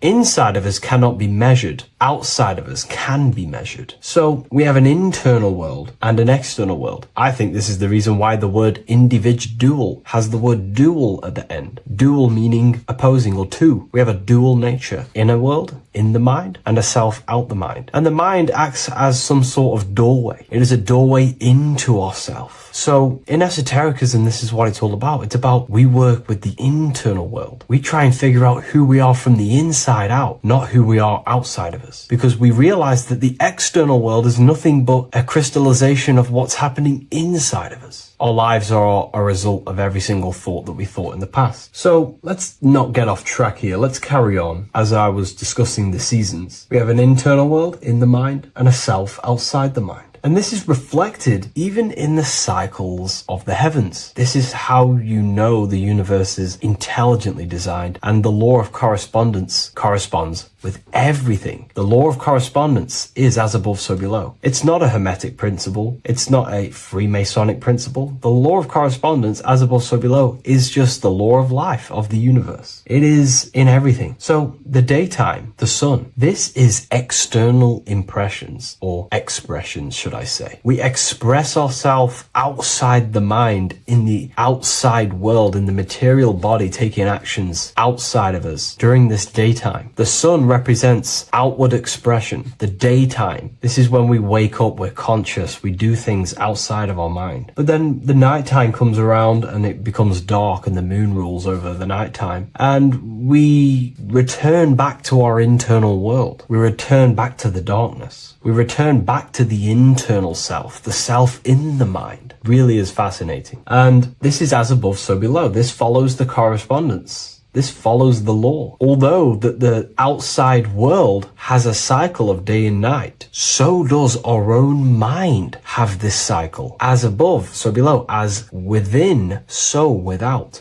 What's happening outside of us is also happening inside of us. The mind is also going in a cycle. Because in the daytime, the mind wakes up and we express things externally. But when the sun goes away and the electromagnetic rays of the sun are not very strong, our brainwaves decreases, our body activity decreases. It slows down and we return to the internal self. The body switches off and we return to the internal self in the mind. We enter in the doorway of the mind and return to the internal, the spiritual self. And when the body is less active, this is when we are more connected to the internal world, our spiritual true self. So as above, so below corresponds with the day and night, the sun and the moon. The moon represents our internal world, the world inside our mind, the self inside the mind. And the sun represents the external self in the external world. So not only are these cycles happening in nature, the darkness outside of us when the sun goes away is the same darkness that we go within ourselves when we go to sleep. It's the same cycle. Our bodies are in the cycle of the external world also, as above, so below. But then we can even take this even further. This fractals down even further. If we look at the cycle of the yearly cycle of the sun, which is what we call the 12 zodiac signs, we notice that these 4 seasons also take place in every single cycle of the day. So a yearly cycle can be seen as a big version of a daily cycle, or a daily cycle can be seen as a smaller version of a yearly cycle. For example, we look at Aries, which is spring. This is when the sun springs everything back to life in the spring. This is when the crops start to spring up and start to grow again. But we could see that at 6 a.m. in the morning, when the sun rises and just cracks over the horizon and starts to bring light into our day. Aries is associated associated with the morning time also as spring. Morning time is a smaller version of spring. Then we look at the summertime. The summertime is midday, when the sun is at the top of the middle of the sky. This is when the sun is most powerful, most radiant in our day. This could be seen as the summertime. Then when the sun starts to set, this is associated with autumn. Autumn time is the sunset. Then the winter time is associated with the nighttime, the midnight, when everything's very dark. So a daily cycle is basically a smaller version of a yearly cycle. And just how I explained how the cycle of the sun outside of us also happens inside of us with our consciousness falling asleep when the sun goes away, is also happening to us on a yearly cycle also. So the daytime is associated with the summer and the nighttime is associated with the winter. The winter is like the inhale. The summer is like the exhale. It's the breath of the universe, just like how we breathe in and out of our lungs. Everything takes this rhythm and polarity, okay? So winter is associated with the self and the world inside of ourselves, inside of our mind, the spiritual self, the internal. Because the winter is when the sun's rays, electromagnetic rays, are not very powerful. And this decreases brainwave activity, making us more connected to our internal world, inside the mind. But the summer's the complete opposite. The summer is when the sun is very, very powerful.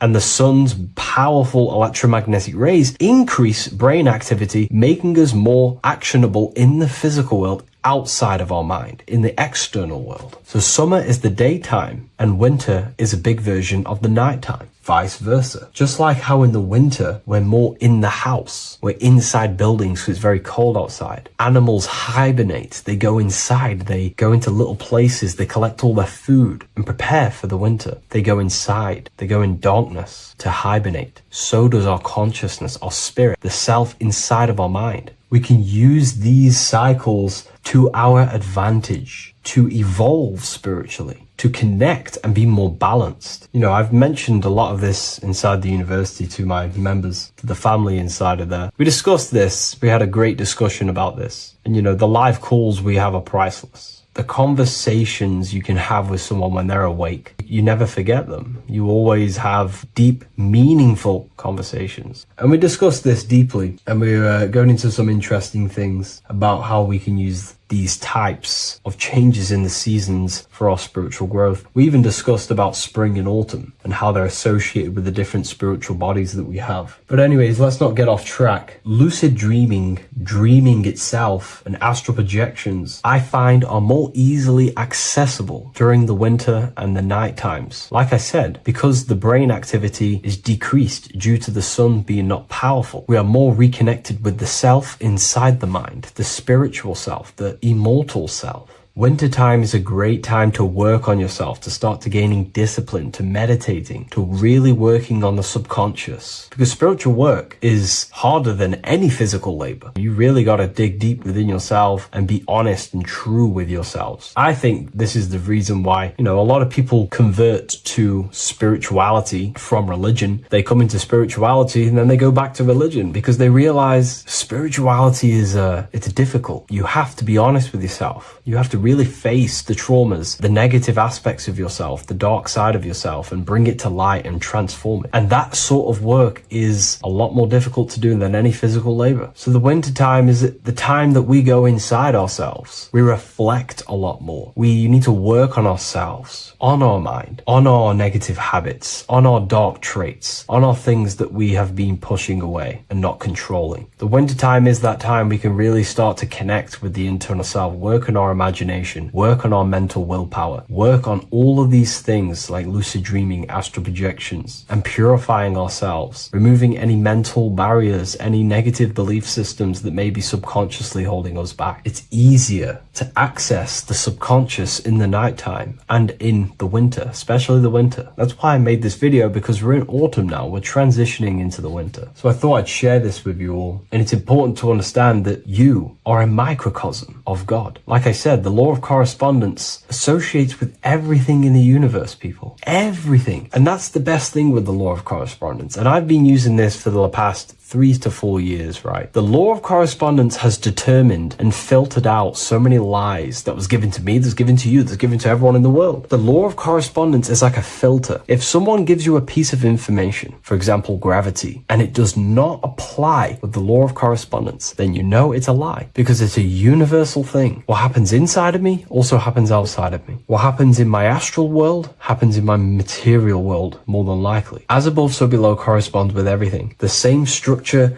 in my veins, in my nervous system, is the same structure in the trees, in galaxies, in everything. As above, so below, the universe is a fractal universe. Therefore, the point that I was getting at is that you are a microcosm of God. The same mind that God manifested things through thinking. He thought the stars, the earth, nature, the human body, designed everything with the God mind. He thought everything into existence. And that mind, them powers that God used to manifest everything into physical existence through the power of thought, is the same mind that you possess, but on a smaller scale. God manifested the macrocosm through thought, as the universe is a mental universe. Everything you see around you was thought, then manifested into physical reality. God manifested the macrocosm, the world, through thought, and that same force of thought you use to create the microcosm, to create your own world. You think your life into reality, your world into reality. Your body is a microcosm, a miniature universe. Every thought you think commands 50 trillion cells in your body, and your cells religiously execute on every command that you give it. You're in charge of 50 trillion cells. You're literally commanding a whole civilization inside your body.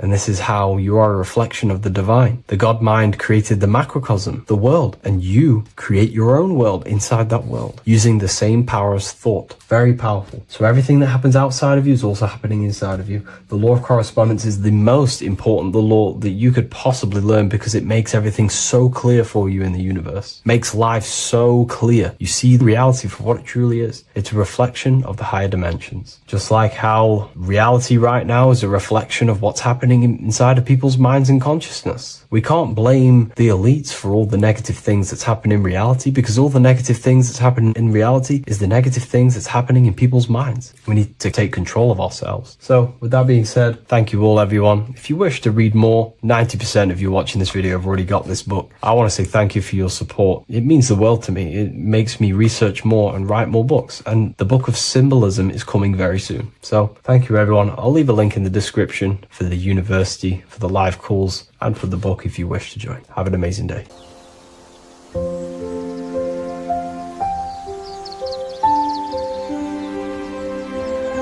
bookofwisdom.com. Visit today.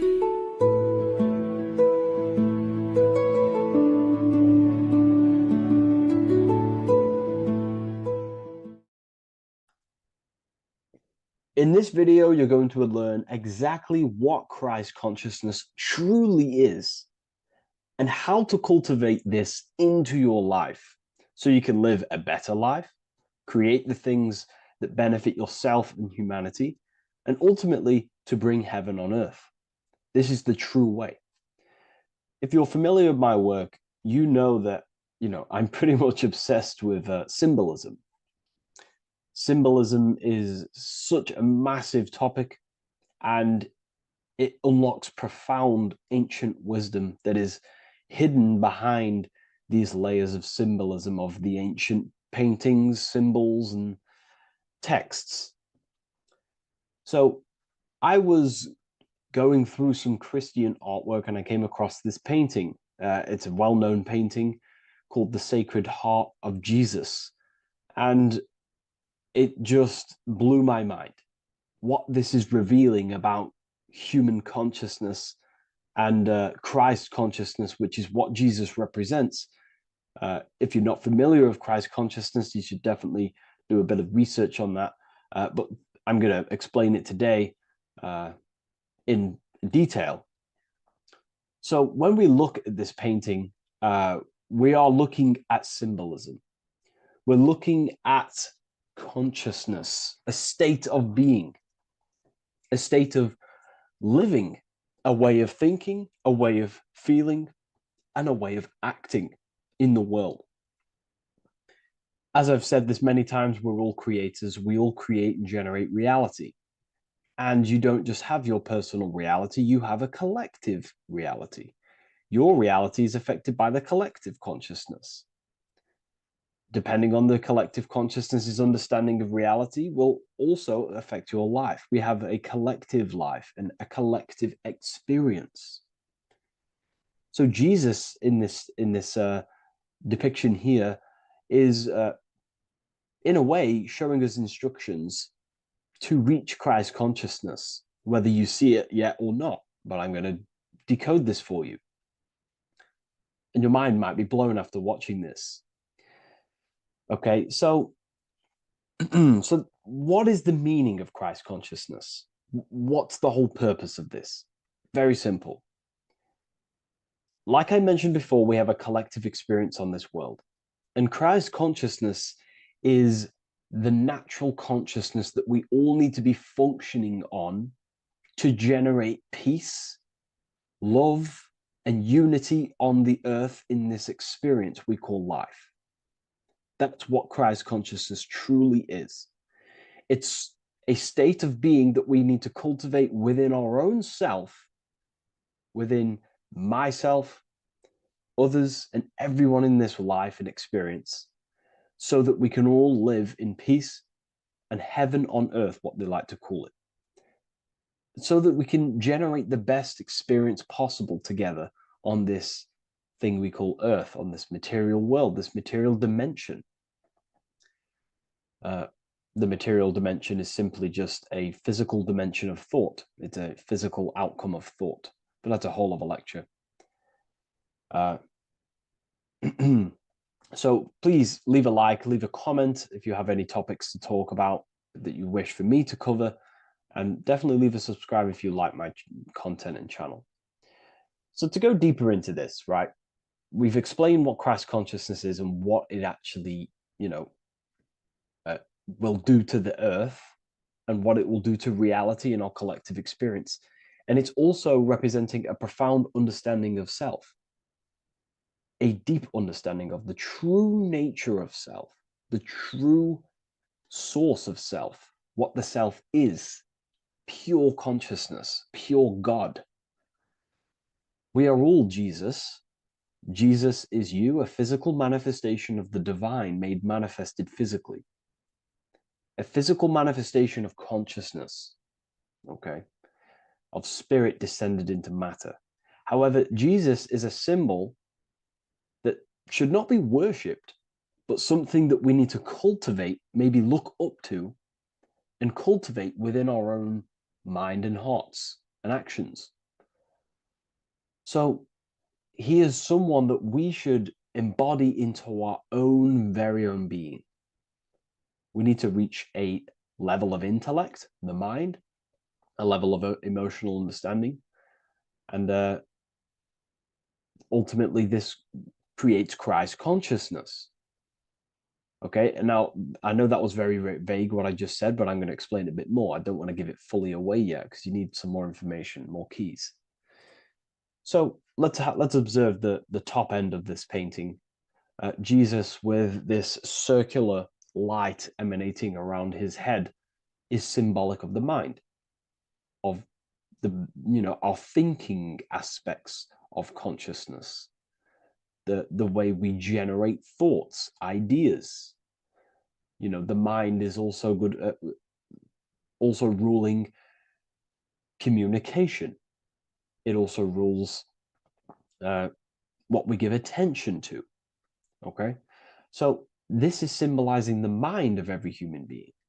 The mind is a very powerful center of consciousness located in the head, of course. This is why Jesus is the head at the top with the circle around it, representing the mind. Now, to reach Christ consciousness, we need to purify our minds. Purification of the subconscious mind. The subconscious mind is the hidden aspect of our mind with all of our memories, belief systems, and everything we've ever experienced is stored within there. We have traumas there. We have bad belief systems that hold us back. So it's about reprogramming the subconscious and aligning the subconscious with higher consciousness, with higher understanding of self, removing any mental blockages from the mind. Because in today's world, most people's minds, including myself before I, purified myself, and I'm still continually purifying myself. That's not to say I'm perfect, because I'm definitely not. But what I was saying was purifying the mind so we can have a powerful mind. Because like I was saying, most people's minds are not their own friend. They let their mind control them. They let their thoughts create negative influence on them, negative emotions. They let their mind destroy their confidence, destroy themselves. We do not want a mind like this. We need a mind that is our best friend, that receives powerful thoughts, that gives someone power. We do not want our mind taking away our power. Okay, so in this specific image here of Jesus, this represents a light mind, a powerful mind, enlightenment. The word enlightenment means light and ment coming from mental or mind, light in the ment. This means a powerful mind. Light is also symbolic of knowledge, information. When someone's very intelligent, you call them a bright person. It's a bright mind. It's knowledge of self. So the mind is conscious of self. That's another thing. We need to be conscious. A lot of people are not conscious, including myself before I did this, before I woke up. Most people are not conscious of their actions. They're not conscious when they're actually awake in the day. They do things unknowingly. Are we conscious of our thoughts, emotions, and actions, what we're giving attention to in our mind? Because ultimately this shapes our experience. There's a great quote, I think it's Julius Caesar or one of the Roman emperors, who says the quality of your life is dependent on the quality of your thoughts.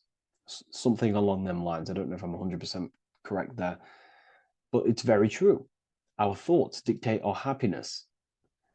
So to cultivate Christ consciousness, we need to be conscious of our actions, conscious of our thoughts that we're giving attention to. There is a level of mastery that we can achieve within ourselves where we become conscious of every single thought that enters our mind. That sounds easy, but it's definitely not. But that's a high level of mastery that we can achieve and cultivate within ourselves. So we're looking at a powerful mind here from Jesus, a powerful mind, a purified mind. And we purify the mind through, affirmations, meditations, ritual work.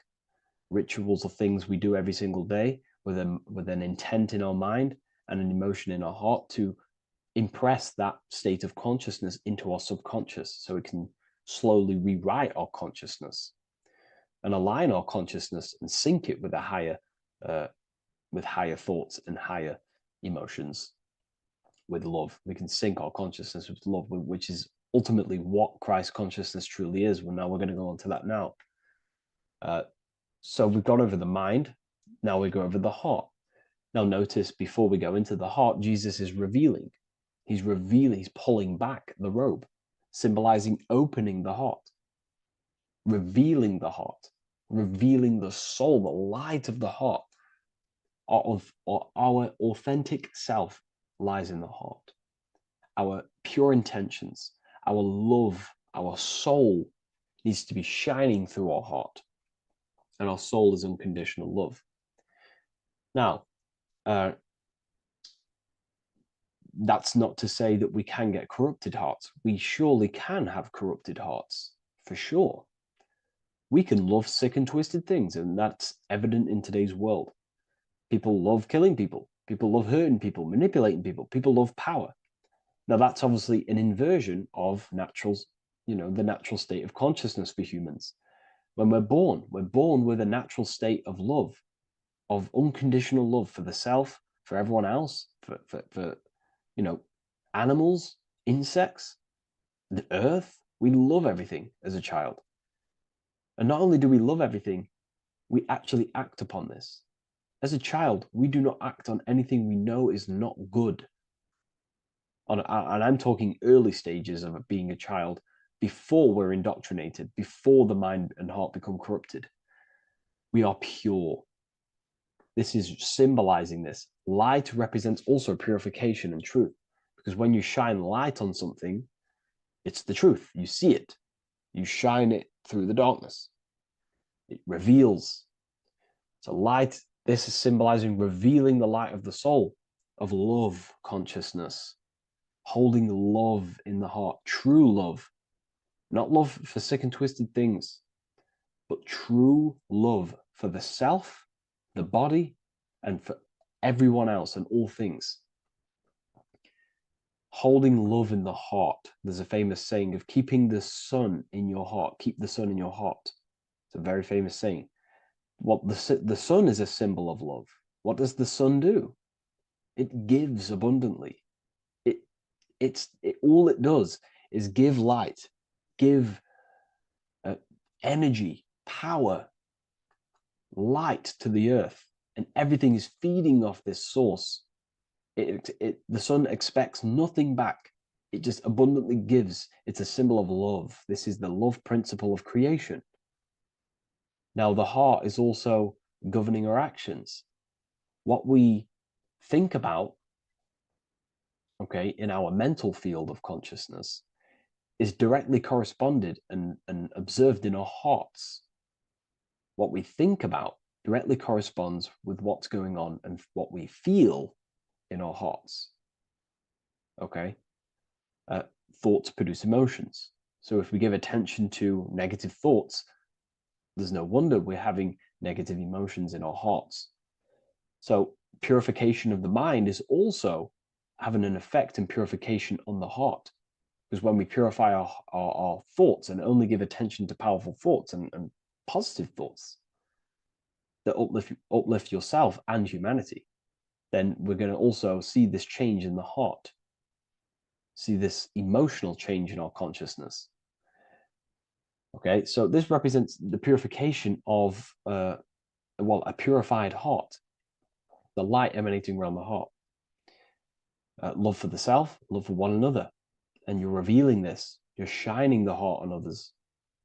This represents, revealing your true self to everyone without suppressing aspects of self.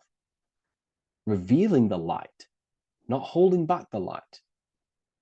Because people in darkness will look at people who are spiritual and say, oh, he's into the woo-woo stuff.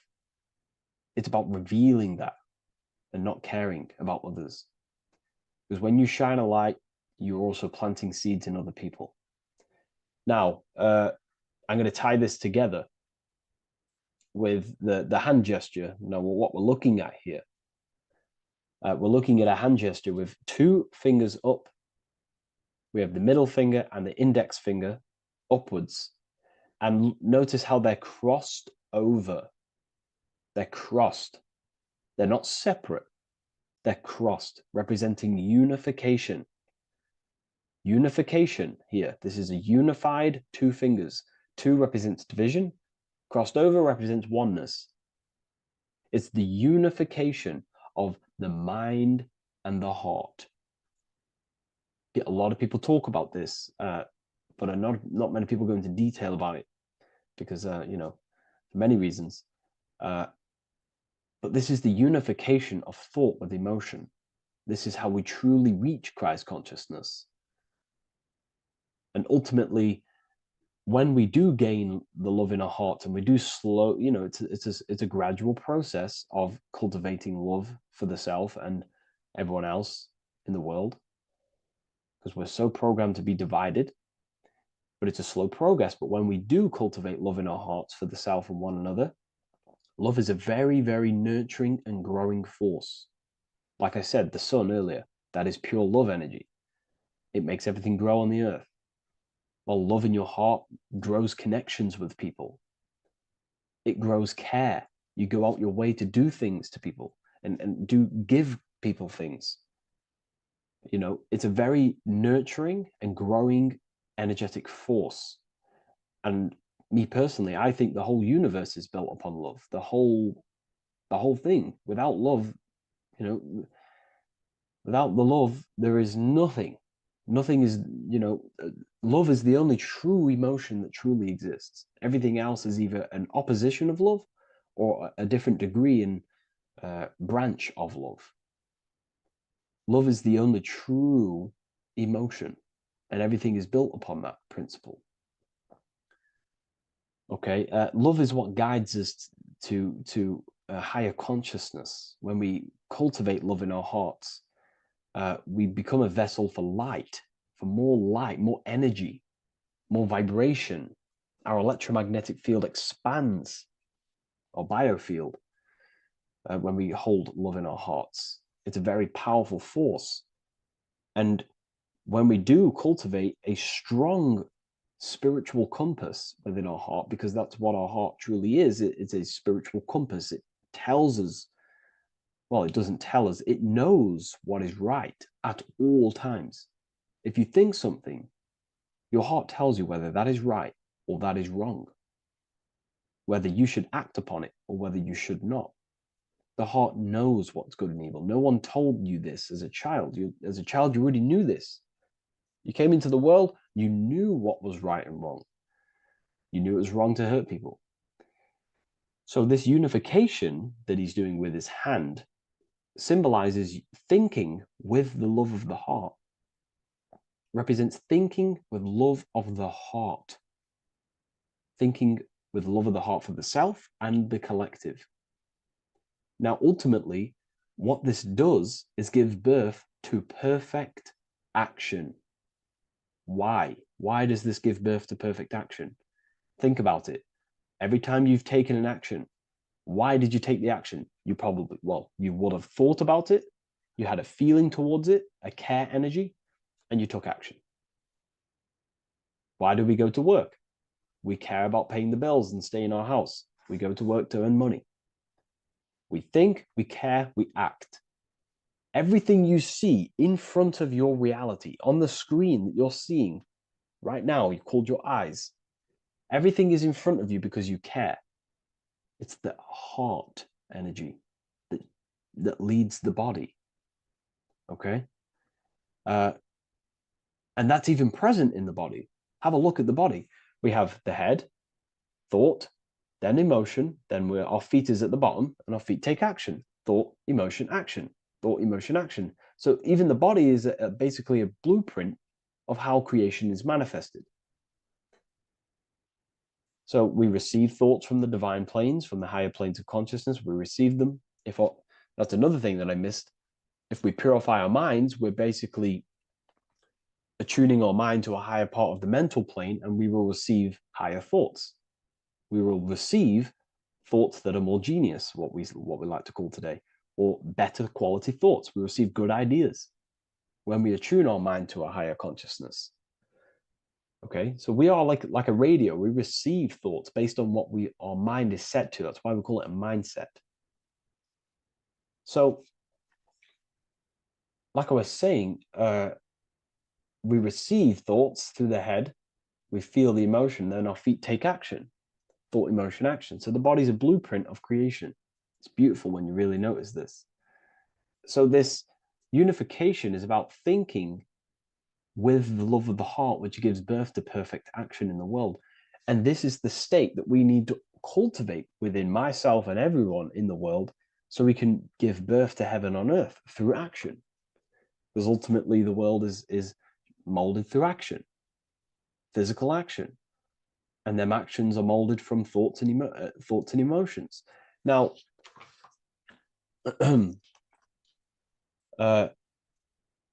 just to have a little announcement, I am now opening 10 more spaces inside my symbolism masterclass. With 10 more spaces, you're going to learn about a lot more about symbolism. It's very affordable. I'll leave the link in the description if you wish, if you care about gaining more information and learning the ability to read symbols. So, what is the inversion of this? What is the inversion of this consciousness? Well, that's what we call satanic consciousness.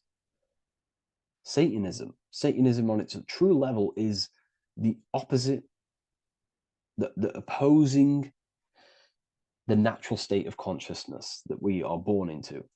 It's about thinking with no emotion, thinking and acting. This is what the Skull and Bones represents here. So the Skull and Bones Secret Society, this is their main logo. Again, we have the skull, which represents thought, and the bones, which represent action. The bones take action in the physical body. We're looking at thought and action with no emotion, no empathy, no love for one another, only love for the self, the inverted love. Okay? We're looking at gray. Gray is a symbol of dullness, death.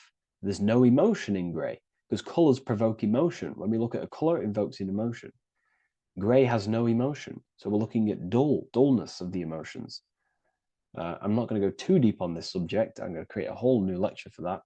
In fact, I think we have a great lecture inside Ethereal University on Satanism. We're going very into depth of what Satanism is and what Satanism consciousness truly is. And again, it's just the cross inverted. Satanism is just it's the invertation of, I don't know if that's a word, but it's the inverse of natural law, natural consciousness, of love consciousness that we are born into. Okay, so ultimately the message in this video was to create love in our minds, love in our hearts, think with the love of the heart, think with the care for one another, and that gives birth to perfect action. And when we align, when we do truly act out what our heart is telling us, and I know this from first-hand experience. This is what happened to me. I woke up, I started to follow my inner guidance. I always took action on it. I was saying yes to it every single time. And it led me, this is, I'm getting goosebumps actually saying this. It led me to where I am. Like that action, me saying yes to my heart, to that knowingness of goodness within me, was like a domino effect. And that domino effect, every time I did it, it was just opening more and more doors, not physically, but mentally. I was receiving more information. I was receiving more opportunity physically. My work started to explode on social media. Like, when you follow your heart and truly take action on what you know is good, it's like a domino effect that leads you step by step to where you're meant to be. And it's so profound and it's so, beautiful. And I'm telling you this from firsthand experience. This is ultimately how you kind of unlock your purpose in this physical world as well. So not only is it going to create a better world, it's also unlocking your true soul form and soul purpose while you're here. It's very beautiful. So I thank you, everyone. Please leave a like, comment, and share, and subscribe to the channel. And I'll see you all inside Ethereal University if you decide to take your studies to the next level. Take care.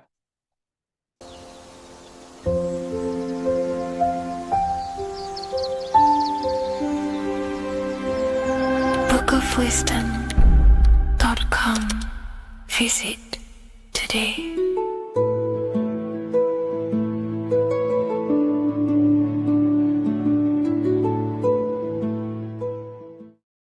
What is good, people? We're back with another video, and this is going to be talking about the connection between the micro and the macro. You are the universe, everything is inside of you. So the first thing you need to understand is that the law of mentalism, we are a thought in the creator's mind, everything's being thought into existence. We have a spark of this mind, this same mind of the creator. And everything is a state of mind. Particles or atoms, whatever you want to call them, are a mental thing. They're a product of the mind. Everything's thought into existence. Thoughts influence everything. Thoughts are energetic effects which send out waves into the quantum field around you. And your consciousness is actually the universe experiencing itself, expressing itself, and viewing itself. So we are the creator, but viewing itself in separate bodies. And this is why they call the material world the world of illusions, because everything's separate here, but we all forget that we are all one. We've all been brainwashed to think we're all separate, but we're all one. We're all the same mind, the same consciousness, everything. So everything's created out of toroidal fields. God created the toroidal field. That's the only thing that exists because part of the atoms are toroidal fields. And it's the basis behind all creation. As you can see it in the owl's eyes, it creates the infinity symbol. And this was the apple. That apple is a toroidal field. And the toroidal field is made out of dielectricity, which is ether. Ether is black light, and this is counter space. This is another realm. This is what creates God to be omnipresent, to be everywhere at one place at all times. He is everywhere because ether is everywhere. And ether is infinite potential. It connects everything together, and that's what energy moves through. It moves through the ether, and that's black light. Everything is light, as it says in John 4:2. God is light. Everything's a vibrational state of light. So the torus field is made out of dielectricity, ether, black light, magnetism, which is white light, which is the center of the toroidal field. And magnetism radiates, it has no vibration. And then when white light splits, it turns into electricity, which is physical material, and that has a vibration. This is the Holy Trinity, the sun, the moon, Saturn. Saturn, the god of materialism. If you've watched my videos on Saturn, you know that Saturn is crystallizing everything into physical matter. And that's why his old name was El. The ancients called him El. And this is why we get L electricity. This is where L electricity comes from. Because L electricity is only a product of the physical world, which is redshift, blueshift, Adam and Eve. And this is what creates the redshift, blueshift is what is a product of magnetism. When magnetism, white light splits. And this gives us vibration. And this what creates the toroidal field, which is the basis of all physical creation. The sine wave is created out of the magnetic wave and the electric wave. The electric wave is the blue wave, and the magnetic wave is the straight wave, which is radiation. This is vibration frequency. So the magnetic wave is straight, and then you have longitude and amplitude, which is depth, which is dimension. You see how the electric wave has depth and dimension. This is why you get the cross. This is the cross of Earth. This is the symbol of Earth, of bondage, of physical matter, because it consists of magnetic wave and depth, which is electric wave. And this is where you get the sun cross or the earth cross, whatever you want to call it. It's the cross of physical matter. And the ancients knew this. This is why they used that symbol. Redshift, blueshift, which is the toroidal field, is the basis of all creation, physical creation. And this is why you have the police siren is red and blue. The Matrix movie, red pill, blue pill. You have red blood and blue blood in your body. The Democrat and Republic, the two parties, red and blue. Like your taps on your taps, you have a red and blue tap. One's generative, one's destruction. Fire, destruction, water, generative. So this is the basis of all things. And electric wave has dimension, like I've already said, depth, material, and it's measured in hertz. It's measured in hertz because it hurts you. It decays because the electric wave has a vibration, and vibration always has to go back to a standstill point. This wave cannot go forever, but the magnetic wave will go forever. It's radiation. Magnetic is radiation. It radiates forever. It pulses. But the electric wave will at some point come back to a standstill point, and that's why it hurts. It decays. That's why our physical body decays, because we contain of electricity. This body is an electric body, and it will return back to stillness like a guitar string. If you vibrate a guitar string, you pull it, it will vibrate, make a sound, and then go back to a standstill point. It's the exact same with every single toroidal field within the body. It will decay, and this is why our bodies decay, and everything in creation decays. So we're born into sin. The sin of Eve. The sin of Eve is us biting into the tree of knowledge of good and evil, which is the systems in the body. And the sin of Eve is biting into the sine wave. We bit into the sine wave. The sun moves in a sine wave. Our DNA is a sine wave. Time is a sine wave. Everything in this creation is a sine wave. This is why the dollar bill is a sine wave. Magnetism and electric waves in one. And this is the sun doing its sine wave, which creates, when you go bowling, it kind of creates that pin that you hit over. That's the pin of the sun. The zodiac sign is a sine wave because the zodiac sign is an expression of the toroidal field because magnetism unfolds into 12ness. And that's why you have 12 zodiac signs, 12 systems in your body, 12 cranial nerves in your head, in your brain. So if you can imagine this, see where my pointer is, always starts with Aries. Aries is the head. It's the first thing that's created in the womb. And this is Aries, the ram. And this is why it's called a cerebrum in your brain, which is the first thing that creates when you're in the womb. And what's the element of Aries is fire. Fire is the first element. Fire, first, because it's the first thing on the wheel, the first expression of energy. As you can see here, my pointer, this is the center of the toroidal field. It would go Aries, Virgo, Capricorn, Pisces, Scorpio, Cancer. Then we go back to Libra. Libra would be center. But you see how the toroidal field is the expression of the 12 energies. That's what the constellations are, the energy expressions of the toroidal field. So it would go outward, starting from Aries here, all the way back to Pisces, which is beyond the bottom half. But Libra would be the center. That's why Libra is the equinox. It's the equinox. Libra is when it goes from summer over to autumn. It's the equal. It starts to transition into the winter side. Equinox, equal, which is Libra. And that's why Libra has the two scales. It's symbolized with the two scales.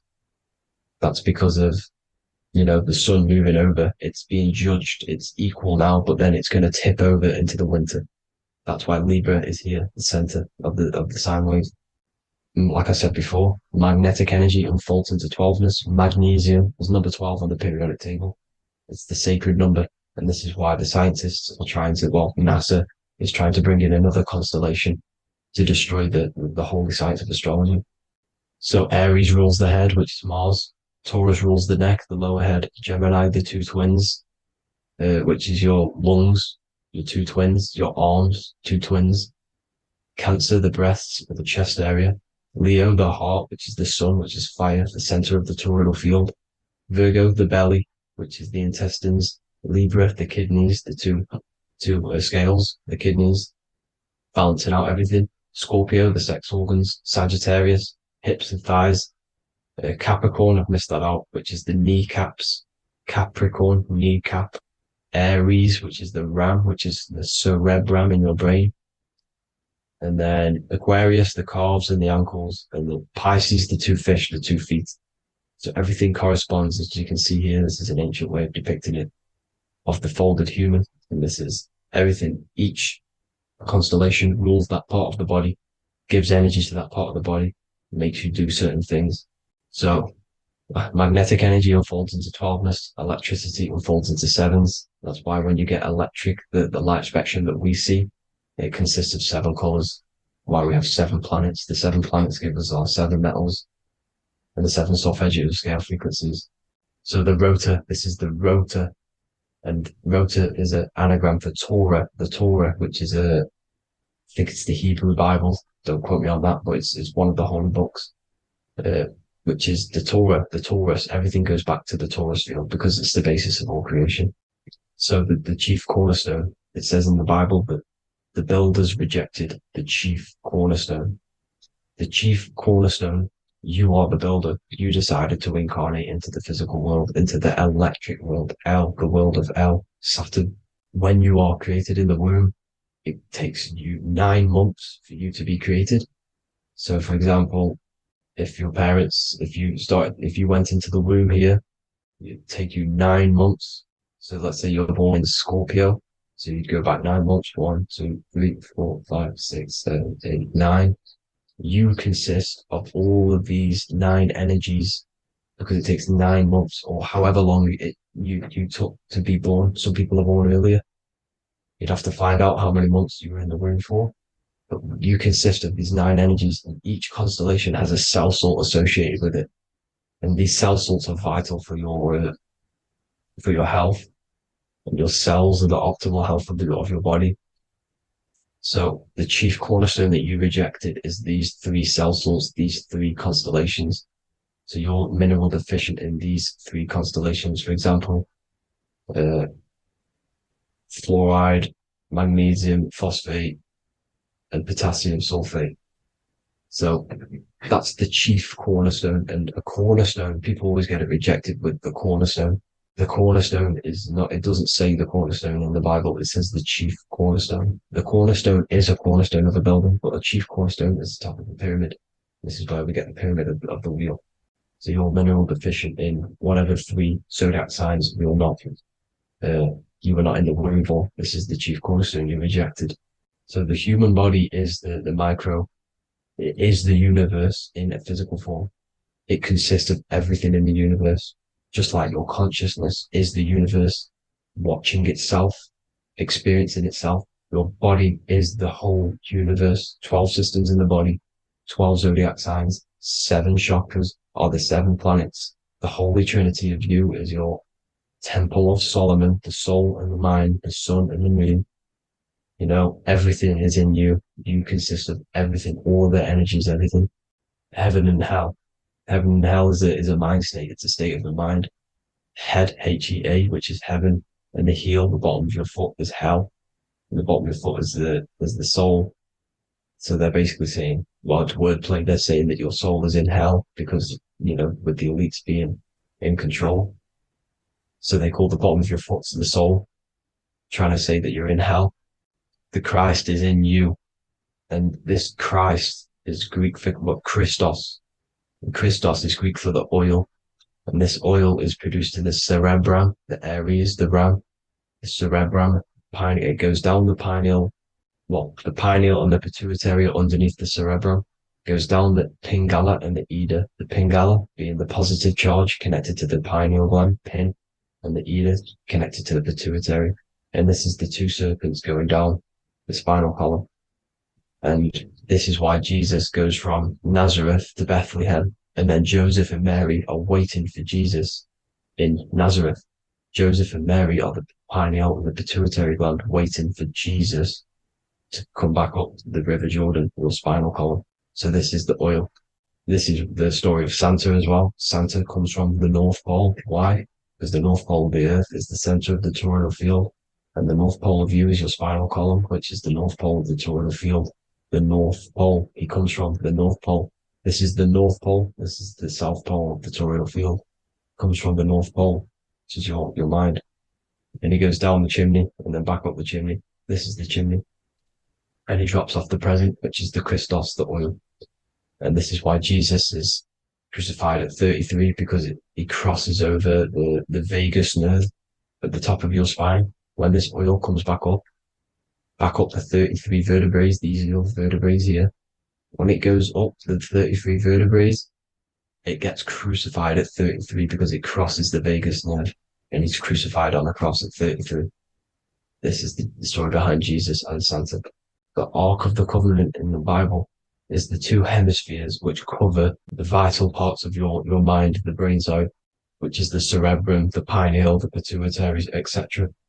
So the two hemispheres are the two angels, the Ark of the Covenant. This is the Ark of the Covenant covering the two vital parts of your brain. So these are the optic thalamus is another part, and it protects the Christ oil, which is inside at the center of the brain. See, the Bible is all a massive metaphor about yourself because you are the universe. You are a microcosm of the universe. Your consciousness has experienced itself, and the universe experiencing, and your body is the whole universe. Your head's heaven. So Moses crosses the Red Sea. These are the two hemispheres of your brain. This is the corpus callosum, the Red Sea. So he's pretty much saying that he's uniting the two hemispheres of your brain, because most people in this generation are stuck in the left brain, which is just logic, reasoning, science and maths, writing. You know, this is what school teaches you to do. It keeps you stuck in your left brain. And you want to cross over to you want to cross the Red Sea, which is the corpus callosum, to the right brain, which is awareness, art awareness, creativity, imagination, intuition, insight, you know, using the higher mind, creativity, imagination. If you don't have intuition, then you can't read energy, you can't pick up on bad things. This is what Moses is symbolizing by crossing the Red Sea. And it's also the upper room where Jesus met the 12 disciples. 12 disciples are the 12 cranial nerves in your brain. It doesn't just represent the 12 zodiac signs, the 12 disciples. It symbolizes many different things. It's like I said, energy the universe consists of 12ness.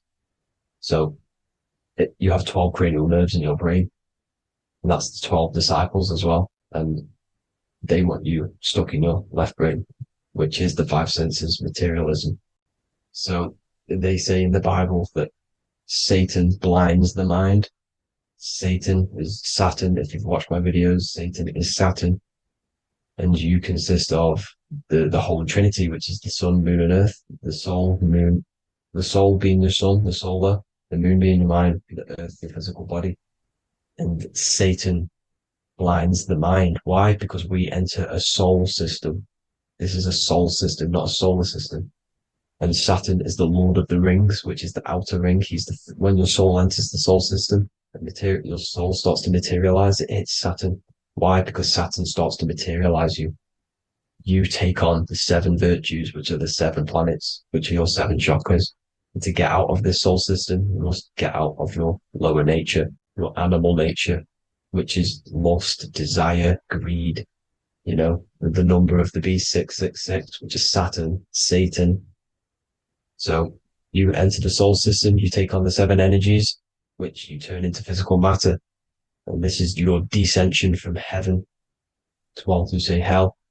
And then you must raise back up from matter to spirit. They say Satan blinds the mind. Why? Because your mind gets materialized. Your soul and mind get materialized.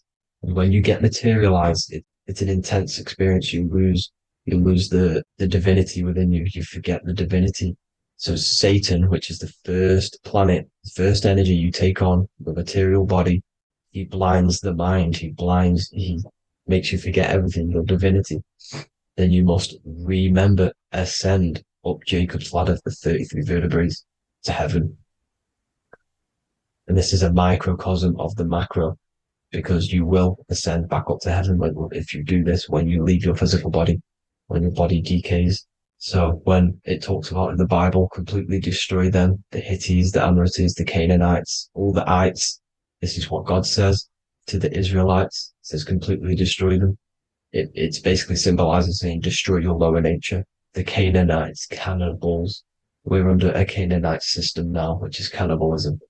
And this is flesh eating, lust, greed, all the demonic stuff, all the lower vibrational stuff, you know, the lower nature, eating, sex, and survival, the lower 3 chakras.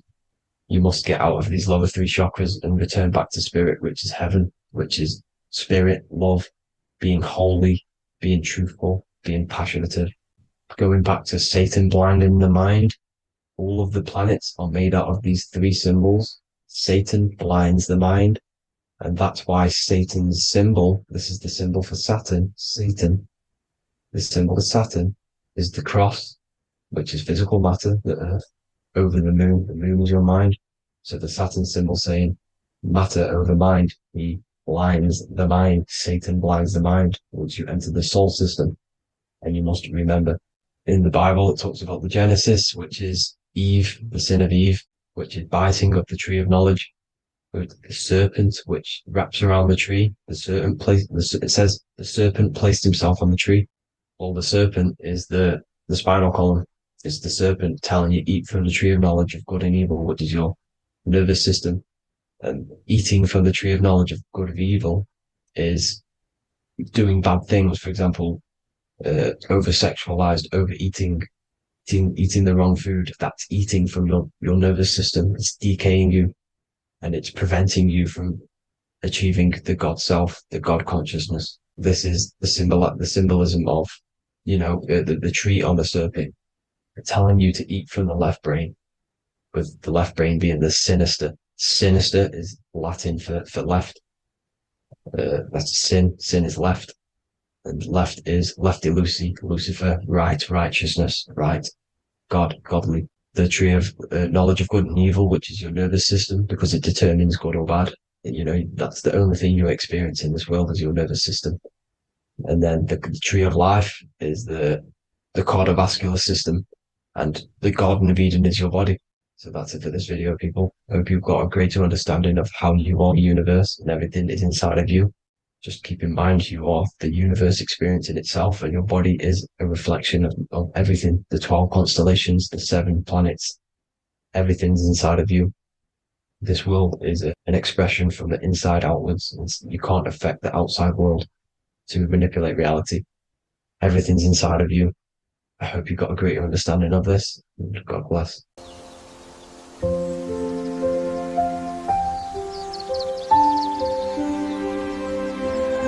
bookofwisdom.com. Visit today.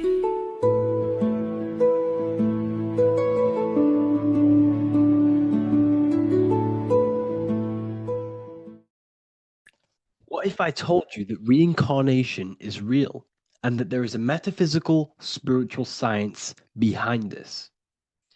Most people leave this world just as lost when they entered it. That they carry their fears, attachments, and addictions with them, only to be born again trapped in the same cycle, repeating the patterns of lifetime after lifetime. This lecture is not just about preparing for death. It's about mastering yourself before death, so you don't take them burdens with you. Because the truth is, whatever addictions, fears, and unresolved emotions you cling to in this life, you carry with you into the next. Unless you break free now. You must master yourself before death. Death is not the end. It is the great passage. But how we transition depends on our mastery of the self. This was symbolized by the Ouroboros, the snake biting its tail. Every ending is a new beginning. It's an infinite cycle of consciousness. Now, your human body is basically an antenna tapped in to a stream of consciousness. Just like a radio is tapped into a specific frequency to play that radio. Your body is basically an antenna, a crystal picking up the consciousness of God. You are on an ever-ending journey, a journey of learning and expansion of the mind into new fields of thought. This was symbolized as the Ouroboros. When you die, it is a new beginning. It's a transitioning, not an ending. Everything is eternal in this universe as consciousness is formless and constantly transforms into new forms of life. Let's break down the word death. Death contains the word ether. Now, the ether can be found in the word heart or earth. Ether. Everything in this plane comes from the etheric plane. The etheric plane is the barrier between the physical plane and the spiritual plane, the astral plane. The astral plane is the screen that you have in your mind that allows you to imagine a red apple, for example. This is the imaginative plane where thought forms start to take form. Everything begins as a thought, then the thought form becomes an imagination, then energy, then physical. Everything in the physical plane is a shadow of thought. All objects manifested as thought. You came from the astral. You came from the stars. This is why we say reach for the stars. Or this is why you say you are a star. Cis star, miss star, fraud star, stir is star. And when you become famous, you become a superstar and you gain a star on the Hollywood floor. You are a star. The ether. The ether is the infinite energy source which all things come out of and return back to. This is the cycle of life and death, summer and winter, day and night, sleep and awake. The ether is the infinite energy source which all things come from and will return back to. Okay, sorry about that little error. The ether is the boundless source of energy from which all things emerge, to which all things return to. We can see this in the cycle of the sun. The sun does this wave of creation. It rises and it falls. We have the day and the night. The daytime represents our conscious mind when we are alert. The nighttime represents our subconscious mind when we are inside the spiritual realms. The nighttime is spirit, the daytime is matter. spirit and matter, awake and asleep, conscious and subconscious. We see this in the yearly cycle. Summer is life, winter is death. Spring is the morning, summer is midday, autumn is evening, winter is the night. Everything is a macro and a micro cycle of being born out of the ether and returning back from life and death. Life and death is manifested within the cycles of the sun and everything outside of you, as within, so without. This is why we say sleep is the cousin of death. The macrocosm is death, the microcosm is sleep. Every time you go to sleep, you are essentially it's a miniature death. You're entering into spirit and then returning back into matter in the morning when the sun rises. Everything is a reflection of the macrocosm cycles. Preparation for death.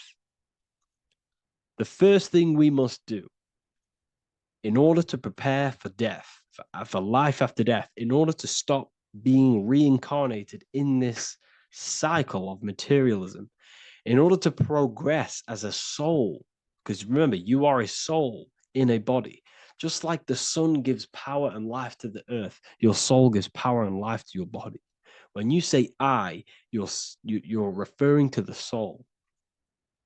And your soul can be stuck underneath layers of false identifications.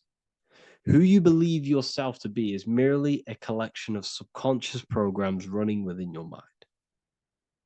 Now that's very deep. That is very, very deep. Who you think you are is a part of your thinking mind.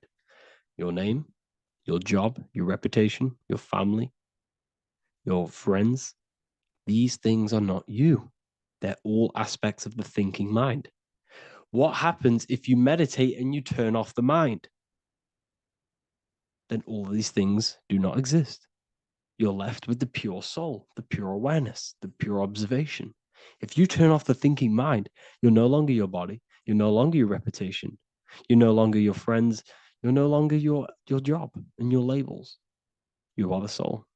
That's the true you, the observation of the mind, not the thinking mind. The ego is the echo.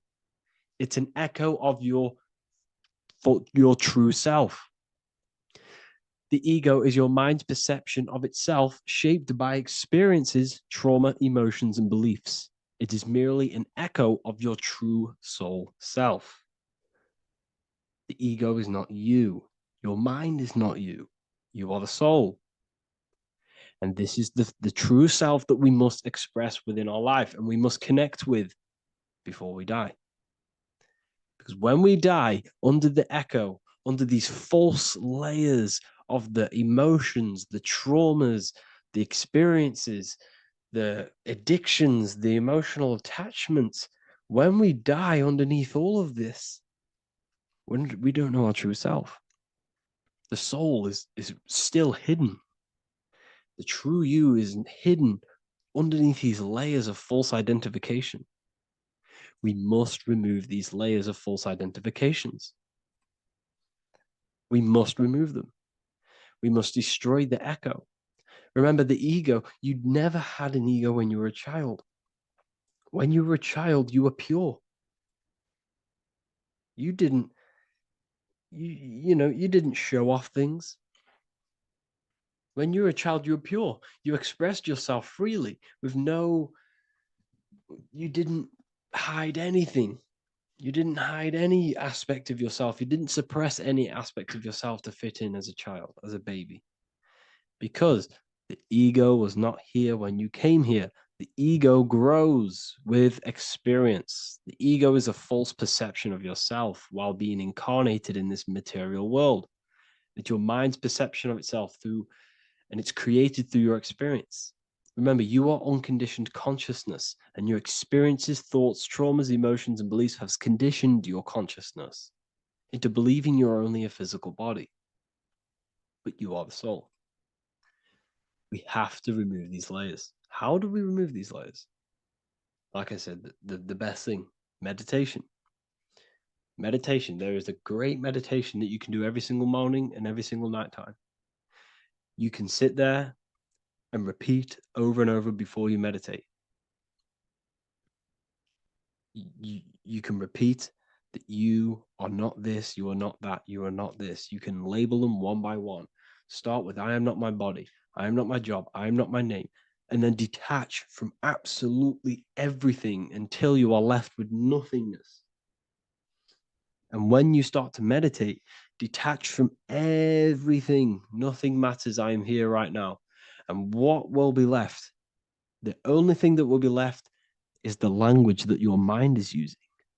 Now, this is very deep. Not many people will tell you this, but I've lingered in meditation many times. And I can tell you from experience that the only thing left once you detach from everything is the language that your mind is attached to. So whether that's English, Italian, French. Once you detach the language of the mind that that little voice in your head's using, you're left with the soul. Once the mind is switched off, you're left with the soul, and you have detached from all of these external things. You're left with the soul. That's you. That's the power. That's the source of all creation, where everything you've ever done has come from. Every thought, every idea has come from your soul. Number two, that's meant to say number two. Sorry about that. Mental addictions and emotional addictions. Okay. These two are very important. Mental addictions, this could be thought patterns, this could be the labels that we've just been talking about. Then you have emotional attachments, which is maybe you're too attached to an external thing. Maybe you're too attached to your phone. Maybe you're too attached to family. Maybe you're too attached to loved ones. Yes, I'm not saying don't love them, but what I'm saying is do not rely on anything in this world to make you happy, to fulfill your emotional needs. Everything is found within you. You must look within, and if you're looking without, if you're trying to find yourself in the outer world, you'll never find yourself. You'll constantly be looking around in loops. Because nothing, you cannot find yourself in the outer world. Nothing will give you long-term validation. Seeking validation in the outer world will leave you soulless, leave you feeling empty inside and sad and depressed. You have to find yourself within. You have to detach from everything you are relying on to give you emotional stableness. You have to detach from all. Yes, love your children. Yes, love these people, but do not rely on them. Because everything in this world is temporary. Do not conform to this world. The Bible tells you this. Everything in modern society nurtures the body, but neglects the soul. They keep you addicted to as many things as possible. Smoking, you have to detach. Drugs, you have to detach. Alcohol, detach. You cannot rely on anything. This is why this path is very, very difficult to walk. But I'm showing you the way. These are the things you must do before death. You have to detach from absolutely everything. If you die and your mind and soul is still addicted to these worldly things, then guess what? You're going to reincarnate. You're going to reincarnate because your mind is still thinking about these material earthly things. And if you are operating in that vibration, you're going to project that vibration and come back here. You have to detach. You have to master the soul and master the mind. Like I said, the matrix is designed to keep you addicted to as many things as possible. Your phone, food, smoking, drugs, alcohol, clubbing, all of these things. Everything in society is made to trap your soul and reincarnate in this world. That's why it's very, very, very difficult to walk this path. Very difficult. Matrix, matter, tricks. John 2:15-17. Do not love this world, nor the things it offers you. For when you love the world, you will lose God. Do not love this world, nor the things it offers you. Do not conform to the pattern of this world, but be transformed by the renewing of your mind. Great quote. Do not conform to the pattern of this world, but be transformed. Let this world transform you. Learn from this, expand from this. but do not be mentally and emotionally attached. Okay? What good will it be for someone to gain the whole world yet forfeit their soul? Like I said, everything in the Bible is telling you the truth. You just got to read it correctly. This is spirituality. This is spirituality. The Bible is spiritual. It's a spiritual text. We must disconnect from everything outside of us and connect with the true soul. Here we have the Egyptians showing you the soul leaving the body. Here we have the soul here. Here we have the Masons showing you the soul coming out. The soul is real. You are the soul. And when you leave this physical plane, you will go into the astral plane. That's where you came from. You came from the astral. You came from the stars. You incarnated into this physical body. Your consciousness fell into this material form to experience limitation, to experience a 3D world. So in order to ascend properly before we die, we have to let go of all the attachments. Every addiction you have, write them down. And one by one, tackle them. Before you die, you have to, or else you will reincarnate. This is the teachings of Egyptians. This is the teachings of Masonry. All of these addictions contribute towards life after death. Everything must be controlled. And we must be attached to the soul. I'm not saying I'm perfect. I'm not saying I'm perfect, people. We're all not perfect. We're all under psychological operation by the government. We're all in a very difficult situation with this awakening. I'm simply pointing out what I know from my journey and what I've been learning through occultism and research and reading lots of books and many different things. I'm on this journey just as you are. Maybe I'm further. Maybe you're ahead of me. We don't know.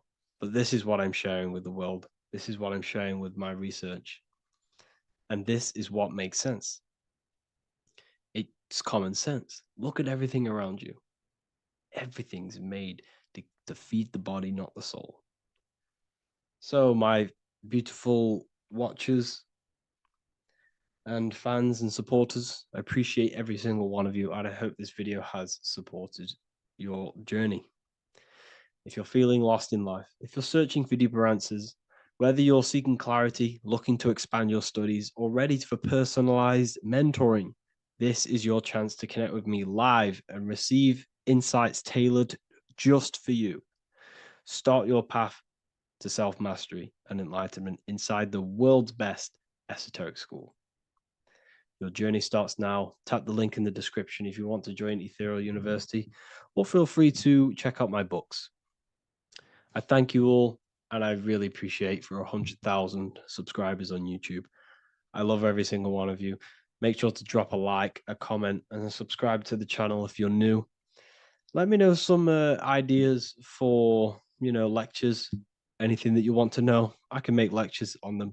Just drop it in the comments. I appreciate every single one of you. Take care.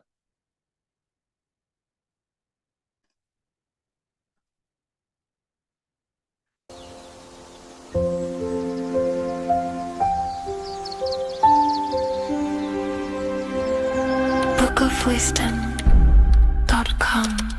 Visit today.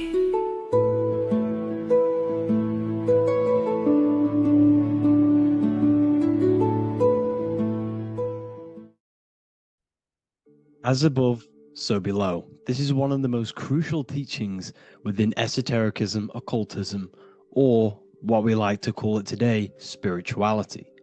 I don't like calling it spirituality because it's not spirituality. I teach human consciousness. I teach the science of you and your consciousness alone and your being. And in order to fully understand you and this world around you, you must understand this number one principle of as above, so below. There is many misconceptions of this, and there is many simple teachings of this, but I'm going to break it down today from the most simplest to the most complex, and you will see the connections between all things. This is the most important lesson you could ever learn, and I'm going to teach it you today. So what you must understand is with the term as above, so below, it applies with everything you see in this world and about yourself.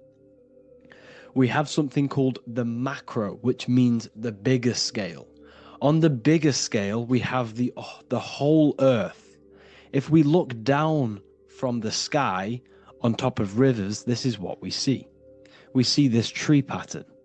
Then on a smaller scale, we see trees have the same pattern. Then we look even closer. We're going smaller and smaller into the leaves of the tree. We see the same pattern. Then we go even more micro into the human brain and look at the human brain cells, and we see the same pattern. This is proof this is a fractal universe, and everything is in the micro is reflected in the macro. As above, so below. As within, so without. On the macro is a reflection of the micro. So now that you understand this, we can go a bit further. A yearly cycle of spring, summer, fall, winter is a macro. A micro is a daily cycle. So a day is a mini year.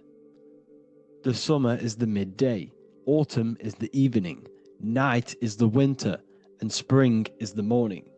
This is a macro, a reflection. We have a miniature cycle of the zodiac every single day. And this cycle is also reflecting the cycle of life and death. We live, we are born, which is the spring. We live, which is the summer. We then age, which is the autumn. And then we die, which is the winter. And then we are reborn again. This is the cycle of life and death. And you do this every single day. You see, death is a macrocosm of sleep. This is why we say sleep is the cousin of death. Because you die every single night. You do this process of life and death every single day. As above, so below. What's in the micro is in the macro. So when you go to sleep, you are essentially dying. And then in the morning when you wake up, you are then born again. This is a fractal cycle that we live in. Everything in this whole world is fractal. Everything applies to as above, so below. We have the sun, we have the moon, we have the day, we have the night. We have the life, we have the death. We have the conscious, we have sleep. As above, so below. We have the conscious mind, because now we're diving into as within, so without. As above, so below more refers to the external world. As within, so without is referring to your inner world and the outer world. What you must understand is about yourself. You exist in two realms. You're an individual. The dual nature of you exist in two realms at once. You have an inner world of your thought, emotion. This is the inner world that no one else can see but yourself. And you have an outer world with a physical body which everyone can see. So you exist in two worlds. You have the inner voice, you have the outer physical voice, which I'm speaking to you with now. But I also have an inner voice, which no one can hear, only but me. So you exist in the light and you exist in the darkness. The sun represents your external self, your physical, conscious mind. The moon represents your shadow self, the inner self, the psyche self, the spirit self. There is an as above, so below. The sun is within you. The moon is within you. Everything is within you. Now that you understand as above, so below, what is your body? Your body is a miniature earth. Let me repeat, your body is an earth. Your body is the earth. Okay? Because like I say many times in all of my videos, You are not in the world. The world is you. You are the universe. Your brain is a computer creating this reality. What you see with your eyes is produced in the back of the brain called the visual cortex. You don't look into the world, the brain produces the world. The body produces the world. When you touch something, you're not actually touching something. This is the electrical nervous system. When you touch something, what you feel is actually electrical signals on your nervous system reporting back to your brain. Therefore, when this body dies, you leave the earth because this body is the earth. Okay? As above, so below. You have the mental plane, the astral plane, the etheric plane, and the physical plane. This is essential for understanding reality and the teaching of as above, so below. Everything in this material plane began in the thinking mind. For example, the microphone I'm speaking into, the phone you're watching this video off, or the laptop or iPad. Where did this begin? It didn't begin in the factory. The first ever place this item begun was in the mind of an individual. The invisible realms of mind is where all physical things and physical items begun. Essentially, this physical plane is the effect of the thinking mind. This world is the world of effect. It's the world of outcomes. When you see something, it is already manifest. It is already being manifested. It is an effect. And in the effect of the cause, which is the thinking mind. Therefore, the mind creates thoughts, which is the mental plane. Then after thoughts creates imagination, which is the astral plane. These two are spiritual. They are non-physical. So spirit kind of means non-physical. Then you have the physical planes, the etheric and the physical plane. As above, so below. What happens in the mind is manifest on the physical plane. Like I said, the phone that you are holding, it was a thought, and then it brought down into a physical reality. As above, so below. You change the mind, you change your reality. Your environment. The word environment has ment in it because your environment is mental. So now that you understand this, so what is the world around you? The world around you was created by the mind of God. It was manifested through God's thought. So you are living in the mind of God. You are a thought in the mind of God. God thought you into existence. But like I said, we are all fractals. Everything is fractal.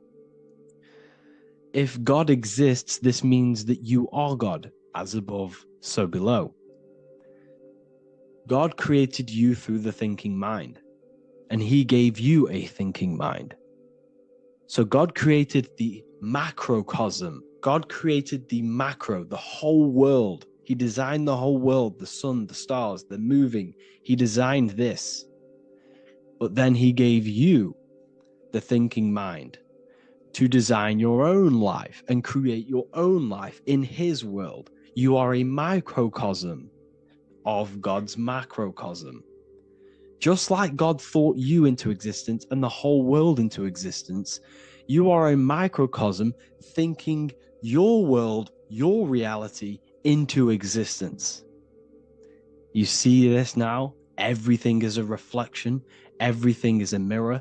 Everything is fractal.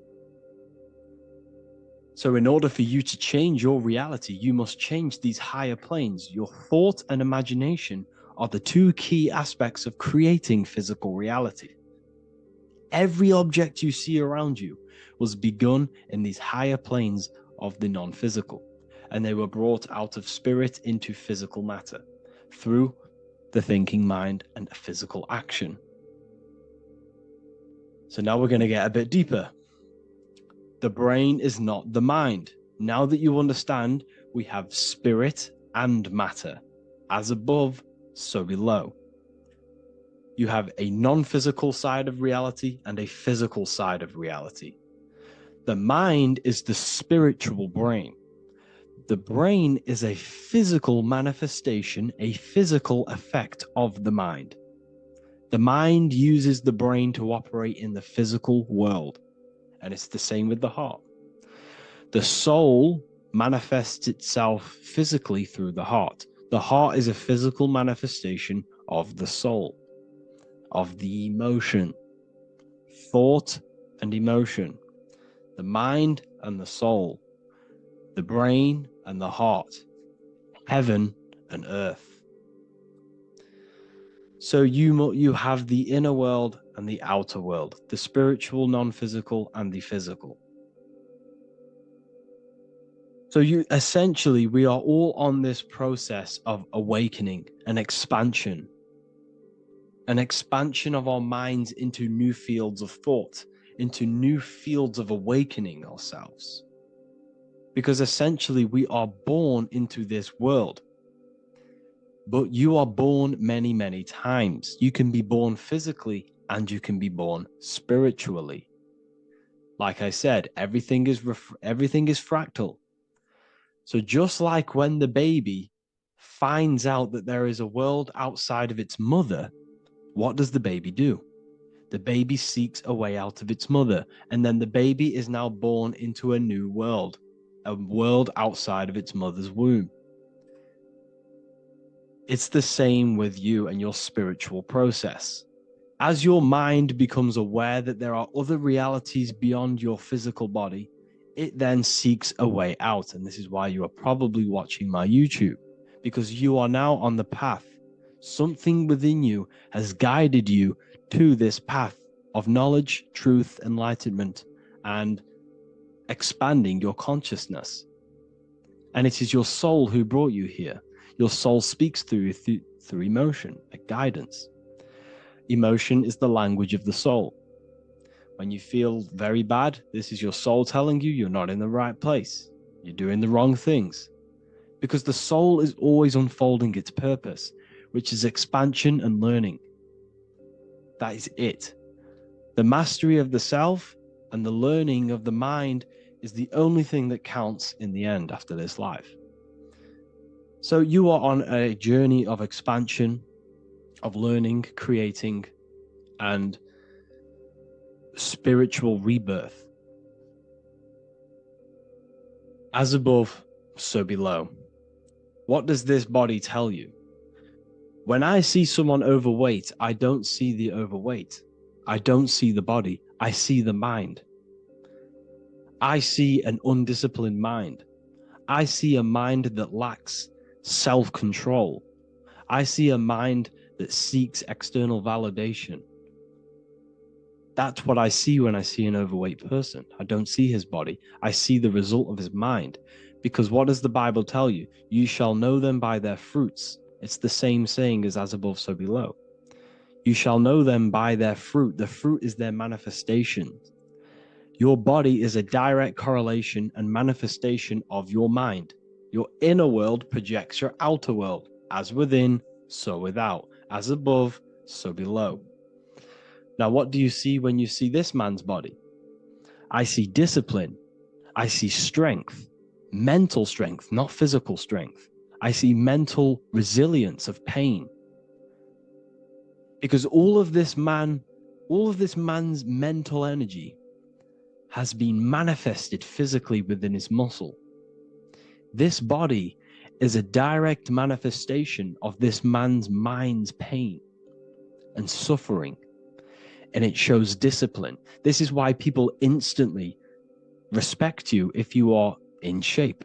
You walk into a room and you are in shape, people will instantly give you respect because they know that you are mentally disciplined.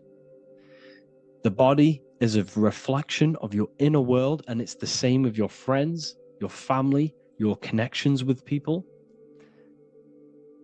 If you think about yourself very negatively all the time, and you don't have a good connection with yourself, you don't have a connection with your true self, this will manifest into every single relationship you have in your life.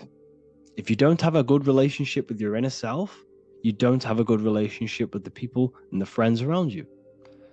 Because as within, so without. If you think negative about yourself, you will only pick up the negative in other people.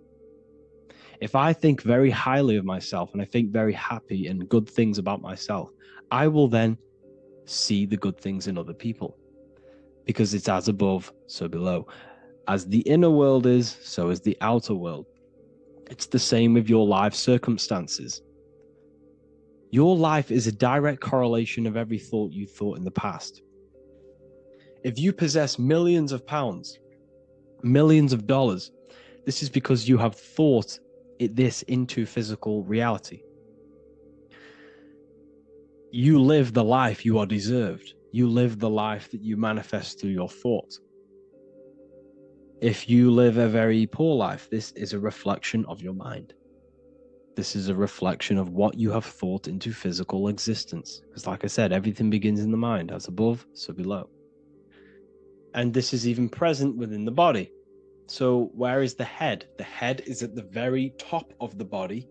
And where does all manifestation begin? In the mind. That's where the mind is, in the head. And then the thoughts we think travel down the body into the heart, which is the emotion. Every thought we think is in the emotion. Every thought we think creates an emotion. This emotion then drives the action. Where does the action come from? The feet, because the feet move our body. We move with our feet to take action. Our hands. You see, so the body is even a micro reflection. I can't even say it. Reflection of the order of manifestation. This blew my mind when I figured this out. You see, the head, the thoughts begin here. This is the beginning of all manifestation. Then it comes down to the heart. This is the emotion. Then you take the action. The thought and emotion then sparks the action, which is taken with the hands and the feet.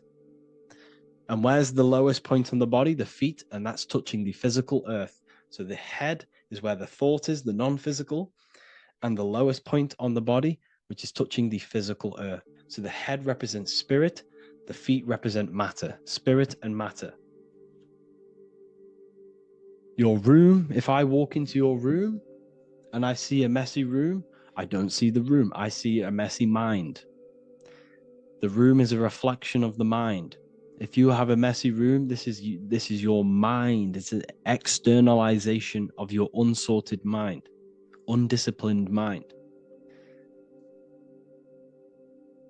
So like I said, we are all God, and we must find the God self within us. And I teach all of this inside the Book of Wisdom, Volume 2. This is not just a book, this is a revolution. This is the beginning of a new age with this book. If you have read it, I congratulate you. You should feel very proud of yourself if you have an open mind. You should feel proud of yourself for watching these videos, because not many people have an open mind. Remember this, people.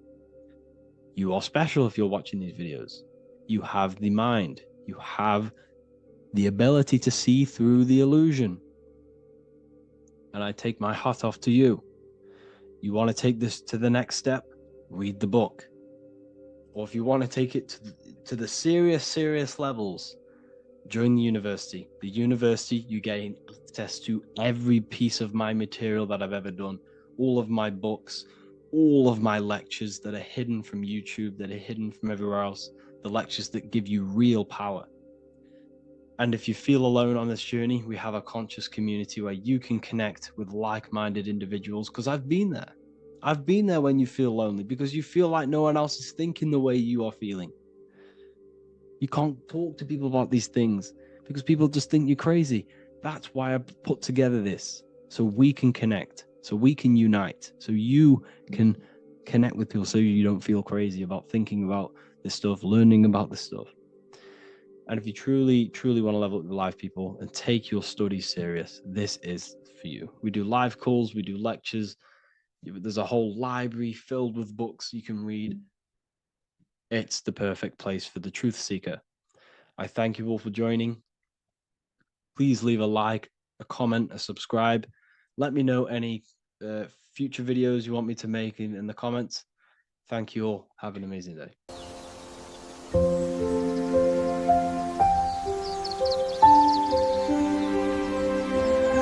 bookofwisdom.com. Visit today.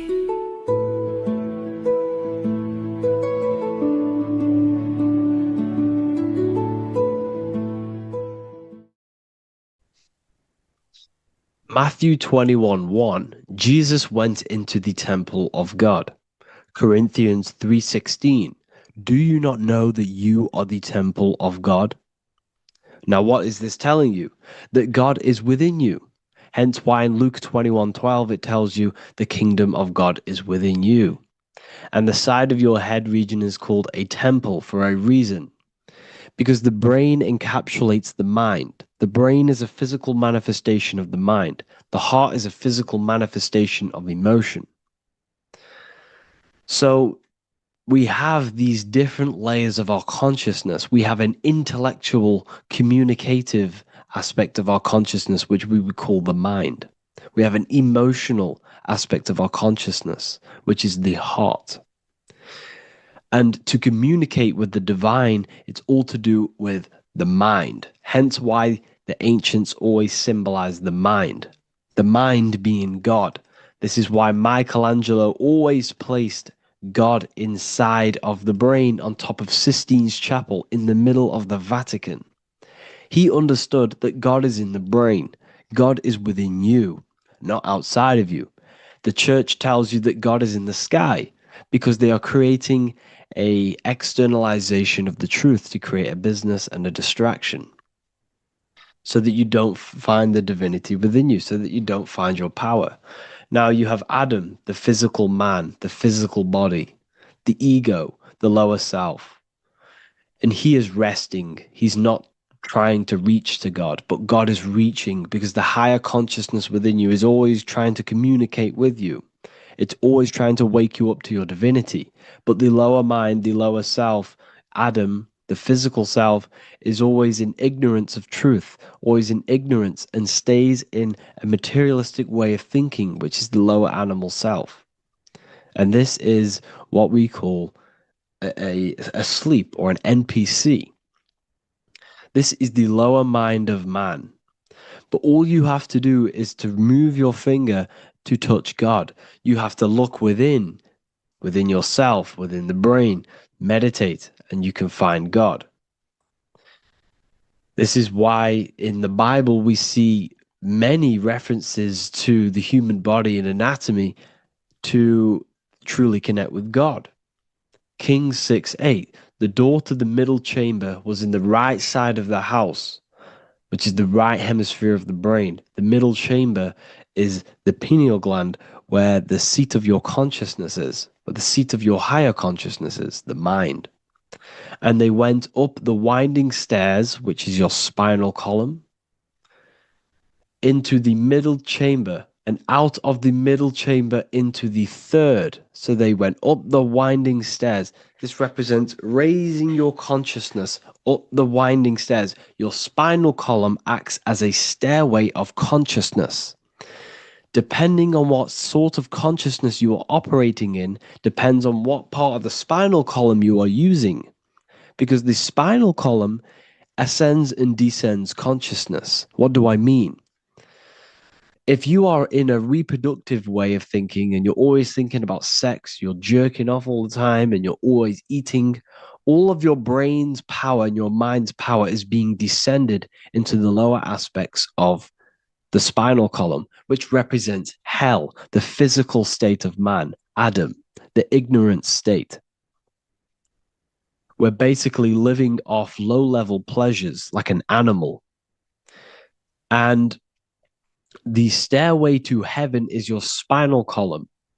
They went up the winding stairs into the middle chamber, which is your mind, your pineal gland, and out of the middle into the third stage of consciousness, physical, etheric, astral. When you meditate and you start to raise your consciousness during meditation, you enter the astral plane when you turn off thought. But this is the middle chamber inside of the brain. Here we see another painting inside of Sistine's chapel of God inside of the brain. This is the brainstem. This is the brain. This is the frontal lobe. This is the back lobe. This is the back lobe. This is the cerebellum. Here's the reptilian brainstem. Here's the claustrum. This is what we are seeing here. Anatomy. Here is another one in Sistine's chapel in the middle of the Vatican. This is depicting the brainstem. God's neck looks exactly like the brainstem. Here we see a real brain compared to God's neck, because the neck is just below the brainstem. And this is what they are symbolizing, because they knew that God is within you. God is a part of the human body. God is inside of the body, because the body is a vessel for consciousness, for universal consciousness. Inside of you, inside of me, is the same spark of consciousness. And this same consciousness is spread out into every living essence, because everything comes from the one source, the one God, the one consciousness. Matthew 6:22-23. The light of the body is the eye. If therefore thine eye be single, thy whole body shall be full of light. Practicing the single eye. What is this? This is meditation. This is entering within yourself. So the Bible's telling you to practice the single eye.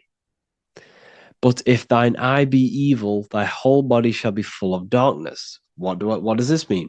If your consciousness is in an evil way of thinking, if your mind is filled with an evil, negative mind space, then your body shall be filled with darkness, with evil, with negativity.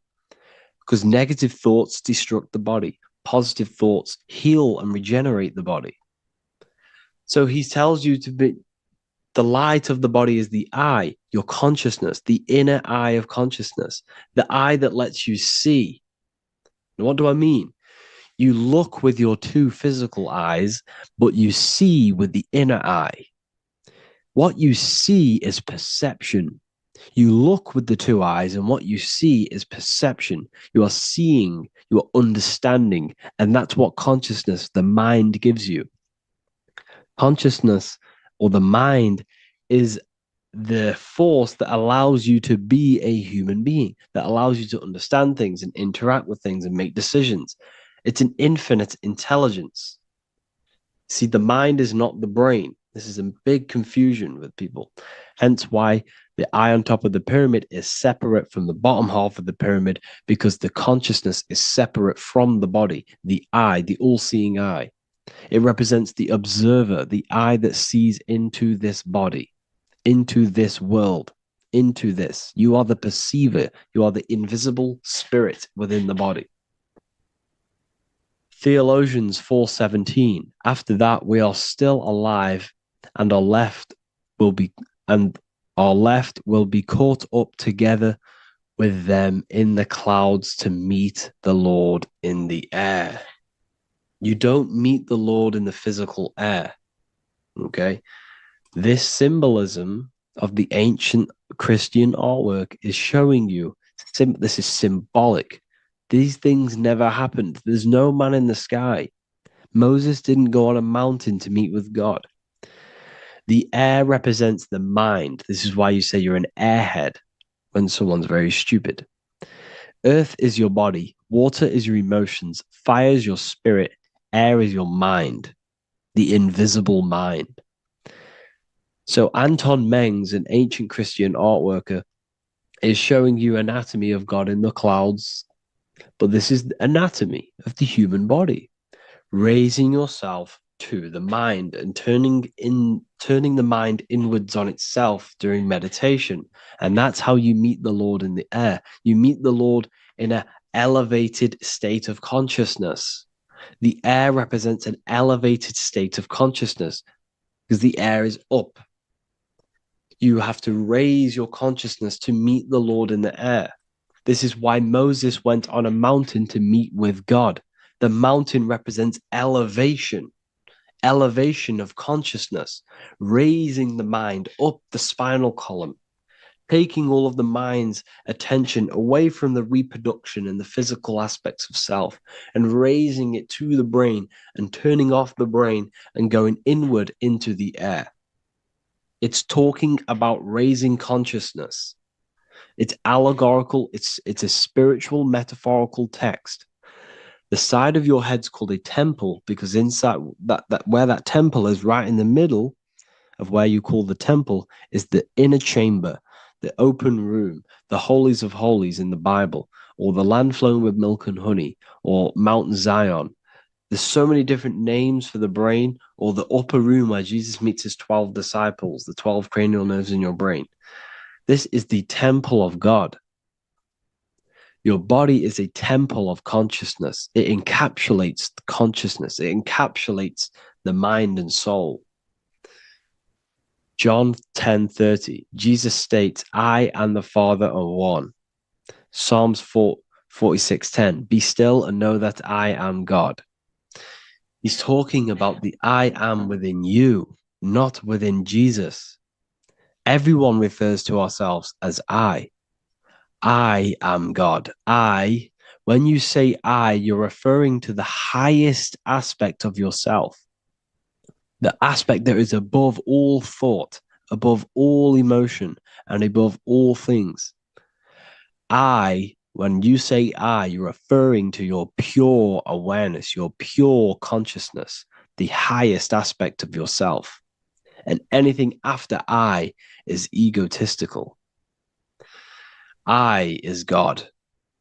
The letter I is the Roman numerals for one, because there is one God, one consciousness. The letter I is one line, just like the number one. Matthew 6:3-4, take no thought. Therefore, take no thought. Take no thought. He says this 5 times because you must turn off the 5 senses and take no thought to connect with God. Be still. This is telling you to meditate and know that I am God. The I am within you. I and the Father are one. I and God are one. You, who you think you are, is a completely wrong. The body is matter.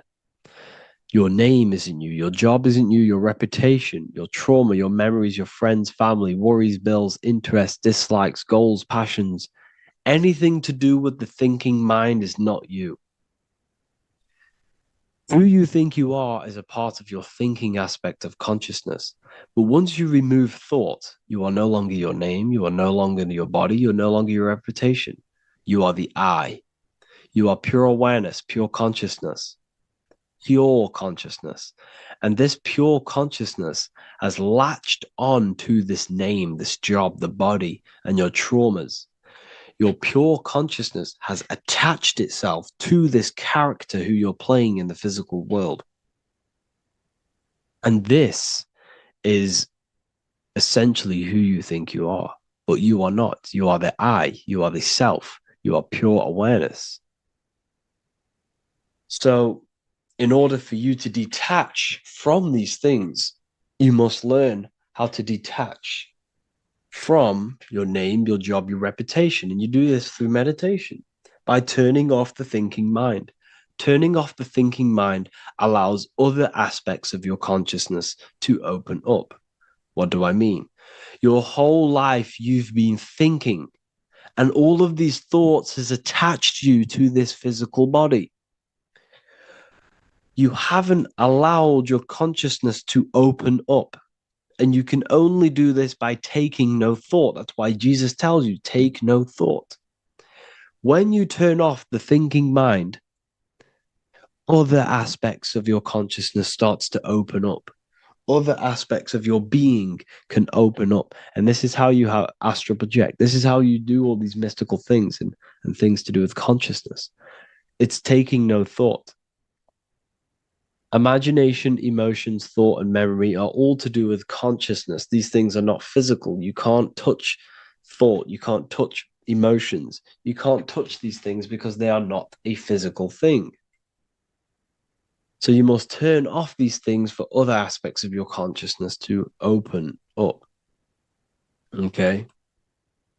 So essentially, the Bible is a metaphorical, astrological, numerological, metaphysical, spiritual, encoded text that talks about human anatomy, spirituality, and the true nature of the human experience.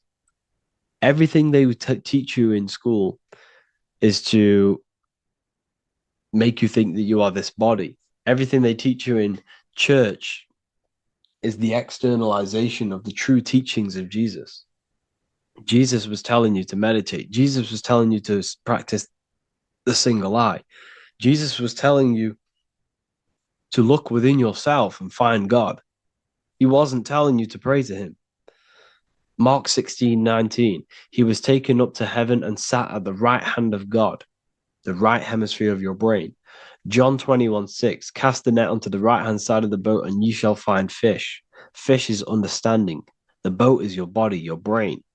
Cast your awareness into the right side of your brain and you will find understanding, because the right side of your brain is all to do with the creative aspect and the intuition and the spiritual sides of your consciousness. This is why God is here. This is why Michelangelo depicted God in the right hemisphere of your brain, because this is all human anatomy. And I speak about all of this in the brand new Book of Wisdom, Volume 2, which is now available. The start of the revolution has begun. This book is truly going to change the way people see the world. It's got so many more topics than the last one. It's truly a revolution. It's written in so much detail. It's very practical. I cannot wait to share this one with you. I just want to say thank you for the opportunity for me to create this book, because without you, I couldn't have created this. And I just love sharing my work with you. And I thank every single one of you for the support, the watch, like the views and the likes, everything, especially the people who have joined the university and stuff like that. And for people who have joined the university, you do get a free Book of Wisdom paperback if you just go to the general chat and follow the description, follow what the instructions that I gave you in the chat, and you'll be able to order a free Book of Wisdom if you are inside of the university. Plus, you get all of my other books, 2 books, and over 45 occult books on occult and esoteric things. You get lectures, live calls, a community, a manifestation mastery course, and a whole library and reoccurring updates every month, every week. So yeah, I hope you all enjoyed this video. Thank you all. Please leave a comment to help the algorithm, and leave a comment on what videos I should make. And yeah, I'll get to uploading on the YouTube a lot more now the second book is now released. I have a lot more time on my hands. No longer using my energy to create the book. I'm now going to redirect this mental energy into the YouTube. So there will be a lot more content coming. So I need some content ideas. So feel free to comment some ideas, some YouTube videos that I can create. Thank you all, people. Have an amazing day.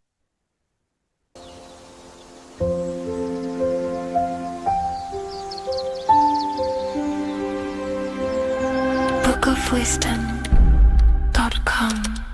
Visit today.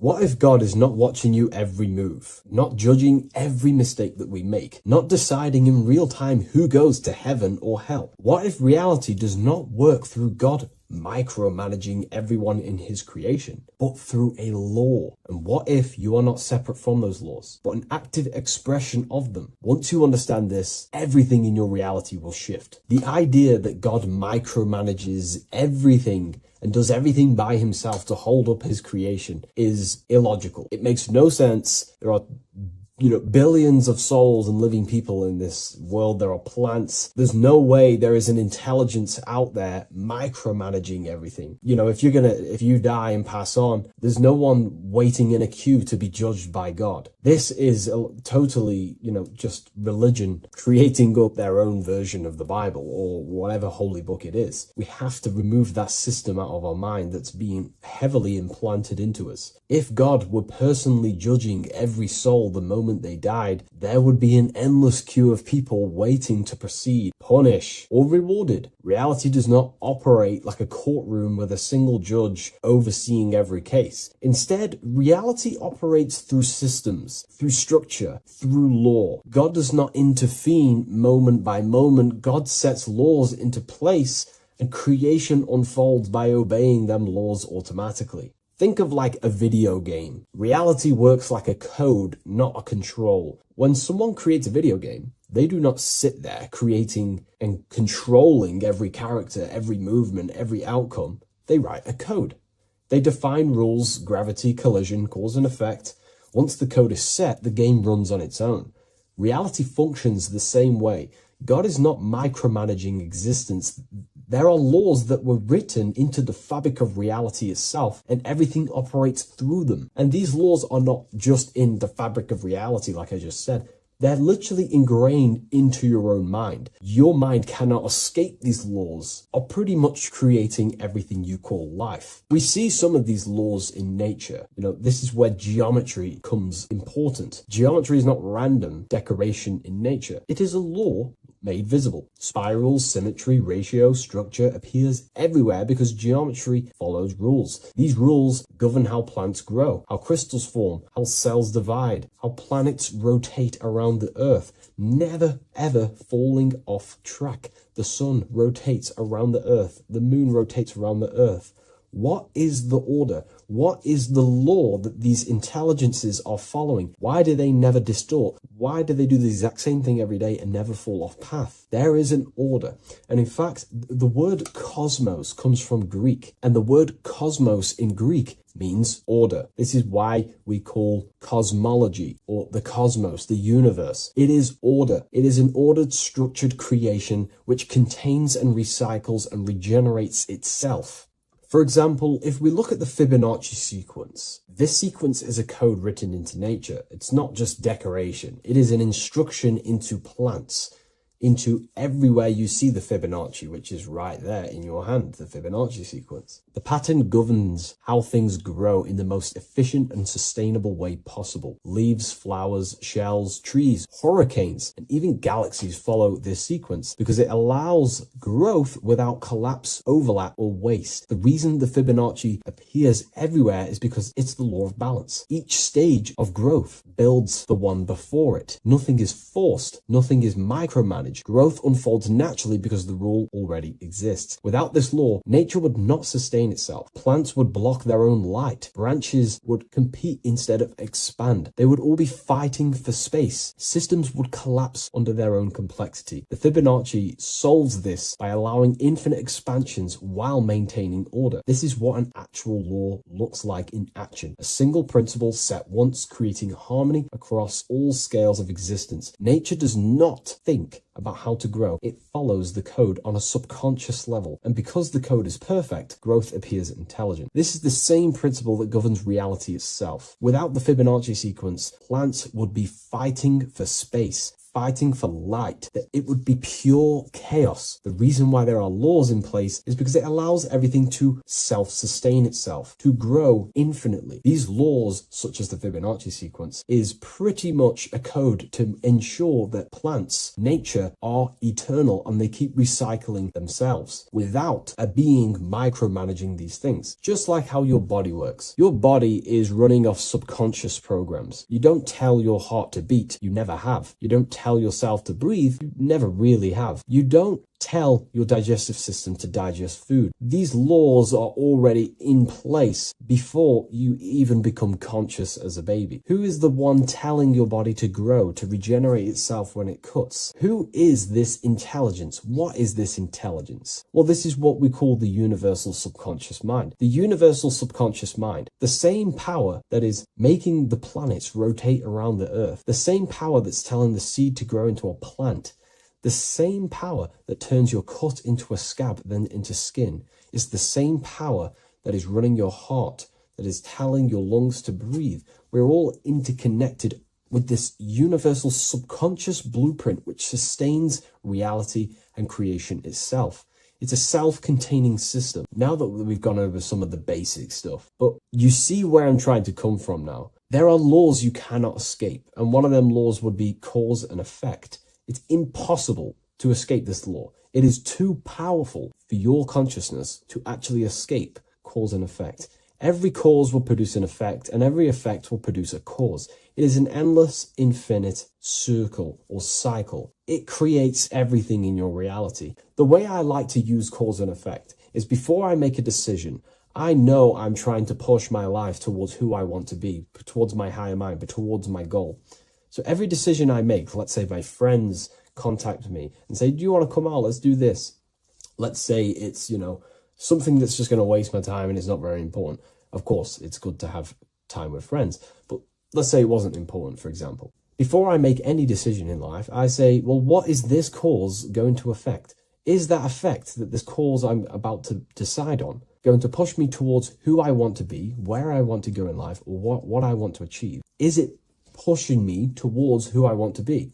If it's not, I will not take that action. I will not produce that cause. I only take actions that I know are going to make positive effects. Now, of course, there are things we can't control, but we can minimize these things. I only take causes, which is just an action, if I know the effect is going to benefit me. I know sitting here, making videos will help me produce value for the world and for yourself and to help people awaken to these things. I know this is the cause, this is going to benefit humanity and help people awaken even more, because that's all I want to do. I want to help people, provide value, to change people's lives. Another law that you can't escape is obviously time. You can't escape these laws. They are eternal principles that were set into place by some sort of intelligence. We live inside them. We express them. We are shaped by them. But you are not separate from creation standing outside the system. You are geometry. Geometry is right there in your hand. That's the Fibonacci sequence. You are the law made conscious. You are thought crystallizing into experience. Every object, every person in your reality is pretty much an externalization of your mind. The friends that you have a similar thought process to you, or they maybe have similar thoughts to you, or similar things that you both like. Your friends are mirrors of yourself. Reality responds to you because you are part of the same structure that governs everything else. Thought becomes action, and action becomes consequence. Consciousness shapes your environment. This is not punishment or reward. It's simply just reflection. It's either punishment or reward depending on how you perceive things in your belief system. Everything you experience is neutral. It's just your mind's perception on whether it's labeled good or bad, because that's what the mind likes to do. It likes to think it's in control. But in truth, if you just observed it without the mind, just with pure awareness, it's neutral. So there are mainly 8 laws that govern your reality, and I've talked about these before in a previous video on my YouTube. This is what creates the seed of life. The seed of life is 8 circles, and each circle represents a law, and these individual circles come together to create a geometric form, which is a flower. So it's symbolic of how nothingness turns into something. When geometry comes together, it creates physical matter. And the reason why they're circles is because circles represent something that is invisible, something that cannot be measured, such as a thought or a law. Anything that is considered spiritual or unseen by the human eyes is symbolized as a circle inside the occult traditions. The reason for that is because circles' surface area cannot be calculated. You can't find the exact surface area of a circle, which means it symbolizes something that you can't actually measure or see or tangibly touch. Therefore, the seed of life represents the 8 laws that come together to create a flower. The 8 laws that come together to form matter. The 8 laws that crystallize mind into a physical experience. These laws would be the first one, mentalism, the big circle around the seed of life, the big circle. So mentalism just reveals everything is mind. Without mind, there is no existence. Mind is reality, pretty much. You experience life not just outside of you, but mainly inside of yourself. Therefore, all of the laws that come after mind correspond to the mind, because mind is the first law. The second law will be vibration. Every thought has its own vibration, and you attract to you the thoughts that you put out based on the vibration. If you think negative, low vibrational thoughts, you will receive back to yourself more negative thoughts. If you think positive, you will receive more thoughts. If you think about football, you will receive more thoughts based on that vibration that you put out into the mental field. The third law would be correspondence. Everything corresponds, which means everything is just a reflection of something. Your reality is an externalization and a reflection of your mind. The things that you possess, the things that you've achieved, all comes from the internal mind. Everything corresponds to everything. As above, so below. Your reality is just an externalization of the thought loop that you live in every day, because thoughts work in cycles. 90% of the thoughts we thought yesterday, we will think again today. It's the thought loop that manifests our reality. To change our reality, we have to change our thought loop. And once we change the internal, this will be mirrored in the external, which is the law of correspondence. Fourth law would be gender. Everything is masculine and feminine, conscious and subconscious. These two work together to create your reality. You have masculine and feminine forces of consciousness. Masculine forces of consciousness would be physical actions, willpower, thinking. Feminine forces of consciousness would be intuition and imagination and emotion. These are all aspects of the mind, the first law. The next law would be cause and effect. Very simple. We went over that earlier. Every cause produces an effect, and every effect will produce a new cause. It's an endless cycle. The next law would be rhythm. Rhythm is everything is in cycles, like I just said, day and night, winter, summer. The universe works in cycles. And just like I said, the law of correspondence, as above, so below, as within, so without, because the physical world has cycles, so does your mind have cycles. Thought loops. We think 90% of the thoughts that we thought yesterday. The subconscious mind responds to rhythm. The more you say something, the more you believe it, the more it becomes a program and more suggestible to your conscious mind. And the last law is care. It's impossible to escape care. You cannot not care. It is important. It is impossible to escape. If you hurt someone, you know deep down that that was wrong. And care also corresponds to creation. You only act on what you care about. You care about paying the bills, right? So we take the physical actions to go generate money to pay the bills for our house or whatnot. Or if you love someone, you care for them. You take the actions to message them, to contact them, to see them. Human action is driven by love or care. This is how all reality is created. So once we understand these things, it's life-changing once you work with the law. That's what I mean. Most people are unconscious of the law. The laws are there, but they're just not aware of them. Now that you're aware of these laws, you can consciously work with these laws so they're not working against you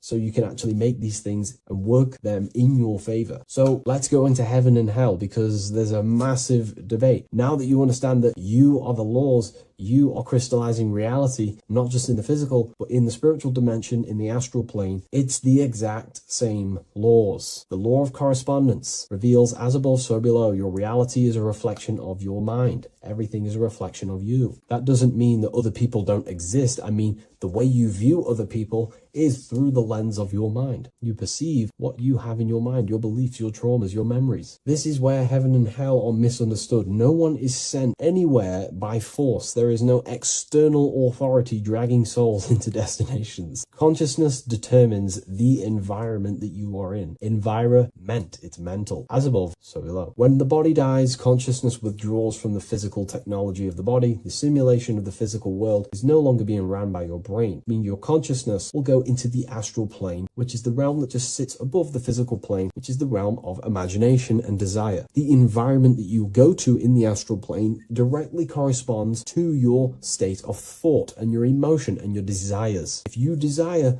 hurting people your whole life, then you're going to go to an astral realm, as above so below. You're going to be in an environment where that goes on, but in a non-physical sense. Wherever them thoughts, whatever the strongest thoughts you thought throughout your life, that is the environment that you go to. If you were so caring and loving to your family, all you wanted to do is provide for your family or whoever, and you pass on, you will go to a place where people care. Souls are manifesting them thoughts and them energies. It's vibration. Whatever vibration you're vibrating at, you will reflect and correspond in your reality when you die. Therefore, you create your own suffering by desiring such low vibrational things, or you create your own heaven if you are truly operating from a place of love in your heart. You see, your mind can lie, but your heart cannot. Your heart reveals your true desires, your deepest wants and needs, and it reveals your true self, and that will be projected and responded in the astral plane, because astral matter is very respondable to consciousness. The physical plane is not really. It takes a longer time for things to be manifested in the physical plane. But in the astral plane, whatever you think, whatever you desire, it instantly corresponds to your reality there. So God does not micromanage everything. The law does not judge, it simply reflects. The universe is made of laws. The Emerald Tablets of Thoth even mentions this. He says, the search for the laws that governs man's life are an eternal mystery. Man is always forever searching for the laws that govern his existence. This understanding now changes everything in your reality. It removes fear-based control, it removes blind obedience, and it returns responsibility to where it belongs, to you, your consciousness, yourself. You are not being watched, you are not being mirrored. Reality is not punishing you, it is responding to you. Once you understand that God works through law, not micromanagement, you stop waiting to be saved, judged, or condemned. You realize something far more powerful. You are not separate from creation. You are participating in it. You are the universe experiencing itself. What a fabulous video, and I really enjoyed this today. Please leave a like, comment, and share on the video, and I'll see you all in the next one. And if you wish to get this book, there is a link in the description. Have an amazing day, everyone. Take care. How are we all doing today, people? It's Revival of Wisdom, and today we're going to get real deep. This video is going to get real deep. A lot of people are not going to be ready for this sort of knowledge. Okay, you really have to do is to really deprogram the mind, because everything we've been taught is a complete lie, is to keep us trapped. Okay, this is really advanced knowledge. Now, let's get straight into this. All of the ancients depicted other worlds, and they called this place Midgard. Midgard is the mid garden, the middle garden. This is why the Masonic symbolism on the floor is always a black and white checkered board, symbolizing the polarity here, the good and bad, because we're in the middle garden, the heart. Earth rearranged spells heart, because we're in the heart of this system, or whatever it is, a super quantum computer, whatever you want to call it, simulation. Now, in the Quran, it talks about the 7 layers of heaven. All of these ancient artworks are depicting these different layers of reality. Okay, and look at the Egyptians here with the boat outside of the firmament. Boats travel on water, and this is exactly what the Masons are doing. So they're still using the same symbols. Why? Because it's the same knowledge, just hidden.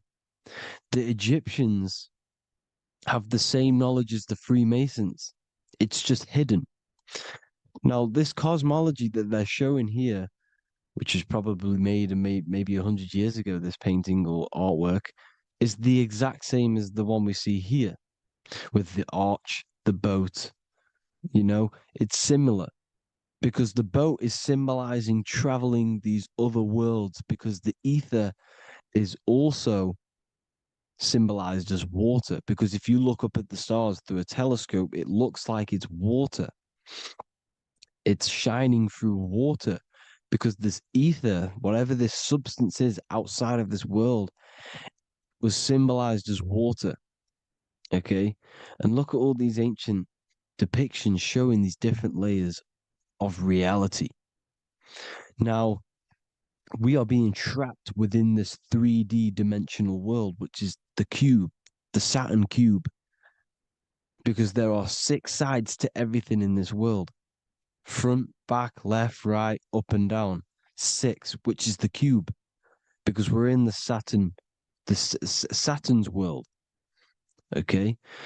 Now, always been depicted as a tree of life, the tree of the universe has always been depicted as this tree. Because let's get a bit deeper. Now, the cosmology of this reality is the sun, the moon, and Polaris, always in the Masonic art. The sun, the moon, and Polaris, the all-seeing eye. If you go inside of the temples, of the Masonic temples, they always have this star in the middle, shining light beams. Okay? Look here. The light beams coming from the big star in the middle, which is Polaris. This eye is God. It's God's light shining down from his abundance. Now, when you astral travel, you will see this big ball of light above you, and this big ball of light is God. But you cannot travel towards it until you are pure. It doesn't work like that. You have to become formless. You have to become pure before you can become one with the light. In all these Masonic artworks, it's all depicting the star in the center. This star is Polaris, because Polaris is the way out of this place. And this is why you see the stairway to heaven all the way up to the light beam, the light source. What does it say in the Bible? God is light, because everything is made out of one substance, and that substance is light. And it symbolizes the eye because God is an eye. All things that are alive have an eye. And we all say, I am. We all see these realities through eyes. God is an eye. He's the all-seeing eye. He sees all things at all times. And he is projecting this light. And this light comes down to create all the different levels of the worlds. And this is what the 2 pillars symbolize the number 11. 11, the number 1, is just a vertical line. It's the 1. It's a 1 point. 11 symbolizes the mirror nature of reality. Everything's mirrored. As above, so below. Now, the 11 also symbolizes openings, doorways. And as you can see here, an opening to the all-seeing eye. And you see here again, an opening to the stairway all the way up to the light. This light is the light of God in the astral worlds, beyond this world. Now, Polaris has also been symbolized as the UFO. They put the truth in plain sight. So, you know, in the films, how the UFOs suck people up. That's what Polaris is doing if you ascend beyond this world. If you do not ascend beyond this world, you will be reincarnated in this world. The whole thing is to outgrow this consciousness to the plane above. And I'm not just making this up. I'm going to be bringing in scriptures after this. But you can see with the Christmas tree, we always put a high, big star at the center, at the top, which is the star of Polaris, which is exactly what the Masons are doing here. The star at the top. And it's on top of our Christmas trees. And all of these symbolize the other stars, because Polaris is the most high star. And all the other stars are wrapped around the firmament lower than Polaris. And that's exactly what the Christmas tree is. And it's a triangle. It's a triangle, just like light beams travel from one point in the triangle, just like the all-seeing eye. It's a triangle. The light is coming from one point and sending its rays downward. You see, it's kind of like you see here with the water. And the lower you go, the darker it gets, the more evil it becomes. And this is what the ancients would call hell. Now, this all-seeing eye is Polaris, and below Polaris is Mount Meru, the North Pole, the magnetic North Pole, the Tower of Babel, which is in the Bible. The etymology of the word Babel, Ba meaning spirit, which gives the ability to move the soul through the worlds, which is that's the ancient Egyptian description of the word Ba, meaning of the word Ba. You have the Ka, the Ba, the Ak, but the Ba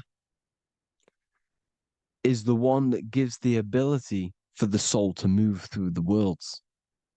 Your soul can't speak into a world without incarnating into it.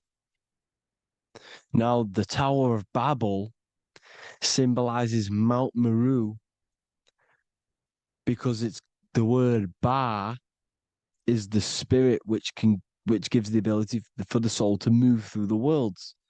The Tower of Babel is the magnetic North Pole, Mount Meru, which gives the ability to move through these different worlds. And you can see the ancient Tibetans always showing this depiction of these different worlds coming from the center. Because we have to ascend our consciousness. It's not about how good you are to reach heaven. It's about how you expand your consciousness, you expand your mind. So they teach now that you have to be good in order to reach to heaven. It's about expanding the mind, expanding your consciousness to these different planes, these different realms. So that's what it's about. And Jesus was known as the fisher of man. Now, Jesus is a massive part of this. He was known as the fisher of man because he was fishing. He could have been fishing. He could have been one of these deities that had come down from these different higher realities and pull people up. So they would so they called Jesus the fisher of man. And he says unto them, follow me and I will make you fishers of men.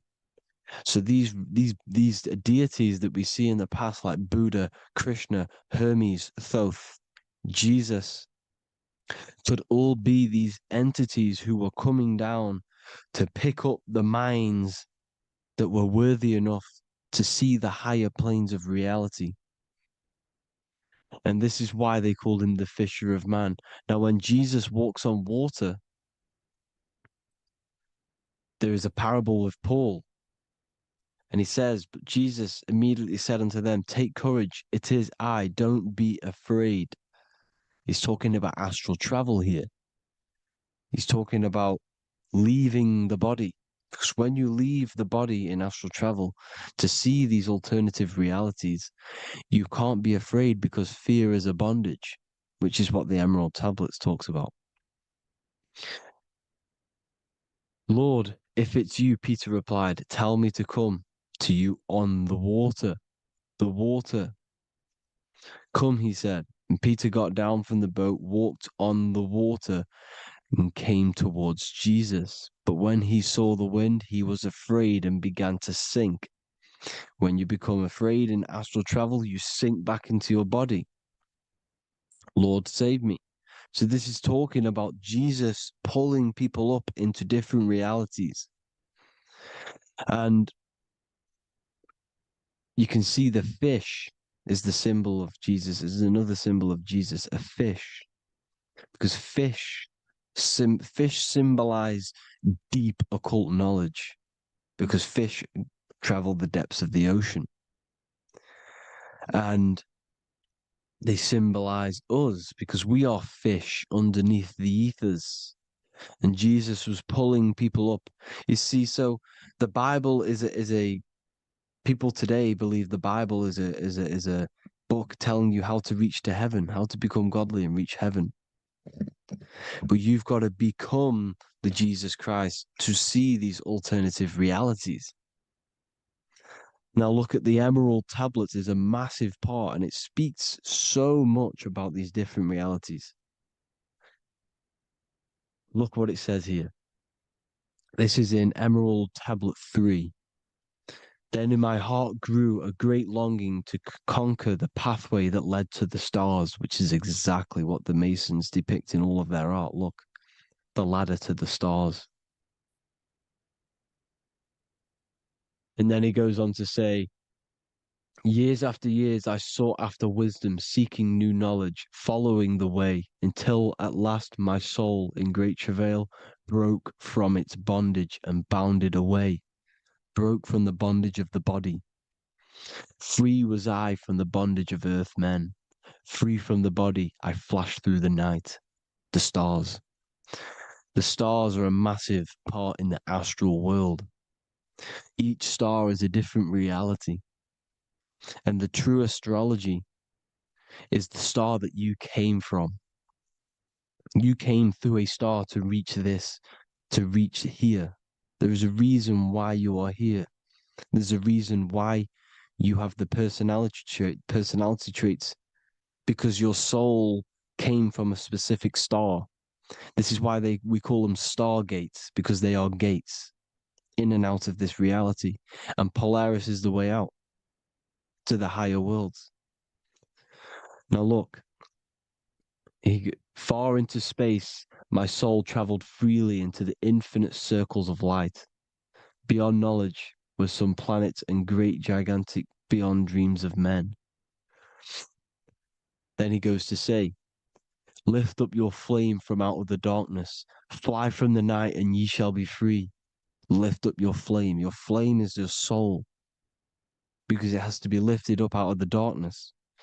This is the darkness, this world, this body is the darkness.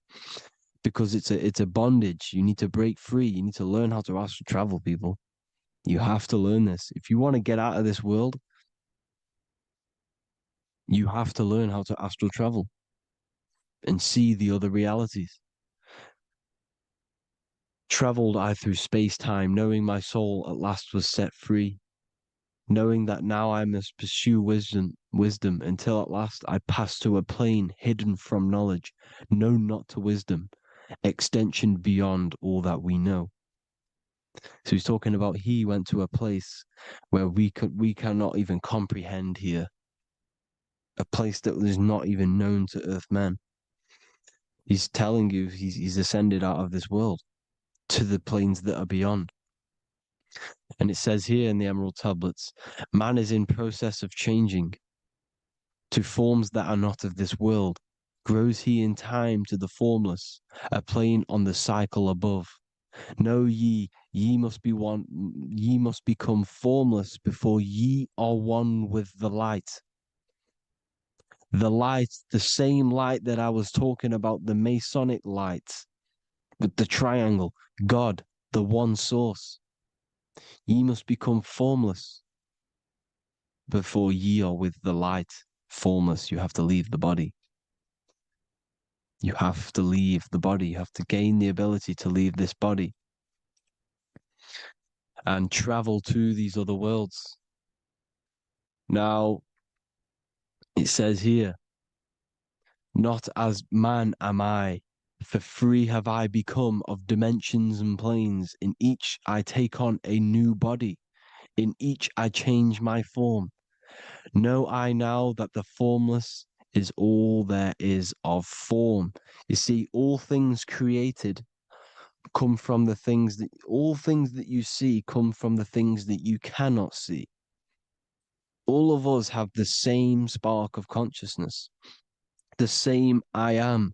Every dog, every animal, every human has this same I, this same thing which sees through the eye. It's formless. It takes this formless entity is the same entity of us. We are all the same entity in different bodies. And this entity it was represented as the flame, the cosmic flame, which is inside of all of us. And this is why the Masons depicted your spine as a candle or the Holy Grail. You would either see this or a candle with a flame on the top, because the Holy Grail is your consciousness, which is on top of your spine, which is the candle. Now, Jesus, Thoth, Buddha were all these deities which were coming down to lift people up because they were fishermen of men. And he would lift you up to the higher worlds, out of this world, to the ones above. Now, Thoth, you can see him here, he's leading the way. He's holding someone and he's leading the way with knowledge and power. He was leading the way to other worlds, out of this world. There's no point trying to change this world. This world will stay the same. It will stay the same. You have to get out of this world. And that's what they're telling you. That's what they're keeping you from. They're keeping you stuck within this thin layer of reality. So what the Masons are doing, they have the ability to astral travel. They're living not stuck and bound to one reality, but living within the different layers of reality. And this is what Morpheus was doing in the Matrix. Morpheus was going into the Matrix to go and get Neo, which is exactly what Jesus was doing, pulling up people out of this world to the ones higher. And that's exactly what Morpheus is doing in the Matrix. If you haven't watched the Matrix, go and watch it. It will blow your mind. Everything I'm saying in this video, you will see it. Except that you don't need to use a machine to enter the Matrix. You just use your body. Well, you use your consciousness to leave this body.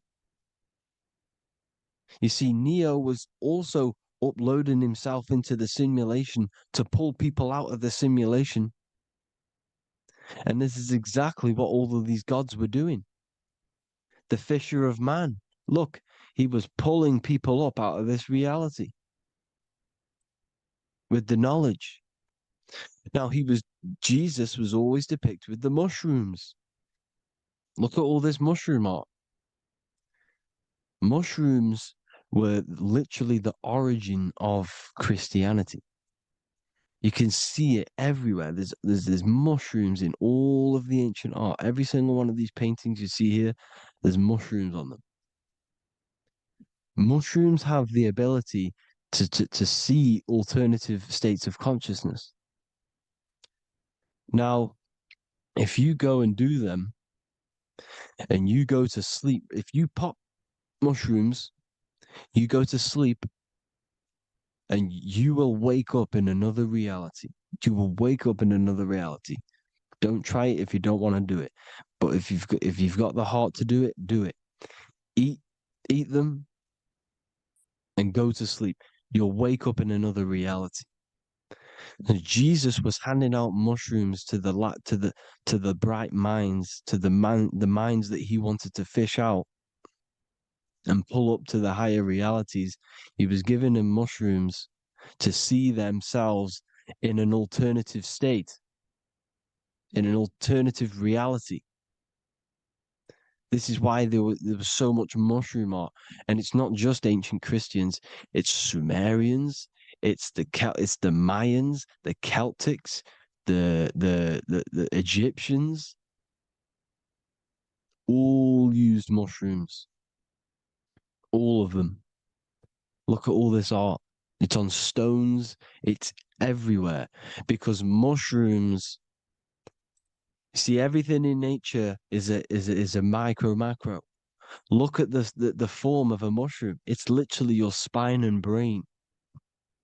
Because they alter your consciousness. Your body is just a radio receiver. Everything that you're experiencing is a program being ran by the central nervous system, and your consciousness is experiencing this program, these electrical impulses of the nervous system. because it's all feeding back to one point, which is the pineal gland. And this is the candle with the light on it. Type in Masonic candle and you'll see it. It's your spine with your spark of consciousness on top of the spine. And it's a mushroom because this sends you to alternative states of consciousness, alternative realities. Now, they were all doing this, the Egyptians, the Mayans. Now, there's more symbolism which goes into this. Look at the Christmas trees we use. The Christmas tree with the presents underneath them. Magic mushrooms grow under trees. And these are the presents under the trees that we symbolize today with Christmas. Santa's red and yellow for the red and yellow mushrooms. The same mushrooms Mario has to collect. And when he gets enough mushrooms, he levels up. And then what does he do when he go past the world? When you win that world in Mario, you go to another reality. You go inside of another world. It's truth in plain sight. And it's using mushrooms. It's using mushrooms. Everything, all of the characters in Mario, well, a lot of them are mushrooms. Look at this one. The presents, black, yellow, and red and white. Red and white mushrooms. And the bow on the top is the mushroom head. That's a bit of a reach, but you know, the symbolism never lies, is what you need to understand. And it's as above, so below. Now look at the Sumerians. The Sumerians were also multi-dimensional beings. Okay, look at how they have the double faces. They had 1 foot in this reality and 1 foot in another reality. And look at this one, a double-headed god inside of like a portal. You see? Because and look at these with the wings, the astral travel. Birds, ancient birds symbolize the soul. Because the soul is a bird, it flies to different worlds. It flies around the cosmos. And mushrooms gave you the ability to see these alternative states of consciousness, these alternate realities, because you exist in infinite realities. You exist in infinite realities. Now look at the 33rd degree Ordo Ab Chao badge. That you get this badge when you become a 33rd degree Freemason, and it's a double-headed eagle. A double-headed eagle. And you can see this in Sumeria first. Sumeria have the same symbol, a double-headed, bird. You can see it here as well. And the Masons are still using this symbol today.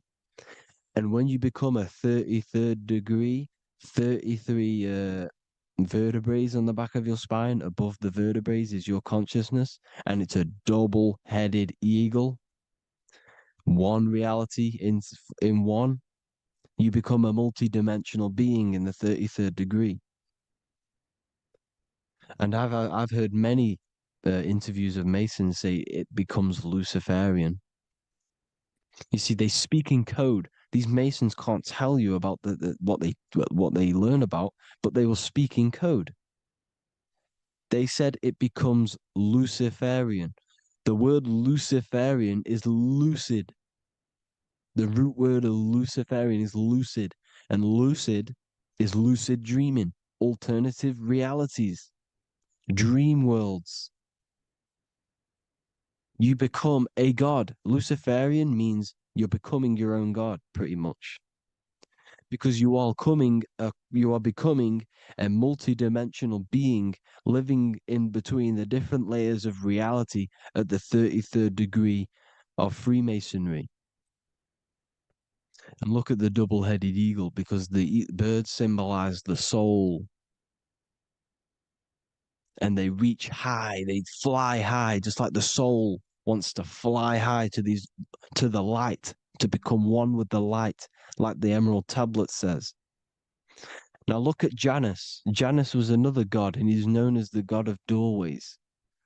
Janus always depicted with a double head. Janus is why we say janitor or January. And January is entering a new year. Janus is known as the god of doorways with keys, always got a key, because keys open doors. That's why the janitor holds all the keys. And Janus always has double heads because he had one foot in this reality, one foot in another. He was a multi-dimensional being, a Luciferian, living between the different layers of reality, except from instead of being stuck in one like we are. Well, a lot of people. And that's the whole point. You see, all of this stuff is about like changing the world and stuff like that. This world will probably never ever change. It's probably been like this forever. Well, forever, for a long time. But it's about moving out of this reality to the higher states. And the Masons always depict the ladder to the luminaries, the stars, with a key, the same key of Janus. The Vatican is a key, and it's in charge of all the religions. Why is it a key? Because they're holding back the key. They're keeping you stuck within this reality, keeping you stuck as identifying yourself with the body, identifying yourself with this world. You are not in the world is within you. This is a program being ran by your central nervous system, and your consciousness is experiencing this reality. Now, this is going to be a mind-blowing video for some people. You have to have an open mind. You have to let go of all the programs. I'm repeating what the ancients are talking about and the ancient symbolism. Look at Janus with the double-headed god. He was just another god coming down, giving keys to people who had the worthy mind to be pulled up out of this reality, to be pulled up to heaven, just like Jesus was teaching how to reach heaven. But really, it's an encoded scripture. But anyways, hope you all gained some insight on this video. Have an amazing day. Please like, share, comment. All the links are in the bio for the PDF, for the Manifestation Mastery course, and all the other amazing stuff. And if you want to support the channel, I'd greatly appreciate if you became a Patreon member. Hope you'll have an amazing day, people. God.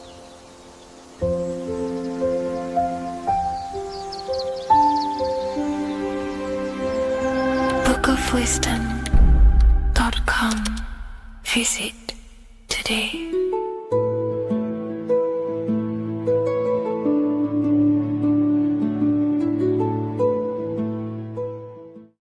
What is good, people? It's Revival of Wisdom. Today we're going to be talking about Saturn. I've done this video in the past. However, this video is going to contain a lot more in-depth explanation of Saturn. So the 33rd degree Mason, Manly P. Hall, said, Saturn is the key to crystallization, physical matter. Light is matter, matter is light. They are interchangeable. Low vibrating light turns into matter, high vibrating matter turns into light. And Saturn is the god of this world, this physical world. He crystallizes light into matter. This is symbolized as the Masonic checkered board, matter and spirit, matter and light, light and matter.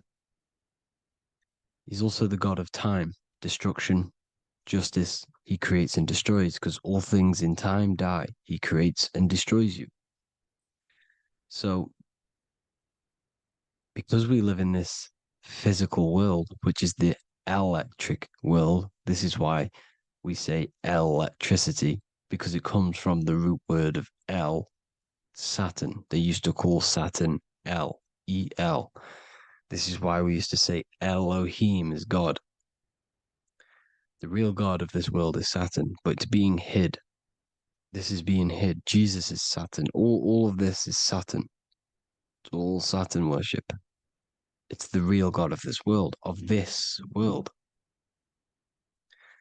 So, physical matter is a result of two opposing forces equalized on the plane of inertia, because everything is created out of electromagnetic toroidal fields.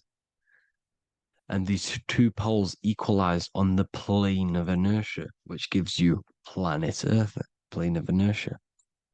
The plane of inertia is what Saturn is. It's the ring around the center of the plane of inertia. Thank you to Walter Russell saying, physical matter is a result of two opposing forces on the plane of inertia.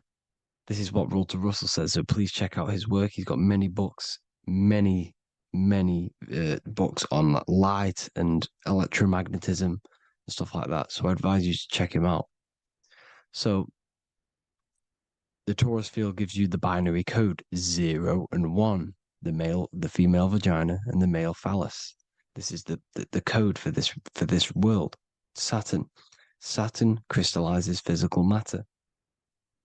Now Saturn is the most outermost layer of the 7 layers of heaven, where it says in the Quran, it says, Allah, it is He who created the 7 layers of heaven. Saturn is the outermost layer. He's the top. He's the most high. So when we say the most high, we're referring to Saturn. He's the most high before the firmament, before the stars. So Saturn is the god of this world. He's the Lord of the Rings. He wears the crown. The crown is the rings. Crown, Kronos. So the planets are luminaries. They are lights. They are beings. They are energy, conscious energy. And we're in the heart of the solar system. Saturn is the outermost layer. He is the one of this world. He's the god of this world. Now, on the North Pole of Saturn, you have the hexagon. Add up all the sides. It creates the 6-pointed star. Or it can be created as a cube. The cube is very important. The 6-pointed star is very important. 6 points, 6 triangles, 6 side, 6, 6, 6. Black cube adds up to 6 in gematria. Now, what did I say in the beginning? Saturn crystallizes the physical world. He creates physical things out of light. You are a light being. This is why we say human. Hue means the light spectrum. Hue, man, we are light manifested into physical forms, human. And we are incarnated through Saturn. Satan, same thing. The number of the beast is 666, and the 666 comes from the 6.6 triangle, 6 sides of Saturn, 666. We are all known as carbon-based life forms.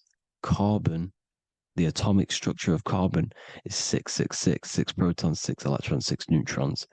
We are materialized into our physical bodies through Saturn, through the number of the beast. These bodies are the beast, it's the animal. The divine, the Christ, is the consciousness within, because you are a physical, spiritual being combined into one, hexed into one, hexagram. This is a hexagram.